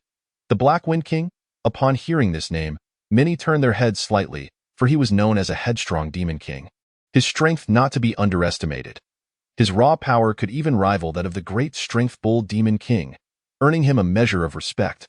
Had it not been for the Black Wind King's eccentric nature and his pursuit of Buddhist teachings, his reputation and status among the demon world would likely be second only to the current bull demon king. He does have a commendable ally. Little Tuolong sneered but did not relent. Instead, he rose from his seat, pointing an accusatory finger at Yi Qingzhou. "In our demon clan, strength reigns supreme. What merit is there in relying on connections? I shall grant the Black Wind King a modicum of face by challenging that lad to a duel. Should he last 30 exchanges, I will cease my words." At this proclamation, laughter erupted among the onlookers. Little Tuolong's audacity was unmatched, daring to disrupt a banquet hosted by demon kings. His bravado was indeed remarkable. Were the Black Bear present, he would surely lack the courage to utter such words. Relying on connections? The Rakshasi's brows knitted tighter, her delicate fists clenching with a cracking sound. She had secured her place at this table through the backing of the dragon suppressor, and was about to rise when a copper incense burner restrained her wrist. Casting a glance at the elderly woman beside her, who was meditating with closed eyes, the Rakshasi begrudgingly settled. "This is reasonable. In our demon clan, strength is paramount. A sparring match is not out of the question. Yet, I fear that human lad may lack the courage to accept the challenge. Ha ha ha. Brother Tuolong, you possess the bloodline of a true dragon. That mere human isn't even worth your time." From the lower seats, many echoed their approval. Although Little Tuolong was often arrogant and detestable, there was a certain satisfaction in witnessing him humiliate the human youth. "Little Tuolong," Princess Wanqing's expression turned icy, her voice suddenly sharp. Your father invited you here out of goodwill, yet you choose to cause a scene? Little Tuolong glanced at Princess Wansheng, his gaze fixated intently on the human youth. Why Yi Qingzhou remained composed, not betraying the slightest hint of fear. Do you think the presence of a princess can protect you? Little Tuolong taunted. If you have the guts, step down and fight me. With a smirk, Yi Qingzhou finally responded. If you have the courage, come up and try. In the demon clan, strength dictated respect, and with several demon kings present, Little Tuolong dared not approach recklessly, frustrated. He clenched his teeth and shouted, brazen scoundrel, just wait and see my true form. With a roar, the sound of dragon cries reverberated like thunder. Outside the palace, the waters surged, seemingly illuminated by flashes of lightning. A fierce and powerful aura emanated from Little Tuolong, who transformed into a massive Tuolong spanning several dozen feet. His tail extended beyond the hall, and with a swift motion, his head approached the seats of the demon kings, daring not to ascend but shaking his head as he revealed his gaping maw, sharp fangs bared at Yi Qingzhou. The onlookers instantly understood Little Tuolong's intent. He dared not offend the dignity of the demon kings nor act rashly within the palace. This display was meant to intimidate Yi Qingzhou, employing the unique method of the Dragon Clan, bloodline pressure. The Dragon Clan had once ruled the heavens and earth, revered by all, and the bloodline pressure they commanded was formidable. Under such suppression, unless one possessed an unwavering heart, it was likely that they would be overwhelmed, their very souls shaken. Today, Little Tuolong was determined to humiliate the human youth. Humph, well done. A human, bold enough to flaunt himself in our demon clan's banquet, deserves this fate. Many demon immortals grasped Little Tuolong's intent. Some even turned pale, trembling under the dragon's might, shrinking back and unable to meet the gaze of the fearsome Tuolong naturally. The demon kings seated above remained unaffected. Princess Wansheng's beautiful eyes flickered with concern as she glanced at the young man in white. The Rakshasi, resting her chin on her hand, watched the commotion with keen interest. How not grotesque! Yi Qingzhou frowned at the massive dragon head before him. Its eye as large as a lantern, glimmering with ominous light. The scales on its head were a dull brown, devoid of horns, instead adorned with numerous grotesque lumps. With a thought, a faint golden light appeared in Yi Qingzhou's eyes. His magical power surging forth, a rich purple-gold hue coalescing in the void, transforming into the image of a five-clawed golden dragon. Its entire body shimmered with golden scales, exuding purple mist as it stood upon clouds.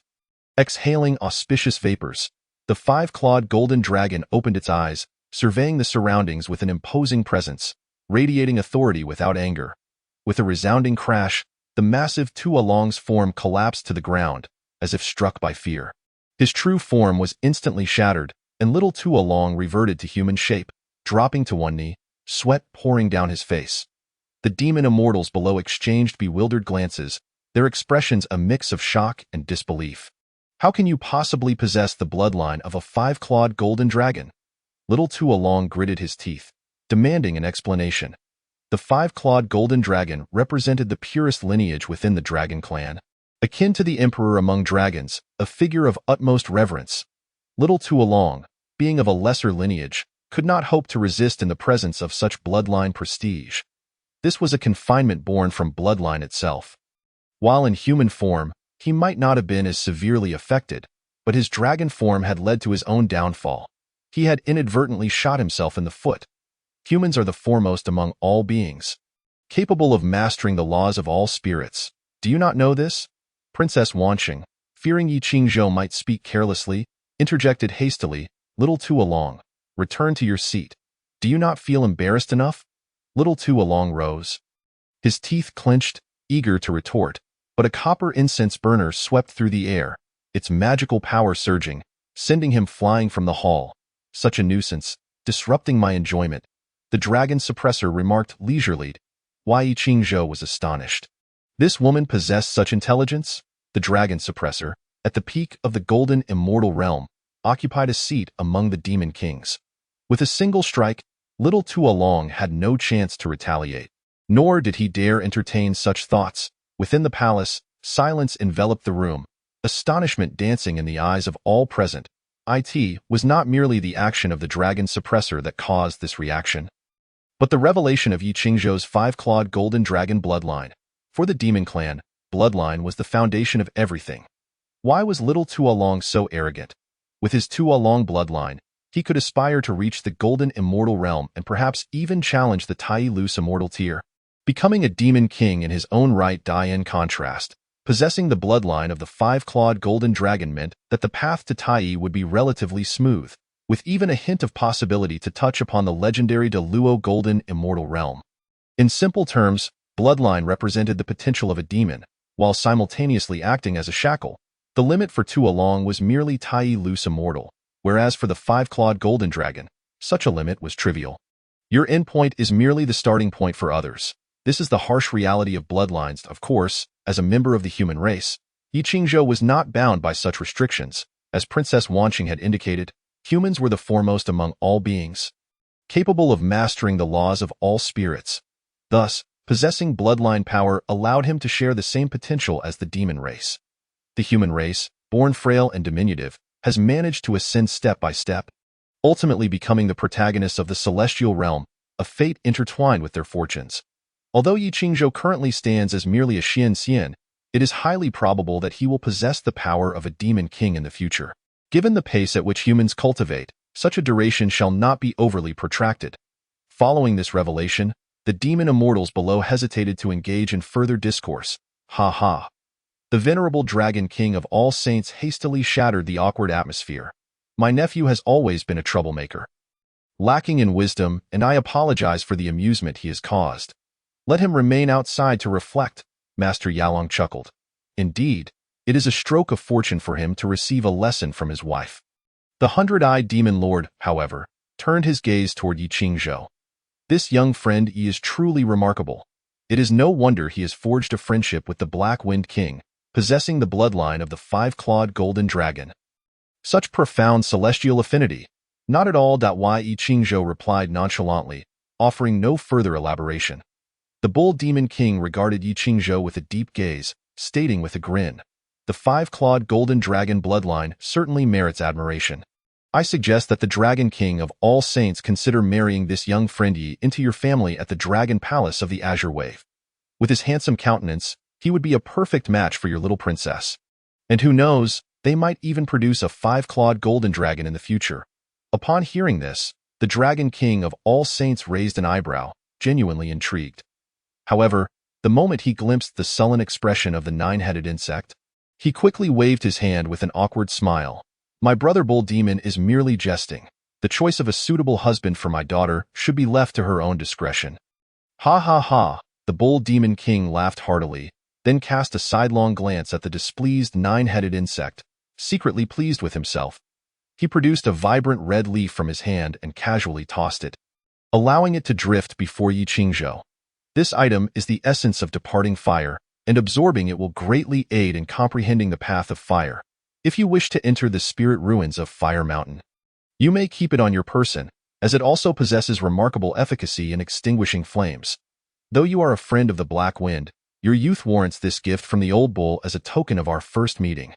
The essence of departing fire is indeed a treasure abundant with the resonance of the Tao, and the generosity of this gesture cannot be understated. Yi Qingzhou pondered briefly before accepting the gift, offering a faint smile of gratitude. The ensuing moments flowed into the normal rhythm of the banquet, with demon kings engaging in jovial conversation and revelry, a harmonious atmosphere enveloping them. Yet, beneath the surface, tensions brewed. The Bull Demon King sought to suppress the nine-headed insect at every turn, while the latter displayed a hint of defiance, albeit with a tendency to retreat. The Dragon King of All Saints found himself caught in the middle, attempting to mediate. The hundred-eyed demon lord appeared to be an outsider, seemingly only there to partake in the feast, avoiding close interactions with the other demon kings. Master Yalong, with the worst rapport, was nearly besieged by the combined efforts of the Bull Demon King, the nine-headed insect, and the Dragon King of All Saints. After a while, Princess of All Saints rose to approach Yi Qingzhou and the Rakshasa Maiden, extending an invitation. The demon kings are engrossed in their discussions, and we find ourselves quite bored. Why not accompany me to explore this crystal palace? The Rakshasa Maiden had already been yawning, readily agreeing. That sounds splendid. Yi Qingzhou, naturally, had no objections, and the three promptly left their seats, making their way through a side door to a separate hall. Traversing several long corridors and passing through multiple doors, they arrived at a garden adorned with coral, resplendent in its beauty and vibrant in color, yet winding and labyrinthine, akin to a maze. "Return the red flame order to me." The Princess of All Saints abruptly halted, turning back to extend her hand toward Yi Qingzhou. The latter, taken aback, glanced around only to find the Rakshasa maiden had vanished without a trace. She must have gotten lost in the coral maze. Yi Qingzhou's brow furrowed in confusion, yet he refrained from producing the red flame order. Observing his hesitation, the princess was compelled to clarify. "You have incurred the wrath of the little toad dragon. He will not spare you. Once we enter the spirit ruins, the outcome will be dire, and even if you do not reveal your dragon form, how can you, a mere Xian, contend with him? Proceeding further would be a path to ruin." I refused. Yi Qingzhou decisively declined. The princess was momentarily taken aback, casting a cold glare at him, her inner fury palpable as her chest heaved with agitation. Ultimately, through clenched teeth, she spat out a few words. "Life or death, I shan't concern myself with you." With that, this haughty little princess turned and strode away, vanishing from sight within moments. "Wait, you ought to lead me out of this maze." Yi Qingzhou called out helplessly, yet no one paid heed. Just then, a voice tinged with self-satisfaction echoed from behind. "Have I caught you? It seems you two are indeed acquainted. The illustrious nine-headed insect cannot capture a woman. Yet here you are, a mere Xian, meeting in secret." This KDSK'd.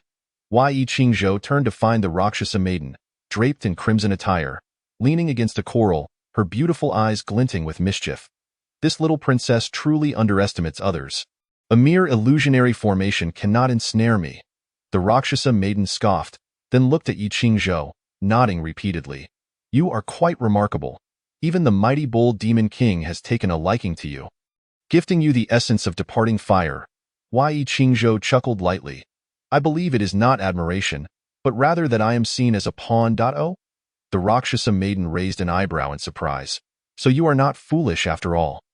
Just days ago, the nine-headed insect clashed with the bull demon king, the battleground being deep within Fire Mountain. In just 300 exchanges, the nine-headed insect revealed his true form, unable to withstand the bull demon king's might. However, he is still the North Sea demon king, and this defeat will not quell his pride. Yet, the bull demon king possesses a friend. The dragon king of all saints. It is well known in the demon realm that the princess of all saints is the object of the nine-headed insect's affections, whom he has pursued in vain. The bull demon king is indeed cunning, using a woman's betrothal to subdue the nine-headed insect and bring him under his control.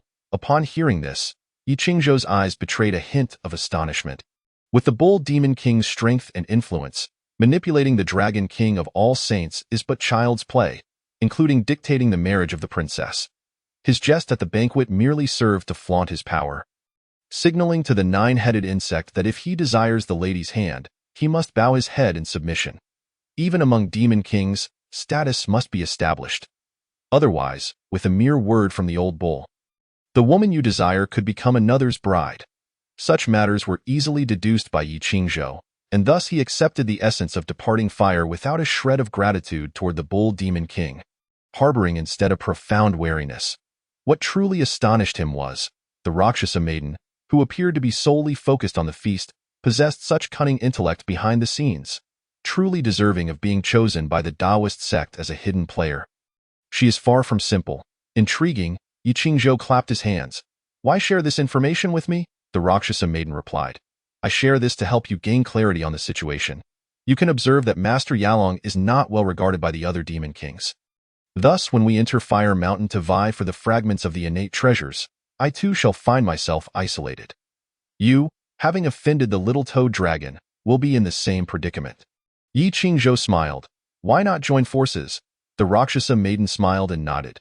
"A teachable child. Together, we shall sweep away those inept fools." Chapter 56. Entering Fire Mountain, mastering the path of fire. Yi Qingzhou and the Rakshasa maiden formed a temporary alliance. Yet the reliability of this partnership remained questionable, for their acquaintance was still fresh, and mutual understanding scant. It was merely a collaboration born of necessity, a relationship of mutual exploitation. The innate treasures, when surveyed across the three realms, are exceedingly rare, and the preciousness of their fragments is self-evident, prompting great envy among the demon kings.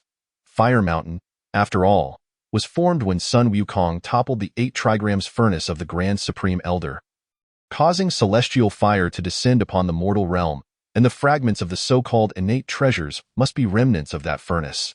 Yi Qingzhou mused inwardly, then furrowed his brow to inquire of the Rakshasa maiden.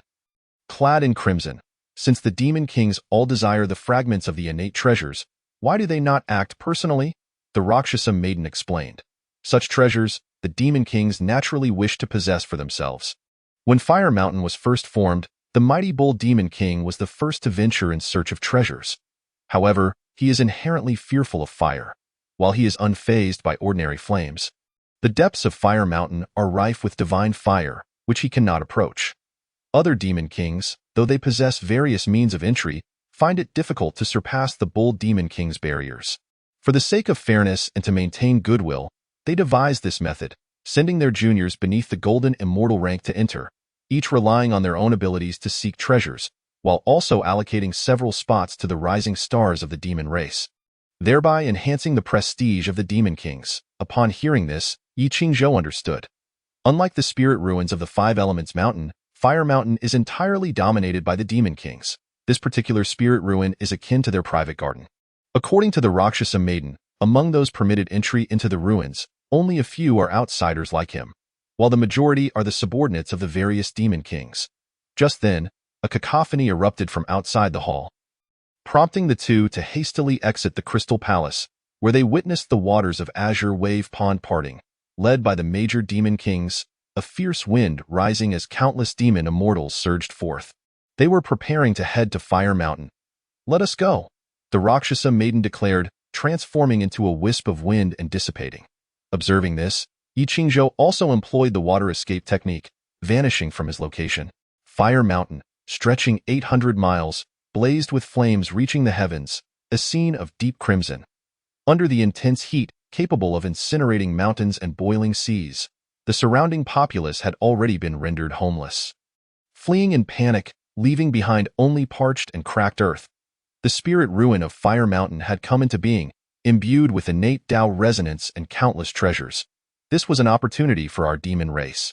Now, with the Bull Demon King and the other prominent demon kings unlocking this domain, the elite of our demon race shall enter to undergo trials and seek opportunities, each relying on their own prowess.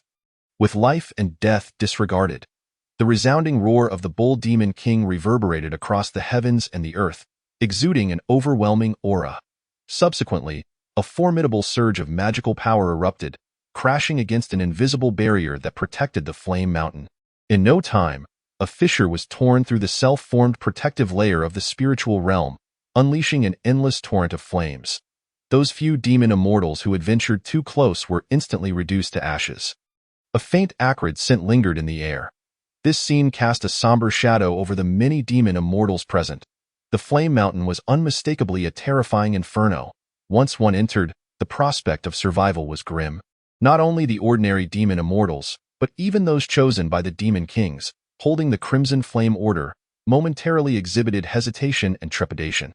Since everyone is being modest, I shall take the lead. The Rakshasi woman charged ahead, transforming into a gust of sinister wind as she plunged into the heart of the Flame Mountain, disappearing from sight. The others followed suit, employing their own means to ward off the flames as they entered. May the essence of the departing fire gifted by the old bull prove beneficial. Yi Qingzhou held the leaf of the departing fire essence bestowed upon him at the Bull Demon King's banquet between his fingers. Channeling his magical power to activate it, stepping boldly into the blazing inferno. Once all those bearing the Crimson Flame Order had entered, the Bull Demon King retracted his magical energy. The Dragon Master Yalong puffed smoke from his copper pipe, a smile gracing his lips as he remarked, "This trial is perilous. Those who emerge will likely be but 1 in 10 or 12. The Bull Demon King replied, "Even so, would you dare to send the Rakshasi woman to accompany you?" Yalong cast a sidelong glance filled with derision. "Have you not sent your own brother, the true immortal Rui, into the fray? Are you not concerned for his safety?"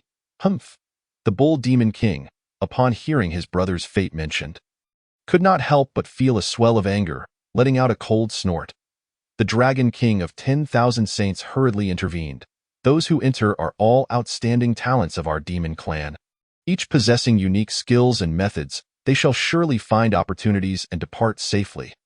The Lord of 100 Eyes remarked, I have heard that within this spiritual realm lies a fragment of a primordial treasure. I would very much like to behold its true form, that I wonder which rising star of our demon clan will grant me this opportunity. The nine-headed worm stood quietly to one side, choosing not to speak further. His stronghold remained in the northern sea, and having just arrived in the western Bulhajo, his foundation was not yet solid. Therefore, none of his followers entered the trials of the Flame Mountain. In fact, he had lost his qualification to vie for the primordial treasure fragment in his previous encounter with the Bull Demon King. Shifting his gaze, he looked at the Princess of 10,000 Saints, who was clad in a water-blue gown, her expression dark and troubled. He quickly approached her, saying, Your Highness, do not worry. What lies within this mountain is merely a fragment of a treasure. I shall certainly assist you in obtaining the complete Buddhist bone relic of the Jisai Kingdom. The Princess of 10,000 Saints furrowed her brows and cast a cold glance at the nine-headed worm, ignoring him.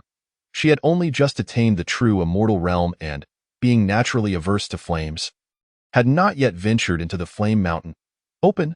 The Dragon King of 10,000 Saints commanded in a deep voice, conjuring a water mirror with his magical power, revealing the scenes unfolding within the Flame Mountain. As a result, the events transpiring within the Flame Mountain could be observed by the onlookers. Between the perilous peaks, a straight passage led forward, flanked by towering cliffs, with tongues of fire swirling and a sea of flames surging. Yi Qingzhou, holding the essence of departing fire, walked through, surrounded by whirling rings of fire that dissipated the searing flames approaching from all directions. The moment any demon immortal entered, they had no time for anything else but to channel their magical energy and devise ways to withstand the fire of the mountain. The path upward was still long, with familiar faces accompanying him in small groups, while Yi Qingzhou found himself alone. As for that Rakshasi woman, she had seemingly vanished without a trace. He had anticipated that this alliance might not be very reliable, but he never expected it to be this untrustworthy. You have borrowed the essence of departing fire to comprehend the laws of fire, elevating your mastery of the fire path to an extraordinary level. You have borrowed the essence of departing fire to comprehend the laws of fire, elevating your mastery of the fire path to a peak level. You have borrowed the essence of departing fire to comprehend the laws of fire, elevating your mastery of the fire path to a transcendent level. You have completely mastered the fire path, controlling 10 complete laws, allowing you to unlock all 9 layers of the restrictions of the Hongming Pearl, 510. The leaf of the essence of departing fire, having been absorbed, turned to ash and fell to the ground, while Yi Qingzhou, who had already made significant progress in his mastery of the fire path, now completely grasped it here. The intense heat that had surged from all directions swiftly dissipated. He spread his arms wide, flames swirling around him like ethereal spirits, moving through the fire as if he were a fish in water. Chapter 57. You refuse to submit? Then I shall fight until you do. The fire path, among the 5 elements, is the most powerful path of destruction, wielding the force of flames as if one were the ruler of infernos. Including the fire path, I have now mastered 5 complete paths: the path of slaughter, the water path, the earth path, and the joyful Buddha path. As I gain mastery over more paths, Yi Qingzhou felt his comprehension of the Tao growing stronger. In this world, there exist 3,000 great paths and countless lesser paths. It is said that in ancient chaos, Hongjun wielded the power of the creation jade disc to grasp the 3,000 great paths and thus attained sainthood. Only those who command infinite laws can transcend time and space, creating and destroying worlds. Why Yi Qingzhou's journey of cultivation is still long. Within the spiritual realm of the 5 Elements Mountain, great powerhouses condense celestial flowers imbued with the essence of the Tao to assist others in their cultivation. Since the Flame Mountain is also known as a spiritual realm, its profound Tao essence surpasses that of the 5 Elements Mountain, yet it is entwined with the fierce flames of the mountain. Yi Qingzhou slightly lifted his gaze toward the heavens, a frown creasing his brow. The Flame Mountain spiritual realm is, to put it plainly, a garden for the various demon kings. The fortunate few who manage to acquire the Crimson Flame Order are exceedingly rare.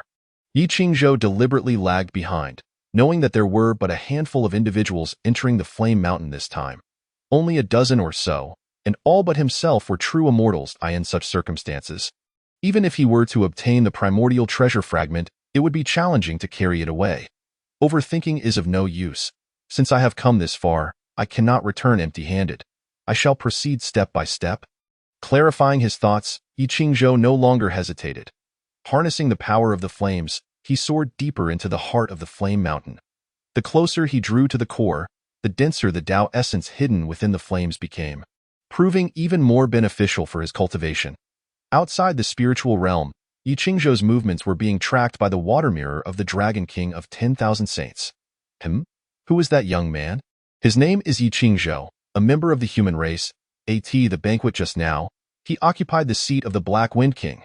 The little toad dragon was expelled from the palace because of this person. The little toad dragon had reached the pinnacle of the true immortal realm, possessing dragon blood, making his strength the most formidable in the current spiritual realm. Could this human boy possibly surpass the little toad dragon? Soon, information regarding Yi Qingzhou was unearthed by the assembled demons. Those who had been outside had witnessed the little toad dragon being thrown out in utter disgrace, yet they were oblivious to the true events that transpired within the hall, relying solely on hearsay. This person possesses astonishing abilities, seemingly unperturbed by the flames, being the first to cross the outer perimeter of the Flame Mountain. However, it cannot be denied that at this moment, while the other demon immortals were still acclimatizing to the flames, Yi Qingzhou swiftly crossed the outer perimeter, reaching a mountain peak where he sat cross-legged, beginning to comprehend the Tao. The crimson Tao essence within the flames danced like fireflies, fluttering about and gathering around him. The immense Tao essence flowed into his body, causing layers of Tao patterns to manifest around him, evoking envy from those observing from outside. What is the true nature of this young man? Prior to this banquet, I had not heard of such a figure among the human race. The nine-headed worm frowned, clearly harboring a measure of disdain for Yi Qingzhou.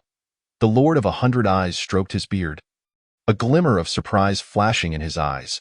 He attracts the surrounding Tao essence at an astonishing speed, indicating his remarkable comprehension. Moreover, he possesses the bloodline of the five-clawed golden dragon. It won't be long before he emerges as another extraordinary figure in the lower realms. The Dragon Master Yalong squinted his eyes, stating, "It is a pity that he is currently merely at the late stage of the profound immortal realm. His earlier conflict with the little toad dragon raises doubts about whether he can escape the Flame Mountain." The nine-headed worm sneered, "Life and death are fated. That is each one's destiny." Listening to the discussions of the demon kings beside her, the princess of 10,000 Saints could not help but furrow her brows. Through the water mirror, she could see the little toad dragon wielding a steel whip, gathering 100 streams of water around him to fend off the flames, already penetrating the outer perimeter of the Flame Mountain. He had evidently discovered Yi Qingzhou's presence and was heading straight for him. In his eyes, treasures and opportunities were secondary. Restoring his pride was paramount. "Why, Yi Qingzhou?" The little toad dragon bellowed upon spotting Yi Qingzhou, who was seated in meditation. He then swung his steel whip, charging forward with immense force, the wind howling around him. The whip seemed to possess the might of 1,000,000 pounds, causing the surrounding flames to retreat, creating a vacuum in its wake. The Flame Mountain, stripped bare, offered no refuge, so Yi Qingzhou had no intention of hiding. Instead, he absorbed the Tao essence while awaiting the approach of the little toad dragon. "Come on!" Yi Qingzhou suddenly opened his eyes, not overestimating himself. Summoning his colossal spiritual form, he grasped the demon-slaying axe in his right hand and raised it overhead, preparing to confront the assault head-on. Boom! The clash of the steel whip and the giant axe resonated with a deep, enduring sound, the tremendous force sending Yi Qingzhou staggering back 100 steps. The little toad dragon, however, only retreated 3 steps. For the disparity in their cultivation levels was starkly evident. "Today, I shall make you understand what it means to respect the strong. To dare to occupy a position not rightfully one's own is to bear the weight of its consequences with full awareness." The little toad dragon, emboldened by its newfound power, pursued relentlessly, wielding its whip with ferocity, leaping high to bring it crashing down to boom. As the iron whip struck, the mountains shattered, dust billowing forth, flames extinguished, transforming into a rolling cloud of thick smoke. A faint dragon's roar echoed, accompanied by a surge of purple mist and dazzling golden light. When the dust settled, one could see Yi Qingzhou wielding a colossal axe, astonishingly blocking the second strike. His pupils turned to gold, and scales resembling armor adorned his body, a manifestation of the power drawn from the bloodline of the five-clawed golden dragon. A true embodiment of strength, he exerted his might against the little-toed dragon's oppression, gradually straightening his form, countering the iron whip with his axe. With the awakening of the five-clawed golden dragon bloodline, his strength soared to over 3 million pounds, rivaling that of a true celestial. I sit here with my own confidence. Should you dispute it, I shall fight until you concede. As his words fell, a mysterious resonance of the Tao surged within Yi Qingzhou. The power between his arms swelled once more, forcefully repelling the little-toed dragon. Then the colossal axe whirled with tremendous momentum, akin to a mountain being split apart, forcing the little-toed dragon to retreat repeatedly, its iron whip only able to offer a passive defense. Receive another blow from my axe. Yi Qingzhou leapt into the air, the demon-slaying axe raised above his head, crimson runes appearing upon the blade, the essence of slaughter permeating the surroundings. The little-toed dragon felt a chilling dread surge from its feet to its head. Unable to evade, resorting instead to its innate Tao technique, employing the power of its bloodline to counter the whip, boom. The colossal axe descended, sending the little-toed dragon flying into a rock, blood gushing from its 7 orifices. This fierce exchange played out vividly in the reflection of the water mirror, leaving the assembled demons and several demon kings utterly astounded. A mere late-stage Xianxian human was actually able to suppress a fully realized true celestial little-toed dragon. Chapter 58. The shock of the demonic hordes, Yi Qingzhou's Tao techniques. The situation shifted dramatically. The demons gazed at the images in the water mirror, all rendered speechless. Initially, when they saw Yi Qingzhou reveal his strength as a mere Xianxian, they laughed at his audacity to provoke the little-toed dragon, predicting he would soon become a meal, with not even bones left. Yet, mere moments later, the tides turned. Yi Qingzhou, harboring the bloodline of the five-clawed golden dragon, countered the little-toed dragon with his Tao techniques, inflicting grievous injuries. The five-clawed golden dragon bloodline? What remarkable fortune has befallen Yi Qingzhou, and the weapon inscribed with what seems to be the essence of slaughter. That fleeting aura of murderous intent could not be mistaken. Truly, he is the one who suppresses the little-toed dragon, having mastered the complete path of slaughter. Once the path of slaughter was invoked, the demon immortals outside were left in awe. Not to mention the ordinary demons, even among the present demon kings, none had command over the path of slaughter, as one of the 3,000 paths. The path of slaughter is inherently designed for killing. Its master, when driven by the desire to kill, wields boundless power. A Xianxian could indeed challenge a true celestial, given the right circumstances. And no wonder he dared to attend this gathering alone. This youth possesses considerable prowess. The 100-eyed demon lord remarked with genuine admiration, then hesitated. However, I observe that his strength is quite formidable. It may not solely derive from the path of slaughter. His physical form is likely extraordinary as well. The bull demon king, seasoned and wise, furrowed his brow. It is the colossal physical form of the giant spirit god from the heavenly realm. Ranking among the top 10 of the celestial generals, it is a manifestation of the path of strength. This form excels in power. How much strength does the little-toed dragon possess? Perhaps around 7 or 8 million pounds? With the giant spirit form combined with the five-clawed golden dragon bloodline, Yi Qingzhou's strength is already comparable to his. The giant spirit form? Upon hearing this, the demon kings exchanged glances. The dragon-suppressing great immortal commented, "The form is from the heavenly realm." Yet it does not necessarily imply a connection to the heavenly court. Moreover, among the celestial beings of the heavenly realm, there are no records of anyone practicing the path of the giant spirit god. This youth has likely grasped insights into the path of strength and independently attained a derivative form. Such an explanation resonated with the demon kings. Among the 3,000 paths, countless subpaths give rise to infinite techniques. Some techniques are profound and elusive, requiring a mentor for guidance, while others are straightforward, allowing one to replicate them upon understanding the same principles. For instance, the Samadhi true fire of the Taoist sect is something many can comprehend through their own efforts. The giant spirit form follows the same principle. Tio's achieved comprehension of the giant spirit form is a testament to his aptitude. And no matter how formidable the little toad dragon's methods may be, it seems he cannot overcome him. Princess Wanqing suddenly spoke, her beautiful eyes fixated on the battle reflected in the water mirror, feeling a slight sense of relief. The nine-headed worm furrowed his brow. The little toad dragon is truly useless. A fully realized true celestial reduced to such humiliation by a mere Shinxian human. What a pitiful sight, cough.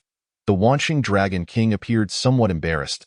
My nephew possesses 8 million pounds of strength, commands 3 minor paths, has another innate bloodline path, and has also mastered the water path to an impressive degree. His current disadvantage is merely due to underestimating his opponent. If he were to unleash his full power, Yi Xiaoyu would hardly fare well. I underestimated you. The little toad dragon gritted its teeth in anger, yet all that responded was the gleam of a massive axe, forcing it to continue evading. Frantically covered in smoke and ash, utterly disheveled. You have repeatedly tarnished my reputation. Even with the Black Wind Great King as your backing, I shall demand your life today. The dragon race possesses a robust physique and a resilient life force. The little toad dragon, burning its bloodline power, rapidly healed from the internal injuries inflicted by the axe. Seizing the opportunity, it flipped upright, channeling its Dao techniques, swinging its iron whip like the wind, momentarily managing to counter Yi Qingzhou's assault. At this moment, Yi Qingzhou maintained a calm demeanor, his icy gaze unwavering.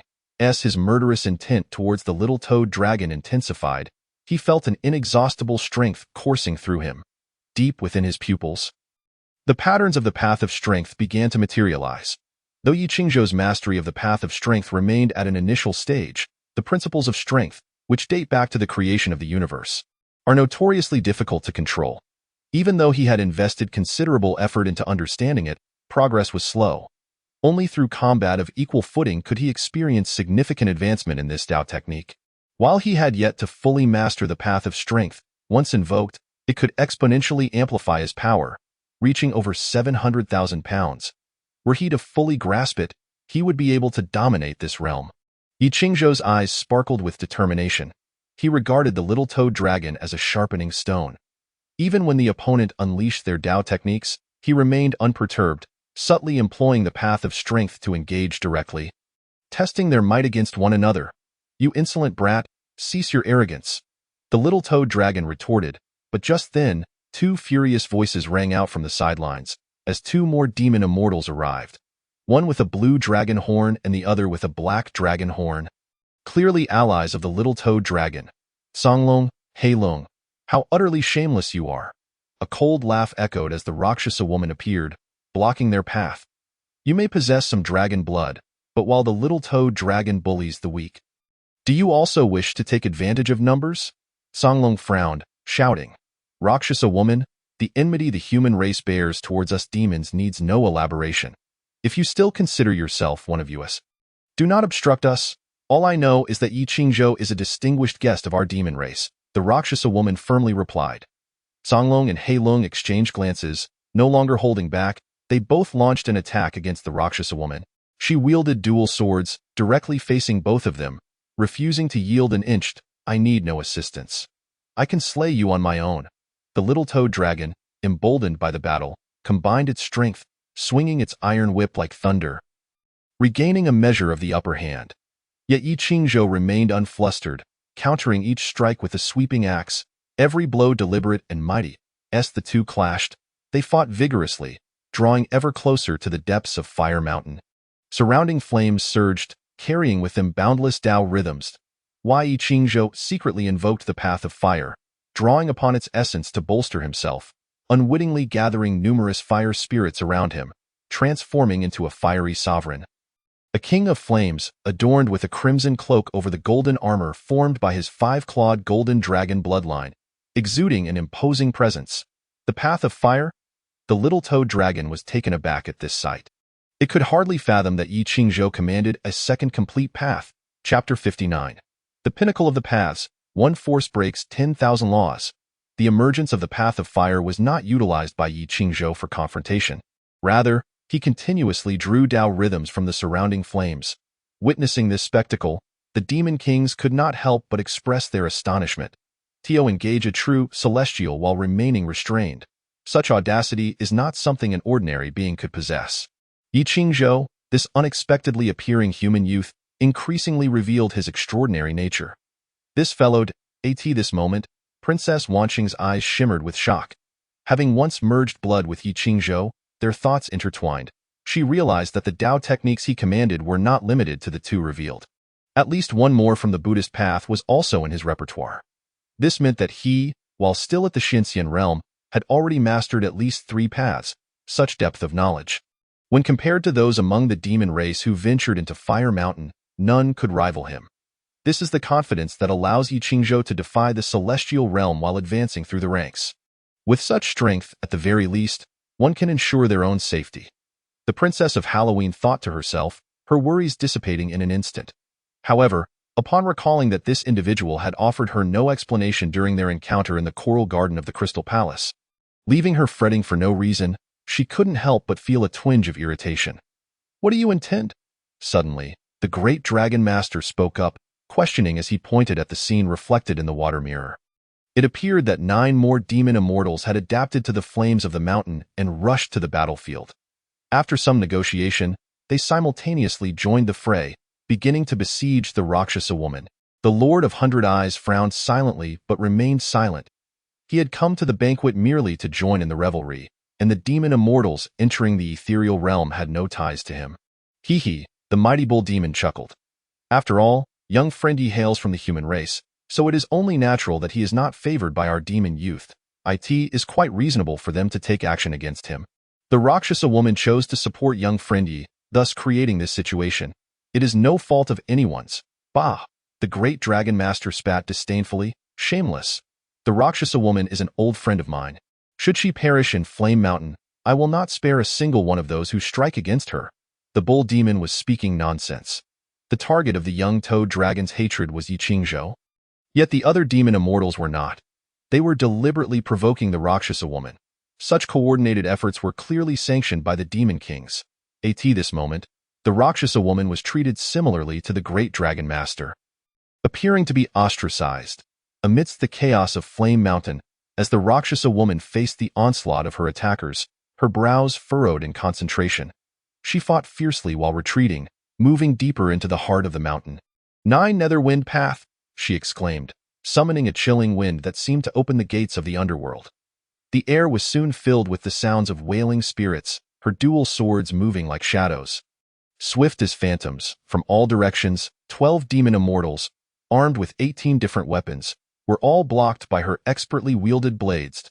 Yi Qingzhou, I cannot afford to let you play leisurely any longer. If this battle is not resolved soon, I shall not hold on. After all, the Rakshasa woman faced 12 true immortal beings alone. Even with her mastery of the great Tao, she found herself in peril, hastily defending while calling out for assistance. It was evident to all that Yi Qingzhou still had plenty of strength left.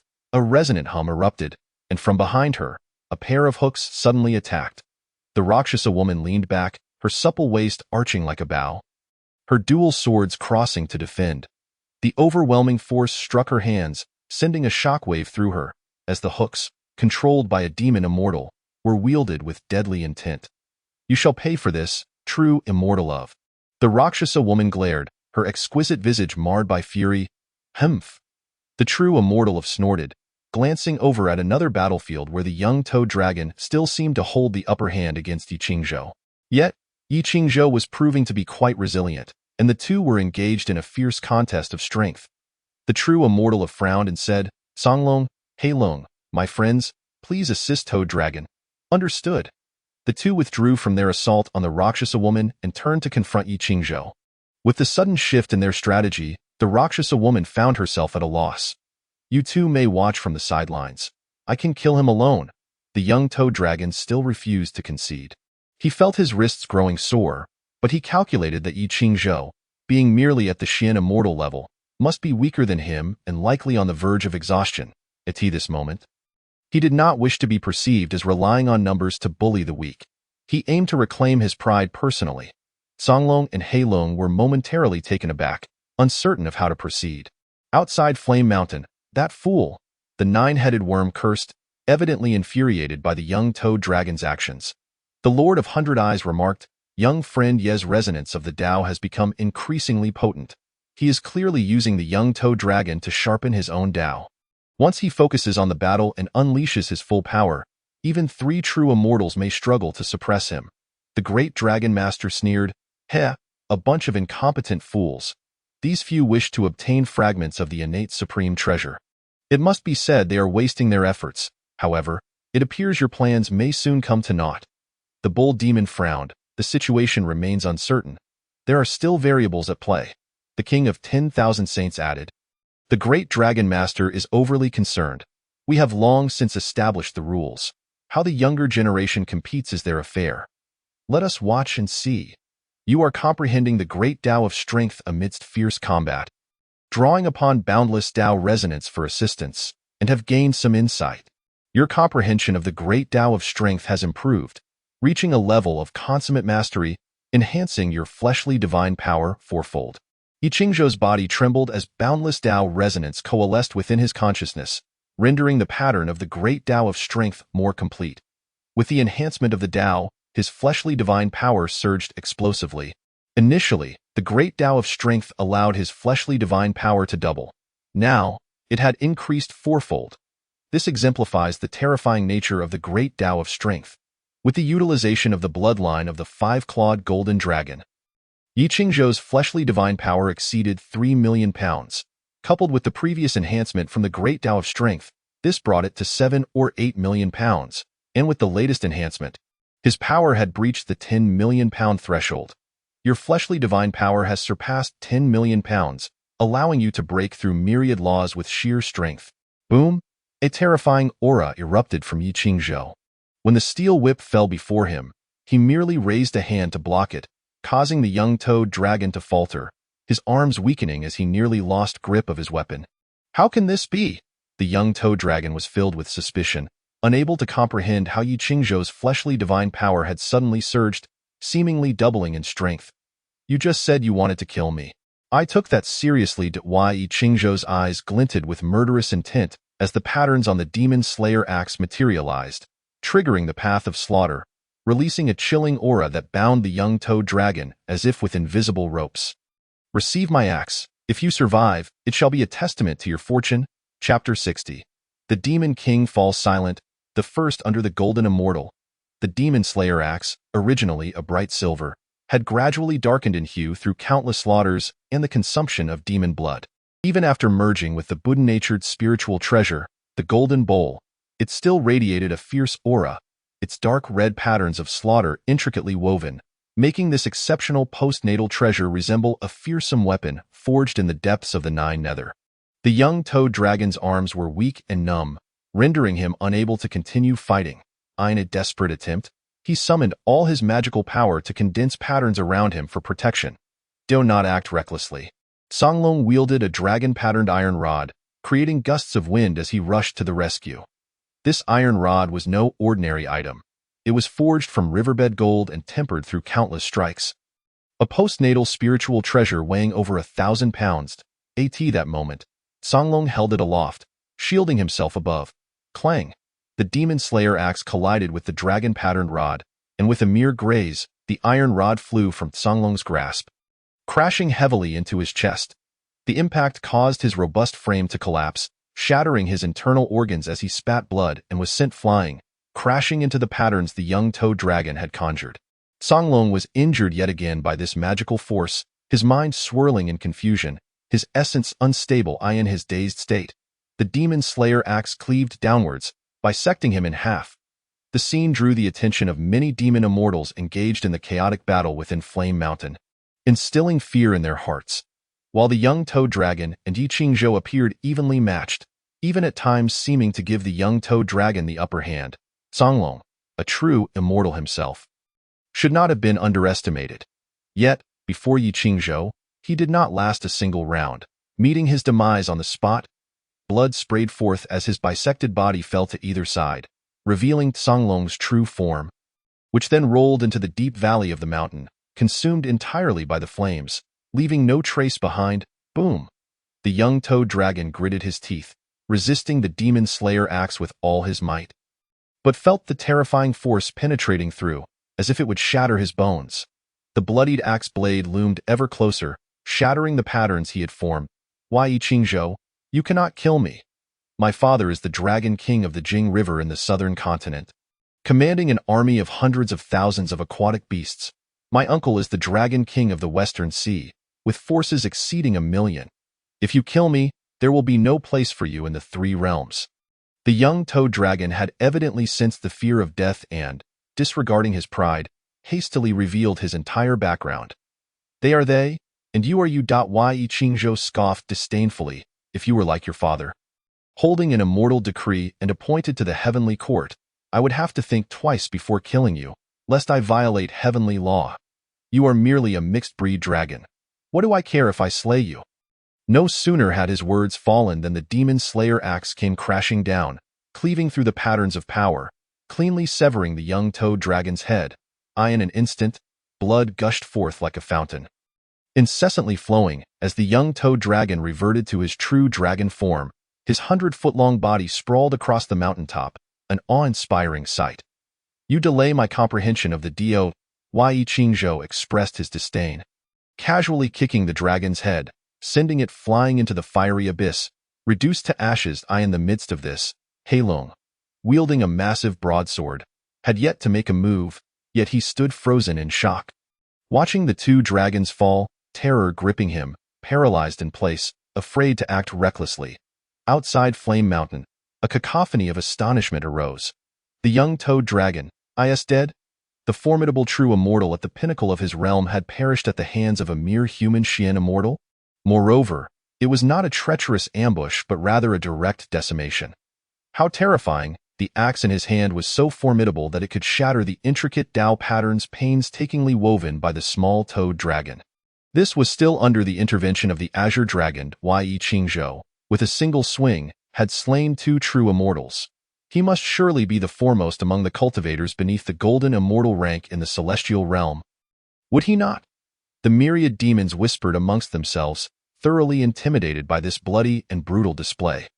The realm of the golden immortal entails the convergence of 5 energies and the gathering of 3 flowers atop the head, wherein a golden elixir condenses within the purple mansion, enabling an unprecedented mastery over Taoist techniques. Yet, Yi Qingzhou's sheer valor had etched itself deeply in their hearts, leading many demon immortals to believe that beneath the golden immortal, he had no rivals left. With a strength surpassing 10,000 pounds, he could shatter myriad laws. His cultivation of the giant spirit law body had granted him profound insights into the principles of strength, which was only to be expected. However, the remarkable amplification he exhibited revealed a profound understanding of the path of strength. The Bull Demon King discerned the true reason behind the small toad dragon's brutal demise. His gaze filled with complexity. The path of strength is the foremost among the 3,000 paths, yet very few within the realms dare tread it, for the comprehension required is immensely challenging.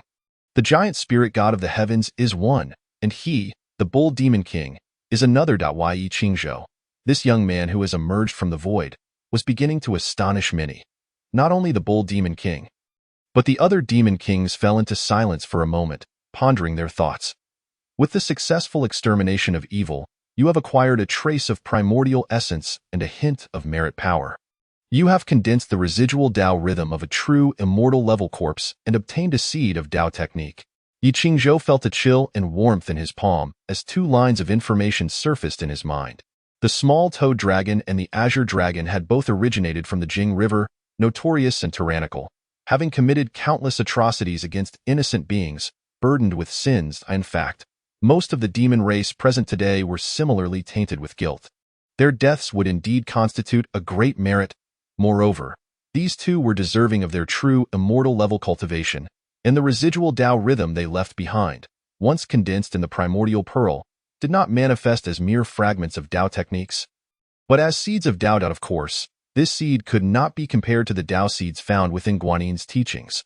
The treasures imparted by Guanin, under Yi Qingzhou's nurturing through the Dao rhythm, sprouted into a new path of joyous Buddhist teachings. In contrast, the seed he currently possessed was merely a minor path, and Yi Qingzhou had no intention of cultivating it. Rather, he planned to use it as nourishment for other Dao techniques. Boom! Yi Qingzhou turned his gaze to the battlefield beside him and raised his hand to unleash a bolt of thunder, striking down a golden hook that had stealthily attacked the back of the Rakshasi woman. She, too, exhibited a sense of honor, having pledged an alliance with him before their departure. She had previously intercepted the Black Dragon and Azure Dragon to assist Yi Qingzhou, and he could not simply stand by and watch her being besieged. Naturally, in terms of attracting enmity, she clearly outshone Yi Qingzhou. The winds rose. The Rakshasi woman also noticed Yi Qingzhou's covert assistance, silently reciting incantations, and with a commanding shout, the sinister winds erupted, swirling up endless dust that blinded the surrounding dozen or so demon immortals. Observing this, Yi Qingzhou understood, his eyes flickering with murderous intent. He took a step forward, and with a swing of his demon-slaying axe, several screams echoed through the air. Everyone, retreat! The true immortal of the Rui summoned the other demon immortals to fall back. Once the sinister winds were retracted, they beheld the Rakshasi woman in a red dress and Yi Qingzhou in white standing side by side, one wielding twin swords, the other brandishing the demon-slaying axe. While 3 corpses lay strewn across the ground, to act separately naturally entails certain risks, yet there exists but a singular treasure. Thus, our collaboration must cease here. The core of Flame Mountain. Crimson flames flicker as a figure emerges from within. Yi Qingzhou, clad in white robes, is encircled by the fiery patterns of the fire path, which allow him to survive in such a perilous environment. While the fire path can manipulate flames, it does not imply that every flame in existence is subject to his control. The 6 Ding Divine Fire, infused with the Dao patterns of the Supreme Old Lord, cannot be dominated by his methods. With demon kings guarding the periphery, it would indeed prove difficult to seize all the treasures. Regardless of the complexities, it is prudent to secure the treasure first. Yi Qingzhou possesses the Hongming Pearl, which grants insight into all directions. He had already discerned the location of the supreme treasure early on. Even without the Hongming Pearl, this place is not challenging to locate. The existence of a congenital supreme treasure, even if merely a fragment, creates a tremendous impact. This treasure land is the very heart of Flame Mountain. Chapter 62. Refining the Leaf Fire Dao Seed. Stirring the Supreme Old Lord with a mere thought, the fire path's Dao patterns circulate around Yi Qingzhou, blooming like a lotus flower, its petals enchanting and shielding him. He strides forward, traversing a stone bridge above a churning sea of molten magma. Where the true threat lies in the potent Dao patterns diffusing throughout the area. These patterns were left by the Supreme Dao Ancestor, the Old Lord of the Heavenly Court. Not only Yi Qingzhou, but even the demon kings outside must tread carefully, for a careless encounter with these patterns could prove disastrous. This stone bridge appears to be man-made rather than a natural formation. Having acquired the treasures of this place, I would inevitably fall into the schemes of the Supreme Dao Ancestor. The Dao Ancestor, Hong Jun, merged with the Heavenly Dao and retreated. The virtuous Heavenly Lord, Laozi, as the elder brother of the Xinmen, inherited the position of Dao Ancestor, thus becoming the foremost leader of the Dao lineage within and beyond the 3 realms. Countless immortals of Dao origin act with the Supreme Jade Talisman. And at critical moments, even the Jade Emperor, revered by the 3 realms, cannot intervene. For instance, the illustrious Erlang Xian of Guanjinku, who listens to the will of heaven yet disregards proclamations, and the great Emperor Jinwu of the North. These 2, residing in the mortal realm, are archetypal figures of the Daoist sect. Entering the fray may not necessarily be a negative outcome. As the saying goes, a tree that stands out in the forest will inevitably be felled by the wind. However, those who stand tall among the crowd can also bask in richer sunlight and receive more nourishing rain. Exhibiting one's brilliance at the right moment is certainly not detrimental. Upon crossing the stone bridge, a Dao seed radiating formidable Dao resonance hovers in midair, beneath which flames burn continuously, their hue reminiscent of the dawn sky, with golden Dao patterns flowing atop, exuding an aura capable of refining all things. The 6 Ding Divine Fire, birthed from the hand of the Supreme Dao Ancestor, can burn mountains and boil seas, refining all things and clarifying myriad laws. The Leaf Fire Dao Seed, born of heaven and earth, is the essence of Leaf Fire, nurtured by the 6 Ding Divine Fire. Yi Qingzhou feels a contrasting warmth and chill in his palm. The Hongming Pearl reveals clearer information. Both are treasures. The 6 Ding Divine Fire needs no introduction. Its fiery methods can even scorch the willow branch in the jade pure bottle of Guanyin Bodhisattva. The leaf fire Dao seed before him is an exceptional earthly treasure of postnatal origin, containing Dao resonance that far surpasses the Buddhist Dao seeds found in Guanyin's lineage, evolving into the very laws of fire, or perhaps consuming them while Yi Qingzhou's fire path is poised for yet another transformation. Gazing at the leaf fire Dao seed, Yi Qingzhou's eyes gleam with excitement. If he can refine this object, his fire path will undoubtedly undergo a metamorphosis, potentially giving birth to an extraordinarily powerful divine ability, or other unforeseen changes. In any case, the benefits are plentiful.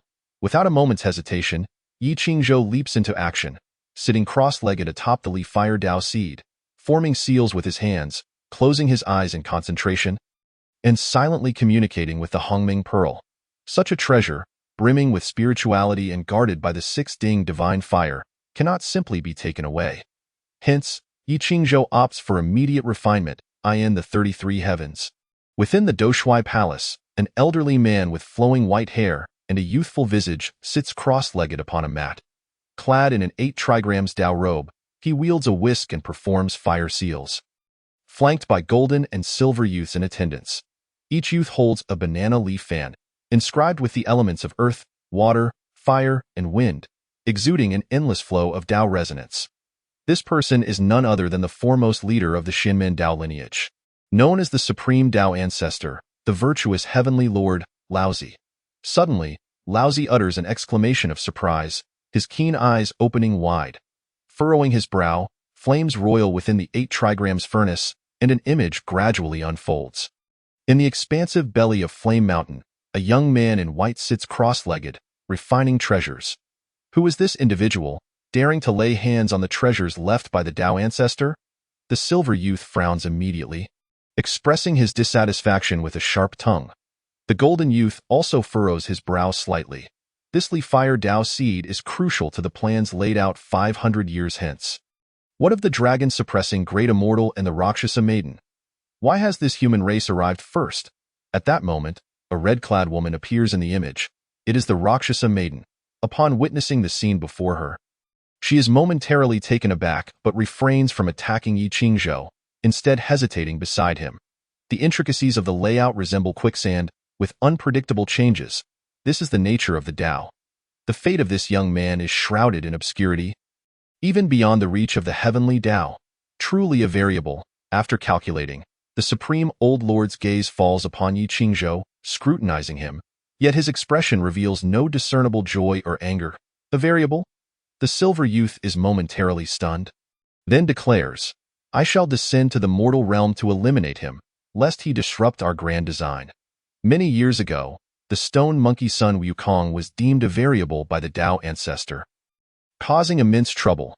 Now, another variable appears, which is indeed sensitive, reckless.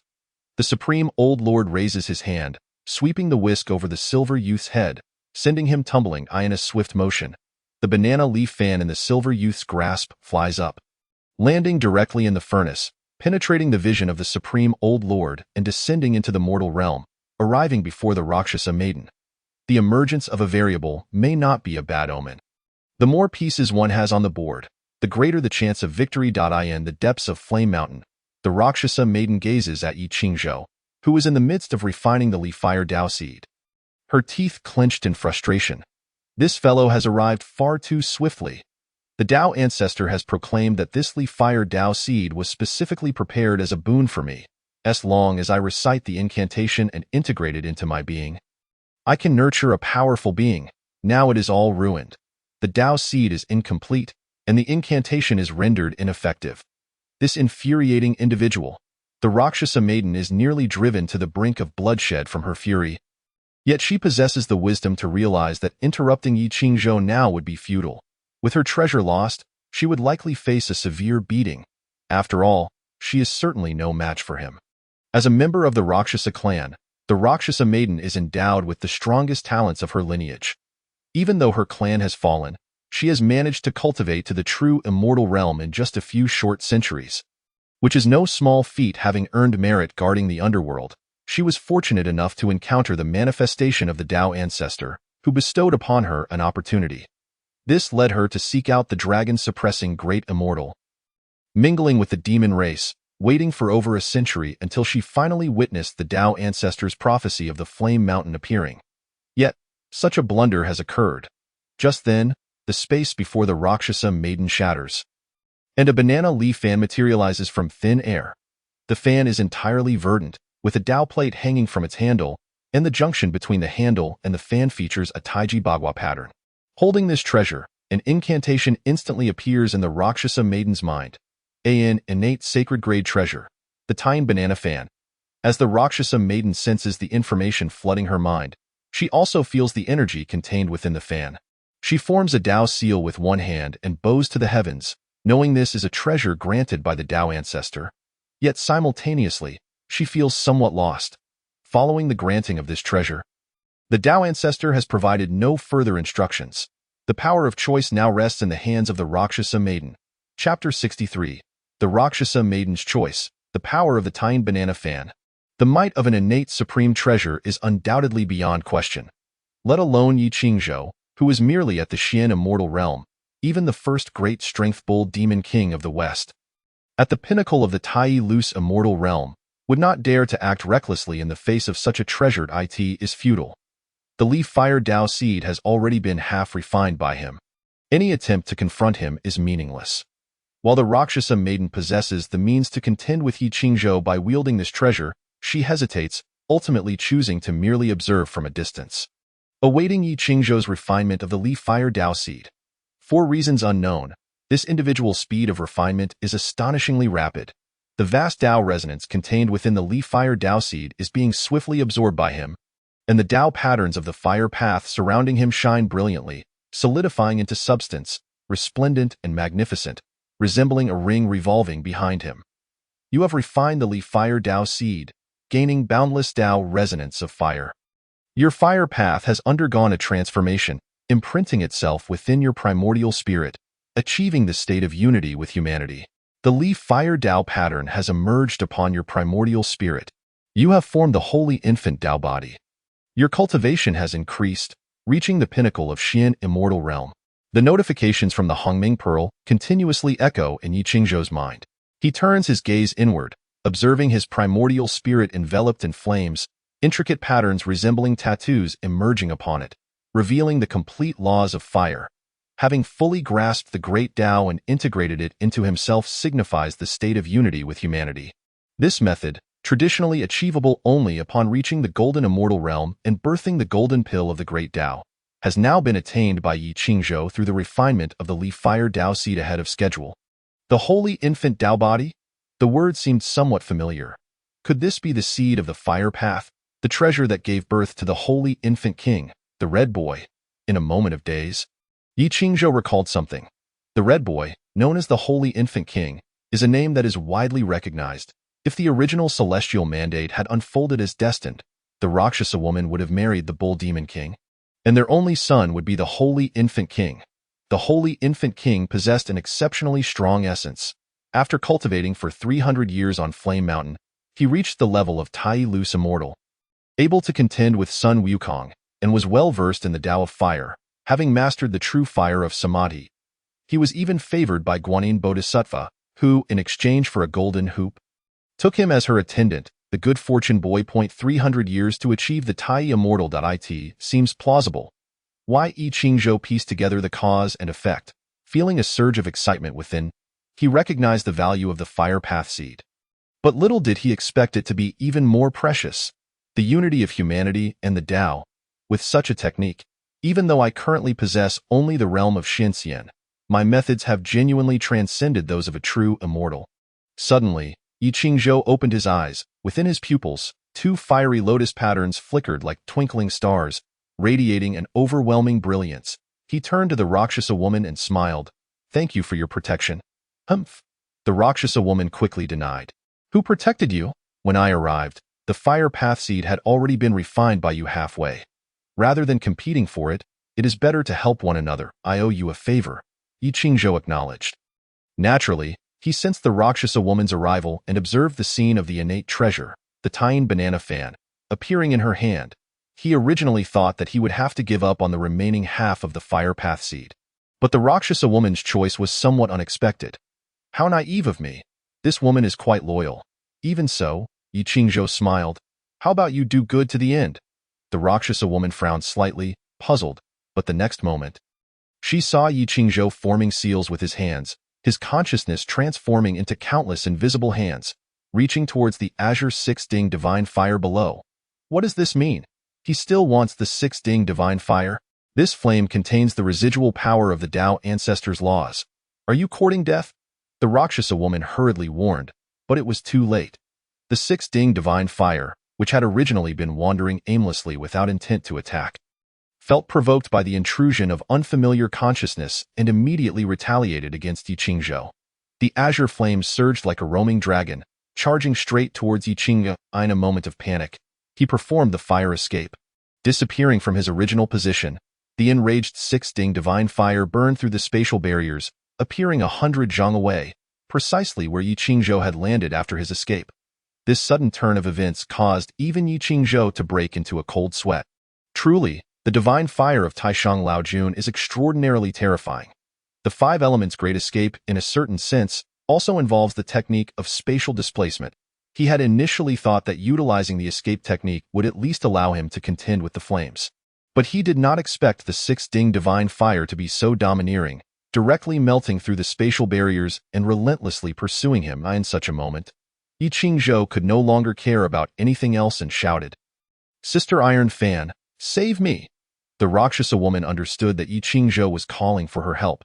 She formed seals with her hands and gently waved the banana fa and, in an instant, a gust of chilling wind howled, extinguishing all surrounding flames, and the six-ding divine fire, which had been chasing Yi Qingzhou, instantly became docile, halting mid-air. Indeed, the innate treasure in your hand, infused with the power of Taiyin, can restrain this fire. Yi Qingzhou breathed a sigh of relief, clasping his hands towards the Rakshasa woman. Thank you. Then, he concentrated on the patterns of the Tao fire, enveloping the six-ding divine fire, and within a few breaths, transformed it into a part of his own Tao patterns. You intend to refine the divine power of the six-ding divine fire? The Rakshasa woman realized his intention upon seeing Yi Qingzhou's actions. This meant turning the six-ding divine fire into a fire seed, and if he ultimately succeeded in comprehending it, Yi Qingzhou would become the second immortal, apart from Taishang Laojun, to master the six-ding divine fire in the three realms. Such ambition is quite extraordinary. Just a trial, Yi Qingzhou humbly remarked, even if I cannot succeed, when I encounter a formidable enemy in the future, throwing this flame would still serve as a powerful trump card. Hearing this, the Rakshasa woman cast a deep glance at Yi Qingzhou. One must admit that this trump card is somewhat excessively powerful. Not everyone is like Sun Wukong, who could withstand being refined under the six-ding divine fire for 49 days without perishing. Ordinary immortals would surely avoid this flame at all costs. Let us hurry and search for treasures. The flames of Flame Mountain have already been extinguished. Yi Qingzhou reminded. The Rakshasa woman paused for a moment, then looked around, only to realize that not only had all the flames surrounding them been extinguished by the earlier gust, but the fires across the entire 800-li mountain were retreating at a visibly rapid pace. Without the great fire as a constraint, it was likely that the other demons and immortals would soon arrive as well. Chapter 64. The fragments of the supreme treasure emerge, the demons go wild. Originally resembling a vast furnace, Flame Mountain, after the sweep of the Rakshasa woman's fan, was akin to a miraculous seasonal change. The raging fires quickly extinguished at a visible rate, leaving behind charred earth. Not only were the dozen or so true immortals scattered throughout the mountain taken aback, but even the tens of thousands of demon races that had been obstructed by the fierce flames were wide-eyed in astonishment. All having never expected such a sudden turn of events, a fortuitous opportunity from heaven. With the flames of Flame Mountain extinguished, the treasures within the mountain awaited those with fate to discover them. Countless demon races erupted in excited shouts. Although the flames had been extinguished, the mountain still retained traces of Tao rhythms, and celestial materials and earthly treasures were exposed on the rocky surface. Incredibly tempting in an instant, a dazzling array of soared into the sky, with numerous figures flocking towards Flame Mountain. The vast army of demons charged forward, heedless of one another, with some demons even succumbing to trampling. Filled with resentment, boom! Just then, Another beam of celestial light erupted from deep within Flame Mountain, radiating with 9 colors, shrouded in mysterious mist. Upon witnessing this brilliance, not only the ordinary demons but even the various demon kings could not contain themselves. Soaring through the clouds, looking down from above, surpassing the hordes of demons, and racing towards the source of the divine light. With such an occurrence, the previous rules were naturally disregarded. The mountain was ablaze with celestial light, subtly revealing a formidable sense of oppression, indicating that the fragments of the innate supreme treasure had emerged. Deep within Flame Mountain, Yi Qingzhou and the Rakshasa woman exchanged glances, both involuntarily looking up at the continually trembling rocks above them. They were situated in the heart of the mountain, akin to an exceedingly hidden cave, which was why other demons and immortals had been unable to find the entrance shortly after their arrival. However, the current situation was different. Without the suppression of the 6 Ding divine fire and the fire path seed, the fragments of the innate supreme treasure that had been suppressed beneath the valley instantly erupted with their own spirituality, stirring the surrounding celestial and earthly energies, tumultuous winds and clouds. Judging by the seismic activity, it was clear that the outside world had descended into utter chaos. Why Yi Qingzhou's gaze flickered, landing on the banana fan in the Rakshasa woman's hand. This treasure is indeed a genuine innate spiritual treasure, possessing saint-level power. With just one wave, it could summon winds, capable of blowing even someone like Sun Wukong a distance of 84,000 li. With this treasure in hand, there is indeed a reliance. The Rakshasa woman was also aware of the power of the fan but frowned, saying, "I haven't yet had the chance to refine the prohibitions of this spiritual treasure. The previous wave has already consumed a significant portion of my mana. Now, I can only manage one more wave at most." Every spiritual treasure possesses its own consciousness and prohibitions. Refining the prohibitions is itself an experience in comprehending the Tao. Beneficial to the practitioner. However, without refining the prohibitions, the Rakshasa woman cannot be deemed the true master of the banana fan, and each use requires a considerable expenditure of mana. This is similar to Yi Qingzhou's Hongming Pearl, whose spirituality has reached an extraordinarily terrifying level. No matter how much mana is infused, it cannot be forcibly activated. 1 wave will suffice. If the demon kings do not intervene, the rest is up to me. Yi Qingzhou stated, his gaze falling upon the fragments of the innate supreme treasure below. The fragment was a palm-sized copper piece, entirely golden, emanating a 9-colored brilliance. The fragment of the Bagua furnace, originally from the copper of Shouyang Mountain, an innate material, was forged into a furnace after refining countless elixirs and treasures, imbued with the spirituality of myriad beings, carrying the legacy of the Tao ancestor in alchemy, weaponry, and the Tao of fire, hence radiating a 9-colored brilliance. The copper from Shouyang Mountain, the fragment of the Bagua furnace, the value of this treasure is self-evident. This item is an innate material, an exceedingly precious supreme treasure. Throughout the entirety of the 3 realms, such materials are exceedingly rare, naturally capable of perfectly accommodating various Tao methods, making it an exceptional material for refining. Even a minute fraction of it mixed into one's own treasure could result in a qualitative transformation. Not to mention, this item also bears the Tao methods left behind by the Tao ancestor. Not to mention the demon kings from the lower realms, even the heavenly immortals would seldom remain indifferent upon seeing this treasure. Let us take this treasure first. Its value can be distributed later, Yi Qingzhou declared, not intending to monopolize the treasure. Of course, such an act would be a mere fantasy, with 5 demon kings present. Such a thing was utterly impossible. The best course of action was to continue collaborating with the Rakshasa woman. Having shared experiences in battle, they had established a degree of trust. The Rakshasi maiden observed Yi Qingzhou rushing towards the fragments of the Bagua furnace. Yet she did not impede his progress. Instead, she followed closely behind to assist him. Although it was a primordial entity, it was merely a shard, and its spiritual essence was ultimately limited. Before long, it was grasped by Yi Qingzhou. He frowned slightly, choosing not to store it in the Hongming Pearl, but instead transferring it into his Qian Kuan bag designated for personal storage. This item would undoubtedly attract the attention of the Supreme Tao Ancestor, and thus utmost caution was imperative. Boom! The mountains trembled, and a fissure suddenly appeared overhead, allowing beams of celestial light to pour in and illuminate the cavern. The void. A treasure lies here. The precious shard had already fallen into Yi Qingzhou's hands. First, let us break through this mountain. Even though the Bagua furnace fragment was secured within the Qian Kuan bag, the radiant nine-colored celestial light it emitted continued to burst forth, shining brilliantly and distinctly. Numerous demon immortals witnessing this scene united their efforts, their demonic power surging forth, as they attempted to uproot an entire mountain. Countless spells rained down upon Li Xiu and the Rakshasi maiden like a barrage of arrows, creating a tumultuous surge of magical energy that stirred the very heavens and earth. The escape technique faltered. The Rakshasi maiden furrowed her brow tightly. At this moment, the failure of the escape technique left her pale with shock. The adage of many hands make light work rang true, as thousands of demon immortals converged to unleash a relentless assault, a most unpleasant sensation indeed. "Follow me." Yi Qingzhou grasped the delicate, fair wrist of the Rakshasi maiden, disregarding the sensation, and swiftly activated the five elements spirit body. The path of the earth manifested around him, and he directly led the Rakshasi maiden in executing the earth escape technique to evade the onslaught. In such dire circumstances, only the divine art of the five elements' great escape could facilitate their retreat. Rumble. The mountains crumbled, the earth split, and clouds of dust obscured the sun. The towering peaks, in an instant, transformed into a sea of rubble, with many demon clans inadvertently caught in the chaos, perishing beneath the onslaught of spells. Even if you are exceptionally talented, you cannot escape my watchful gaze. Reveal yourself.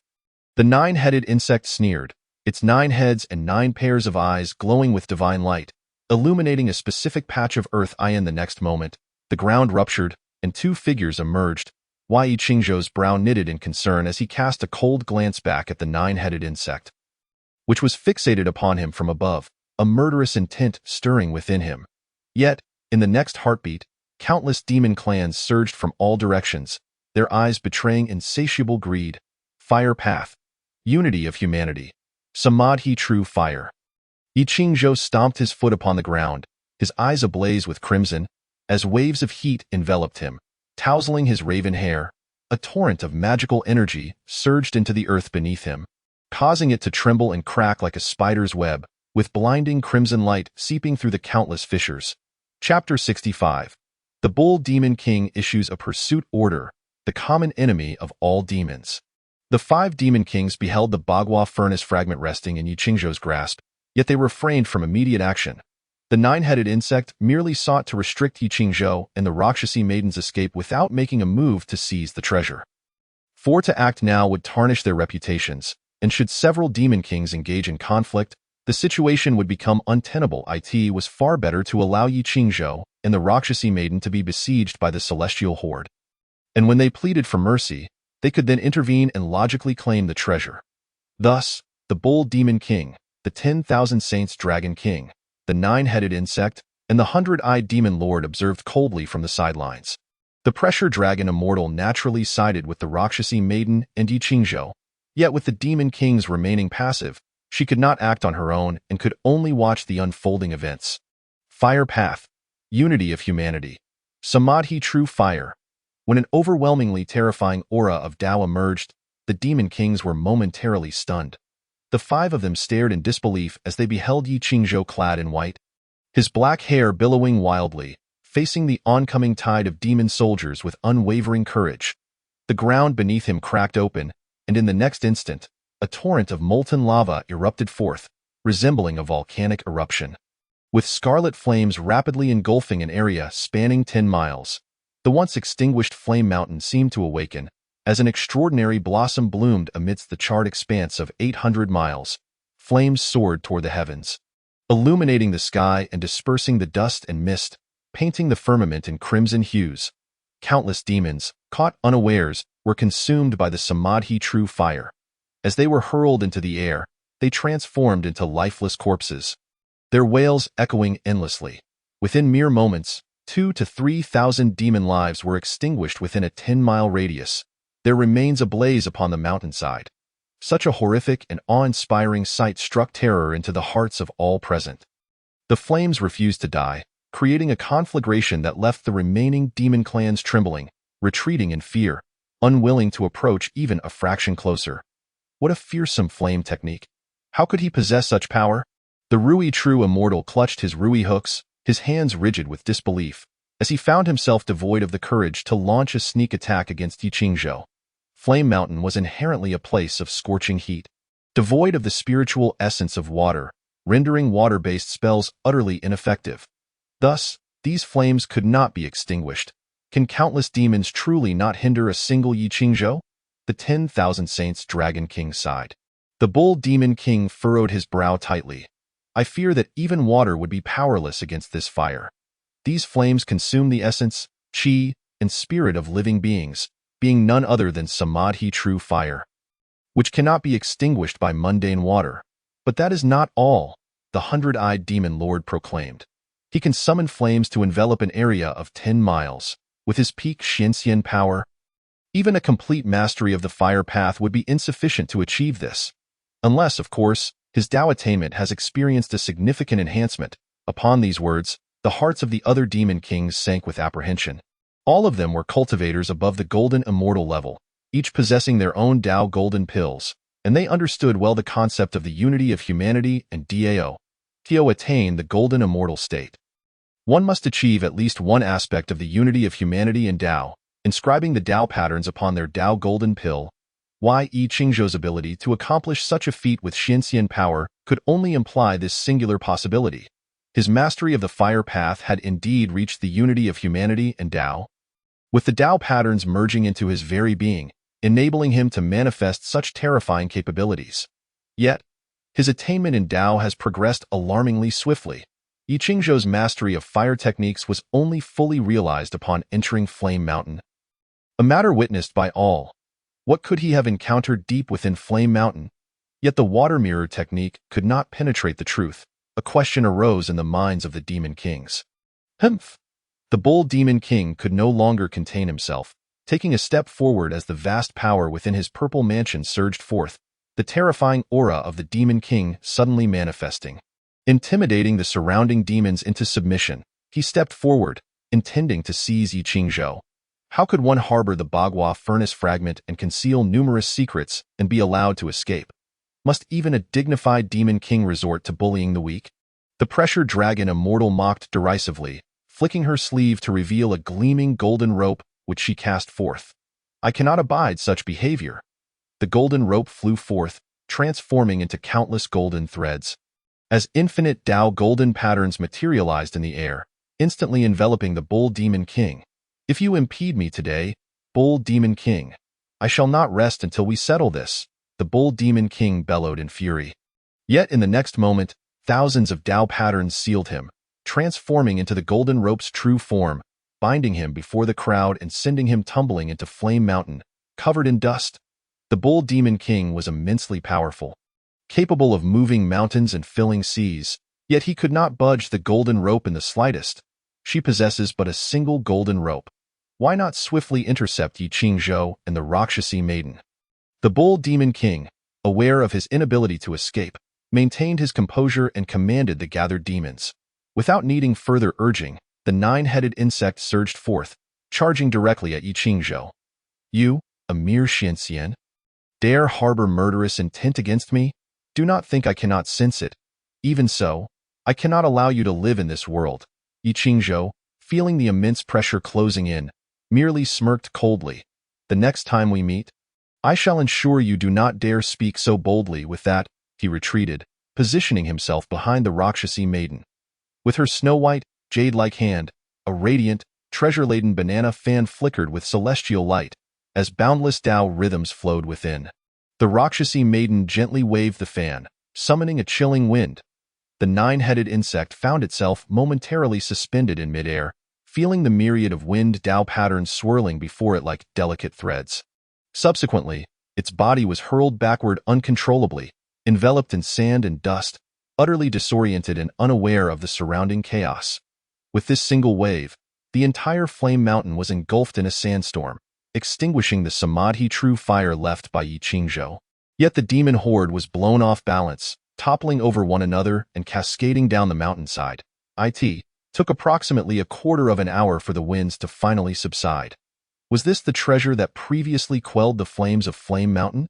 The 10,000 Saints Dragon King exclaimed, and at that moment, it was not only he but also the other demon kings who began to piece together the situation. another innate spiritual treasure. Soon, fervent anticipation ignited in the eyes of all. Seizing the opportunity amidst the chaos of the sandstorm, the pressure dragon immortal had already stowed away the golden rope and made her escape. The bull demon king, rising with some difficulty, roared, "All demons heed my command. Yi Qingzhou and the Rakshasi maiden have destroyed the spiritual refuge of Flame Mountain and slaughtered my demon kin. They must be punished. Any demon who encounters these two must report to me." Chapter 66. The Tao Ancestor Manifesting Divine Will. 1,000 miles beyond Flame Mountain, a shroud of mist enveloped the area. Yi Qingzhou, accompanied by the Rakshasi maiden, utilized the 5 elements escape technique, finally shaking off the swarm of demons and arriving at this location. Separated by 1,000 miles, we have finally evaded the sweltering heat near Flame Mountain. Here, a refreshing coolness prevails, with verdant mountains and picturesque scenery, exuding an aura of vitality. Although it may not rival the realms of the celestial beings, it is certainly a commendable place for cultivation. This location is known as Cuiyun Mountain, my current sanctuary. The Rakshasi maiden pointed downward, then glanced at Yi Qingzhou with slightly furrowed brows. After a moment of contemplation, she remarked, "We have disrupted the significant plans of numerous demon kings and seized fragments of the innate treasure. While this banana fan was obtained through serendipity, it is undoubtedly noted in their accounts. As it stands, we are likely wanted by the entire demon realm of Xinyo Hezhou." Upon hearing this, Yi Qingzhou maintained his composure and shook his head. The demon clan is but a scattered assembly, not to be feared. The Rakshasi maiden nodded in agreement. Indeed, in the days of the demon king Sun Wukong, he formed brotherhood with the 7 great saints. Gathering the 72 demon kings and 48,000 demon minions, mounting a grand assault on the heavenly court. Every member of the demon clan revered him. Although the bull demon king possesses strength and renown, his resources are rather meager. He still lacks the means to command the entire demon clan. Nonetheless, even so, he still holds considerable influence in this region.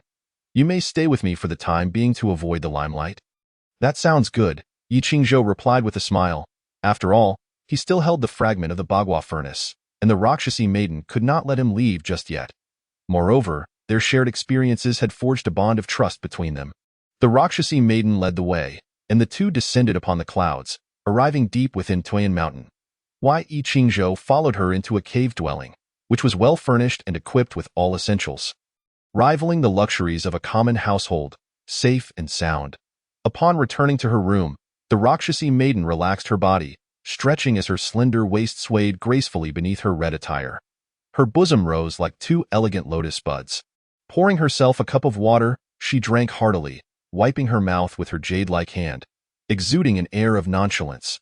Observing this, Yi Qingzhou found a chair for himself and sat down, easing his mind and body. With a casual gesture, the radiant fragment of the Bagua furnace appeared on the table. This item was obtained through our combined efforts, yet it is a solid lump of iron, making division rather troublesome. The Rakshasi maiden's beautiful eyes flickered, resting upon the fragment.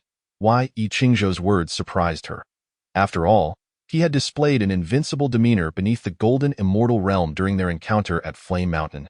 If he truly wished to monopolize the treasure, she would have had no means to oppose him. Yet, unexpectedly, he was willing to share it. What an honest and reliable man. What a pity. The Rakshasi maiden regarded Yi Qingzhou. Appraising him, you possess a pleasing appearance, though your strength is somewhat lacking. Otherwise, I might have considered you as a suitable husband. Yi Qingzhou.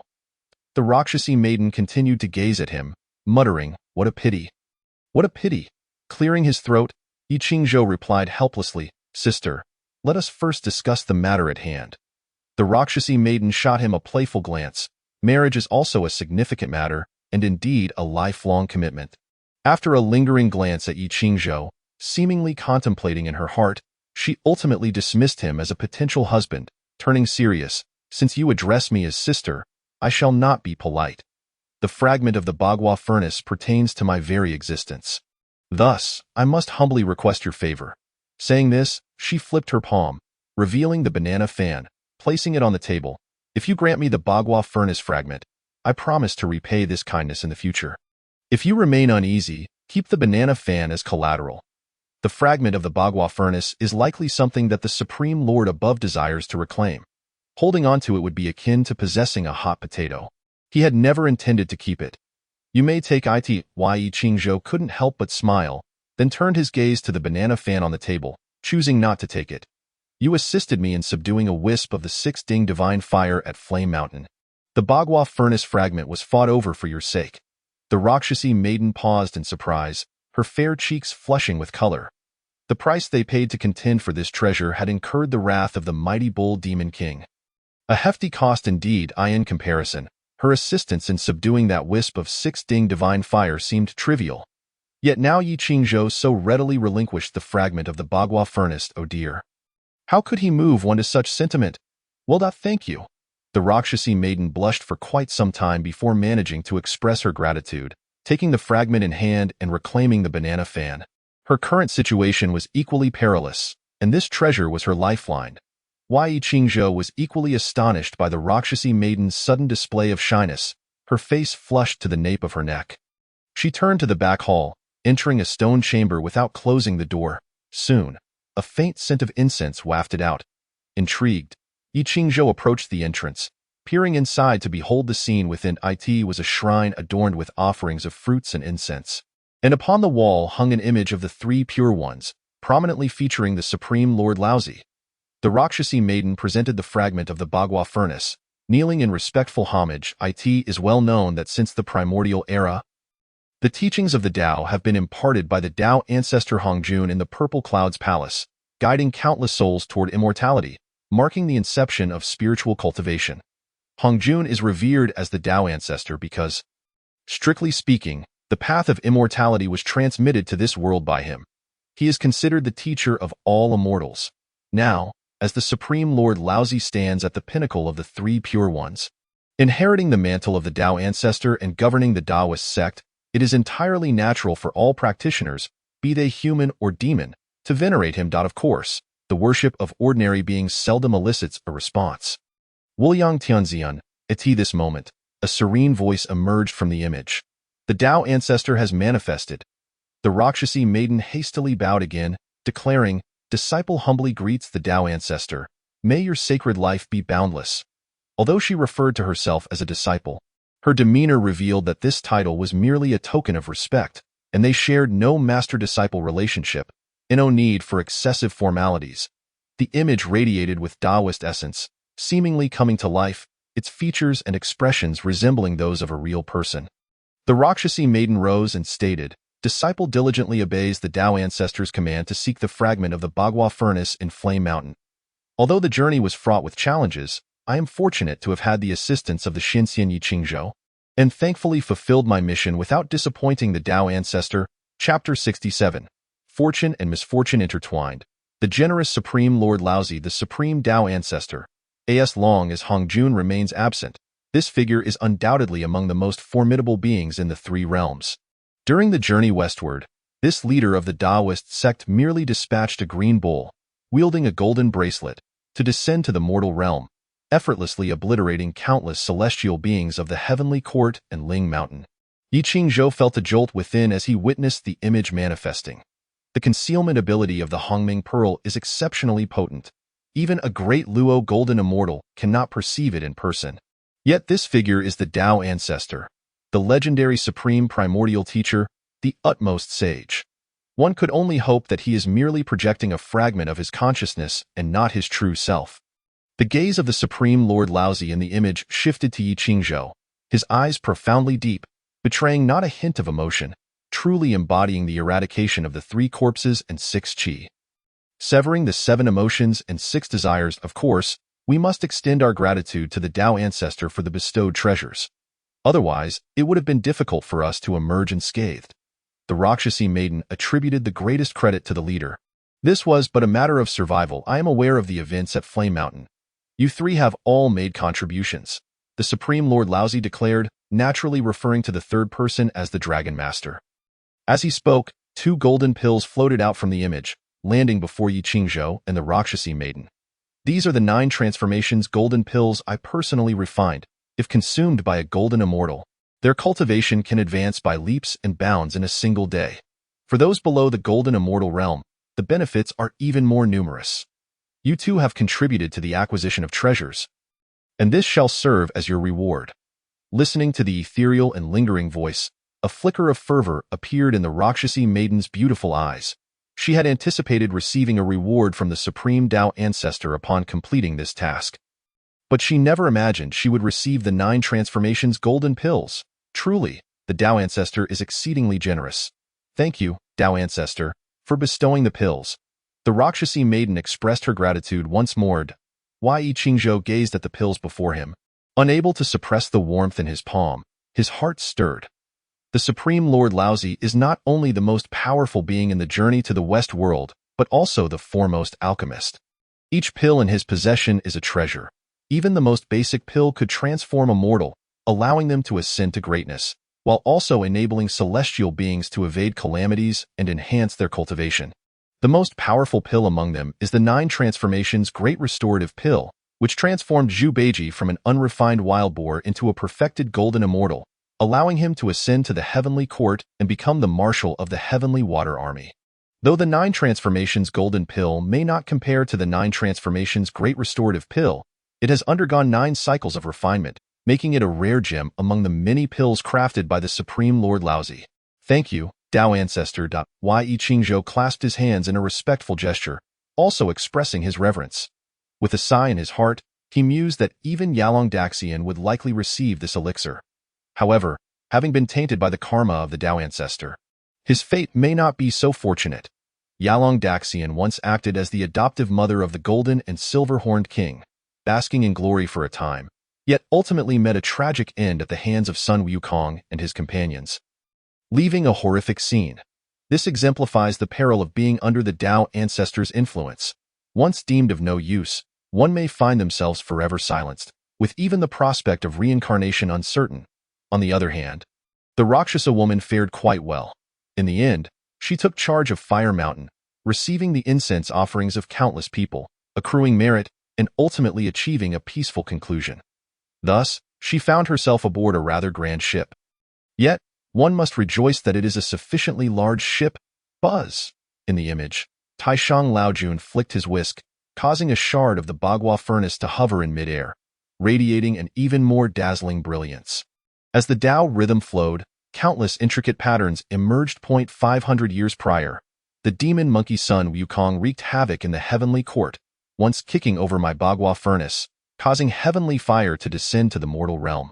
A fragment fell from the furnace, and it is this very object why Bagua furnace once had 8 vents, aiding me in controlling fire for alchemy. With this piece missing, a 9th vent was inadvertently formed, embodying the essence of the Bagua and the 9 palaces, resulting in elixirs of superior hue and efficacy. The retrieval of this item was solely for the Tao patterns birthed from countless alchemical processes upon it. This copper ingot, however, holds no value for me. Since you are destined to this treasure, let it remain in the mortal realm. With a flick of his whisk, the shard of the Bagua furnace landed directly in Yi Qingzhou's hand. In the next moment, the image returned to normal, and a thread of the Tao Ancestor's consciousness was withdrawn. Farewell, Tao Ancestor.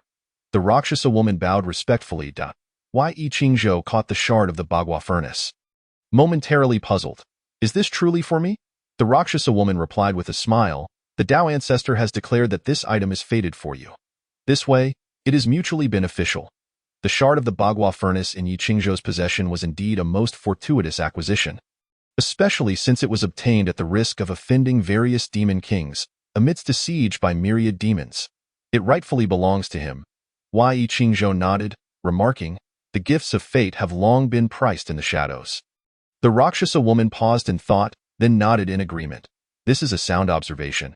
But let us not dwell too long on this. First, we shall refine the 9-turn golden elixir, and then consider how to address the pursuit of the demon kings. The journey to Fire Mountain yielded immense rewards for both Yi Qingzhou and the Rakshasa woman, naturally necessitating time for digestion. Yi Qingzhou did not depart but instead entered a quiet stone chamber.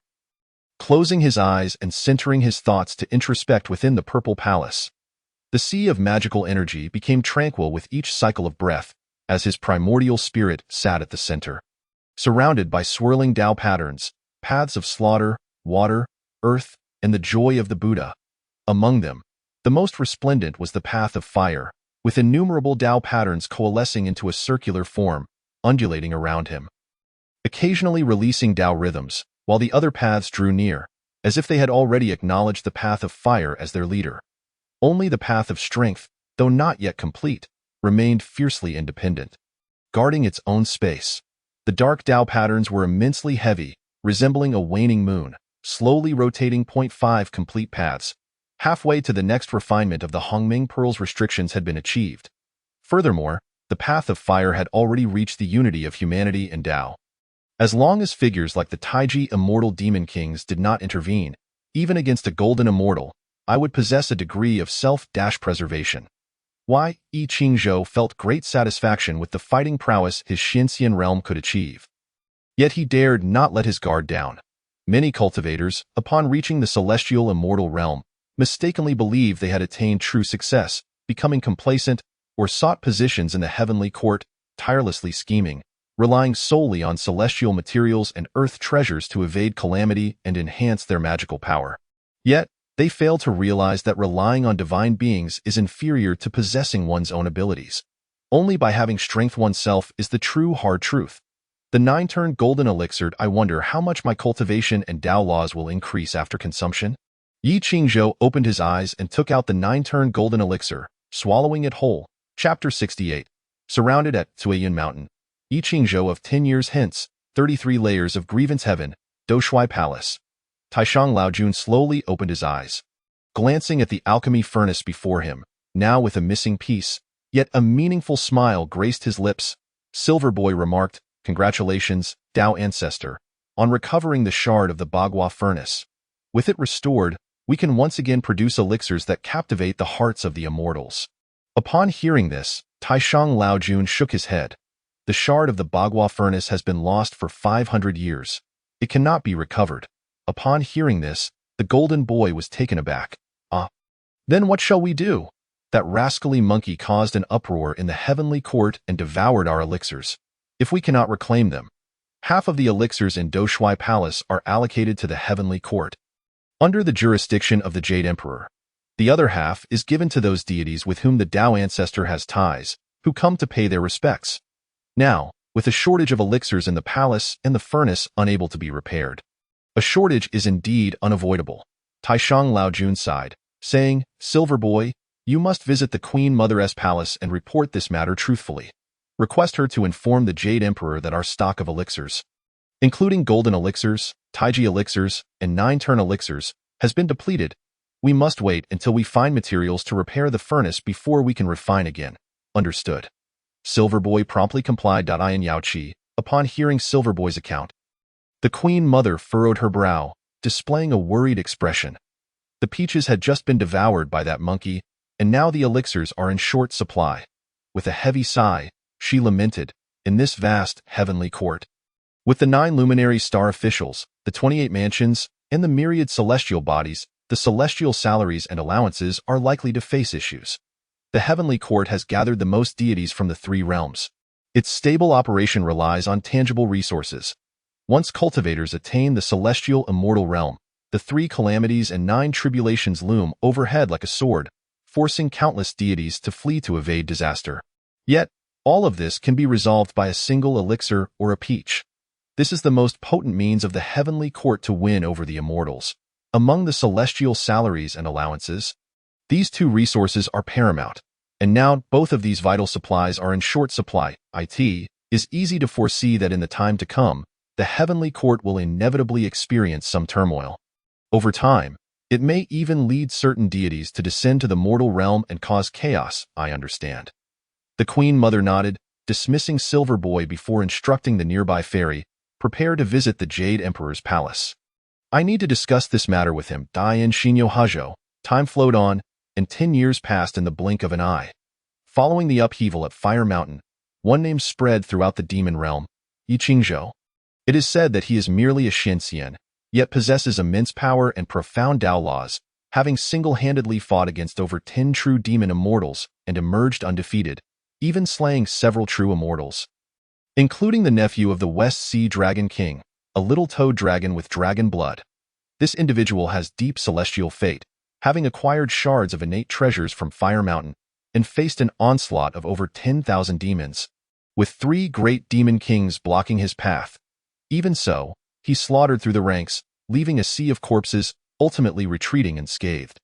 Such terrifying exploits were met with disbelief at first, yet as the decree of the Bull Demon King spread throughout Shinyo Hajo, all doubts were silenced. This decree seemingly corroborated Yi Qingzhou's might. Otherwise, why would a dignified demon king pursue a mere Xianxian? On this day, outside Suiyun Mountain, a gathering of demonic energy amassed. Amidst the mountain ridges and swirling clouds, countless figures could be seen darting about. Are they truly hiding here? A diminutive figure clad in crimson armor, with thieving brows and mouse-like eyes, an exceedingly ugly great demon spoke, inquiring of a nearby pigeon spirit. The pigeon spirit, agile in form with a human body and a bird's head, feathers gray, blinked its round eyes. Absolutely true. Just 3 days ago, I passed through this area and sensed the fluctuations of innate energy in the mountains. How many innate objects can there be in our realm? It must be that Yi Qingzhou and the Rakshasa woman are hiding here. Good, you are clever. The great demon praised, then sneered. These two have hidden for 10 years, but they cannot remain concealed any longer. Little ones, keep your voices down and surround this place. I want to capture them alive and seize the innate treasures to present to the 9-headed demon king. The pigeon spirit hesitated, but Yi Qingzhou is formidable, renowned as the strongest under the Golden Immortal, and the Rakshasa woman possesses powerful treasures. I suggest I go fetch reinforcements first, just in case. The ugly great demon frowned slightly, saying, "You fool, I am at the Golden Immortal level. Why should I fear him? Moreover, if I report this matter, the Bull Demon King will also send troops. How could the treasures end up in our Lord's hands?" The pigeon spirit fell silent, speechless. Within the mountain cave, Yi Qingzhou sat cross-legged, surrounded by the converging forces of the 5 elements, tempering his flesh in his sea of consciousness. The information from the Hongming Pearl continuously prompted him. You are refining the 5-element spiritual body using the complete paths of metal, wood, water, fire, and earth, achieving the 5-element Tao body, allowing the power of the 5 elements to flow at will, as if extending your fingers. Your Dharma body strength has surpassed 10,000 pounds, capable of subduing dragons and tigers, and shaking mountains. Yi Qingzhou opened his eyes, the light of the 5 elements shimmering within his pupils, brimming with vitality. He slowly clenched his fist, feeling the immense power coursing through his arms. A faint smile gracing his lips in the span of a decade, utilizing a single grain of the 9 revolutions golden elixir, I have successfully transcended to the realm of true immortality. Furthermore, I have endured the tribulations within the chaos of the cosmos, stabilizing my cultivation at the mid-stage of true immortality. Of course, this does not represent the full efficacy of the 9 revolutions golden elixir. In truth, when Yi Qingzhou traversed the chaotic time-space and achieved true immortality, he expended less than 1/10 of the elixir's potency. However, he did not ambitiously seek to further elevate his cultivation level, but rather turned to the profound essence of the 9 revolutions golden elixir to solidify his foundation. The surging mana within his purple mansion was re-refined through the process of 9 revolutions, expanding nearly 9-fold within the same realm, and no matter how formidable one's divine abilities, they must be supported by mana. For mana is the foundation of all. If one finds themselves ensnared in dire circumstances, 9 times the mana equates to 9 times the endurance in battle. Once his foundation was solidified, Yi Qingzhou continued to utilize the 9 revolutions golden elixir to enhance his cultivation and Tao techniques, ultimately reaching the mid-stage of true immortality, while refining 2 pathways of Tao. The golden path and the wood path were both fully mastered by him, with the complete spectrum of the 5 elements path. His 5 elements spiritual body underwent a transformation, evolving into the 5 elements Tao body. Everything seems to be progressing smoothly. Should I fail to cultivate further, I shall have no choice but to pause and address these trivial matters. Yi Qingzhou mused to himself, for just as he concluded his training, the Hongming Pearl had already issued a warning, indicating that a multitude of demon clans had encircled Suiyun Mountain. Chapter 69. The Marvels of the 5 Elements Techniques. The golden dragon armor protects the true self. Yi Qingzhou shifted his gaze towards a nearby stone chamber, where the Rakshasa maiden was in seclusion, nearing the culmination of refining the innate spiritual treasure. The banana fan. Otherwise, the leakage of innate energy would not have attracted so many demons. The temperature in his palm fluctuated, the Hongming Pearl perceiving the surroundings, revealing a multitude of red dots densely encircling the area, numbering in the thousands. The demon soldiers had evidently located the entrance to the cave and set up an ambush. Since some have chosen the path of self-destruction, I cannot be blamed. Yi Qingzhou clenched his fist, eager to test the progress he had made over the past decade of cultivation. With a mere thought, he activated the power of the 5 elements, causing his figure to vanish from the spot. Outside the cave, dozens of elite demon soldiers, clad in armor and wielding broadswords, stealthily approached. Your blades are sharp, intruding upon another's domain. This is a path to self-destruction. A cold voice suddenly rang out, startling the demon soldiers, who exchanged fearful glances and began to look around. In the next moment, the air crackled as a burst of flames ignited, the searing heat instantly igniting the hair of 2 nearby demon soldiers, who let out piercing screams. Yet, their suffering was brief, for the flames swiftly spread across dozens of yards, erupting violently and annihilating the elite squad in an instant. Amidst the rising flames, a figure in white appeared, standing atop the waves of fire, hands clasped behind his back, with the power of the 5 elements swirling around him, exuding an aura of sanctity. Yi Qingzhou. Indeed, it is Yi Qingzhou. Such terrifying prowess. The surrounding demon soldiers were struck with dread upon witnessing the raging flames and the distinctive white garb, instantly demoralized by the swift slaughter of dozens, mirroring the tales they had heard. They began to retreat, their formation fracturing. Those who retreat shall die. A chilling shout rang out, as an ugly big demon with rat-like features roared angrily, his claws glinting coldly as he slaughtered over 10 fleeing demon soldiers. Yi Qingzhou harbored no fear. We have come specifically to eliminate him. All of you, advance. Whoever can claim Yi Qingzhou's head shall be granted a promotion of 3 ranks and bestowed with secret treasures. Under the coercion and temptation, the demon soldiers' eyes turned bloodshot, unwilling to retreat, howling as they charged, reflecting on a decade past. Yi Qingzhou, a mere, audaciously seized the coveted fragment of the innate supreme treasure before the eyes of thousands of demon clans, slaying thousands more, and withdrew unscathed. This act, in the eyes of the bull demon king, was an unparalleled humiliation. The 10,000 sacred dragon king hastily inquired, "Where is Yi Qingzhou?" The pigeon spirit promptly replied, "He is located a few hundred miles from here, at Tuan Mountain, where a hidden cave dwells. 3 days prior, I passed by and sensed the fluctuations of innate energy, surmising it to be the hideout of Yi Qingzhou and the Rakshasa woman, and thus reported it to General Qizu Mouse." The general surrounded Tuan Mountain with 3,000 demon soldiers, intending to capture him alive. However, Yi Qingzhou, with remarkable acuity, detected our movements and incinerated dozens of our elite brothers. Moreover, he unleashed some peculiar sorcery, turning the trees upon the mountain into sentient beings, ensnaring thousands with countless vines. What was once solid ground transformed into a swamp, drowning thousands, and ultimately, with a mere gesture towards the stones, he unleashed a multitude of golden swords that slaughtered several hundred. Over half of the 3,000 demon soldiers were lost, leaving only Lord Qizu Mouse capable of contending with him. Upon hearing the pigeon spirit's account, the 10,000 sacred dragon king's brow furrowed in alarm, deducing, thus, his mastery of the 5 element spells must be at an extraordinary level. This young man had already grasped multiple paths within the 5 elements Dao a decade ago. It appears he has now completely mastered it. The bull demon king clenched his fist, asserting, "It is evident that he has gained further advantages within the Flame Mountain." The 9-headed worm scoffed, "Since Qizu Mouse has intervened, Yi Qingzhou, as a mere, is undoubtedly doomed to perish." "Why, Lord?" The pigeon spirit hastily interjected. "Yi Qingzhou has already attained the mid-stage of true immortal cultivation. Even General Qizu Mouse's mountain-cleaving claws cannot contend with him. That rogue possesses golden armor condensed from dragon scales, impervious to blades and fire, harder than a turtle's shell." The 10,000 sacred dragon king clapped his hands. "Indeed, he possesses the bloodline of the 5-clawed golden dragon.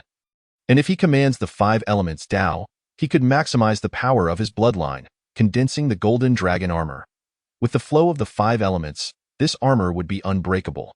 Without the pinnacle power of a golden immortal, it would be difficult to breach." The 9-headed worm remarked, "Even if Yi Qingzhou is a true immortal and adept in Taoism, encountering my formidable ally, Chizu Mouse, he would only meet a dead end.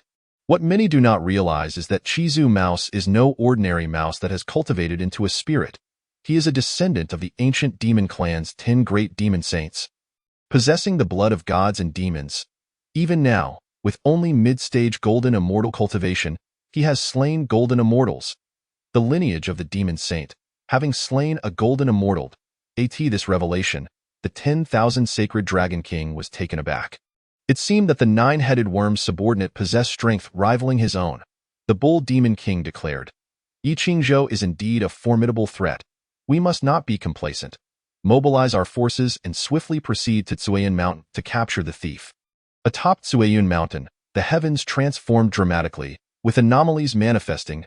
A blood-red phantom of the flying saliva stood proudly between heaven and earth, exuding an overwhelming pressure that compelled all creatures within a 10-mile radius, birds, beasts, spirits, and deities, to bow in submission. The ancient demon saint made an appearance, dominating the multitude. That is, the demon saint flying saliva? It was entirely unexpected that Chizu Mouse, a general under the 9-headed worm, was indeed a descendant of flying saliva. The Northern Sea is the last remnant of the demon clan. It appears to be true that Chizu Mouse was brought over by the 9-headed worm from their Is that figure in white not Yi Qingzhou? It seems he has been discovered, explaining the summons from the 9-headed worm's general.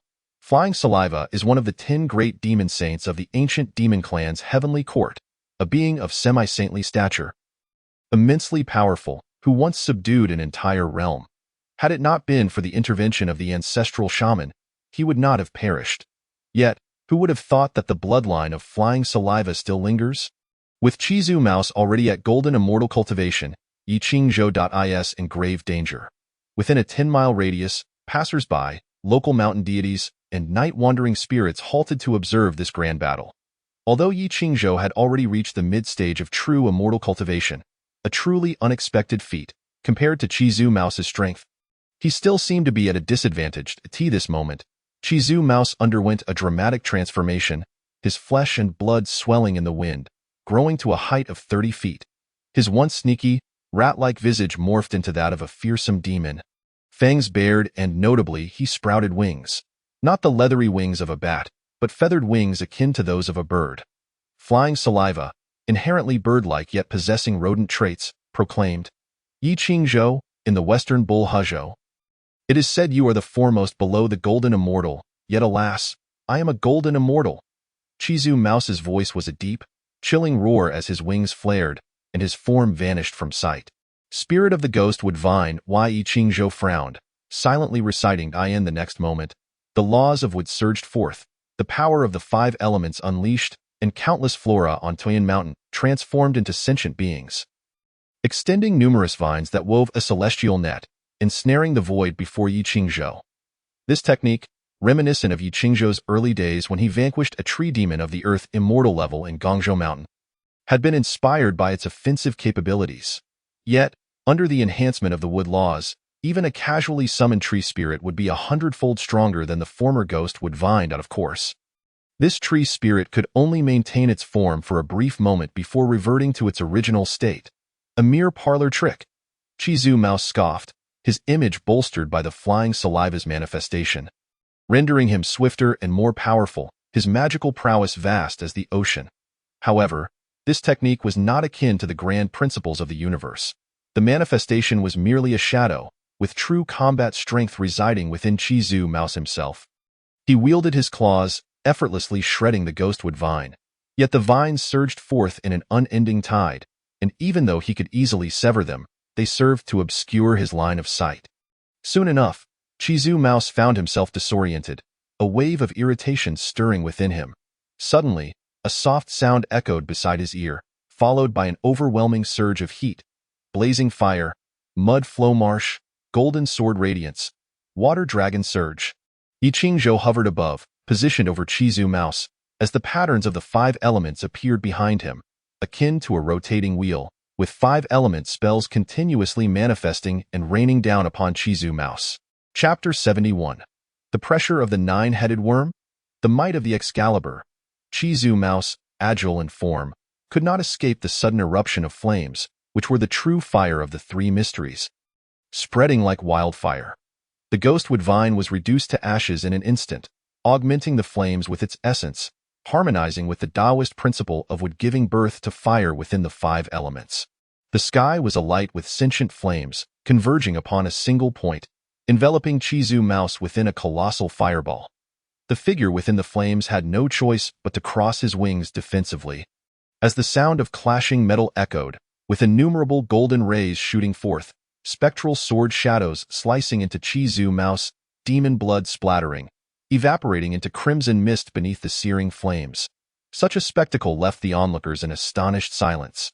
Mastering the five elements Tao and executing the five elements spells to such a transcendent level was truly unprecedented.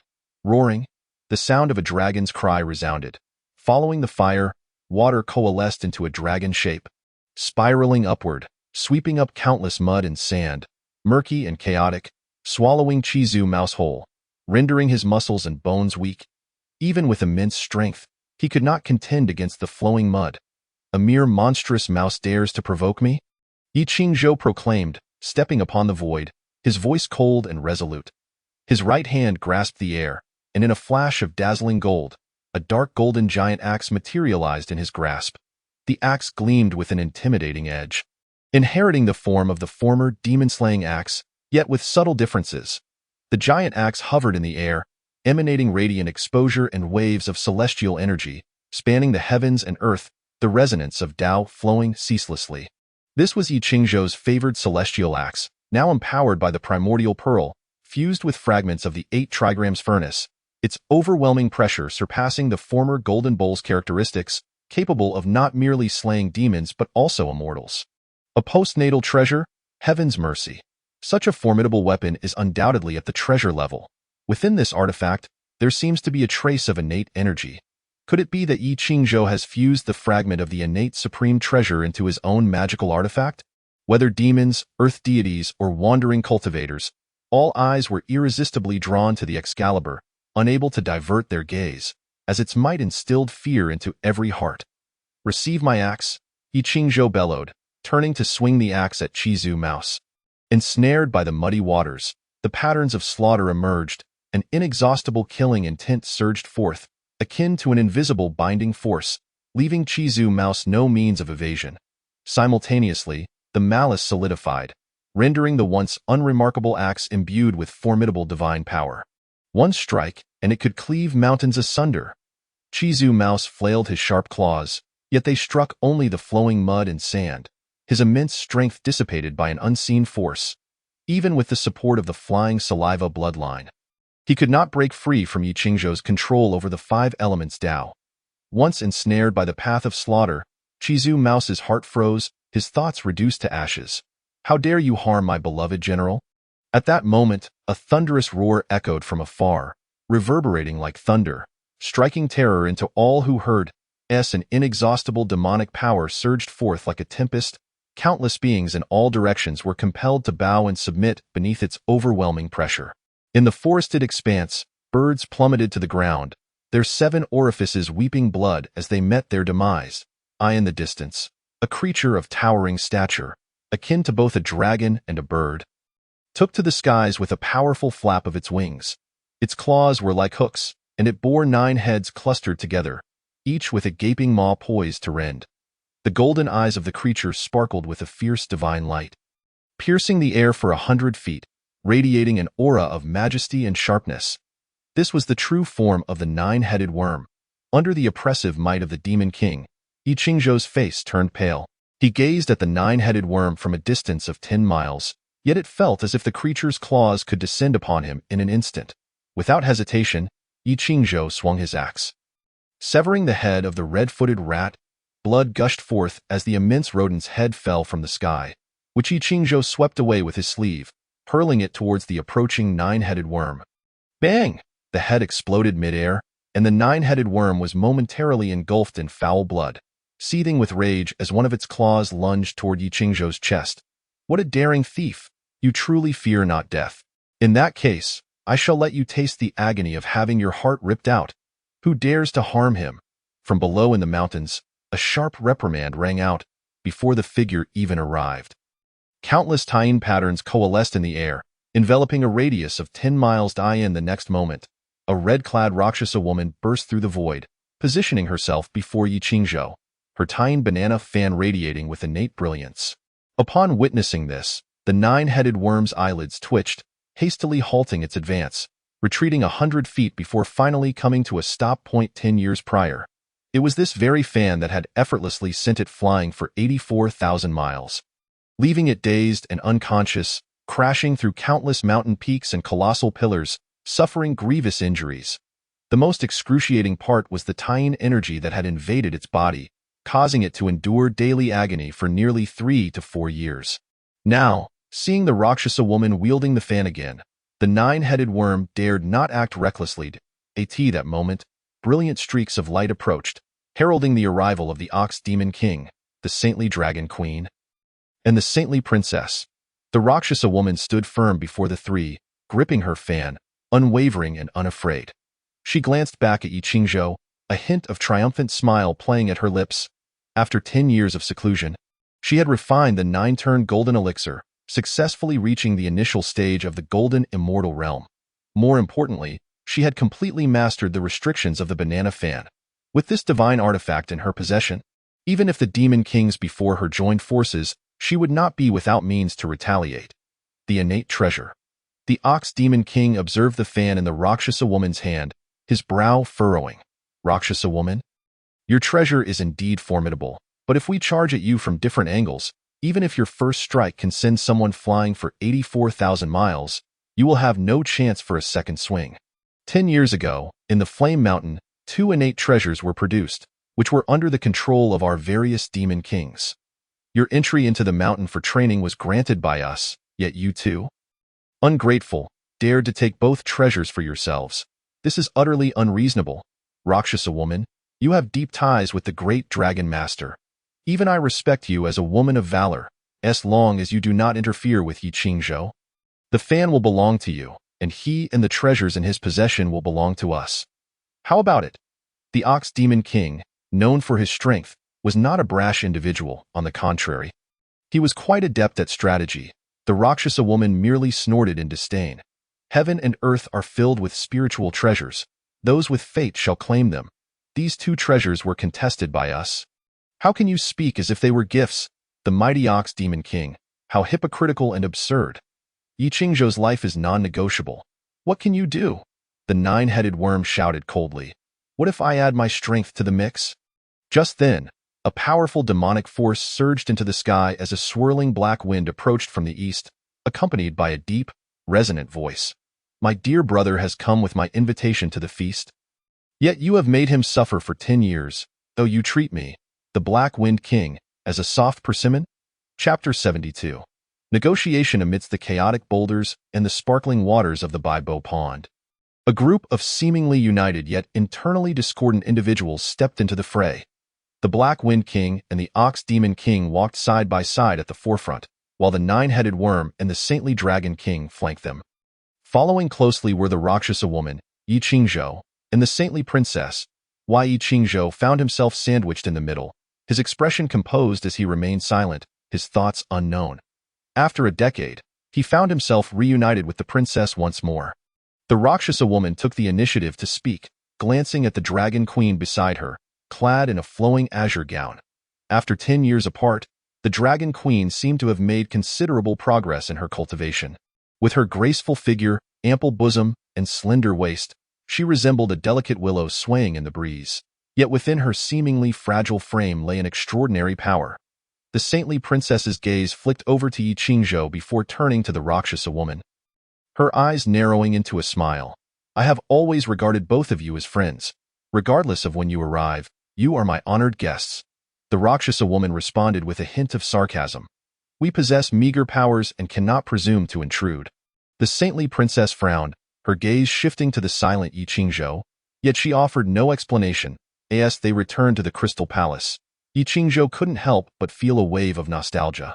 On his first visit 10 years ago, he had been an unknown nobody.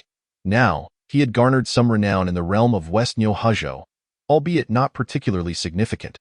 However, what remains unchanged is that today, as I attend the banquet once more in the presence of numerous demon kings, I still possessed little initiative or authority. During the era of the journey to the west, the celestial beings resided high above in the heavens. While the earthly realm was teeming with demon kings, their intricate relationships intertwined like a tangled webs, a mere loose cultivator. If one's strength is not formidable enough, one can only feel constrained in every direction. Yi Qingzhou harbors a deep aversion to such feelings.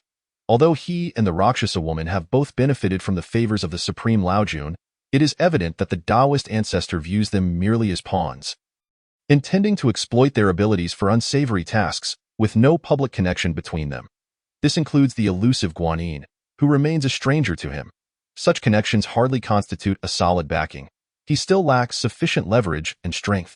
Yi Qingzhou silently ponders, already calculating where in the world of the journey to the west he might find resources to facilitate his rapid advancement. As for the current situation, he is not particularly concerned. If it were merely the nine-headed insect and the king of all saints, there would indeed be a possibility of underhanded tactics. However, the Bull Demon King would not resort to such measures. As the most esteemed demon king in the realm, he holds his reputation in high regard. After all, Yi Qingzhou and the Rakshasa woman are already several realms weaker than him, and the king of Black Wind is also a figure of some renown. This bull is not so shameless as to employ deceitful tactics. It has long been rumored that the Bull Demon King possesses extraordinary power in the West Nyohazhou, a fact that has proven to be true upon this encounter. The king of Black Wind chuckles and flatters, and as the wine flows and the dishes are savored, the atmosphere at the banquet becomes increasingly harmonious. Friends are merely being courteous, the Bull Demon King humbly remarks, then reveals a troubled expression. However, speaking of it, the West Nyohazhou has gathered quite a number of demon kings in the western region of the Lion Camel Kingdom. There lies the Lion Camel Ridge, which spans 800 miles. Just 3 years ago, 2 powerful demons emerged from within, rallying 48,000 minor demons. Their momentum is indeed formidable, rivaling, if not surpassing, my own Lion Camel Ridge. Upon hearing this, Yi Qingzhou's expression shifts. He begins to speculate about the true intentions of the Bull Demon King. Chapter 74. A Midnight Plea for Help. The 800 miles of Lion Camel Ridge is one of the most powerful demonic forces in the lower realms, not at all inferior even to the Bull Demon King. Moreover, the emergence of this force is shrouded in mystery, leaving one unable to discern its origins. 3 years ago, a green lion and a white elephant, both possessing the strength of Tai Lu's immortal demon kings, suddenly descended upon Lion Camel Ridge, gathering 48,000 minor demons and establishing their dominion with great fanfare. It is worth noting that the Lion Camel Kingdom is not far from the foot of the spiritual mountain, and the Bull Demon King has always refrained from provoking the Buddha lightly. Yet now, 2 demon kings have directly seized the opportunity. According to the Bull Demon King's account, the Lion Camel Kingdom still exists. And among the 3 demonic figures of Lion Camel Ridge, the most formidable, the golden-winged Great Pong, has yet to descend into the mortal realm. Yi Qingzhou listens quietly, inwardly murmuring that compared to the green lion and white elephant, the Great Pong is not only stronger but also acts without restraint. 3 years ago, I visited Lion Camel Ridge but did not see their true forms. After some inquiries, I learned that the green lion and white elephant are elusive, often appearing like a dragon that one cannot see from the front or the back, frequently absent from their own lairs. The Bull Demon King muses in his mind. He is naturally more attentive to such presences that might threaten his position. The strange movements of the green lion and white elephant are something Yi Qingzhou can intuitively understand. These 2 are not ordinary demons. They are the steeds of Manjushri and Samantabhadra Bodhisattvas. In simpler terms, they are akin to civil servants of the Buddhist sect, naturally required to clock in for work. How could they indulge in leisure at Lion Camel Ridge every day? In fact, it is precisely because the calamity is approaching, and the journey for scriptures has commenced, that those above have turned a blind eye to their indulgence and plundering in the lower realms. The king of Black Wind furrows his brow at these words. If that is the case, it is indeed rather peculiar. The Bull Demon King nods, then gestures for a nearby maid to pour wine for the king of Black Wind, saying, I have recently heard news that the green lion and white elephant have returned to their lair. I wonder if Brother Black Wind would be interested in accompanying me and the 9-headed insect for a visit? The king of Black Wind, observing the wine before him, understands the Bull Demon King's true intent. He is seeking to bolster his presence. since the green lion and white elephant are of Demon King caliber. They must possess their own means or treasures. Acting rashly could lead to conflict, and having one more person would mean one more measure of strength. Very well. With the enmity between Yi Qingzhou and the Bull Demon King now resolved, the King of Black Wind finds it difficult to refuse the Bull Demon King's request, nodding in agreement and downing the fine wine in his cup. Thus, on that very day, the three Demon Kings set forth towards Lion Camel Ridge. As for the King of All Saints, although she bears the title of Demon King, she is merely at the pinnacle of the golden immortal realm, her strength lagging a significant realm behind. Hence she remains in the Dragon Palace. The old Dragon King is exceedingly hospitable, earnestly inviting Yi Qingzhou and the Rakshasa woman to stay for a few days. Having just emerged from 10 years of closed-door cultivation, they are unwilling to leave so soon, succumbing to the warm invitation. As the night deepens, Yi Qingzhou finds himself in a secluded chamber, seated in meditation. He occasionally activates the ability of the Hongming Pearl to perceive potential dangers lurking in the surroundings. After all, just days prior, he had encountered hostility at the Baibo Pool. How could he relax so quickly? Yi Qingzhou, I have encountered a mishap in my cultivation. Come quickly to aid me. As midnight approaches, enveloped in darkness, Yi Qingzhou hears the desperate plea of the Rakshasa woman. Chapter 75. The Backlash of the Great Yin Dao. Beneath the Baibo Pool, in the crystalline palace, the Rakshasa woman sits cross-legged on a bed in one of the chambers. With a banana leaf fan hovering above her head, a thread of great Yin power emanating forth, continuously pouring into her body. The Dao rhythms surround her, and a multitude of chaotic runes dance erratically as if on the brink of losing control. The room is enveloped in mist, as Yi Qingzhou employs his water escape technique to arrive, his brow furrowing upon witnessing the Rakshasa woman's condition. There, the once bold woman now clenches her teeth. Trembling, her exquisite visage cloaked in frost. Strands of her hair are speckled with white, and within her body, the chilling great Yin energy surges forth, rendering the entire room akin to an ice cellar. Why you're here? The Rakshasa woman stutters, her silver teeth clashing. Her current state clearly indicates that she has been backlashed by the Dao, in her attempt to seize control of the force of the laws. She has instead been harmed by them. The Dao is inherently ruthless, adhering strictly to its operational rules. In fact, wielding the power of the Dao is fraught with peril, much like when Yi Qingzhou sought to comprehend the fire laws. He too had to traverse the blazing flames of Fire Mountain to achieve tangible progress. The Dao is the law is the Dao. Without needing to elaborate, Yi Qingzhou asks directly, how can I assist you? The fire laws. Utilize the power of the fire laws. The Rakshasa woman's brow furrows tightly, her hands, which are forming the seals of the laws, trembling slightly. Yi Qingzhou immediately channels his powers. Sitting cross-legged in the void, and an infinite array of fire Dao patterns emerges around him, dancing like sprites. Unlike the Rakshasa woman's chaotic patterns, Yi Qingzhou's Dao patterns are remarkably obedient, entirely conforming to his will. The fire Dao patterns draw near to the Rakshasa woman, shielding her from the great Yin energy emanating from the banana leaf fan. As she feels the warmth above her head, the Rakshasa woman internally laments. Filled with regret, the Dao she primarily cultivates is the Nine Nether Wind Dao, derived from the power of the Yin winds in the Nine Nether realms, which constitutes a major path. This Dao inherently possesses extreme Yin attributes. And upon receiving the banana leaf fan, which is inscribed with the essence of great Yin power, she naturally inscribed the 9 Nether Dao patterns upon her golden core of the great Dao. By uniting humanity with the Dao, she achieved the golden immortal status, simultaneously comprehending a trace of the great Yin Dao. The great Yin Dao stands alongside the solar Dao, ranking among the 3,000 great Daos, even preceding the 5 elements, not at all inferior to the slaughter Dao that Yi Qingzhou practices. The inception of the great Dao, 1 begets 2, 2 begets 3, and 3 begets all things. With 2 representing the Yin and Yang, the Rakshasa woman, through the banana leaf fan, encountered the great Yin Dao, yet she underestimated its terrifying nature. Once entangled, whether to continue comprehending it is entirely beyond her control.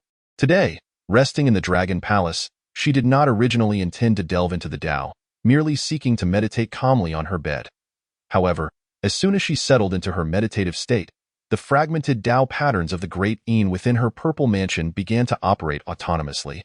descending upon her like a calamity. The Rakshasa woman never anticipated that such a tyrannical Tao could exist in this world. Left with no choice, she could only attempt to comprehend it, yet this led to a loss of control. The Tao patterns of the banana leaf fan resonated with her, and the two forces clashed, causing her foundational Tao to feel overwhelmed, signaling signs of collapse in her entire cultivation. In her desperation, she called out for Yi Qingzhou's help. This is Yi Qingzhou laments. My fire Tao patterns can help you resist the great Yin energy emitted by the banana leaf fan, but they cannot quell the great Yin patterns within you. Unless you can master the fire laws yourself, this calamity will be exceedingly difficult to resolve. Chapter 76. The Bull Demon King's Awakening Feelings. The fire laws, naturally associated with the Yang, are what the Rakshasa woman implores Yi Qingzhou to utilize, hoping to balance the great Yin Tao's power with their fiery essence. Yet Yi Qingzhou's assertion holds true. The surging great Yin energy within her remains unquenchable, merely suppressed for a time by the external force. If this persists, the threat of losing control looms large. However, the fire laws are entirely foreign to the Rakshasa woman. Not only is complete mastery a distant goal, but even grasping a fraction of their power is no easy feat. I possess a method. Yi Qingzhou paused momentarily before candidly speaking. The Rakshasa woman appeared as if she were a drowning individual grasping a life-saving straw, hastily inquiring. What method? Ahem. Many years ago, I practiced a secret Buddhist technique known as the Nirvana Sutra, which can assist you in swiftly attaining the principles of the fire path. However, Yi Qingzhou had no intention of taking advantage of another's plight. Yet in such critical circumstances, this was the only solution that came to mind. As for her choice, that was entirely up to the Rakshasa woman herself. Why are you being so indecisive today? The Rakshasa woman, noticing Yi Qingzhou's hesitation, furrowed her brow anxiously. In the next moment, she felt a pair of warm hands clasping her delicate fingers. As their spirits intertwined and their thoughts merged, the emergency method spoken of by Yi Qingzhou was instantly comprehended by the Rakshasa woman. Instantly, her expression grew somewhat unnatural. Even though her character was typically bold and carefree, she was still a woman. The Nirvana Sutra was inherently a dual cultivation technique for both genders. As certain images flashed through her mind, she felt her face flush and her heart race. Yet, when she considered that the object of this cultivation was Yi Qingzhou, a man of the human race, she found no trace of repulsion, but rather a hint of anticipation. Enough. Since our journey to the Flame Mountain, he has lent me his righteous assistance, and I owe him a debt of gratitude. Now, in this time of calamity, he is still willing to help me without reservation. Such sincerity towards me is indeed rare to find in this world. The Rakshasa woman was beset by a multitude of emotions, yet in truth, her heart had already opened wide, and her feelings had begun to stir. All her reasoning was merely a way to convince herself. At Shurtu Ridge, the Bull Demon King, the Nine-Headed Worm, and the Black Wind King arrived on clouds above this place. The little mountain demons below, upon seeing them, hurriedly inquired about their origins and went to report to their lair. The Bull Demon King casually asked, Black Wind brother, you are quite prominent in the southern land. Have you taken in a few wives and continued your lineage? The Black Wind King shook his head. In the pursuit of truth and the Tao, I have no desire for matters of love. The Nine-Headed Worm chuckled upon hearing this. Black Wind, you indeed possess a steadfast heart, but in my view, emotions and desires are part of our true nature. Why must one suppress them? The Black Wind King appeared perplexed. Suppress? I have not suppressed anything. Ha ha ha. The Bull Demon King couldn't help but laugh, realizing that the Black Wind King held no interest in matters of love, and turned to the Nine-Headed Worm, saying, Nine-Headed Worm, you have been in the Bai Bo Pond for over a decade. Have you won the favor of the little princess? The Nine-Headed Worm's expression turned slightly awkward as he replied, Humph. The one I desire can only belong to me. The Bull Demon King continued, You, in the West Nyo Huzhou, have quite a prosperous business. Have you set your sights on any fairy to be your wise consort? Upon hearing this, the Bull Demon King's eyes flickered as he paused for a moment before saying, My future wife must be intelligent, capable, and beautiful. If I fancy someone, I will simply take her back to my lair and make it official. I want to be like you, lacking ambition. Chapter 77. Reproducing the Nine Netherwind Path. The Great Yin Path with the joyous influence of the Buddhist path, the power of the laws flowed forth. filling the entire room. Yi Qingzhou felt a surge of great Yin energy entering his body, which was transferred from the Rakshasa woman. The great Yin path was indeed formidable and overwhelming, even tormenting the Rakshasa woman of the golden immortal realm to the brink of suffering. Yet, if they shared this burden, the pain was significantly alleviated. The Rakshasa woman felt a lightness in her body and opened her eyes to see the man before her, sitting cross-legged, his countenance handsome and dignified. His thin lips pressed together, brow slightly furrowed as he bore the pressure of the great Yin path.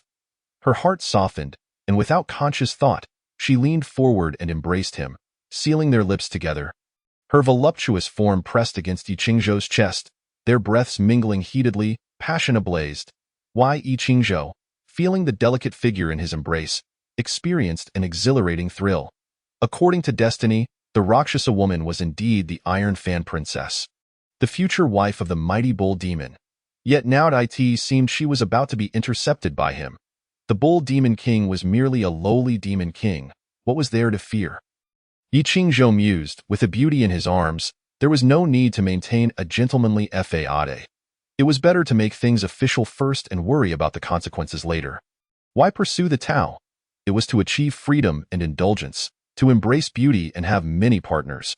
With this thought, Yi Qingzhou's hand grasped the slender waist of the woman in his embrace, and golden light enveloped them, leaving only their silhouettes on the wall beside them. In the deep of night, the Halloween princess tossed and turned in her chamber, troubled and restless.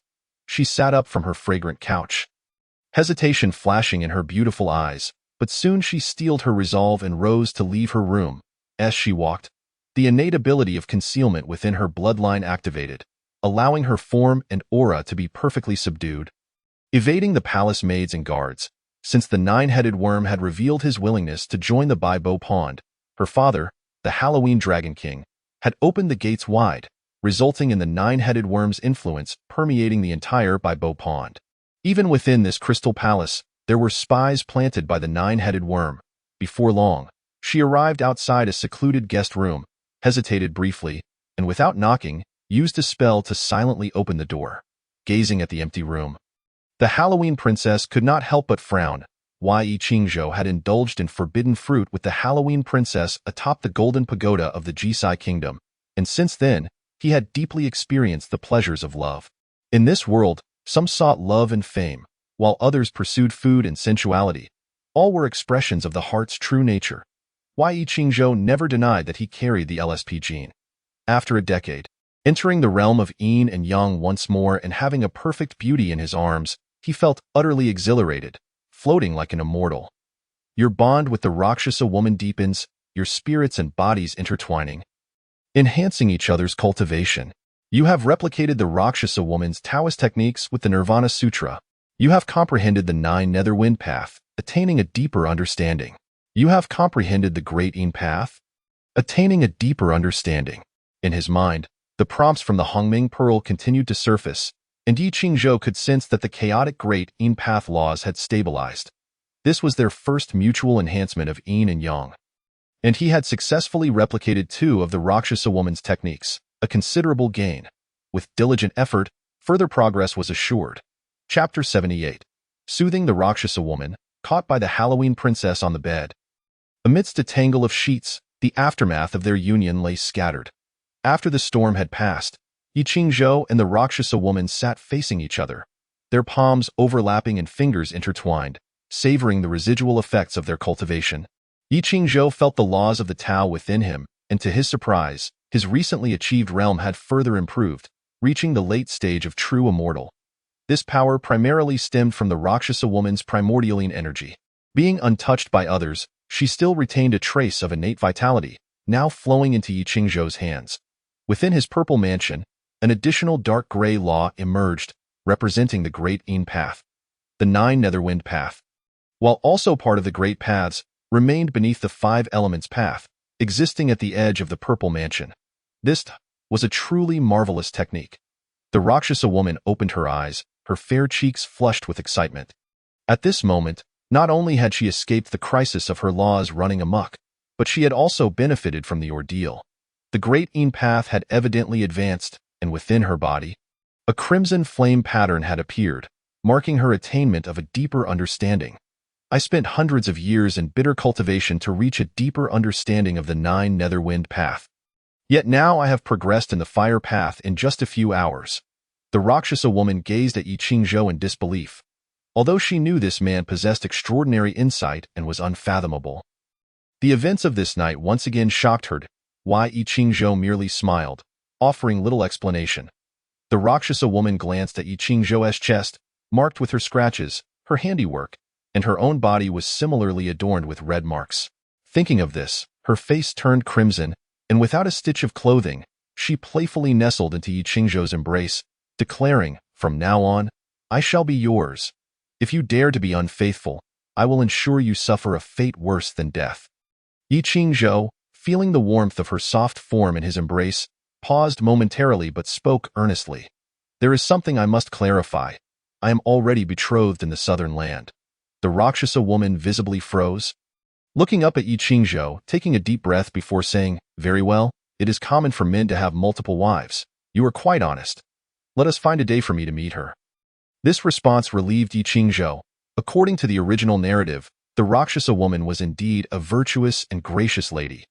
While the bull demon king might have flitted about, she would harbor no grievances. Now, having inadvertently followed Yi Qingzhou, he felt the need to lay a solid foundation, for in this dragon palace, there was also a proud little princess to consider. Some matters required preparation to avoid future complications. After spending a quarter of an hour with the Rakshasa woman, Yi Qingzhou found an excuse to return to his own quarters. As he walked through the corridor, he instinctively used the Hongming Pearl to survey his surroundings, but suddenly halted. What was she doing in my room? In his guest room, the Halloween princess, clad in a water blue palace gown, her long hair cascading down her shoulders, sat on his bed, her wide eyes filled with evident irritation and anger. When did she arrive? Yi Qingzhou inwardly lamented, fearing what he had dreaded most had come to pass. After a brief moment of contemplation, he flipped his palm and extracted a spiritual herb from the chaotic expanse of time and space. Without regard for appearances, he chewed it until it crumbled in his mouth, subsequently applying the remnants onto his body, causing numerous, unsightly marks to vanish without a trace.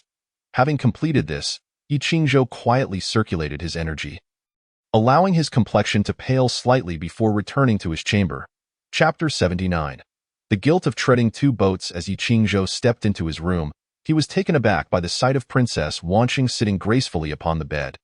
And he inquired with surprise, "What brings the princess to my quarters?" Seizing the initiative, he sought to assert himself, for in truth, they held no official standing.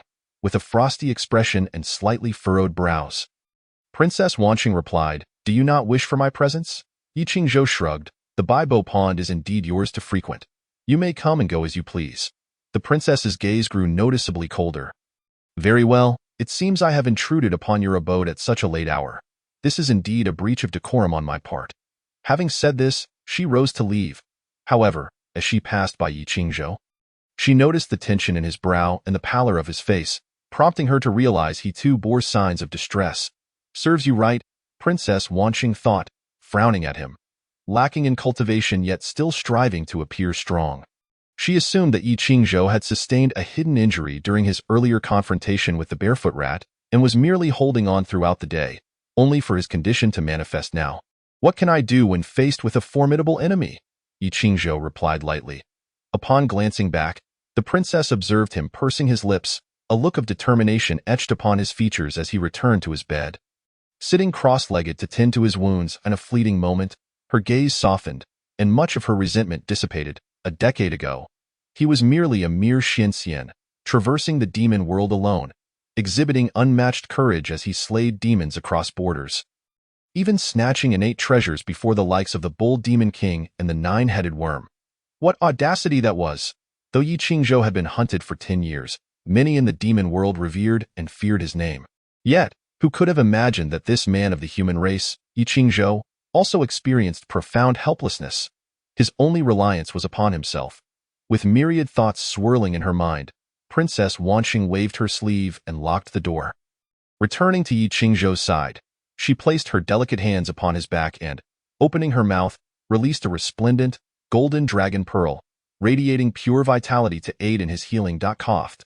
Why? Yi Qingzhou coughed again, this time solely due to a pang of guilt. Earlier, when my injury flared, the Rakshasi had already assisted me. I am no longer in grave danger.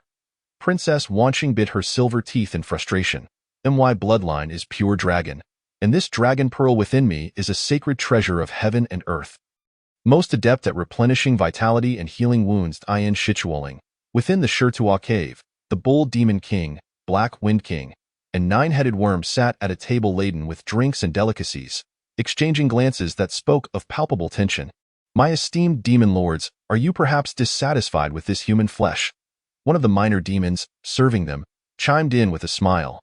This meat was freshly captured yesterday and cooked on the spot. The wine is a cherished brew from our cave, and both great lords instructed me to treat you well. The bull demon king furrowed his brow and raised his hand, his deep voice resonating within the cave.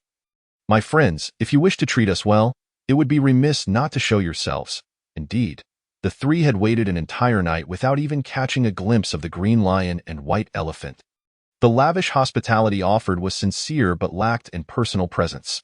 After this inquiry, there was still no response, and the nine-headed worm, losing his patience, remarked, "Bold Demon King, since they refuse to meet with us, we need not linger here any longer." The bold Demon King sighed deeply and stood, saying, "Even so, we have overstayed our welcome. We shall take our leave." Chapter 80. The Black Wind King's counsel upon exiting Shirtua Cave and stepping onto the clouds. The expressions of the three were decidedly grim. The nine-headed worm exclaimed in anger, "These two demon lords of Shichuoling are utterly ungrateful, in my opinion. Since they refuse our goodwill, we needn't extend them any courtesy." The bold Demon King replied, "Having more friends opens more paths. Our demon race is already weak amidst the three realms. If we turn against each other, we would forever be under the oppression of celestial beings. I believe it is wiser to deliberate carefully. After all, the green lion and white elephant reside here, and there is no rush at this point." He turned to the Black Wind King, "Brother Black Wind, you have a significant presence in the southern Jambu continent. However, as the old saying goes, a solitary tree does not make a forest. The southern Jambu continent is filled with celestial and divine secret realms, where even cannibalistic acts are done discreetly. It would be better for your clan to come to the western Yoha continent, where we can be closer. The southern Jambu continent is a land of rejuvenation for the human race, home to many celestial secret realms. The Daoist sect is led by the Supreme Emperor Zhenwu, while the Buddhist sect boasts the presence of Bodhisattvas Manjushri and Samantabhadra. The human realm abounds with divine beings. While the forces of demons are relatively weak, the Black Wind King's domain, Black Wind Mountain, is among the most formidable. Upon hearing this, the Black Wind King secretly frowned. The Bull Demon King and Nine-Headed Worm were clearly ambitious, eager to establish their dominance in the mortal realm and oppose the heavenly court. Such thoughts were akin to a mortal attempting to rebel against the celestial order, an endeavor destined for failure. While the Black Wind King was unorthodox in minor matters, he was acutely aware of the gravity of this situation. The fates of the Bull Demon King and Nine-Headed Worm would not be favorable. Yet both were pivotal pieces in the journey to the West's plan, and trouble would not arise in the immediate future. Yi Qingzhou contemplated this quietly. However, with the Black Wind King now departed, whether the Bull Demon King and Nine-Headed Worm might reconsider and act against him remained uncertain. These two appeared brotherly on the surface, yet they were deeply calculating, driven by self-interest. Even if they had made agreements with the Black Wind King to refrain from direct confrontation, they were bound to resort to underhanded tactics. With this in mind, Yi Qingzhou realized it was time for him to depart. That very night, he left a note in his room indicating a future meeting and stealthily made his way to the Rakshasi's quarters. Now that they were allies, he could not leave without her. Upon entering her room, he was greeted by a rich aroma of wine. The Rakshasi, clad in an exquisite crimson gown that accentuated her voluptuous figure, adorned herself with glimmering gold and silver hairpins, radiating brilliance. Upon seeing Yi Qingzhou, her beautiful eyes instantly softened, and she raised a cup to invite him to drink. Yi Qingzhou, at a loss for words, replied, "Do refrain from being flirtatious. During the banquet earlier, the Bull Demon King insisted on toasting you multiple times, yet you claimed you couldn't drink." The Rakshasi shot him a fierce glance. "Humph! Do you take me for one who is fickle and unfaithful? Now that we have shared a bond as husband and wife, I shall remain loyal to you."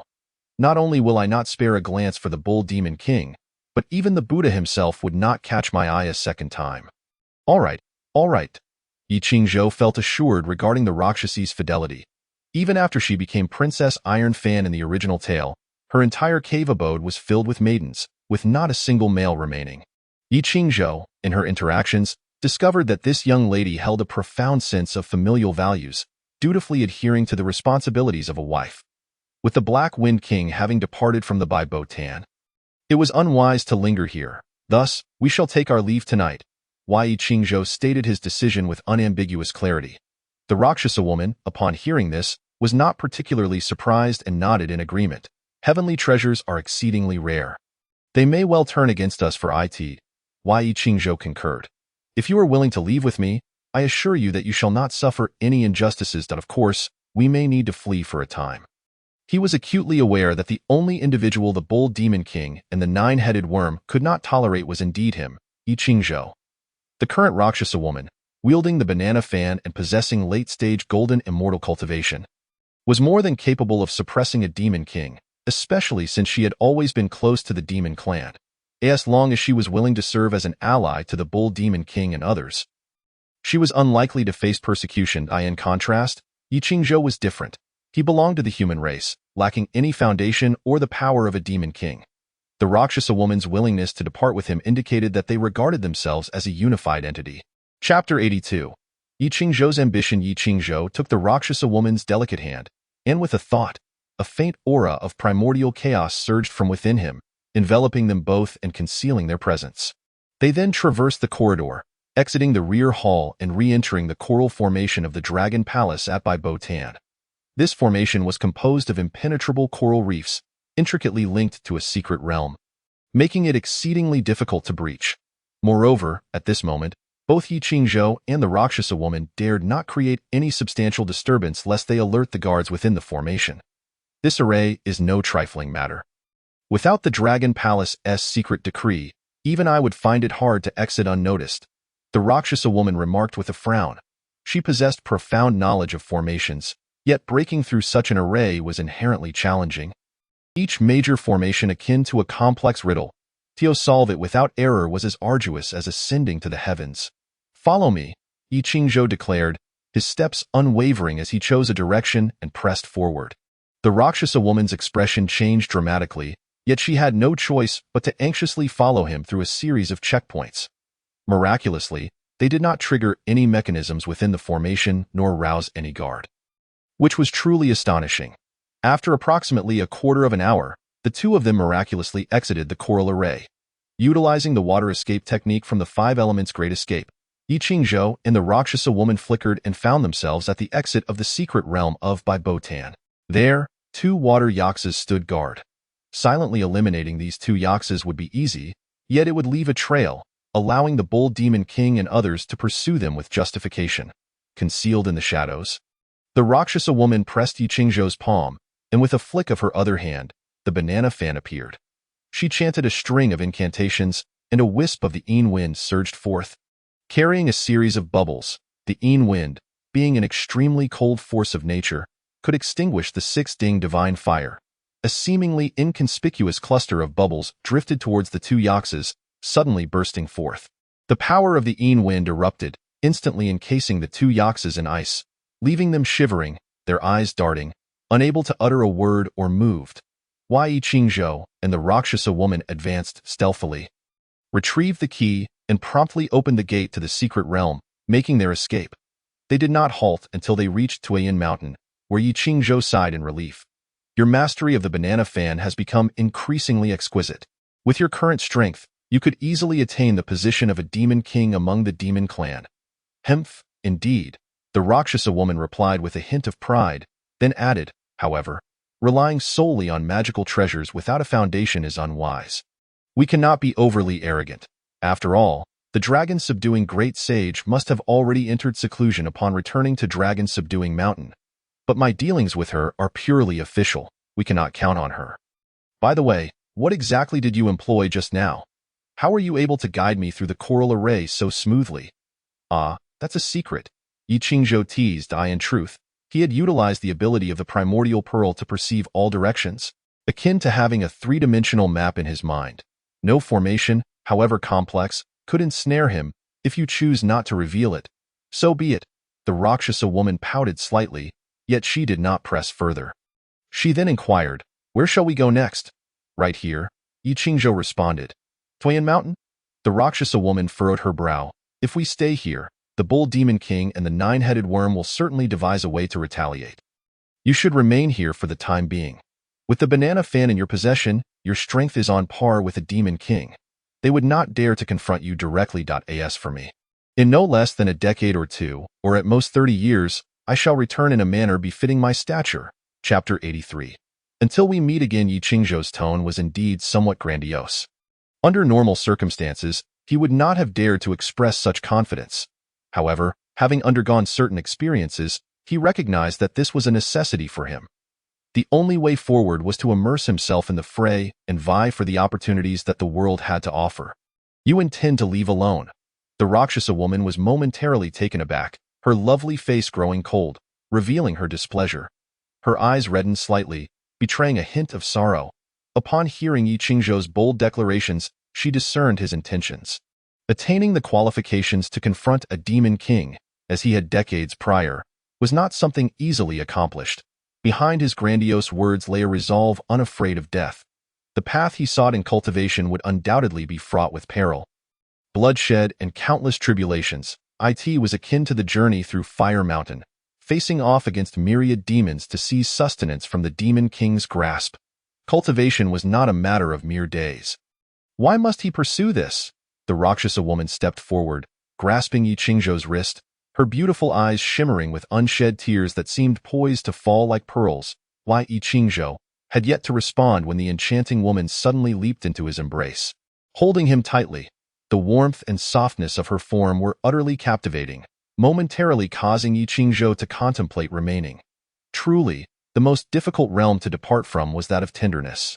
Yet, at this moment, it was clear that he could not linger.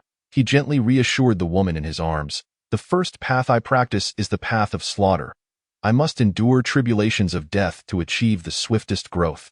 Since I began cultivating at 6, I have traversed through slaughter, navigating it with ease.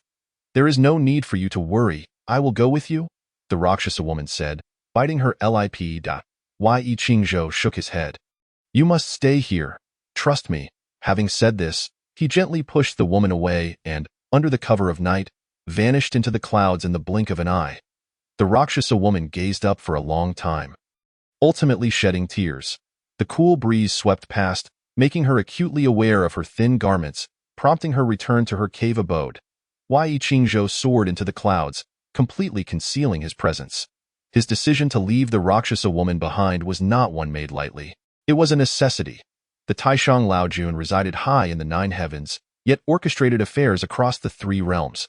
This significant figure would not simply leave the banana fan in the lower realm, nor in the hands of the Rakshasa woman. In the original journey to the west, the Rakshasa woman was known as Princess Iron Fan. As a pawn of the Tao ancestor Taishang Laojun, her critical mission was to utilize the banana fan's ability to quell the flames of Fire Mountain, thereby controlling the hearts of countless human subjects in the area, harvesting incense to garner merit and fortune. This was a person Yi Qingzhou could not take with him. As for the Bull Demon King and others seeking trouble, that was an absurd notion. Should they interfere with Taishang Laojun's plans? Those involved might find themselves unaware of their demise. Nothing is absolute. For the time being, it would be prudent not to stray too far. Yi Qingzhou felt a twinge of unease. Thus, he chose his first place of cultivation, the Golden Light Temple within the kingdom of Jisai, where the restrictions on the Buddha's bone relic had not yet been fully refined, in the secret realm of Baibo Tan. At the stroke of midnight, Princess Wansheng, adorned in splendid attire with crimson lips, once again pushed open Yi Qingzhou's door, only to find it empty, causing her brow to furrow. For several nights, she had visited him in the dead of night, but as the master of Baibo Tan, she was all too familiar with this place. With a slight effort, she discerned that he had been visiting the Rakshasa woman's quarters during the earlier part of the night. What they were doing together was self-evident. What a detestable man! Princess Wansheng muttered under her breath, chiding Yi Qingzhou for losing track of time. Yet, in the next moment, her gaze fell upon a note left on the table. "Until we meet again." Chapter 84. The inversion of truth. Princess Wanqing furrowed her delicate brows as she stared at the note. Her soft fists clenched tightly, producing a cracking sound. In the end, she could only helplessly release her grip, allowing the note to turn to drifting ash as she swept her sleeves. She turned and exited, returning to her own chamber, but within the hour, she heard a commotion outside in the corridor. Immediately, she stepped out to investigate. Upon entering the hall, she found the Dragon King and Dragon Queen, as well as the Bull Demon King and the Nine-Headed Worm, all seated. "Princess, you have arrived." The Nine-Headed Worm's eyes brightened upon seeing Princess Wanqing, his gaze sweeping over the alluring figure clad in a water-blue gown, stirring feelings within him. When he noticed the vibrant red hue on her lips, his desire intensified, becoming quite restless. "Your appearance tonight is even more enchanting than usual." The Nine-Headed Worm's flattery went unanswered, as he could hardly fathom that this exquisite makeup had been applied by the princess to meet Yi Qingzhou. To his dismay, her beloved had left only a note behind, leaving her in a state of vexation. The departure of the Rakshasa woman and Yi Qingzhou in the dead of night was indeed a breach of decorum. The Bull Demon King observed the fervent admiration that the nine-headed insect bestowed upon Princess Wanqing. Yet this was not the opportune moment to broach such matters. The paramount concern remained the innate treasures. Perhaps the two had some pressing business. The old Dragon King of Wanqing spoke up, remarking, "It is indeed remarkable that these two managed to stealthily exit the coral formation within my dragon palace. I have dispatched someone to investigate at Suayan Mountain, and a response should arrive shortly." At last, the nine-headed insect reluctantly shifted his gaze away from Princess Wanqing, furrowing his brow as he inquired, "What of the water-patrolling yaksha that was encased in ice? What is its current state?" The dragon matriarch replied, "The spell has been dispelled, and it is safe and sound." A momentary silence enveloped the hall. Yi Qingzhou and the Rakshasi woman were not naive or reckless, although they had departed without a word. Their actions were meticulous, leaving no tangible evidence behind. Before long, the Tortoise Prime Minister arrived with news, reporting to the Dragon Lord and esteemed Demon Lords, "Our scouts have returned from Suayan Mountain."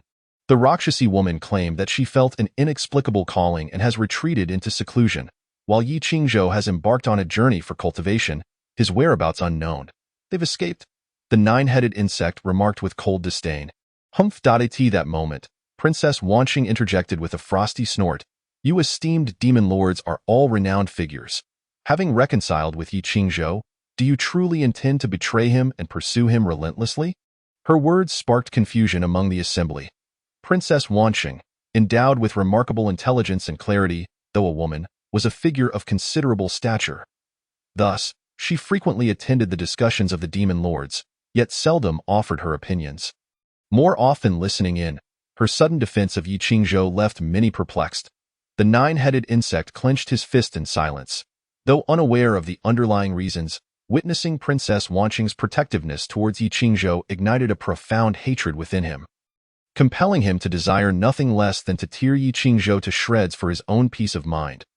Unbeknownst to the princess, the Bull Demon King, wearing a sinister smile, remarked, "It is not we who are disloyal, but that Yi Qingzhou is ungrateful, having stolen treasures from the Dragon Palace and fled in the dead of night. If you doubt it, ask your father." Princess Wanqing's fair visage grew cold. Indeed, the old Dragon King did not hesitate, immediately affirming the Bull Demon King's assertion. "The water-controlling Dragon Pearl, which I had concealed in the treasury, has likely been pilfered by Yi Qingzhou. The Dragon Pearl is the very root of the Dragon Palace. Such actions are tantamount to destroying our foundation." Chapter 85. Concealment and transformation to fabricate charges. One need not worry for lack of justification. Princess Wanqing's brow furrowed in quiet contemplation, yet she understood that with her current strength, she could not alter the situation. The decision to pursue Yi Qingzhou had been made.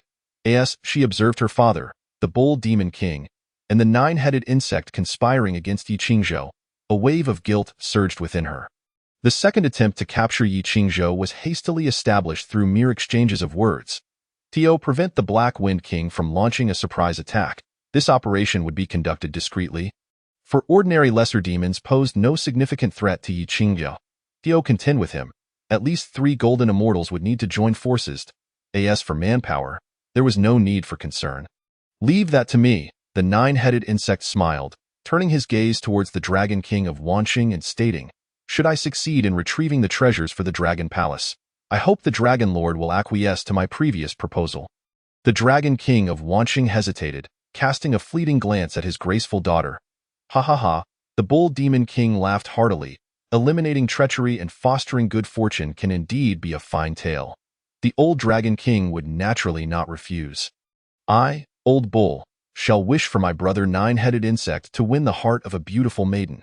Seeing this, the Dragon King of Wanqing, with a hint of regret, gazed at his daughter once more. Steeling himself to say, "Since Old Bull has spoken, I shall not rain on your parade. If you truly recover the treasures of the Dragon Palace, all will be well." With these words, the Nine-Headed Insect burst into laughter, transforming into a streak of light as he soared from the Crystal Palace, resuming his true form and taking flight from the waters of Baipa Pond. "This time I shall personally undertake this task, ensuring success. Await my good news." Within the Crystal Palace, after a flurry of pleasantries, the Bull Demon King also took his leave, and the once vibrant atmosphere in the hall grew cold. The old Dragon King of Wanqing cast a guilty glance at his daughter, whose delicate features were now clouded with frost, her brow tightly knitted, her small frame trembling involuntarily.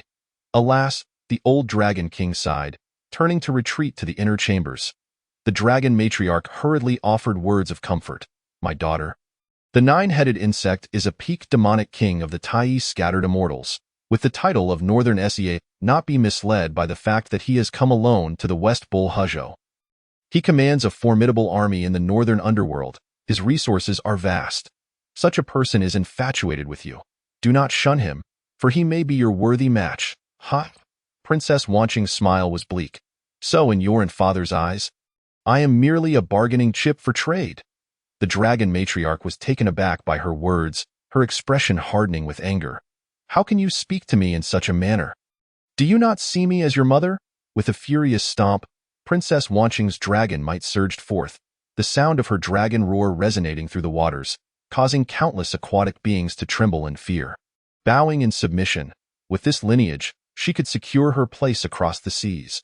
Within Baipa Pond, she held dominion. "Unruly daughter." The voice of the old Dragon King thundered from the back. "You dare to use your bloodline to pressure your own father? This is sheer insubordination." Princess Wanqing refrained from further entangling herself with her parents, transforming into a blue-gold, delicate dragon, soaring away from the palace, breaking through the water and ascending into the sky. Her form glided through the clouds and mist, her presence seemingly receding, as if she had vanished from the realm. True dragons can be grand or diminutive, soaring or concealed. When grand, they summon clouds and mist. When small, they blend into obscurity. When soaring, they rise through the cosmos. When concealed, they lurk within the waves. Princess Wanqing's most formidable ability was an innate gift inherited through her bloodline, a divine power known as the Mandate of Heaven, concealment and transformation. Chapter 86, Rapid Growth in the Kingdom of Jisai. At the Golden Light Temple, Yi Qingzhou revisited the pagoda, this time resolutely focused, immersed in the contemplation of the relic of the Buddha left behind by the Tathagata. The relic's placement here was undoubtedly part of the Buddhist scheme and intent. To delve recklessly into it would entwine him in profound karmic ties. Yet, all things possess duality. Imbuing oneself with this karma was not necessarily a negative outcome. The Buddha's relic rested at the pinnacle of the tower, awaiting a fated one. Yi Qingzhou evaded the eyes of mortals, yet could not escape the gaze of the divine and the enlightened. His cultivation here was tacitly approved by the Tathagata, for he acted within the bounds of propriety. And thus the Tathagata did not impede him. Of course, this karma would inevitably demand recompense. Tiomi, whether Buddha or Tao, they are merely means to the end of eternal freedom. Cultivating both is undoubtedly a superior choice. Yi Qingzhou had absorbed the seed of Guanyin, concealed the image of Guanyin, and now sought the relic of the Tathagata. But let us not forget that he was simultaneously cultivating the 5 thunder laws stolen from the Grandmaster of Demon, subduing in the 9 heavens. Seated cross-legged, Yi Qingzhou watched as a bead the size of a longan, radiating golden light, floated and sank before him. During his last visit, he had only unraveled 3 layers of restrictions, but the relic now resonated with a certain affinity towards him. Subtle strands of Taoist essence actively permeating his being. In the next moment, The Taoist laws within him surged to life, rapidly progressing under the refinement of the Taoist essence. Why I Ching Zhou was prepared for a protracted struggle. Sending forth a wisp of divine consciousness to envelop the summit of the pagoda. Should any monks come to clean, they would find their senses disrupted, rendering them unable to perceive him. You have comprehended the myriad laws, successfully refining the fourth layer of the Buddha's relics restrictions. You have comprehended the myriad laws, successfully refining the fifth layer of the Buddha's relics restrictions. You have comprehended the myriad laws, successfully refining the 12th layer of the Buddha's relics restrictions. Your Thunder Tao realm has been elevated, reaching the threshold of mastery. Your cultivation has advanced, attaining the peak of true immortal. The Buddha's relic, after all, was the remnant of a hand severed from the Tathagata. While the flesh was used to solidify the five elements mountain, the true power resided within the Buddha's bone. As I Ching Zhou refined the restrictions of the relic, he simultaneously drew upon its power, his own strength soaring rapidly, as summer faded into autumn and autumn into winter. A year swiftly passed. One day, the kingdom of Jisai was abuzz with celebration. Emissaries from various kingdoms brought gifts, and from the royal family to the common folk, everyone adorned their homes with festive decorations, celebrating a propitious occasion. As festivities erupted, the Golden Light Temple became the epicenter of this jubilance. Recently, the national treasure relic had grown increasingly radiant, illuminating the night as if it were day, golden rays piercing through the clouds, vying with the bright moon in the sky, equally resplendent. Suddenly, the heavens trembled, the earth shook, and a unique force erupted from the pagoda, causing the royal court and the high monks of the Golden Light Temple to change countenance. Across the nation, countless gazes filled with concentration and trepidation turned skyward to behold the pagoda. Typically a symbol of auspiciousness and protection, the national treasure now bore an added weight of oppression. As if a mountain were pressing down, possessing the power to crush all living beings. Atop the pagoda, I Ching Zhou hovered in midair, his entire being aglow with golden light, resembling a body of glazed porcelain. Surrounded by countless Buddhist scriptures swirling around him, ceaselessly flowing, he opened his eyes abruptly, and behind him, a hazy yet towering figure of the Buddha manifested, piercing through the constraints of the pagoda, reflecting against the boundless sky. Chapter 87. The Buddha Kingdom in the palm. Under the blessings of the Buddha, the kingdom of Jisai shone brightly almost every night, resembling a paradise on earth, sacred and magnificent. However, the extraordinary spectacle of this night was unlike any before it. A towering Buddha statue appeared, seated in a meditative posture, surveying all beings with a gaze of omniscience. This statue did not resemble the venerable Buddha or Guanyin, and its true visage remained obscured. Yet, it radiated a natural, compassionate power that inspired countless souls to worship. This was indeed the future form of I Ching Zhou as the Buddha. The obscurity of this form was due to his current state. He had not yet truly attained Buddhahood, and the path to that exalted state remained long and arduous. At this moment, the Buddha form was merely a reflection projected by the Buddha bone relic. At the pinnacle of the stupa, I Ching Zhou was enveloped in a golden aura, with merits manifesting behind him. He had fully refined a Buddha bone relic, which now floated around him, subject to his whims. A coolness and warmth coursed through his palms as streams of information flooded his mind. You have refined the 36 prohibitions of the Buddha bone relic, becoming its master. You have gained a wealth of Tao rhythms. Your Taijin Tao has reached a profound level. You have completely mastered the 9 Netherwind Tao. Your Thunder Tao has improved, reaching the realm of transcendence. You have fully mastered the Thunder Tao. Your cultivation has ascended to the consummate stage of true immortal. Your 5 Thunders righteous law has been fully perfected. Your Palm Thunder, Divine Night Technique, and 5 Thunder Mantra have all achieved transformation. You have mastered 10 complete Tao laws, enabling the commencement of the 9 prohibitions of the Hongming Pearl. Current progress, 910. In just a year, I Ching Zhou's power had risen to a new level. The Buddha bone relic contained immense Tao rhythms, enhancing his cultivation across the board. He was but one Tao law away from meeting the conditions for the next refining of the Hongming Pearl. In truth, had I Ching Zhou chosen to pursue the lesser Tao, he could have achieved that goal long ago. Yet, he understood that each Tao rhythm was hard-won, thus he chose to invest them in the more challenging Great Tao, thereby fortifying his strength. What is this? I Ching Zhou's eyes brightened as his consciousness penetrated the Buddha bone relic. and suddenly a message appeared in his mind. Following this, the Hongming Pearl provided yet another prompt. You have acquired a legacy imprint. It is being deciphered. You have successfully deciphered the legacy within the Buddha bone relic, achieving the sacred technique Buddha Kingdom in the palm. Buddha Kingdom in the palm. Within the span of 3 inches in your palm lies boundless universes, capable of creating and nurturing all beings. When cultivated to its depths, it can suppress malevolent spirits, monsters, and divine beings alike. A Buddha Kingdom in the palm. The principles of space surged in Yi Qingzhou's eyes. As the 5 elements Tao revolved, rapidly coalescing into a mark of divine power, an extension of the cultivator's own being, an ethereal weapon. Once the imprint was formed, invoking this divine power would be but a thought away, and continually refining the imprint would enhance its might. Gazing at the introduction from the Hongming Pearl, Yi Qingzhou turned to personally experience the divine imprint. A sudden thrill coursed through him. This divine power was akin to the technique employed by the Buddha to suppress the demon king Sun Wukong, a supreme method of sealing unparalleled across the realms. Thus, the 5 Elements Mountain was the manifestation of the Buddha's Buddha Kingdom in the palm. With a single hand, it could seal the chaos-wreaking demon king for 500 years, or even longer. This technique was indeed formidable, deserving the title of the foremost sealing method within the 3 realms. Yi Qingzhou inhaled deeply, feeling content with the gains of the past year. However, he soon sensed the overwhelming scene of the populace kneeling in worship outside, prompting a slight furrow of his brow. The commotion caused by his refinement of the 36 prohibitions of the Buddha bone relic had undoubtedly attracted attention, likely alarming more than just the mortals. At once, Yi Qingzhou intended to stow the Buddha bone relic and depart. Just then, a surge of heat emanated from his palm, as if a threat were approaching rapidly. Little friend, it has been a long time. A voice filled with resentment echoed as the space within the stupa rippled like water. Chapter 88. The gift from the Tathagata golden light swirled as a bald monk clad in white robes appeared out of thin air at the pinnacle of the stupa.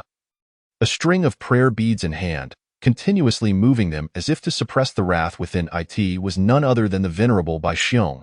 Yi Qingzhou maintained his composure and replied calmly. It has been a while. I trust you have been well. Seeing his nonchalant demeanor, Bai Xiong's irritation only deepened. Long ago, he had accompanied Yi Qingzhou to Qingqing Mountain's White Dragon Cave, believing that completing the task assigned by the Buddha of Burning Lamp would be a simple endeavor. However, he lost all sense of Yi Qingzhou thereafter. At the time, he had not thought Yi Qingzhou capable of escaping under his watchful gaze, assuming he was merely hiding within the cave using some special means. Thus, he chose the most straightforward approach, to wait. This wait extended for over a decade. As seasons changed and saplings grew into towering trees, he found himself sitting in the same spot, having created 2 deep impressions in the ground. Despite waiting for all those years, Bai Xiong had not grown impatient. In his view, his meditative skills were far beyond what a mere celestial immortal like Yi Qingzhou could rival. Until recently, when news reached him from Qingqing Mountain that a Yi Qingzhou, wanted by demon kings, had appeared in Xinyo Hezhou. Upon hearing this, the venerable Bai Xiong lost control, slamming his palm down on a massive stone at the cave's entrance, shattering it into dust. He felt a mixture of rage and humiliation, realizing that his years of patient waiting had turned into a farcical joke, as he had been mercilessly toyed with by Yi Qingzhou. And now, this fellow stood before him as if nothing had happened. Yi benefactor, why have you been unfaithful and departed without notice? Bai Xiong suppressed his anger, frowning as he questioned while scrutinizing Yi Qingzhou's aura, his heart filled with astonishment. In just over a decade, Yi Qingzhou had undergone tremendous changes. Once merely a celestial immortal, he had now attained the consummate stage of true immortal, a mere step away from becoming a golden immortal. His Tao rhythms were deeper, adorned with merits and radiating Buddha light, exuding an extraordinary presence. Moreover, he had successfully refined a Buddha bone relic of the highest sacred quality. Even among the many disciples at Ling Mountain, he would undoubtedly stand out as exceptional. In merely 10 years, such remarkable progress. This individual must have encountered extraordinary fortunes, perhaps more than once. No wonder he caught the attention of the Buddha of Burning Lamp. He is indeed extraordinary. Fortunately, I have arrived not too late. He has yet to reach the golden immortal stage. Otherwise, with his true immortal consummation and the support of the Buddha bone relic, I would truly be no match for him. Bai Xiong calculated in his mind. Secretly relieved, he approached Yi Qingzhou, prepared to act at any moment to subdue him, lest he escape once more. Bai Xiong, what brings you here? Just then, a ripple in the void announced another voice, followed by two figures draped in robes. Their forms illuminated by Buddha light, appearing, stronger than Bai Xiong. Ananda, Kasyapa? Bai Xiong was taken aback, his expression filled with confusion. What brings you both here? Venerable Ananda pressed his palms together, stating, we have been dispatched by the Tathagata to seek a Buddha child. Buddha child? Bai Xiong momentarily hesitated, then his gaze shifted to Yi Qingzhou. Amitabha, Venerable Kasyapa continued, this benefactor is unaware that what you have refined is the Buddha bone relic left by our Tathagata in the western heavens, intended to protect the lives of the people and ensure the peace and prosperity of surrounding nations. Yet, it has unexpectedly been refined by you. However, the Buddha is compassionate and wishes to bestow upon you the title of Buddha child, allowing you to cultivate with the relic and take on the responsibility of spreading the Dharma. Ananda then produced a copper ring the size of a bowl from his sleeve, smiling kindly. This is designed to help you remain humble and adhere to the precepts. Once you wear it, you will be recognized as a Buddha child by the Tathagata. Chapter 89. Establishing a name as a Buddha. The was of a brass-like quality, smooth and lustrous, perfectly sized to fit atop a head. The arrival of Ananda and Kasyapa, bestowing such a significant symbol of a Buddha child, would undoubtedly send waves of excitement through countless cultivators. Yi Qingzhou's expression remained composed, yet a hint of gravity and ire lurked deep within his pupils. As warmth and coolness danced in his palms, the Hongming pearl had already discerned the true nature of the presented treasure. A postnatal treasure, superior grade at the celestial level. This item merges with the flesh when worn on the head. Unless a release incantation is invoked, it cannot be removed. If the is recited, the ring will constrict, causing excruciating pain to the wearer, rendering existence unbearable, only effective against beings below the Tai Santian level. Though merely a superior-grade celestial treasure, it was several tiers weaker than Yi Qingzhou's. Yet, its potency sent chills down his spine. Clearly, this functioned similarly to the three tightening hoops wielded by the Tathagata, Jin, Jin, and Jin, combined with incantations that could even compel the chaos-wreaking great sage to bow his head. To put it bluntly, it could be wielded to command even the likes of Sun Wukong and the Demon Kings like Black Wind King and the Saint Infant Red Boy. While they had limited power, it could still control cultivators of the Golden Immortal level. Yi Qingzhou did not dismiss the idea of seeking support, yet he understood that this item must not be donned unless absolutely necessary. Otherwise, he would completely lose his ability to resist.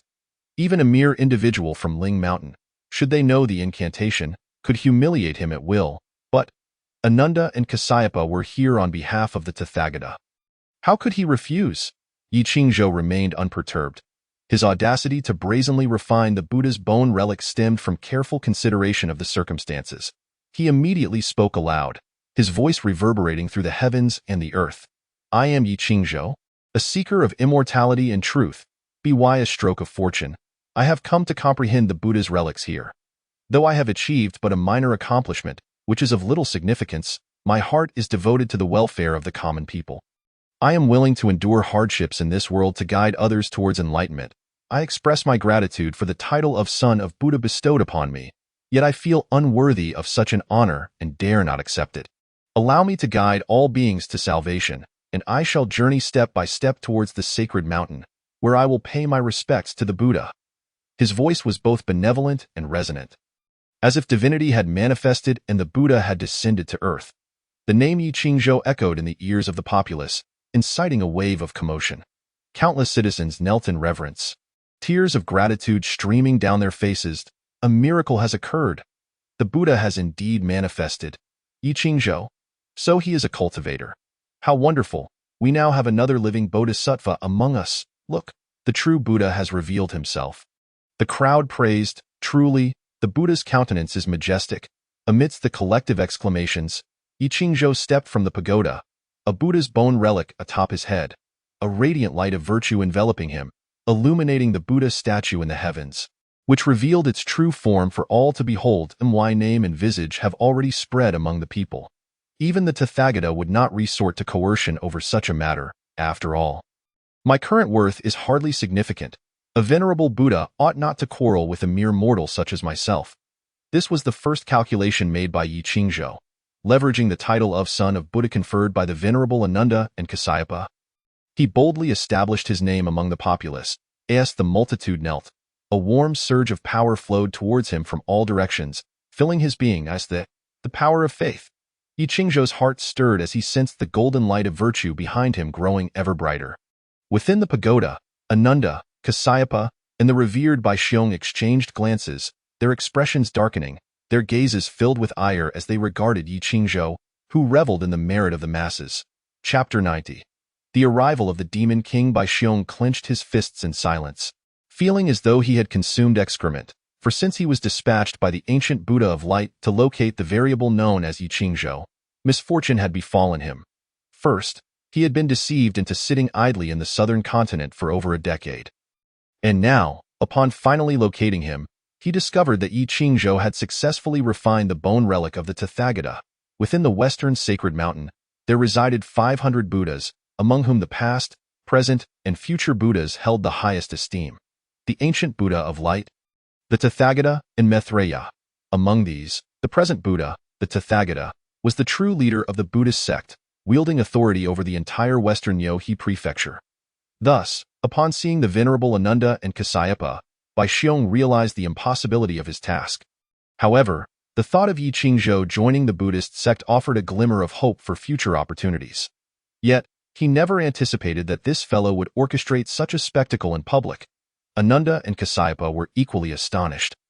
Unable to comprehend that Yi Qingzhou was such an unruly entity, daring to refuse the Tathagata's conferred title, was he truly devoted to the Buddha? It was evident he was brazenly usurping the fortunes of the Buddhist sect before the three revered figures of the sacred mountain. Moreover, his methods were astutely cunning, establishing his name through Buddhism and manifesting as a Buddha himself. Otherwise, it was likely the sacred beings of the sacred mountain would have already convened to discuss how to eliminate him. He has ultimately defied the Tathagata's decree. Once we return, we must report this matter truthfully, allowing the Buddha to see through this rascal's deviousness. The venerable Ananda trembled with indignation, feeling resentful. This human cultivator had merely reached the pinnacle of the true immortal realm. What right had he to receive the adoration of the masses and accumulate such vast merit and fortune? I suspect we need not wait for the Buddha to intervene. Someone will undoubtedly deal with him soon. Bai Xiong suddenly spoke, a smirk playing on his lips. The other two were momentarily stunned, then instinctively turned their gazes to the distant sky, where dark clouds loomed ominously, and the sound of thunder roared, as if an army of war chariots approached. Upon closer inspection, one could indeed see banners fluttering amidst the clouds, boldly emblazoned with the words Northern Sea. Such potent demonic energy is at the Northern Sea Demon Clan. How audacious of these wretches to rampage through my western Yohe prefecture. Ananda inquired, perplexed. Bai Xiong replied, having resided in the sacred mountain for so long, you may be unaware of the recent changes in the Northern Sea Demon realm. During my years of asceticism across the 4 great continents, I have come to understand the situation. The Northern Sea is home to a demon king named Nine-Headed Worm, who seeks to establish a foothold in the western Yohe prefecture by aligning with the forces of Bai Bo Pond and the Ox Demon King. He has already solidified his position. Yi Qingzhou once seized the Demon King's treasure and killed the Northern Sea's demon generals. Nine-Headed Worm aims to slay him to assert his dominance. Feeling the overwhelming surge of demonic energy approaching, Yi Qingzhou furrowed his brow and raised his gaze to the sky. The dense clouds, rolling thunder, and high-flying demon banners indicated a formidable force approaching, led by none other than Nine-Headed Worm. Taking on human form, he bore 9 heads, each adorned with fierce visages. From a distance, it appeared as though countless eyes flickered with a red glow, revealing a gluttonous hunger for prey. Behind Nine-Headed Worm, a horde of ferocious beasts, wolves, tigers, leopards, eagles, and dragons, marched forth, resembling a human army, wielding weapons such as swords, spears, and axes, and beating drums of war, utterly indistinguishable from human soldiers. Monsters. They are monsters. The citizens of the Jisai kingdom cried out, pleading for the Buddha's divine intervention as they knelt before Yi Qingzhou in the sky. Such a reaction was only natural in the face of impending doom. Little did they know, These demons were here specifically to hunt down Yi Qingzhou. Stealing treasures from the Dragon Palace? Ha! Yi Qingzhou chuckled at the baseless accusation hurled at him by Nine-Headed Worm, finding the absurdity of the world amusing. Those most concerned with truth often fail to perceive it, while for many, the distinction between truth and falsehood is irrelevant. Their words and actions are driven solely by self-interest. Yi Qingzhou, if you submit and return with me to the Dragon Palace to confess your crimes, I shall grant you a complete corpse. However, if you foolishly resist, do not blame me, Nine-Headed Worm, for disregarding the favor of the Black Wind King and tearing you to pieces. Nine-Headed Worm declared coldly. Even as a demon, he recognized the importance of a justifiable cause. Thus, he had already made preparations for murder and erasure of evidence. Submit? Yi Qingzhou scoffed. Since I began my cultivation, I have only known the laws of heaven and earth, the principles of the great Tao. I have never indulged in the privileges of the secular world. Thus I pay no heed to the laws of man. I am not bound by the celestial edicts, and you, Nine-Headed Worm, are but a vile demon, a lawless brigand. How dare you demand my submission? With the confrontation escalating, Yi Qingzhou would no longer feign submission. With a thought, the Buddha's bone relic soared upwards, erupting in a blinding golden light that illuminated the land, a divine aura cascading down to envelop him. Standing resolutely against Nine-Headed Worm and the thousands of demon soldiers behind him, he revealed no trace of weakness. Within the three realms, there existed distinctions between innate and acquired treasures. Innate treasures were forged from primordial materials and were often extraordinarily powerful, as only the most precious materials could endure countless calamities. However, this did not imply that acquired treasures were inherently weak. The true classification of a treasure's power lay within the realms of spirit, divinity, immortality, and sanctity, with further divisions among inferior, medium, superior, and extraordinary grades. Beyond the extraordinary, there existed the Tao level, which represented truly unparalleled treasures. Take the Buddha's bone relic, for instance. It was composed of the Tathagata's skeletal remains, containing boundless Tao rhythms and unparalleled magical power. Its might is self-evident. Placed upon the pagoda of the Jisai kingdom, it had attracted countless demons coveting its power, yet none could seize it. Now, fully refined by Yi Qingzhou, its immense capabilities were unleashed. It could be said that with this treasure summoned, Yi Qingzhou stood invincible against the circumstances before him. Chapter 92.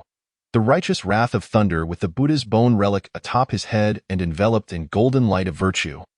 Yi Qingzhou grasped the air, summoning an ethereal axe of celestial light that glimmered with a cold radiance. Wielding this axe, dark red Tao patterns materialized within his pupils, surging with boundless killing intent. Kill! Nine-Headed Worm roared. Thousands of fully armed Northern Sea demon soldiers surged forward, led by 3 demon generals who had reached the pinnacle of the golden immortal realm.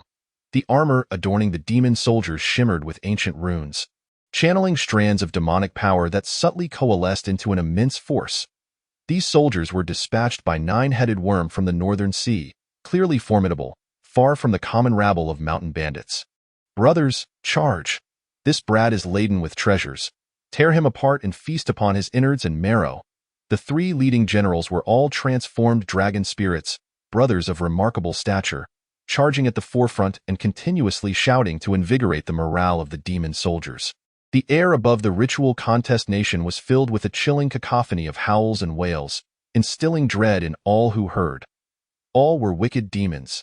Since you seek death, I shall send you to the depths of hell. Yi Qingzhou did not evade or flee. In such circumstances, with the 9-headed insect yet to strike, retreating before engaging would undoubtedly reveal a flaw. To confront them head-on was the wisest choice. Stepping forward, a surge of crimson radiance erupted beneath his feet as he merged with the essence of humanity, unleashing the essence of fire. In an instant, flames billowed like clouds, spreading in all directions, scorching the demons. The demon soldiers hurriedly reformed their ranks, consolidating their demonic power for defense, while the leading 3 dragon spirits did not dare to underestimate the situation, each employing their own techniques, summoning spheres of water to encircle themselves and counter the flames. Eldest brother, third brother, although Yi Qingzhou is merely a true immortal, his mastery of the fire path has reached the level of oneness with humanity. He has slain the barefoot rat. We must not be careless, lest we capsize in the gutter, the second dragon spirit cautioned. For having cultivated to the pinnacle of golden immortality, they too harbored hopes of becoming demon kings, and such individuals were certainly not fools. The eldest of the three brothers scoffed, yet boldly advanced, his body surrounded by swirling water spheres, splashing waves, the rhythm of the Tao flowing through him, wielding a trident, declaring, "Wait for me to charge forth and pierce his belly." Tearing out his intestines, the eldest dragon spirit charged forward, the waves of water pushing aside the fiery clouds enveloping Yi Qingzhou, thrusting towards his face. Yet upon the weapon's contact with the golden light, it abruptly halted, as if striking an invisible, towering mountain. Simultaneously, a startling sound erupted from behind. Among the demon soldiers, archers unleashed a torrential rain of arrows, hurtling through the air, only to be repelled by the golden light descending from the relic of Buddha's bone. Such a tyrannical treasure, the eldest dragon spirit gasped in shock, yet the next moment, a chill swept over him, as the white-clad youth before him swung a dark crimson blood axe, bringing it down with lethal intent. A strike imbued with the essence of slaughter, rendering evasion impossible, leaving only the option to confront it head-on. Humph! The dragon spirit snorted coldly, raising his trident to block, their weapons clashing with a resounding clang. Causing the very void to tremble, his realm already surpassed that of Yi Qingzhou, and thus he felt no fear in a contest of strength. But in the next moment, had he seen the law seal forming within Yi Qingzhou's empty palm. A burst of dark purple lightning would suddenly erupt. 5 Thunder Righteous Law. Palm Thunder. Chapter 93. Happy New Year's Eve. The Thunder Law of the Tao was specifically designed to counter evil. The 5 Thunder Righteous Law, more so, was the supreme technique of the profound sect, commanding thunder and driving away all malevolence, instilling fear in demons and extinguishing the forms of spirits. In truth, not only the demon race, but any beings from within and beyond the 3 realms would tremble before the might of thunderous spells. Thunder could be regarded as the apex of all laws. The path of cultivation is inherently a defiance against the heavens. And thunder symbolizes the might of the heavens. To wield thunder is akin to executing heavenly justice, surveying the world from a position of power. Thunder Law? As the dark purple lightning erupted from Yi Qingzhou's hand, the dragon spirit's green visage paled, his eyes betraying an unmistakable fear. He immediately sought to retreat, but how many could match the speed of lightning? The bolt struck the dragon spirit squarely in the chest, shattering his armor, causing bloody scales to flake off, revealing charred flesh beneath. This blow did not gravely injure the dragon spirit, but it was painfully effective, shaking his soul and unsettling his essence. Thunder rumbled. Yi Qingzhou waved his hand. The flickering electric light, a symbol of heavenly might, became particularly obedient in his grasp, coalescing into a long whip that crackled as it lashed against the dragon spirit, tearing his flesh and instilling sheer terror. Leaving him utterly beleaguered. Charge! Quickly rescue the general! The second dragon spirit, seeing his elder brother suffer, disregarded his shock at the thunderous technique and shouted commands, causing the demon soldiers to surge forth en masse. Their overwhelming force descending upon Yi Qingzhou. As the saying goes, 2 fists cannot defeat 4 hands. With over 10,000 demon soldiers, all well-trained and fully armed, even Yi Qingzhou, let alone a demon king, would not dare to fully disregard them. Divine Night Law. Seeing the situation, Yi Qingzhou ceased his pursuit of the dragon spirit, forming seals with his hands, sensing the 9 heavens. He observed as the swirling clouds enveloped the imposing demon soldiers, suppressing the overwhelming demonic energy, a terrifying power converging. This is not good. Withdraw. The 9-headed insect, positioned at the back, was the first to realize the gravity of the situation, hurriedly issuing orders, but it was all a bit too late. The momentum of thunder surged forth, a divine might cascading down in an instant. The once pitch-black, howling night sky suddenly brightened. Boom!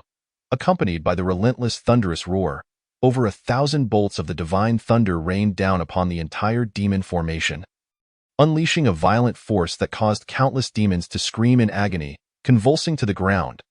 Though the divine power was formidable, Yi Qingzhou's own cultivation was limited, and thus the power he unleashed was but a fraction of its potential. Yet it remained terrifyingly formidable. The over 10,000 demon soldiers were instantly thrown into disarray. Giant Spirit Axe Law, Path of Strength, Slaughter Dao Law.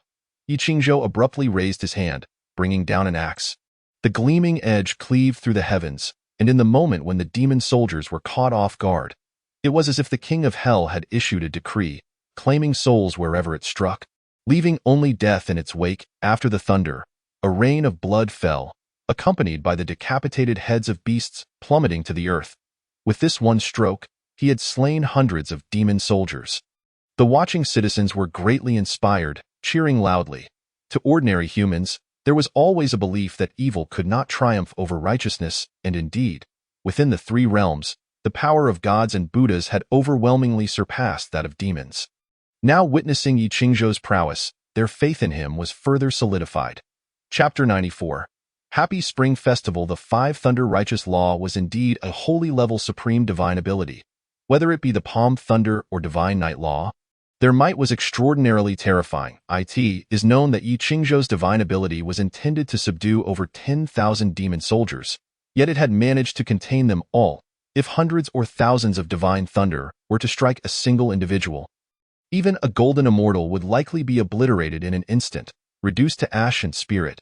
Divine thunder of the red sky. This is a technique of the Tao. The nine-headed insect displayed a look of suspicion, its gaze coldly fixed upon the white-clad man standing aloft, wielding the axe of immortality, while his peripheral vision swept over the fallen corpses of his subordinates. Feeling both pain and rage, its intent to kill Yi Qingzhou intensified. Yet, simultaneously, a degree of caution arose. Though he did not recognize the Five Thunder Righteous Law, he was aware that the lightning summoned by Yi Qingzhou was the divine thunder of the red sky. An exceedingly high secret technique known only to immortals of the Tao, never to be divulged. Could it be that Yi Qingzhou has ties to the Tao? To wield the divine thunder of the red sky implies that the person behind him is quite extraordinary. Within the Buddhist pagoda, the three venerables from the west also bore expressions of astonishment. Upon sensing the arrival of the nine-headed insect, they concealed their auras with secret arts, each contemplating a scheme of their own. Since the nine-headed insect had come to trouble Yi Qingzhou, why not turn the tables and wait until he is cornered, then reveal themselves to aid him? Would this not allow for a seamless induction of Yi Qingzhou into the Buddhist fold? Yet, the development of events unfolded contrary to expectations. Li Shiren's oneness with the fire path had already left many in shock, but the subsequent lightning technique he exhibited truly rendered them speechless. Thunder Law? Ananda and Kasyapa simultaneously turned to the white-horned venerable, who had just claimed to know much about Yi Qingzhou, inquiring, "Does this youth have ties to the Tao?" The white-horned venerable pondered briefly, suddenly recalling something, and without any concealment, stated, "I once passed through the secret realm of Wuxing Mountain, where I encountered Yi Qingzhou. He indeed received the transmission of the Five Thunder Righteous Law from the Grandmaster of the Nine Heavens, who vanquishes demons in the southern Jianbu region, but he clearly bestowed that opportunity onto another. What transpired that day was witnessed by many," Ananda remarked. "He gave the transmission of the Five Thunder Righteous Law from the Grandmaster of the Nine Heavens to another? Truly generous," Kasyapa pondered. "If that is the case, it is not impossible for him to have regained the transmission afterward. However, having acquired the arts of the Tao, to then encroach upon the opportunities of our Buddhist sect is indeed a breach of decorum. In a world where incense offerings are limited, there can be no true harmony between Buddhism and the Tao, and there is no shortage of overt and covert conflicts. A fence-sitter like Yi Qingzhou typically meets a grim fate." "Boy, from where did you steal this thunder law?" the nine-headed insect coldly questioned. "Since you are a child of the Buddhist sect, you surely lack the qualifications to learn the Tao's thunder law. It seems today, not only must I reclaim the treasure for my friend, the king of 10,000 saints, but I shall also purge the traitors who feast upon both sides for the benefit of the two divine paths, thus accumulating immeasurable merit." After a brief moment of contemplation, the nine-headed insect swiftly grasped the intricacies of the situation. As the demon king of the northern sea, it possessed its own confidence and background, and would not be easily intimidated by a single thunder strike. To serve the interests of both Buddhism and the Tao, Yi Qingzhou scoffed. "Nine-headed insect, you truly excel at self-aggrandizement. Since you wish to kill me, spare me the empty words and strike with all your might. Even if I am aware that I currently lack the power to slay you, let us wager on how many of your 9 heads I can sever." Chapter 95. The might of the mountain god. The scornful words of Yi Qingzhou ignited a fierce rage within the nine-headed insect and provoked the 3 corpses of the divine compelling him to stride forth from the formation, brandishing a crescent-shaped spade, and charging directly at Yi Qingzhou with murderous intent.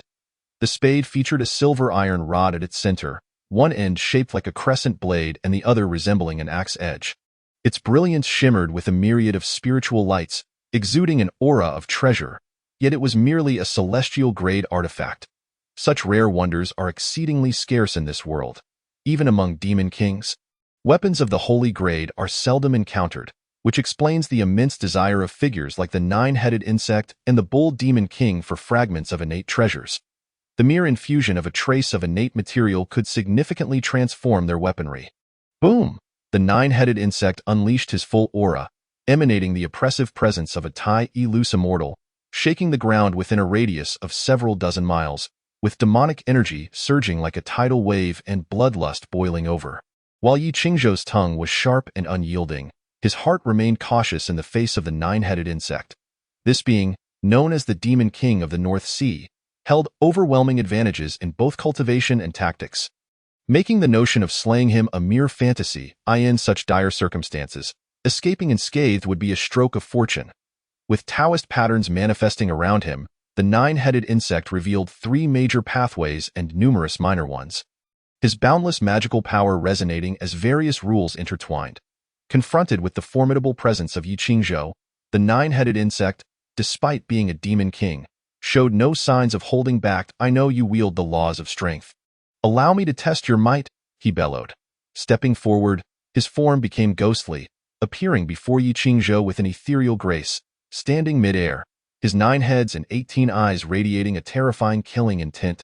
With deftness and power, he swung the crescent spade, arcing it over his shoulder and bringing it down with immense force toward Yi Qingzhou. Naturally, Yi Qingzhou dared not show any sign of negligence. Yet, facing the aggressive nine-headed insect, a fierce battle spirit surged within him. He stepped forward, channeling his magical power, gripping the slaying immortal axe tightly. The path of strength transformed into myriad runes swirling around him, causing his physique to swell. Muscles bulging like small mountains, with veins throbbing prominently on his arms and forehead. Roar. The dragon's roar resonated as the 5-clawed golden dragon bloodline within him sensed its master's urgent need for power. Erupting in response, golden and purple dragon scales enveloped him, and a phantom of a true dragon faintly emerged, coiling around the slaying immortal axe. The nine-headed insect's power was indeed formidable. This strike utilized only about 70% of his strength, yet it was still enough to embody the might of a mountain. How could Yi Qingzhou dare to meet it head-on? Astonished, the white bear sage within the Buddhist tower remarked, while Anan and Ka Yi exchanged shocked glances. Let alone Yi Qingzhou, who had attained the consummation of true immortal status, even they, as golden immortals, could not guarantee survival against such a blow from the nine-headed insect. The might of the mountain god represented a watershed in physical strength. Even among the divine generals of the heavenly court, few could achieve such power. Within the Buddhist realm, those possessing the might of the mountain god could secure a position among the Vajra fruits. Among the demon kings of the lower realms, not everyone could possess such strength. When Sun Wukong led the assembly of demons, only 7 demon saints had the might of the mountain god. Thus, the might of the mountain god signified a level of combat power ranking among the highest in the world, and it was hardly surprising for the nine-headed insect, a descendant of the ancient demon race, to wield such strength. Yet, Yi Qingzhou was merely a true immortal. How could he dare to confront it directly? Clang. The clash of their weapons reverberated through space, as the tumultuous magical power surged forth accompanied by the resonant sound of a great bell. Many demon soldiers clutched their ears in agony, some bleeding from their orifices due to the overwhelming force. Chapter 96. 3 exchanges as Yi Qingzhou and the nine-headed insect's weapons collided. It marked a direct confrontation of physical strength. The battle of a true immortal against a Tai-Elus immortal appeared to most as an act of folly, akin to a stone striking an egg die in the eyes of the 3 Western deities. Yi Qingzhou's actions were no different from self-destruction. Yet, the reality left all spectators dumbfounded, their hearts filled with astonishment and shock. After this exchange, Yi Qingzhou had only staggered back half a step. How could this be possible? He withstood the might of the mountain god. This youth was merely a true immortal. Indeed, the nine-headed insect had not yet unleashed his full strength, but his power was already quite terrifying in the current realms. Few could withstand such a direct assault. Was it due to the path of strength? Was it because of his holy grade artifact? Or was it the golden scaled dragon armor adorning his body? Yi Qingzhou's strength remained an enigma. The demon soldiers were utterly taken aback, including the three-peak golden immortal dragon spirits, who withdrew in fear of being caught in the aftermath of the duel. At this moment, all the demon soldiers were thrown into disarray. What had they just witnessed? A true immortal was engaging in a direct contest of strength with their demon king. It felt like a dream. Below, the citizens of Jisai country gazed upward at the cataclysmic battle in the heavens. Their faces drained of color as flames scorched the sky and lightning danced like serpents. The clash of Buddha and demon soldiers resembled the collision of meteors, shaking the very earth. Clang! Before anyone could fully comprehend the situation, Yi Qingzhou and the nine-headed insect swung their weapons once more, their forces escalating. The nine-headed insect remained steadfast, while Yi Qingzhou was forced back 3 steps, his purple-gold armor cracking, and his arms numb with pain. Blood seeping from his wounds, clang. The third exchange ensued, as the nine-headed insect advanced aggressively, his crescent spade rotating at his waist and unleashing all his strength in a horizontal strike, causing the slaying immortal axe to tremble violently. Yi Qingzhou was pushed back more than 10 steps, his scales shattered, dissipating into motes of light, his complexion slightly pale. Yet, a faint smile curved at the corner of his mouth in his mind. The prompts from the Hongming Pearl proliferated. You are facing the might of the mountain god for the first time. Overcoming the superior with bravery and unmatched courage, your understanding of the path of strength deepens. Your path of strength has reached an unparalleled level, merely a step away from transcending into divine mastery. You may channel your magical power to enhance your physical form. The stronger the magical power infused, the greater the augmentation of your strength. The path of strength, as the foremost of the 3,000 paths, it was the very foundation upon which the primordial god Pangu forged the heavens. This was what Yi Qingzhou valued most, his most formidable technique. The laws of strength were indeed the most challenging to master. It had been over a decade since his last advancement. Despite the vast amount of Dao resonance he had absorbed, he had yet to break through to the next realm. Today, he engaged in this perilous confrontation with the nine-headed insect to seek victory through danger. Hoping to tap into his potential and elevate his understanding of the path of strength, at last, this endeavor was not in vain. The peak of the path of strength, as long as his magical power was sufficient, could provide infinite augmentation to his physical prowess. As Yi Qingzhou felt the transformations of the laws of strength, he could not help but feel a surge of astonishment. The path of strength granted him immense physical power.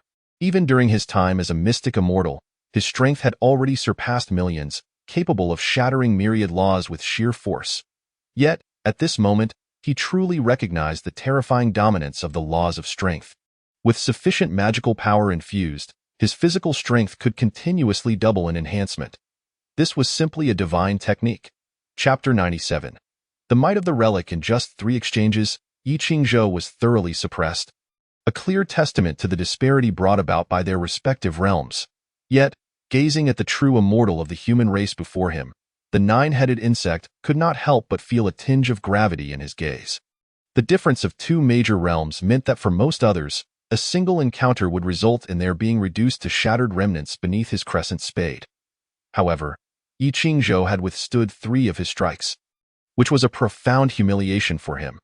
This youth's cultivation may be shallow, but his understanding of the Tao was remarkably profound. He had mastered multiple paths and exhibited a deep comprehension of the path of strength, allowing his physical prowess to reach approximately 50 to 60% of the nine-headed insect's full power. The nine-headed insect was deeply astonished. Though Yi Qingzhou's physical strength was half of his own, when it came to weaponry, the slaying immortal axe far surpassed the crescent spade, and the influence of divine artifacts on combat was significant, narrowing the gap between them. Furthermore, with Yi Qingzhou possessing the bloodline of the 5-clawed golden dragon, his physical form was inherently robust. Even when faced with tremendous force, he endured without sustaining severe injuries. Boy, if this is all the ability you possess, you may find it difficult to alter your fate. Killing you remains as effortless as ever, the nine-headed insect coldly declared, his words laced with disdain as he stepped forward, closing the distance to Yi Qingzhou. his crescent spade glinting with a chilling light. An icy killing intent emanating from It-In. The next moment, a golden light radiated from the Buddhist relic atop Yi Qingzhou's head, enveloping him in a protective aura, warding off the encroaching malevolence. It won't be so easy, Yi Qingzhou chuckled lightly, and then simply settled into a meditative posture in the void, casually retrieving 2 elixirs he had concocted and consuming them, entering a state of recovery. Demon kings are not so easily dealt with. Although he had withstood 3 strikes from the 9-headed insect, he had simultaneously depleted nearly all his internal strength and magical power, in his current state. Escape was out of the question. Yet, he remained unhurried, for with the relic safeguarding him, he had ample time to recuperate. You think you can protect yourself with just this artifact? The 9-headed insect scoffed, frowning as he suddenly swung the crescent spade down upon the golden light emanating from the Buddhist relic. Yet, it halted mid-air, unable to descend. It was as if Yi Qingzhou himself had been frozen within a sphere of golden radiance. Impervious to external harm, truly remarkable, a relic left behind by the Tathagata. The white bear sage couldn't help but exclaim, reminiscing about decades past when the Demon King Sun Wukong wreaked havoc in the heavenly palace, only to be intercepted by the foremost protector of the Tao, the divine King Ling Guan, along with a host of thunderous deities. Subsequently, the Jade Emperor dispatched a decree summoning the Western Buddha, the Tathagata, to save the day. The Jade Emperor, revered across the 3 realms, commanded authority that even the Tathagata would not dare to neglect. With the immense power of the Tathagata, it was hardly surprising that he could subdue Sun Wukong. However, the opponent, the spiritual stone monkey, was no ordinary being. Upon his return, the Tathagata had already lost one of his palms. Within the dual sacred forests of Burrow, he erected a celebratory cloud of auspicious light to restore his essence, regrowing a new hand while leaving behind a fragment of bone, which transformed into a relic. The original relic, coveted by countless deities of the spiritual mountains, was a testament to the Tathagata's near-saintly status. With each strand of his hair considered a treasure, let alone a bone. Yet, that very bone eluded all, transforming into a fleeting light that escaped the spiritual mountains, only to unexpectedly end up in the hands of Yi Qingzhou decades later. Chapter 98. Goodness. Yi Qingzhou possessed a remarkable fortitude. Recognizing that the 9-headed insect and the demon army could not breach the protective barrier of the Buddha's bone relic in a short span, he decided to restore his powers right there. Meanwhile, the 9-headed insect, having failed to land a blow, wore a sullen expression. Truly, the treasures of the Buddhist realm possessed considerable might. The 9-headed insect spoke coolly. The 2nd and 3rd of the dragon spirits hurried to support their injured leader, asking, "My lord, this Yi Qingzhou is indeed detestable. What shall we do?" Inside, the 9-headed insect was anxious, yet outwardly appeared confident.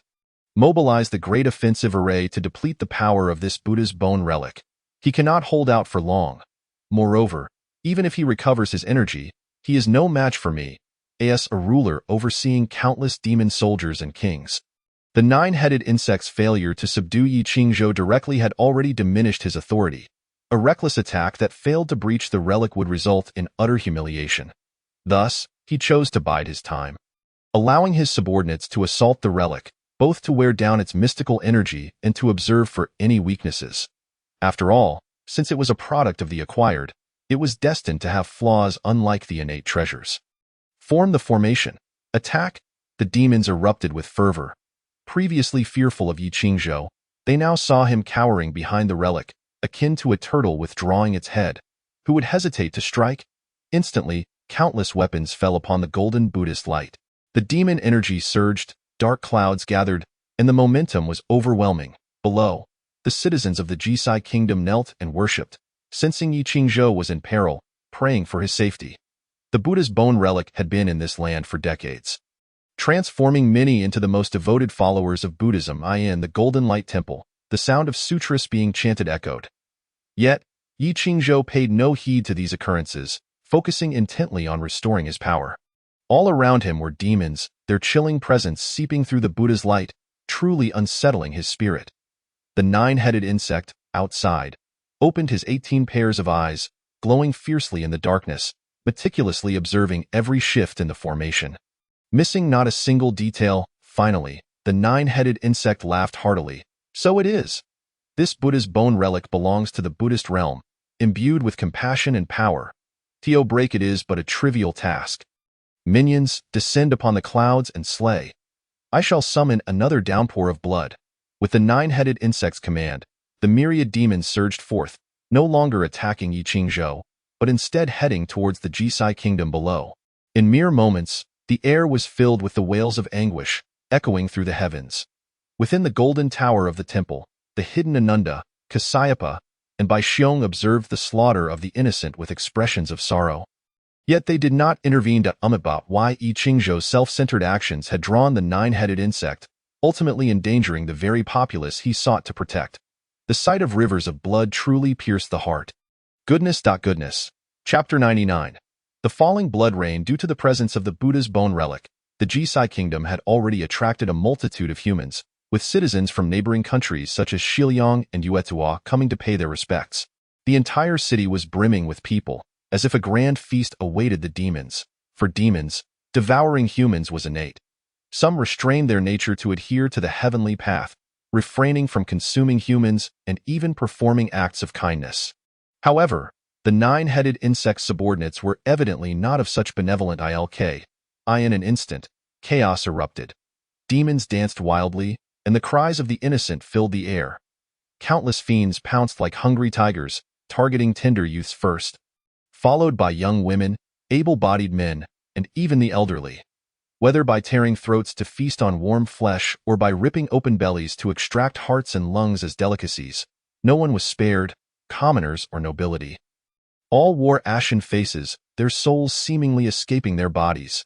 Though it was complex, all of this transpired in the blink of an eye.